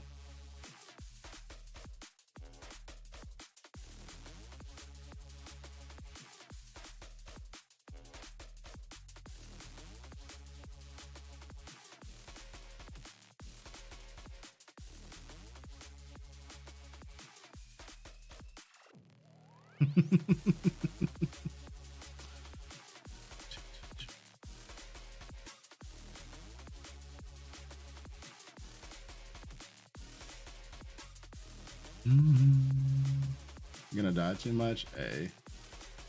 Sometimes you just have to live dangerously.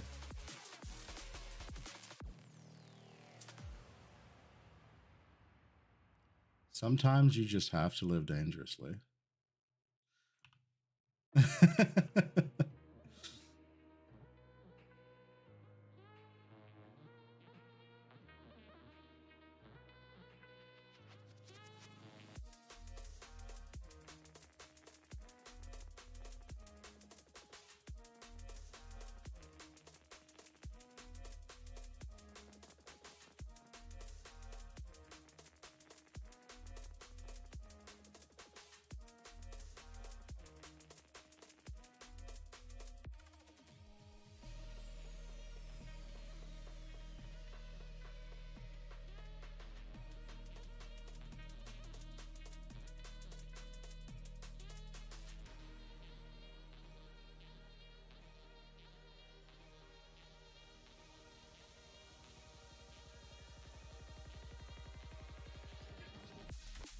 I mean,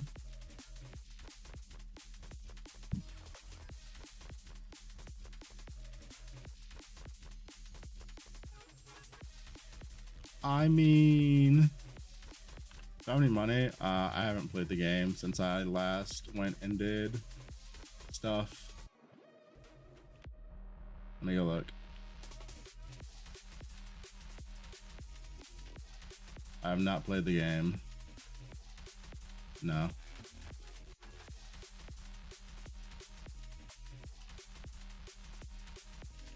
But like, this isn't optimized for Thunderstrike either, for this either. So like, I mean, it's still just doing a bunch of damage at a respectable gear level, I think.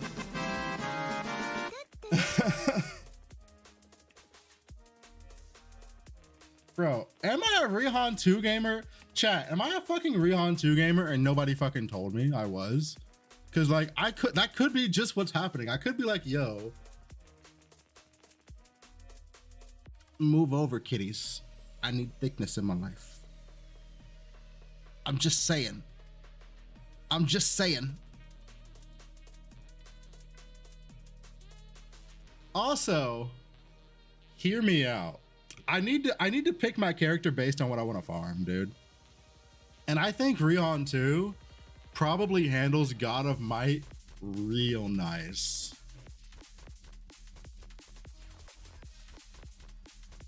I suspect he does I think he does God of Might real nice.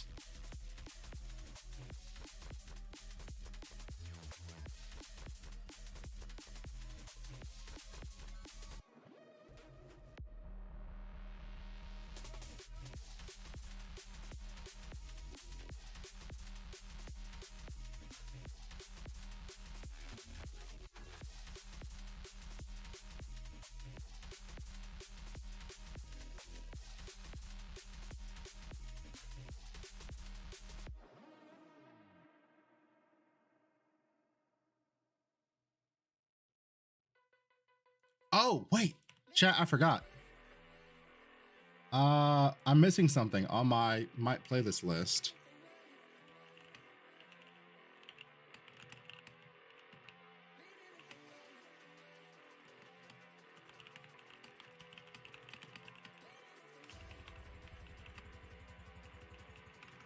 This is also an option. This is, if I decide to farm bus, that is 100% what I'm doing. Right there.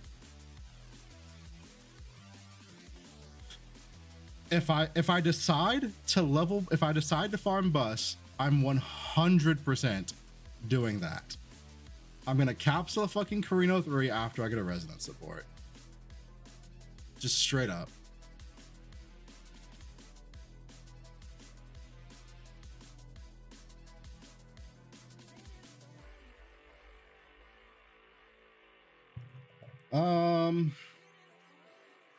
Let's think about what we can what we can farm and use what for.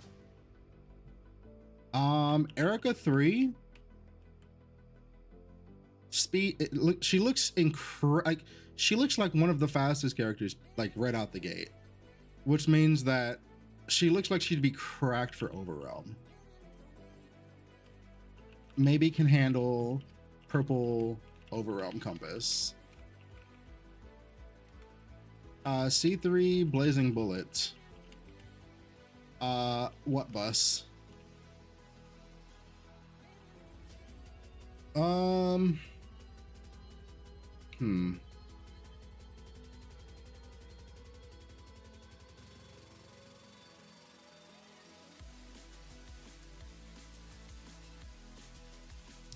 I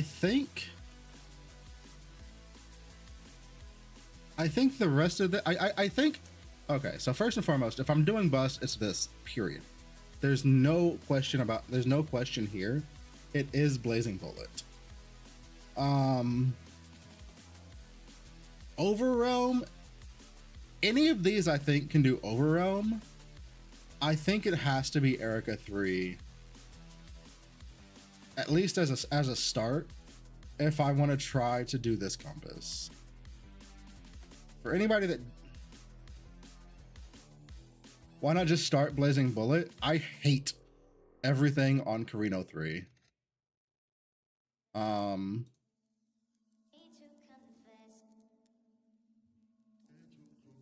So this is my list of stuff that I tested before season started. Nothing. I tried 3 different skills on Carino 3.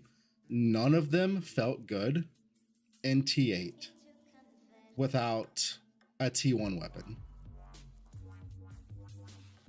Whereas everybody else that made the cut was in full T2 gear, no T1s, and T8s felt fine. Carino 3 does, Carino he ramps, but his T7 to T8 transition feels like ass. Same for Rosa 1 when I tried her. Her T7 to T8 feels like ass.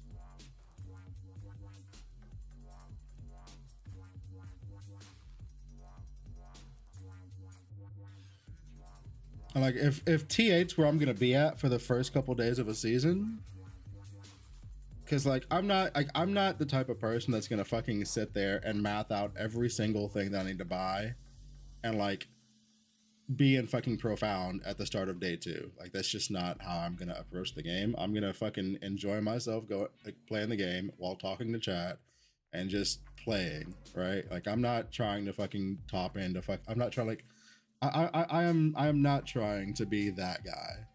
That's just not how I play. It's not how I approach the game. So I'll probably be in T8s for like, I don't know, 2 days, 3 days maybe. And like I care about how that transition feels. Like I want to be in T8s and feeling good in T8s by the end of day 1. And all of these characters can do that, no problem. Carino 3 cannot. Without Resonance, Blazing Bullet feels like shit.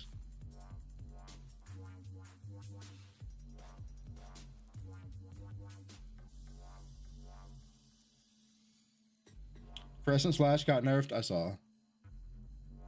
The changes to Crescent Slash weren't very crazy.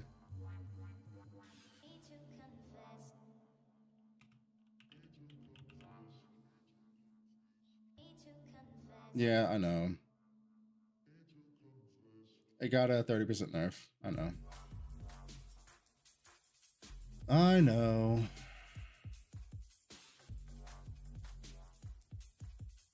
I mean, I think it's gonna be fine though.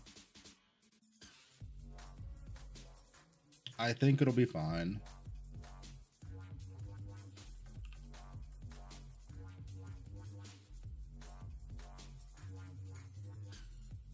Because the reason I think it's fine, right? This is why I think it's fine. This guy's doing almost 1 billion damage with this, right? We're not level 90. We don't have level 20 skills, and we're missing fucking 3 slates. 3 slates can make up that damage loss. It's fine.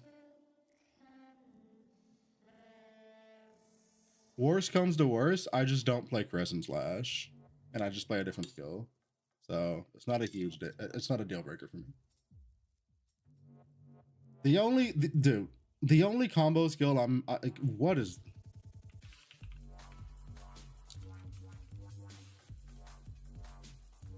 this shit right here? I'm gonna get, I have my Yuga 1 in standard right now. He is already geared. I'm not changing his gear at all. The moment the league starts, there's a couple of characters that I'm gonna hop in standard, put their trees on them and just test them. This is one of them. Because the only way that the Serpent Beam nerfs make any fucking sense to me is if they tried that shit with Tangled and it was disgusting. Like, that's the only way they make sense to me. Because the nerfs on that skill and every single fucking canvas support on top of that are just astronomically insane. If it's not cracked with Tangled.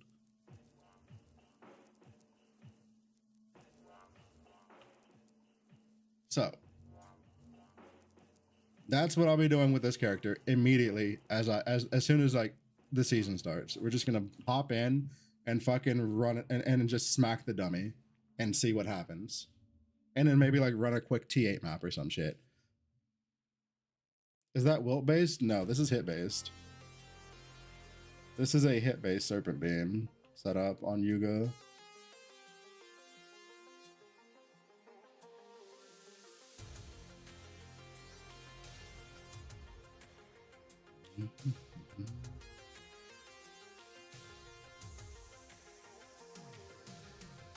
And it's like very, very low budget gear, right? So it's opening heart, avoid embankment, fucking blinding braces and crow's plume, all T2s, and then a two stat false gods.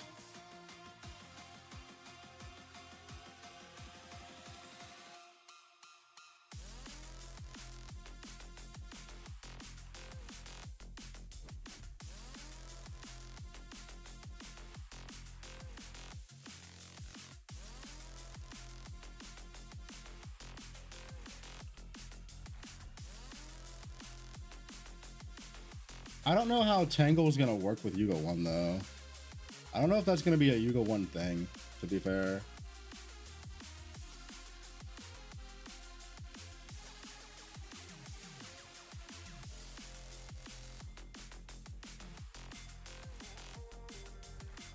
But like as it stands, this character is not even, this is just a raw cast speed Yuga 1. This isn't even spell burst. This is just raw cast speed on Yuga 1.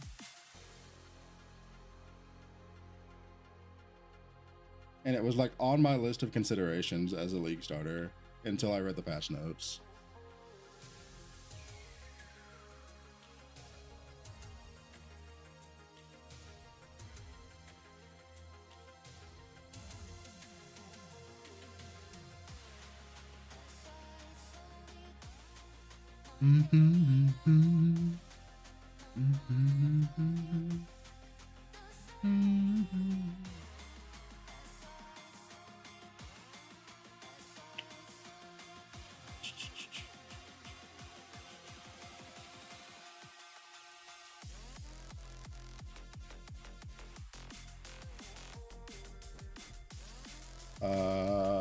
Huh.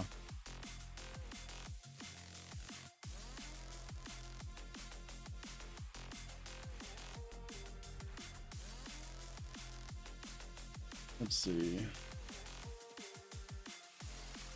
All right, so that's where we're at. I've got to get fucking videos recorded, dude.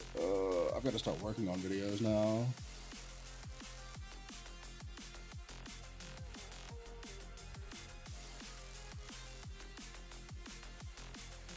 Wondering the same answer. My control build is GG. I only have Channeling Stack and Erosion Pets. What build you suggest? I mean, you could just play Mind Control on Yuga 2. Yuga 2 got hella buffed. I'm not a fan of him not having the movement. Like, you're gonna have to deal with the movement speed, but like, I always did blur stacking with mind control anyway, so movement speed was never a problem for me. MC got nerfed. MC did not lose damage. MC lost area. Who cares? It's fine. Just play it on Yuga too.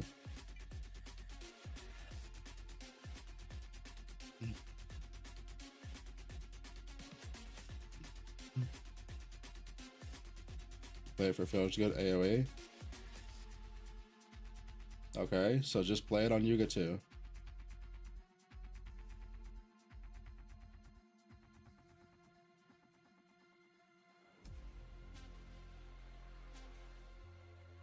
Either that, or you just stop letting your pets dictate what build you play. To be fair.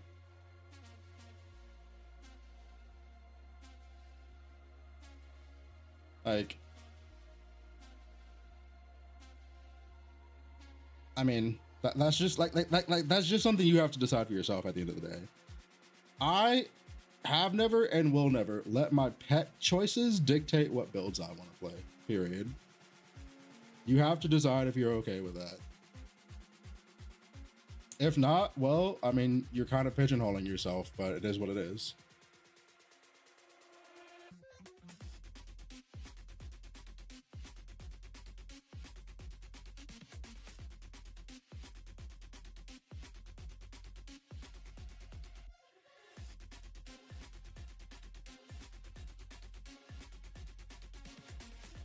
Okay, I'll take a look at that in a little bit.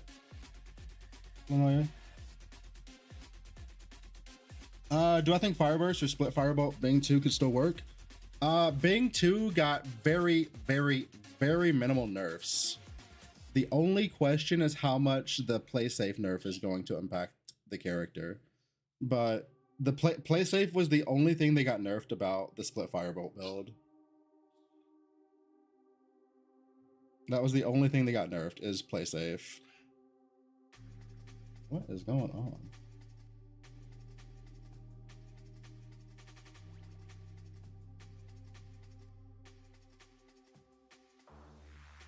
Let me get a message out in regard to play safe, actually, because I think I know who.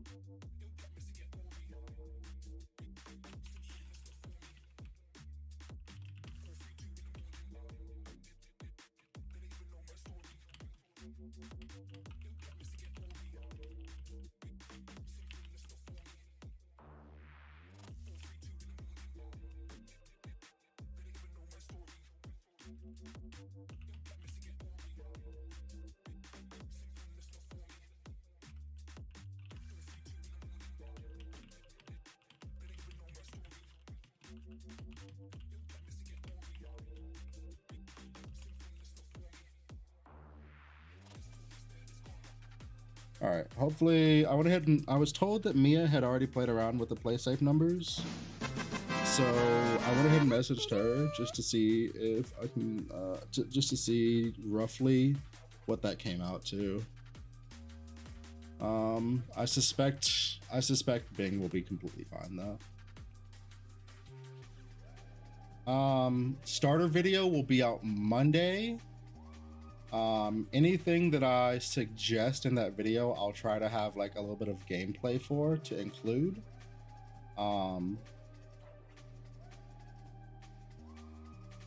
Things are going to be changing for builds. It's a new season. We have a lot of changes to the tree. We have a lot of changes to gear. We have a lot of changes in a lot of places. So be fluid when you're looking at like build guides and like build codes. Be ready to like take the baseline of a build code and adjust it based on the changes, right? Like there's not gonna be like a lot of builds are not gonna have like giant fucking changes, but you are gonna need to change a couple of things to like get it to fit into the new cutout. So just be ready for that. It's not gonna be hard. Flestonatu, thank you for the follow. Welcome in. And Metallurge, thank you for the follow as well. I don't think I called that out. Nor did I call out Seiki. Thank you for following. Oh man.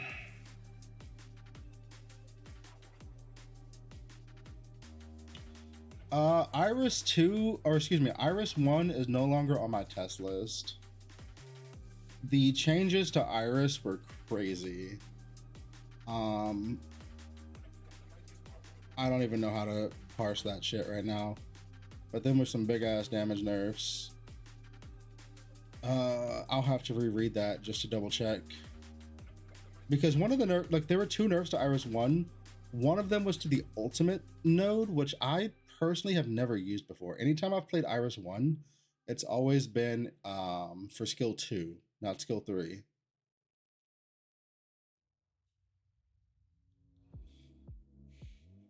I'm no longer testing Rosa 2. Rosa 2 is fine for it. Just don't do, like, you're not mana stacking early anyway, so Rosa 2 is fine.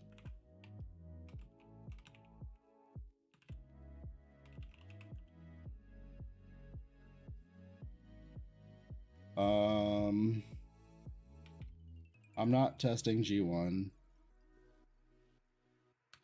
I just have no interest.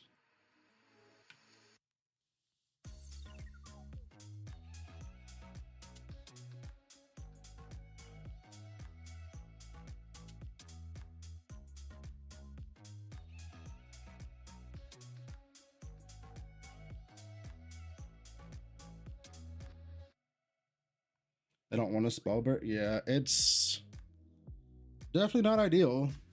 I mean, I see it that they tried to add on like some damage to like make it not be so bad, but like the problem. Okay, this is why I wanted to, I messaged somebody who I was told had already run the numbers on this, because bro,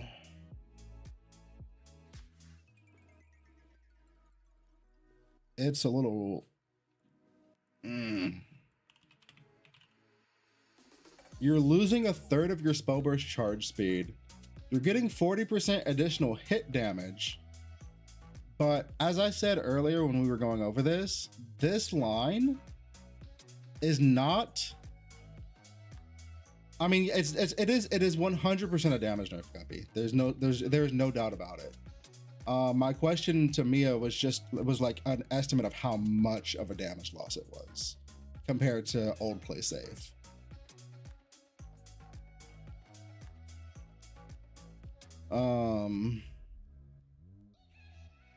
But also the other issue is the 40% additional hit damage for skills cast by spell burst. This is not a unique unique line of text, right? You already have this in your build. So I mean, just because of the way that damage multipliers in this game work, it's just not as impactful as you might think it would be, right? Like you see, like you might, it's easy to be tricked by that and see 40% additional damage and think, holy shit, that's wild. But it's not a unique multiplier.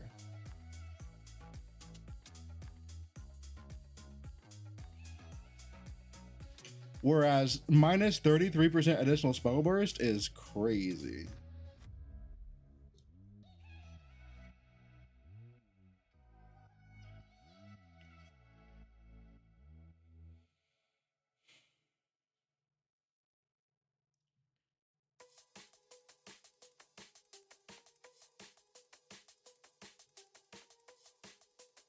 Anyway, chat. Let me take a look.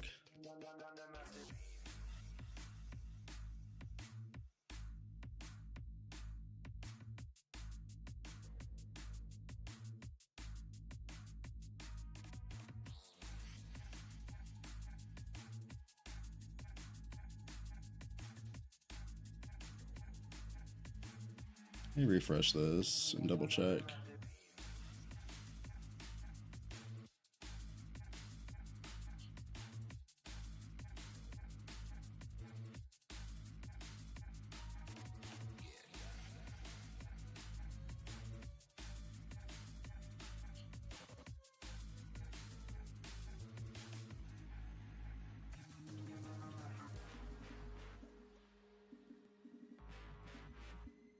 Strongest being one. uh, who was left on my list to double check or just to test again? Selena 1, Iris 1. I gotta find another skill for Yuga. That's what I need to do. I like Yuga could be a good start, but not this skill. This skill got destroyed. You definitely can't do this skill anymore.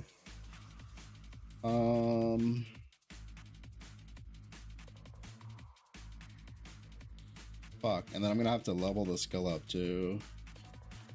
And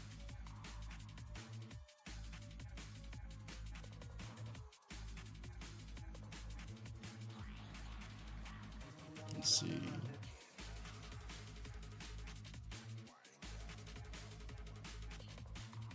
I mean, we could just go projectiles and call it a day.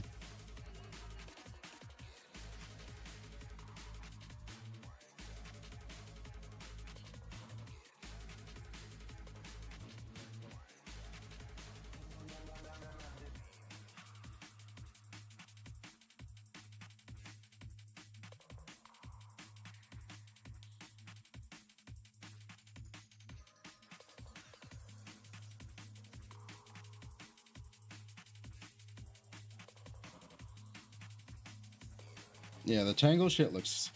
I don't know why they thought. I don't know why they think that. I don't know why the fuck they thought the play safe nerf was needed. I don't understand, bro. I don't understand how they thought that was needed or necessary. I just don't get it. Like,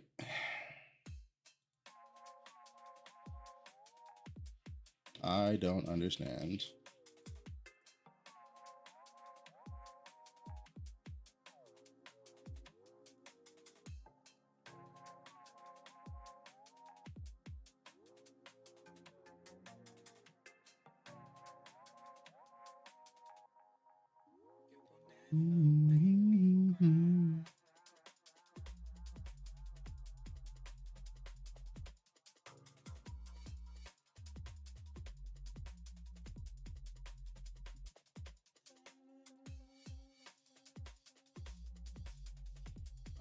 Let me just fuck around with some stuff on Yuga and see if I can get something that feels okay.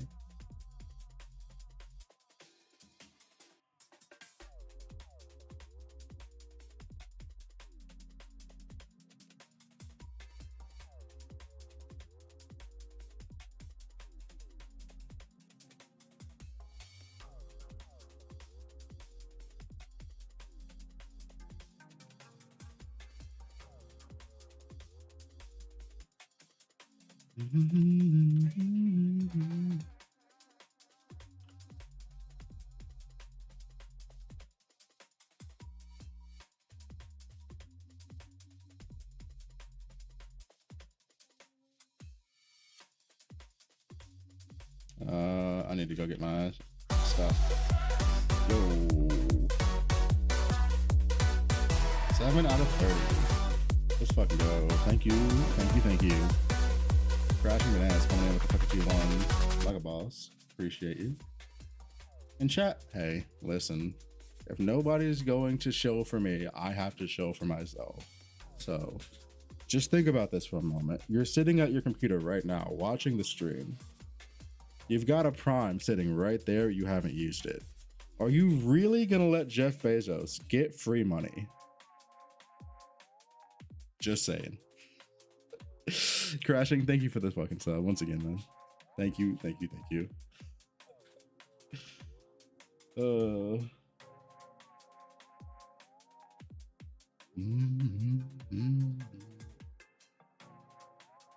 All right. I need to grab my stuff out of stash and recraft some stuff. I need this and this. Man, I'm so pissed. I had like the build was looking so nice on Yuga, bro. It was so clean. It was so clean, bro. No spell burst needed, no nothing. Just fucking we're just going, bro.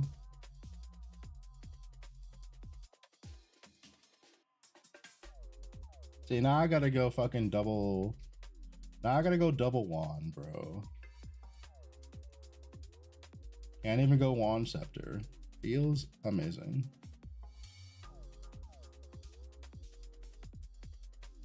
Although, to be fair, now you can get Frostbite, and Frostbite's pretty cracked, right?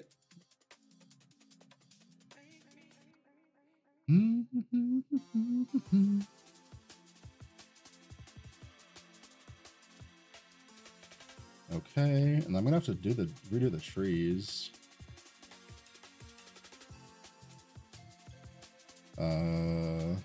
Shit. I mean, realistically, all we do is we drop Warlord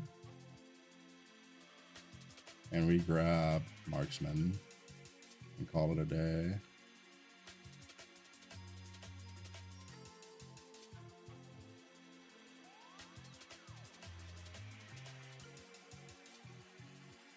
Chat, hear me out.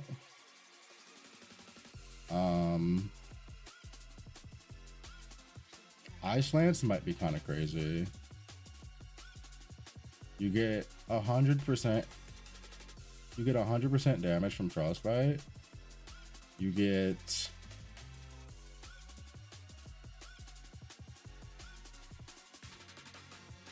You get 100% damage from Frostbite. You get projectile speed scaling.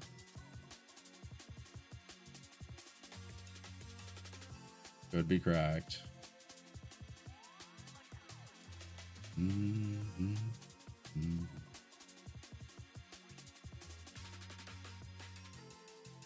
Also, the Marksman tree is a really good tree for prisms. So there's that to think about too.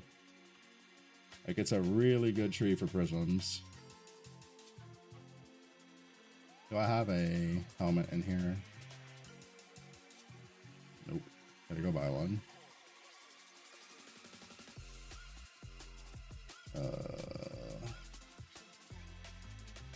Blind vision.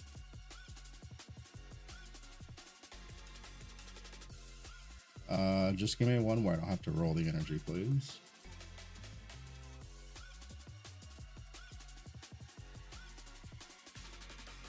Whatever. All right, let's go run a map real quick, see how this feels, out of curiosity. And again, this was the other thing about the Yuga, is like it wasn't really optimized, but it was still working pretty well, which is why I'm kind of sad that they did what they did.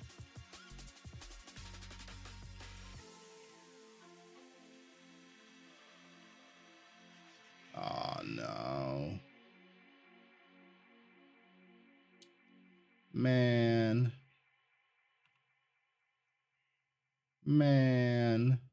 This is not good.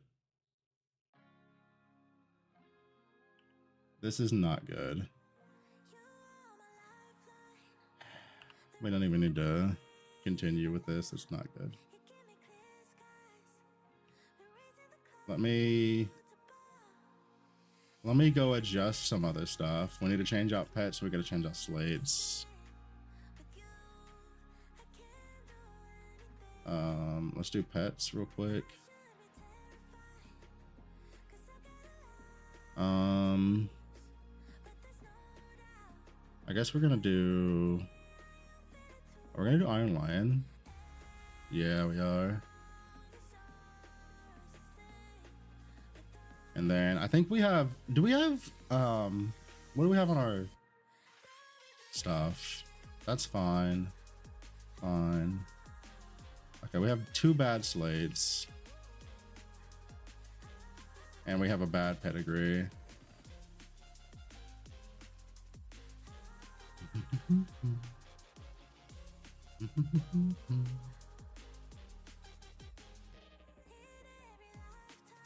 All right, let's get a new pedigree.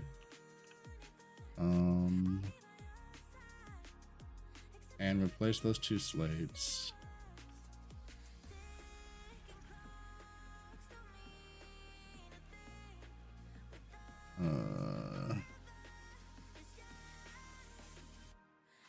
What do we want? Like winter, maybe?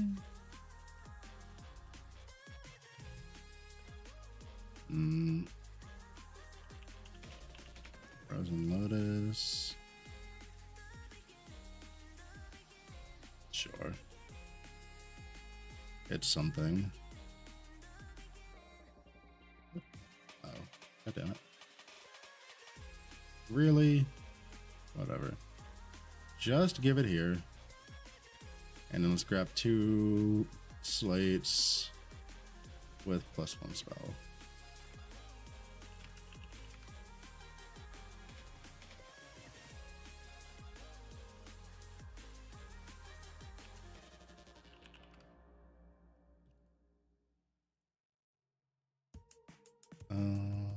One, 2.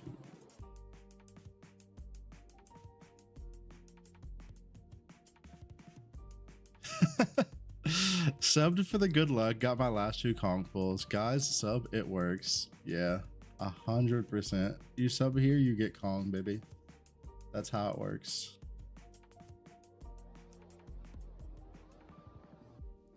Congrats, man.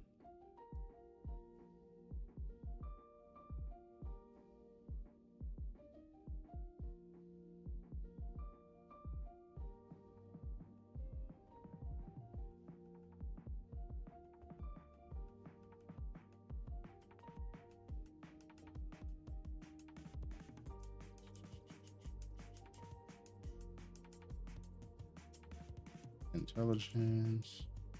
Okay. All right. Let's give it a shot with the updates, with the updated slates and pets. Let's try another map.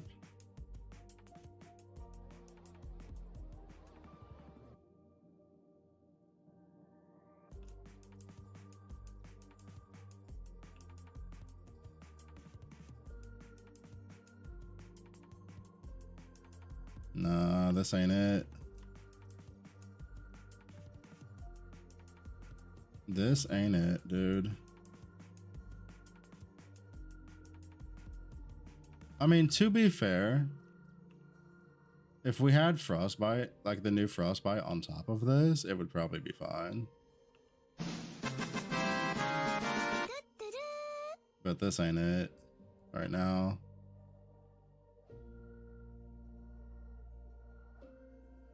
Databaka, thank you for the follow.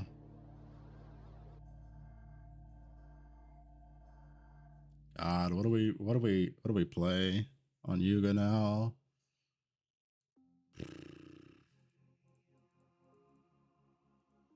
I just don't know.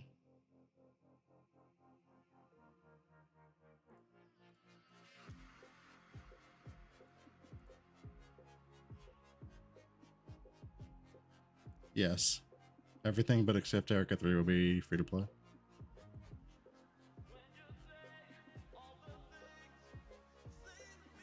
I mean, we could try to buy a level 20 skill gem and see if that'll make a difference, but I don't think. From the way this feels at 18, I don't see it. I'm not seeing it. Domino, thank you for the follow.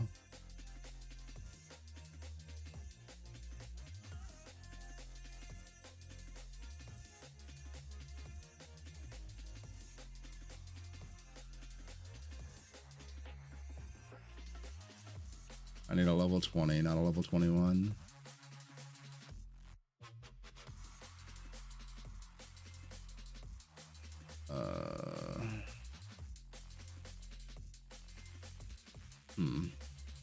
All right, I'm gonna buy a level 21, but I'm gonna take off one of my slates because there's no 20s on the market. What are my thoughts about MC? You need to go play Yuga 2 if you want to play MC. Okay, so we'll put this on and take a slate off to get us to a level 20, essentially.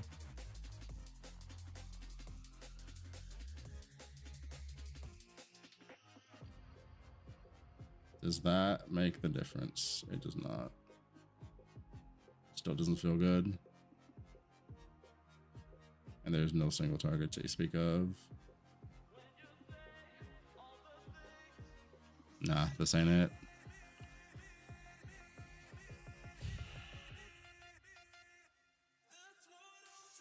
Let's try changing supports.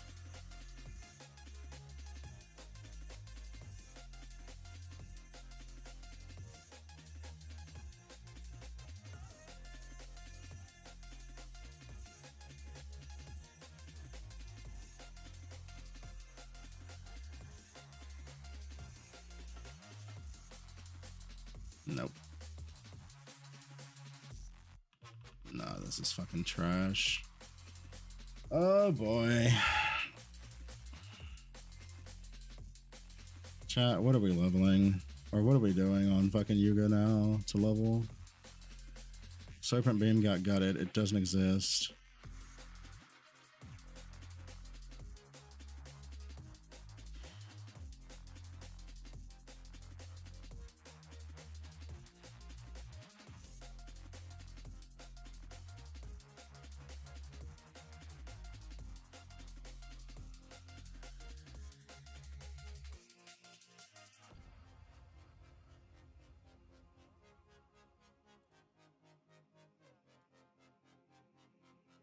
About his lightning beam. Hold on.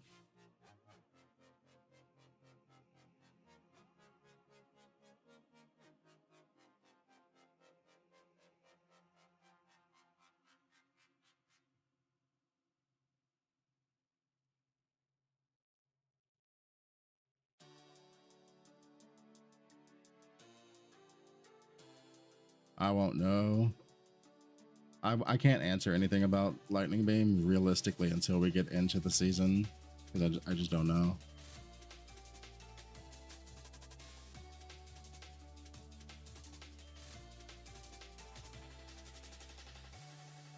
I just don't know.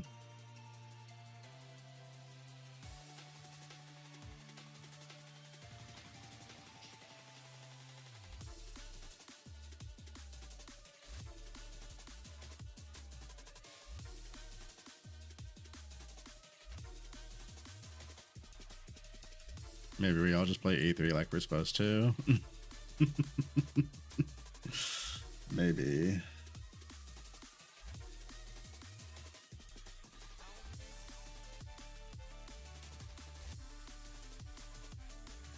Let's see.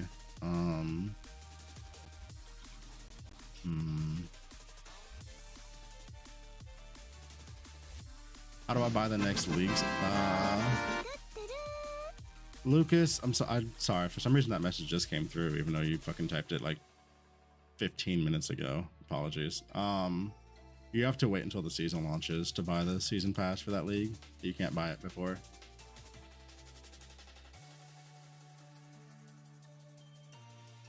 Bad Toki, thank you for the follow.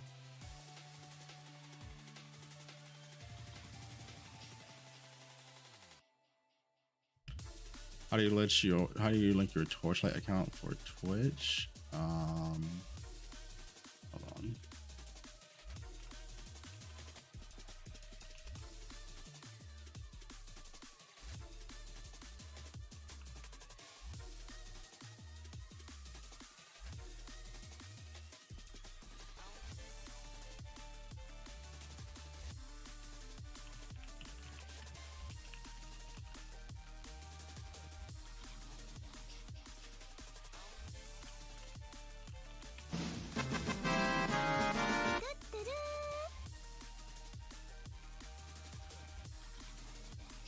Go to this website to link your Twitch and your Torchlight account.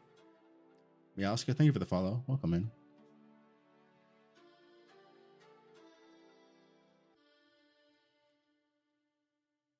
Aerith's sweaty armpit.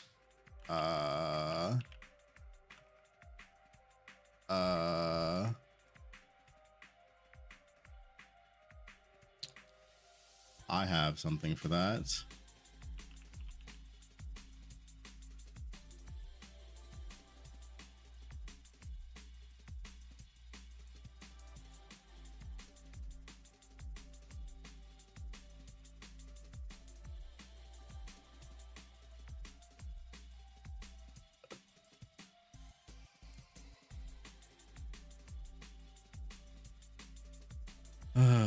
I have something for that.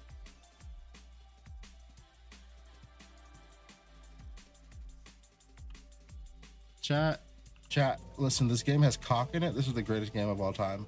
Yeah.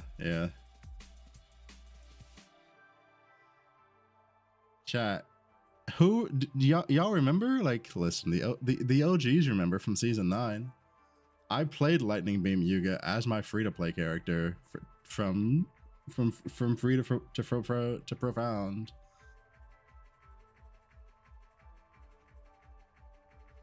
This was the free-to-play character that did Lightning Beam to profound. On the plus side,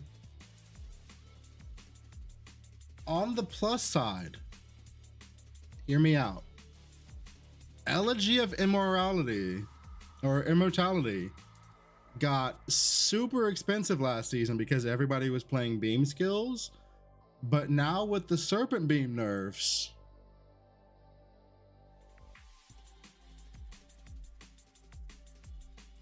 just saying,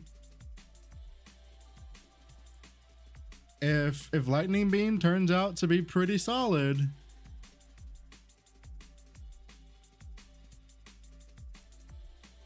I'm just saying, do I still have the fucking, what trees was I using for this? The one. Did I not have? Please tell me I saved the trees for this. Tiny. Fog.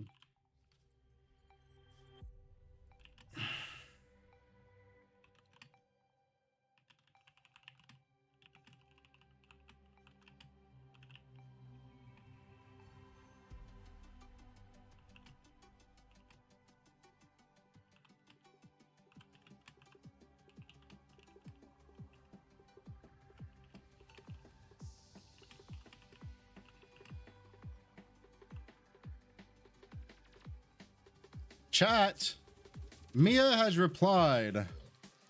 She said from her testing, the estimated damage loss on play safe was like 7%. So, Bing 2 looking just fine.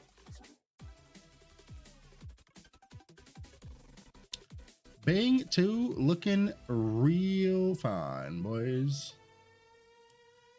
Okay, but did I really not save this fucking shit from season 9? Dude, did I have a torch? Did I have a Discord in season 9? Question mark.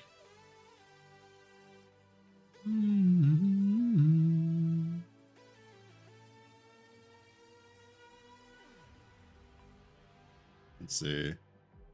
Hammer of Ash, Mind Control, Wilt Storm, Lightning Storm, Corrosive Throw. I don't have the trees anymore, dude. Man.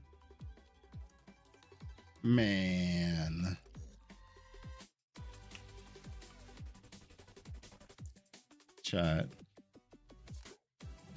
Meowska, I'm gonna show you something that you may never see again. But okay, listen, I put this as a sub goal a long time ago and they kind of just immediately hit it. And so I did have to do this for a stream, and so I still have them. Like I paid for them, so I fucking still have them somewhere over here in this general area.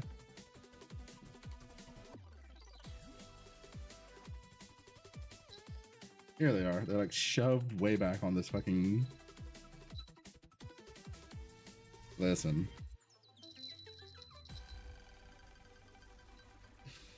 This was a sub goal. That's never, no. Meowdr is never coming back, but like I do have these. I do have these.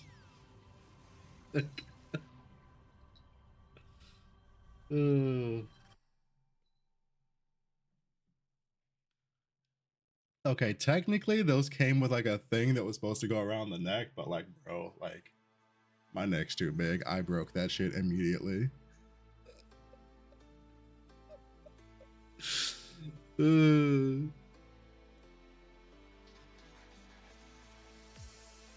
Yeah, it was like a thing with a bell on it, and I immediately broke it the moment I even attempted to put that shit on. It just broke.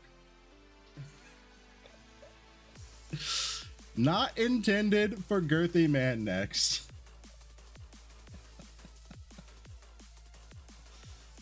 Oh shit. Also, that was when my hair was long too, so it worked better, I think. I don't have my hair anymore. Feels bad, dude. Feels real bad.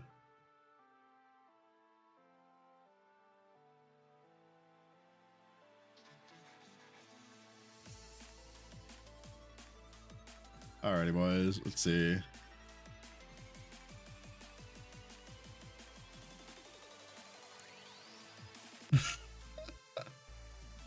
What main skill did you use on? I league started Bing 2 Firebolt, split Firebolt last season.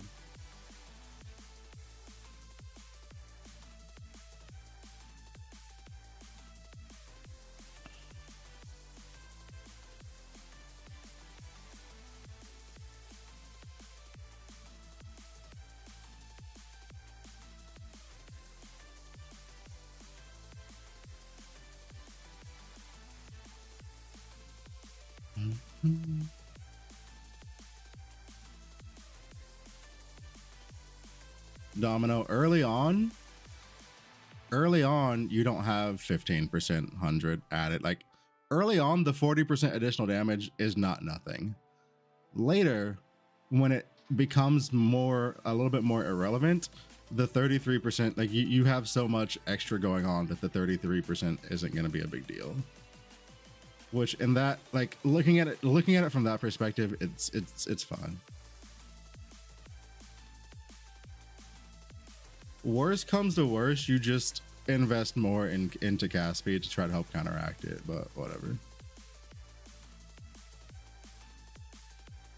But Bing 2, I've tested Split Thunderbolt, works pretty well early on Bing 2. Ice Lance actually works pretty well on Bing 2. And then Split Firebolt works pretty well on Bing 2 early. All three of those felt like I've tried both of those, and so it should be fine. TBO has been nerfed again. I mean, they nerfed the splits, but they increased how much they increased the multiplier for every additional split, right?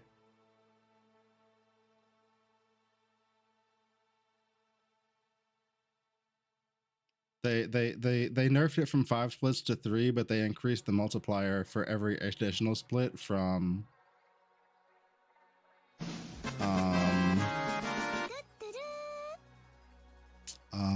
fuck, what's it called?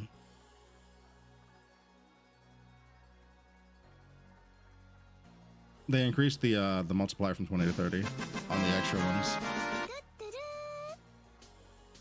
Wheezy and Boulder Coffee, thank you both for the follows. Welcome in. Use it until you get precious weapons and swap to something else. Yeah, I mean the changes to play safe. I only cared about what the difference was going to be early on, right? Like once you actually get into building your character out properly, these are just, you just adjust for the changes.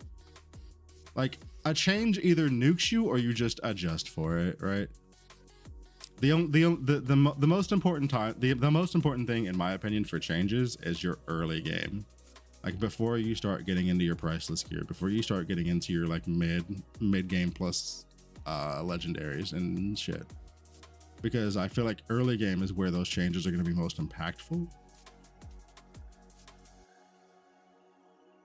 And where you're going to just feel them the most. Once you start investing, you can just you just figure out how to work past that. Guppy, Mia said it was just a 7% difference. So I mean, I've got the Bing too. I will gear him out, and come patch day, I will log into Bing and we will see what's what. Yo, what's going on, SK? I mean, y'all know how it works. I don't league start when everybody else league starts. When the season drops, I go into standard, I load up the characters that I pre-geared, and I just double check a couple things. And this season will be no different. Like my league start will probably be 10, 20, 30 minutes technically behind everybody else just off the rip. It's just how it is. There's just some answers that I want to see how they. I just want to see the numbers on the dummy.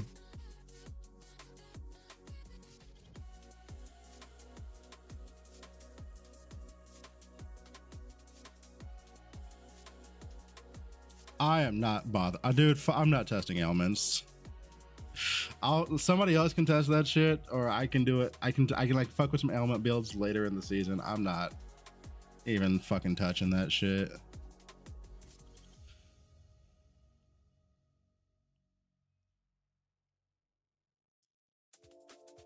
Spell burst and tangle. The new battle pet is only for attacks.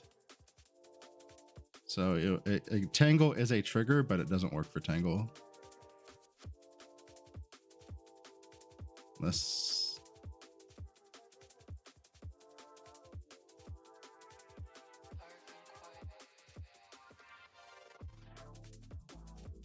Yeah, this is attack damage. It doesn't work for tangle. Tangle is a trigger, but it does not work for tangle. Zirin, thank you for the follow. Welcome in.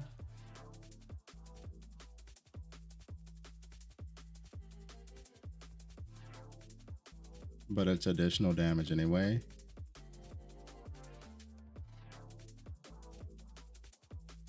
What?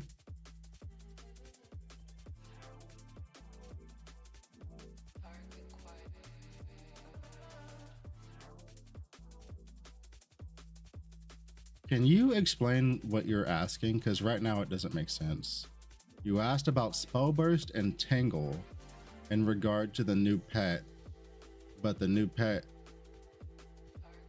is only giving you increased attack damage. So what specifically is your question? Because I think I'm missing information on what you're looking for. No. The pet specifically says 5% additional attack damage. That's what the pet does. It is additional attack damage.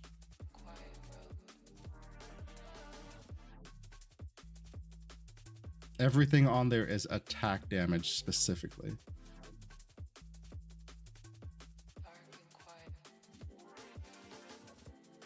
In patch notes it says damage only. We have the on the screen right now. I'm hovering over the pet for you. Feline stimulant is 5% attack damage. It's 1.25% additional attack damage and 1.08 additional attack damage. And then attack aggression. There's nothing, it does not do anything for your spells. Okay, I understand that. I'm mousing over the database. If you ever have a discrepancy between the database and the patch notes, you go with the database. This is an attack only pet. It does not do anything for your spells.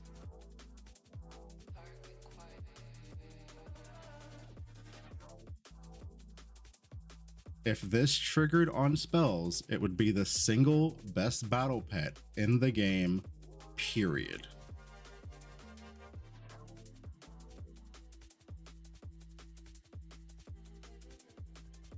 Like, if this triggered on spells, it would be insane.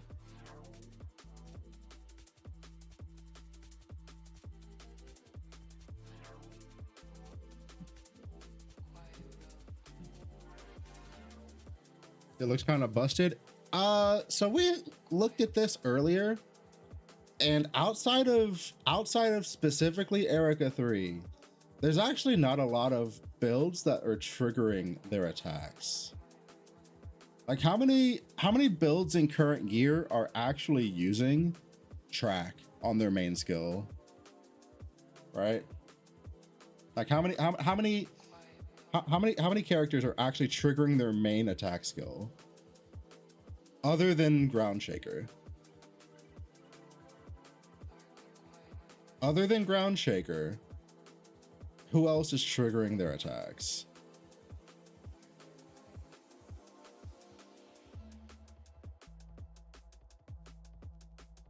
Rain of Arrows. All right, so we've got what? We've got like 2 builds.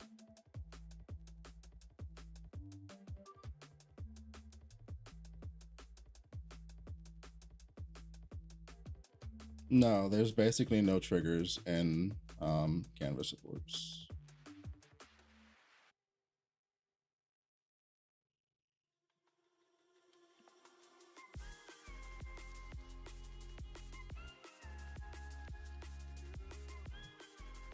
Now, on an aside, you could potentially not put your main active skill, like your actual attack skill. If you don't have anything else on your character that interacts with your main slot, you could just put something else in that main slot and trigger that potentially.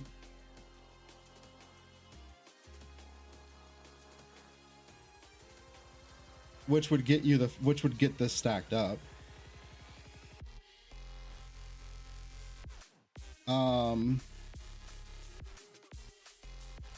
Ring of Ice is not an attack, so we don't care about it. We're only looking at attacks. Anything that's spell based, we don't care about. Like, you're not throwing a fucking Ring of Ice on your attack build to get this pet to trigger.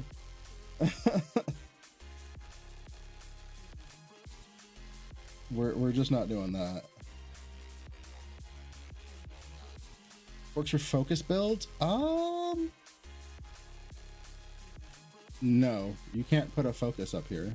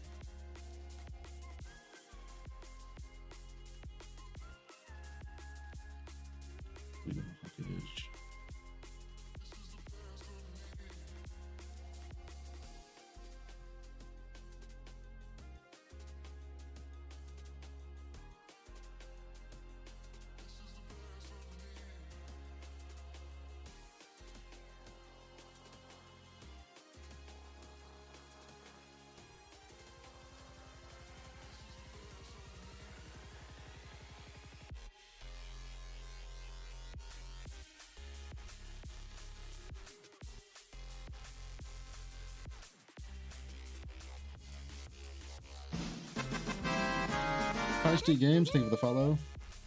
Yeah, I mean, Bing 2 Moonstrike is a good build. That is a solid build. That would work with the pet.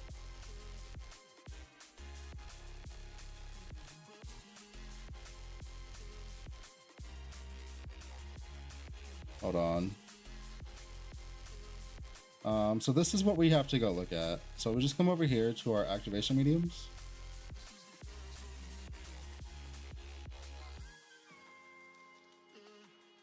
So if stuff like this works,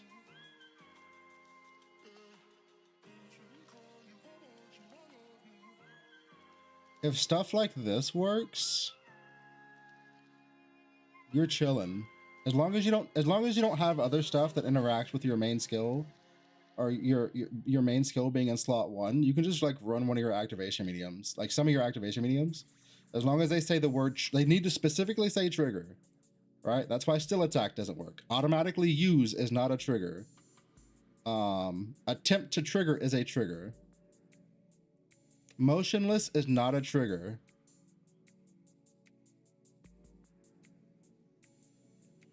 Motionless is not a trigger. It is an automatic use.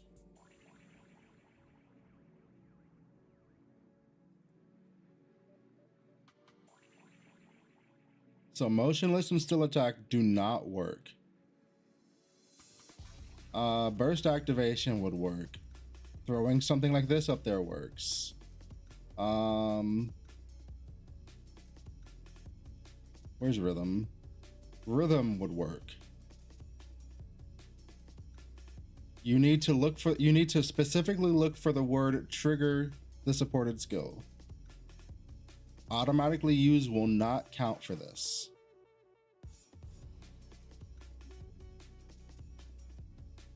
I would be really okay, and just hear me out, just so nobody like gets bamboozled.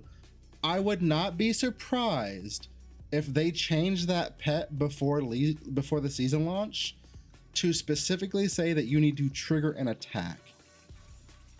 I would not be surprised if that change in wording is made to this pet, right?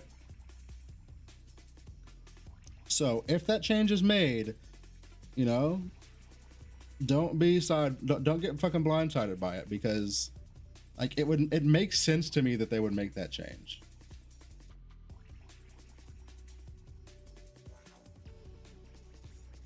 Because as it stands right now, there's a lot of ways to kind of game this pet and get around the restriction.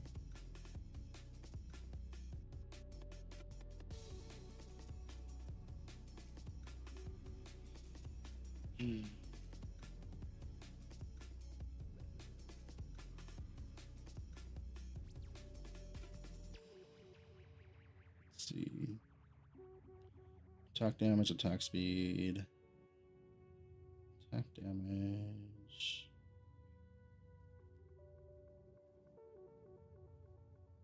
Attack damage, attack crit. Okay, so attack damage, attack crit, and speed. Okay. Okie dokie.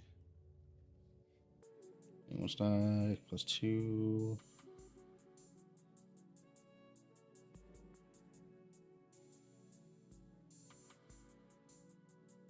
New pets are very mid on level 1.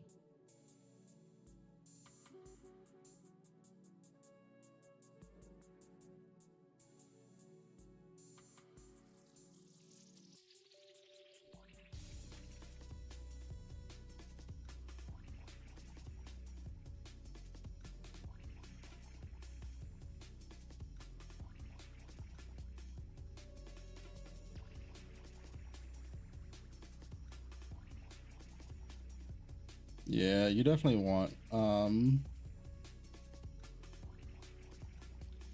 I mean, that's kind of been the way that battle pets have been going for a while. Battle pets are much more focused on what their use case is. And you definitely want to get extra copies of them, which is kind of helped by the fact that they do kind of give out a ton. They do give out a ton of free battle pet pools every season.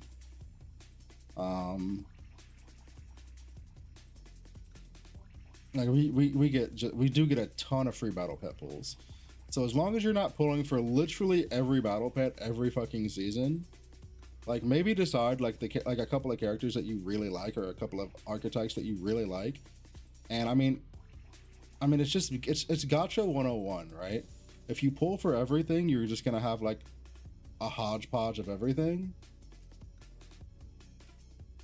So sometimes you just gotta sometimes you have to save your resources, man. It just is what it is.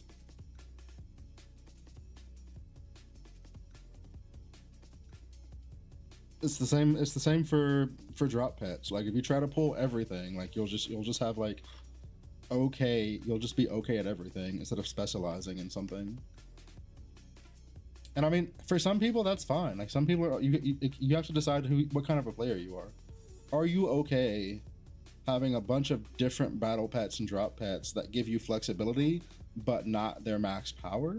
Or would you rather have a couple of things that you really like at their maximum power? Or option 3, I mean, listen, option 3 is the discover route, but we don't talk about that route.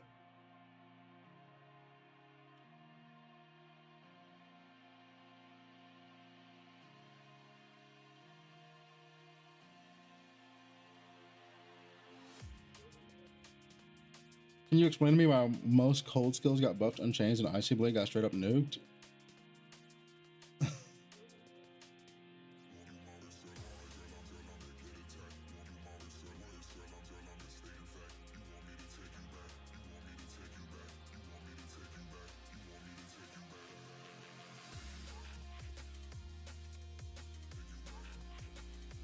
Did you adjust for the 40% additional on top of that, Fula?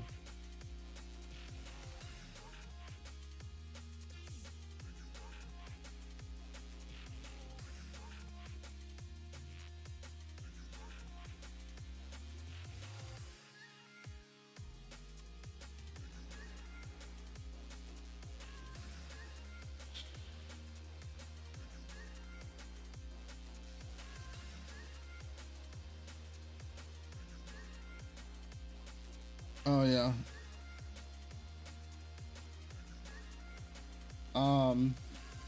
They 100% made changes to Icy Blade because of the change to freeze.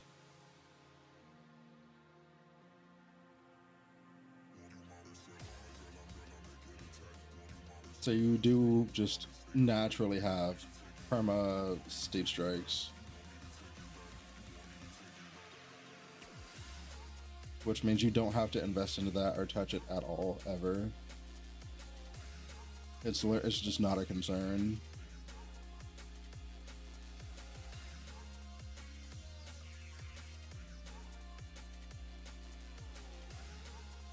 That part's easy. Okay. Let me know.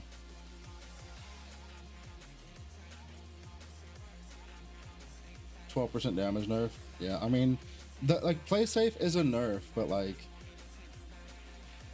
I don't think it's gonna be as bad as we thought it was gonna. Like, when you first read the nerf on play safe, it looks real fucking bad, dude. But I mean, it should be fine. It should wind up to be fine. I'd be really surprised if it wasn't.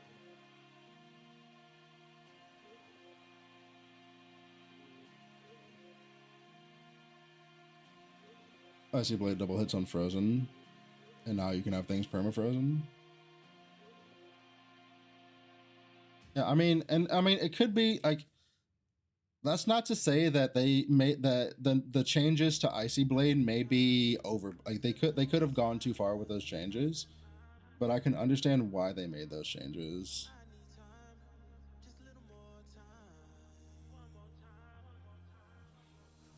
On top of which, don't forget, you are just innately getting additional damage because of Frostbite now, just innately. Like Frostbite, just by existing on an enemy, is giving you additional damage, and it doesn't... from the way that the interaction reads right now, I don't think it's gonna get reduced, like get removed when you freeze them. And even if it does, the current speculation is that like you just hit them again and reapply it, and then who gives a shit?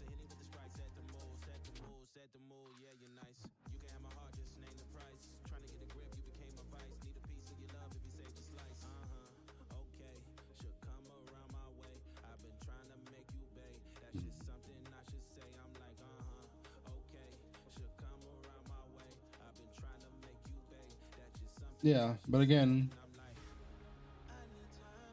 it's only at 8% nerf. Okay, yeah, and I mean, Mia told me her numbers came back as a 7% nerf. So play safe. Play safe is looking fine. Bing 2 looking fine. Spellburst looking fine.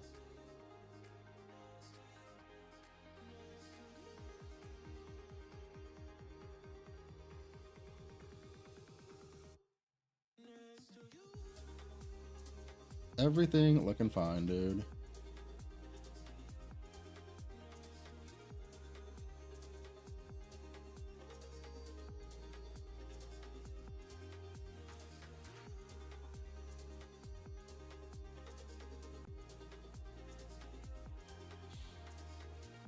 Boys, I'm hitting the lean something fierce right now. Oh shit.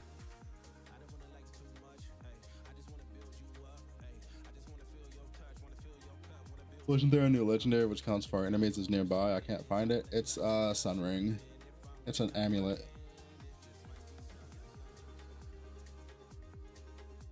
I can pull it up for you real quick. It's right here.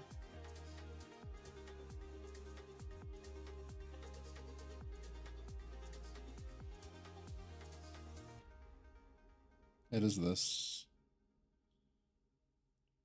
Gives you max life. It gives you all Ellie res. It has a random modifier on it between these three, and then it gives you Solar Ring.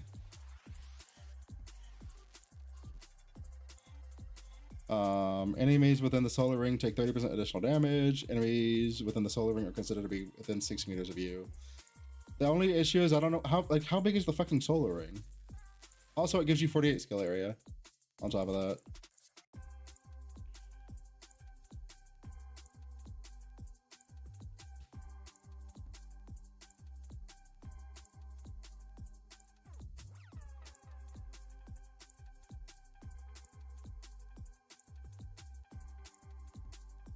Corona looks kind of good. Correct.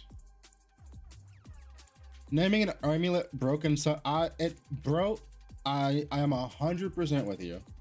The name of this amulet has always pissed me off. Like always. It has always pissed me off.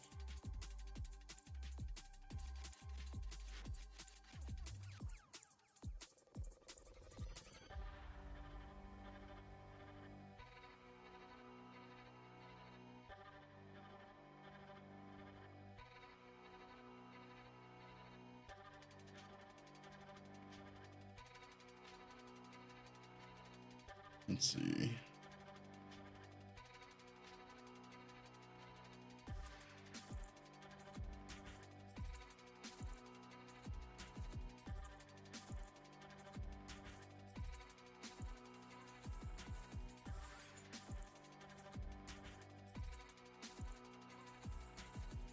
All right, chat.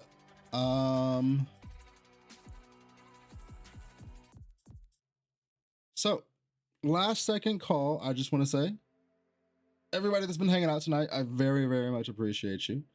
If you have not already followed the stream, please do. If you are watching on YouTube and you have not, if you haven't subbed to the channel on YouTube, please go ahead and do that. And that way I can see you at the next one. If you've really, truly enjoyed your evening, consider throwing a sub or a channel membership at your boy. We're at 7 out of 30 for the super secret launch goal. Didn't think we are gonna get 7 today, especially on a patch note review video stream. So hey, that's pretty hot. Very much like that.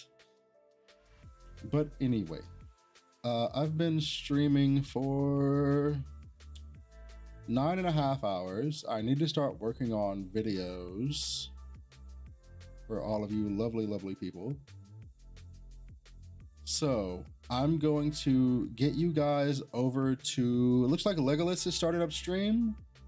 So I'll send you guys over to Legolas. He's doing some Erica 1 theory crafting. And I will be back later this evening. I love you guys. It's been fucking real. I can't wait to see what gets buffed and what gets nerfed in these patch notes before the season launches. It should be interesting. Anyway, I'm rambling. I'm tired. I love you guys. I'm out of here. Bye-bye.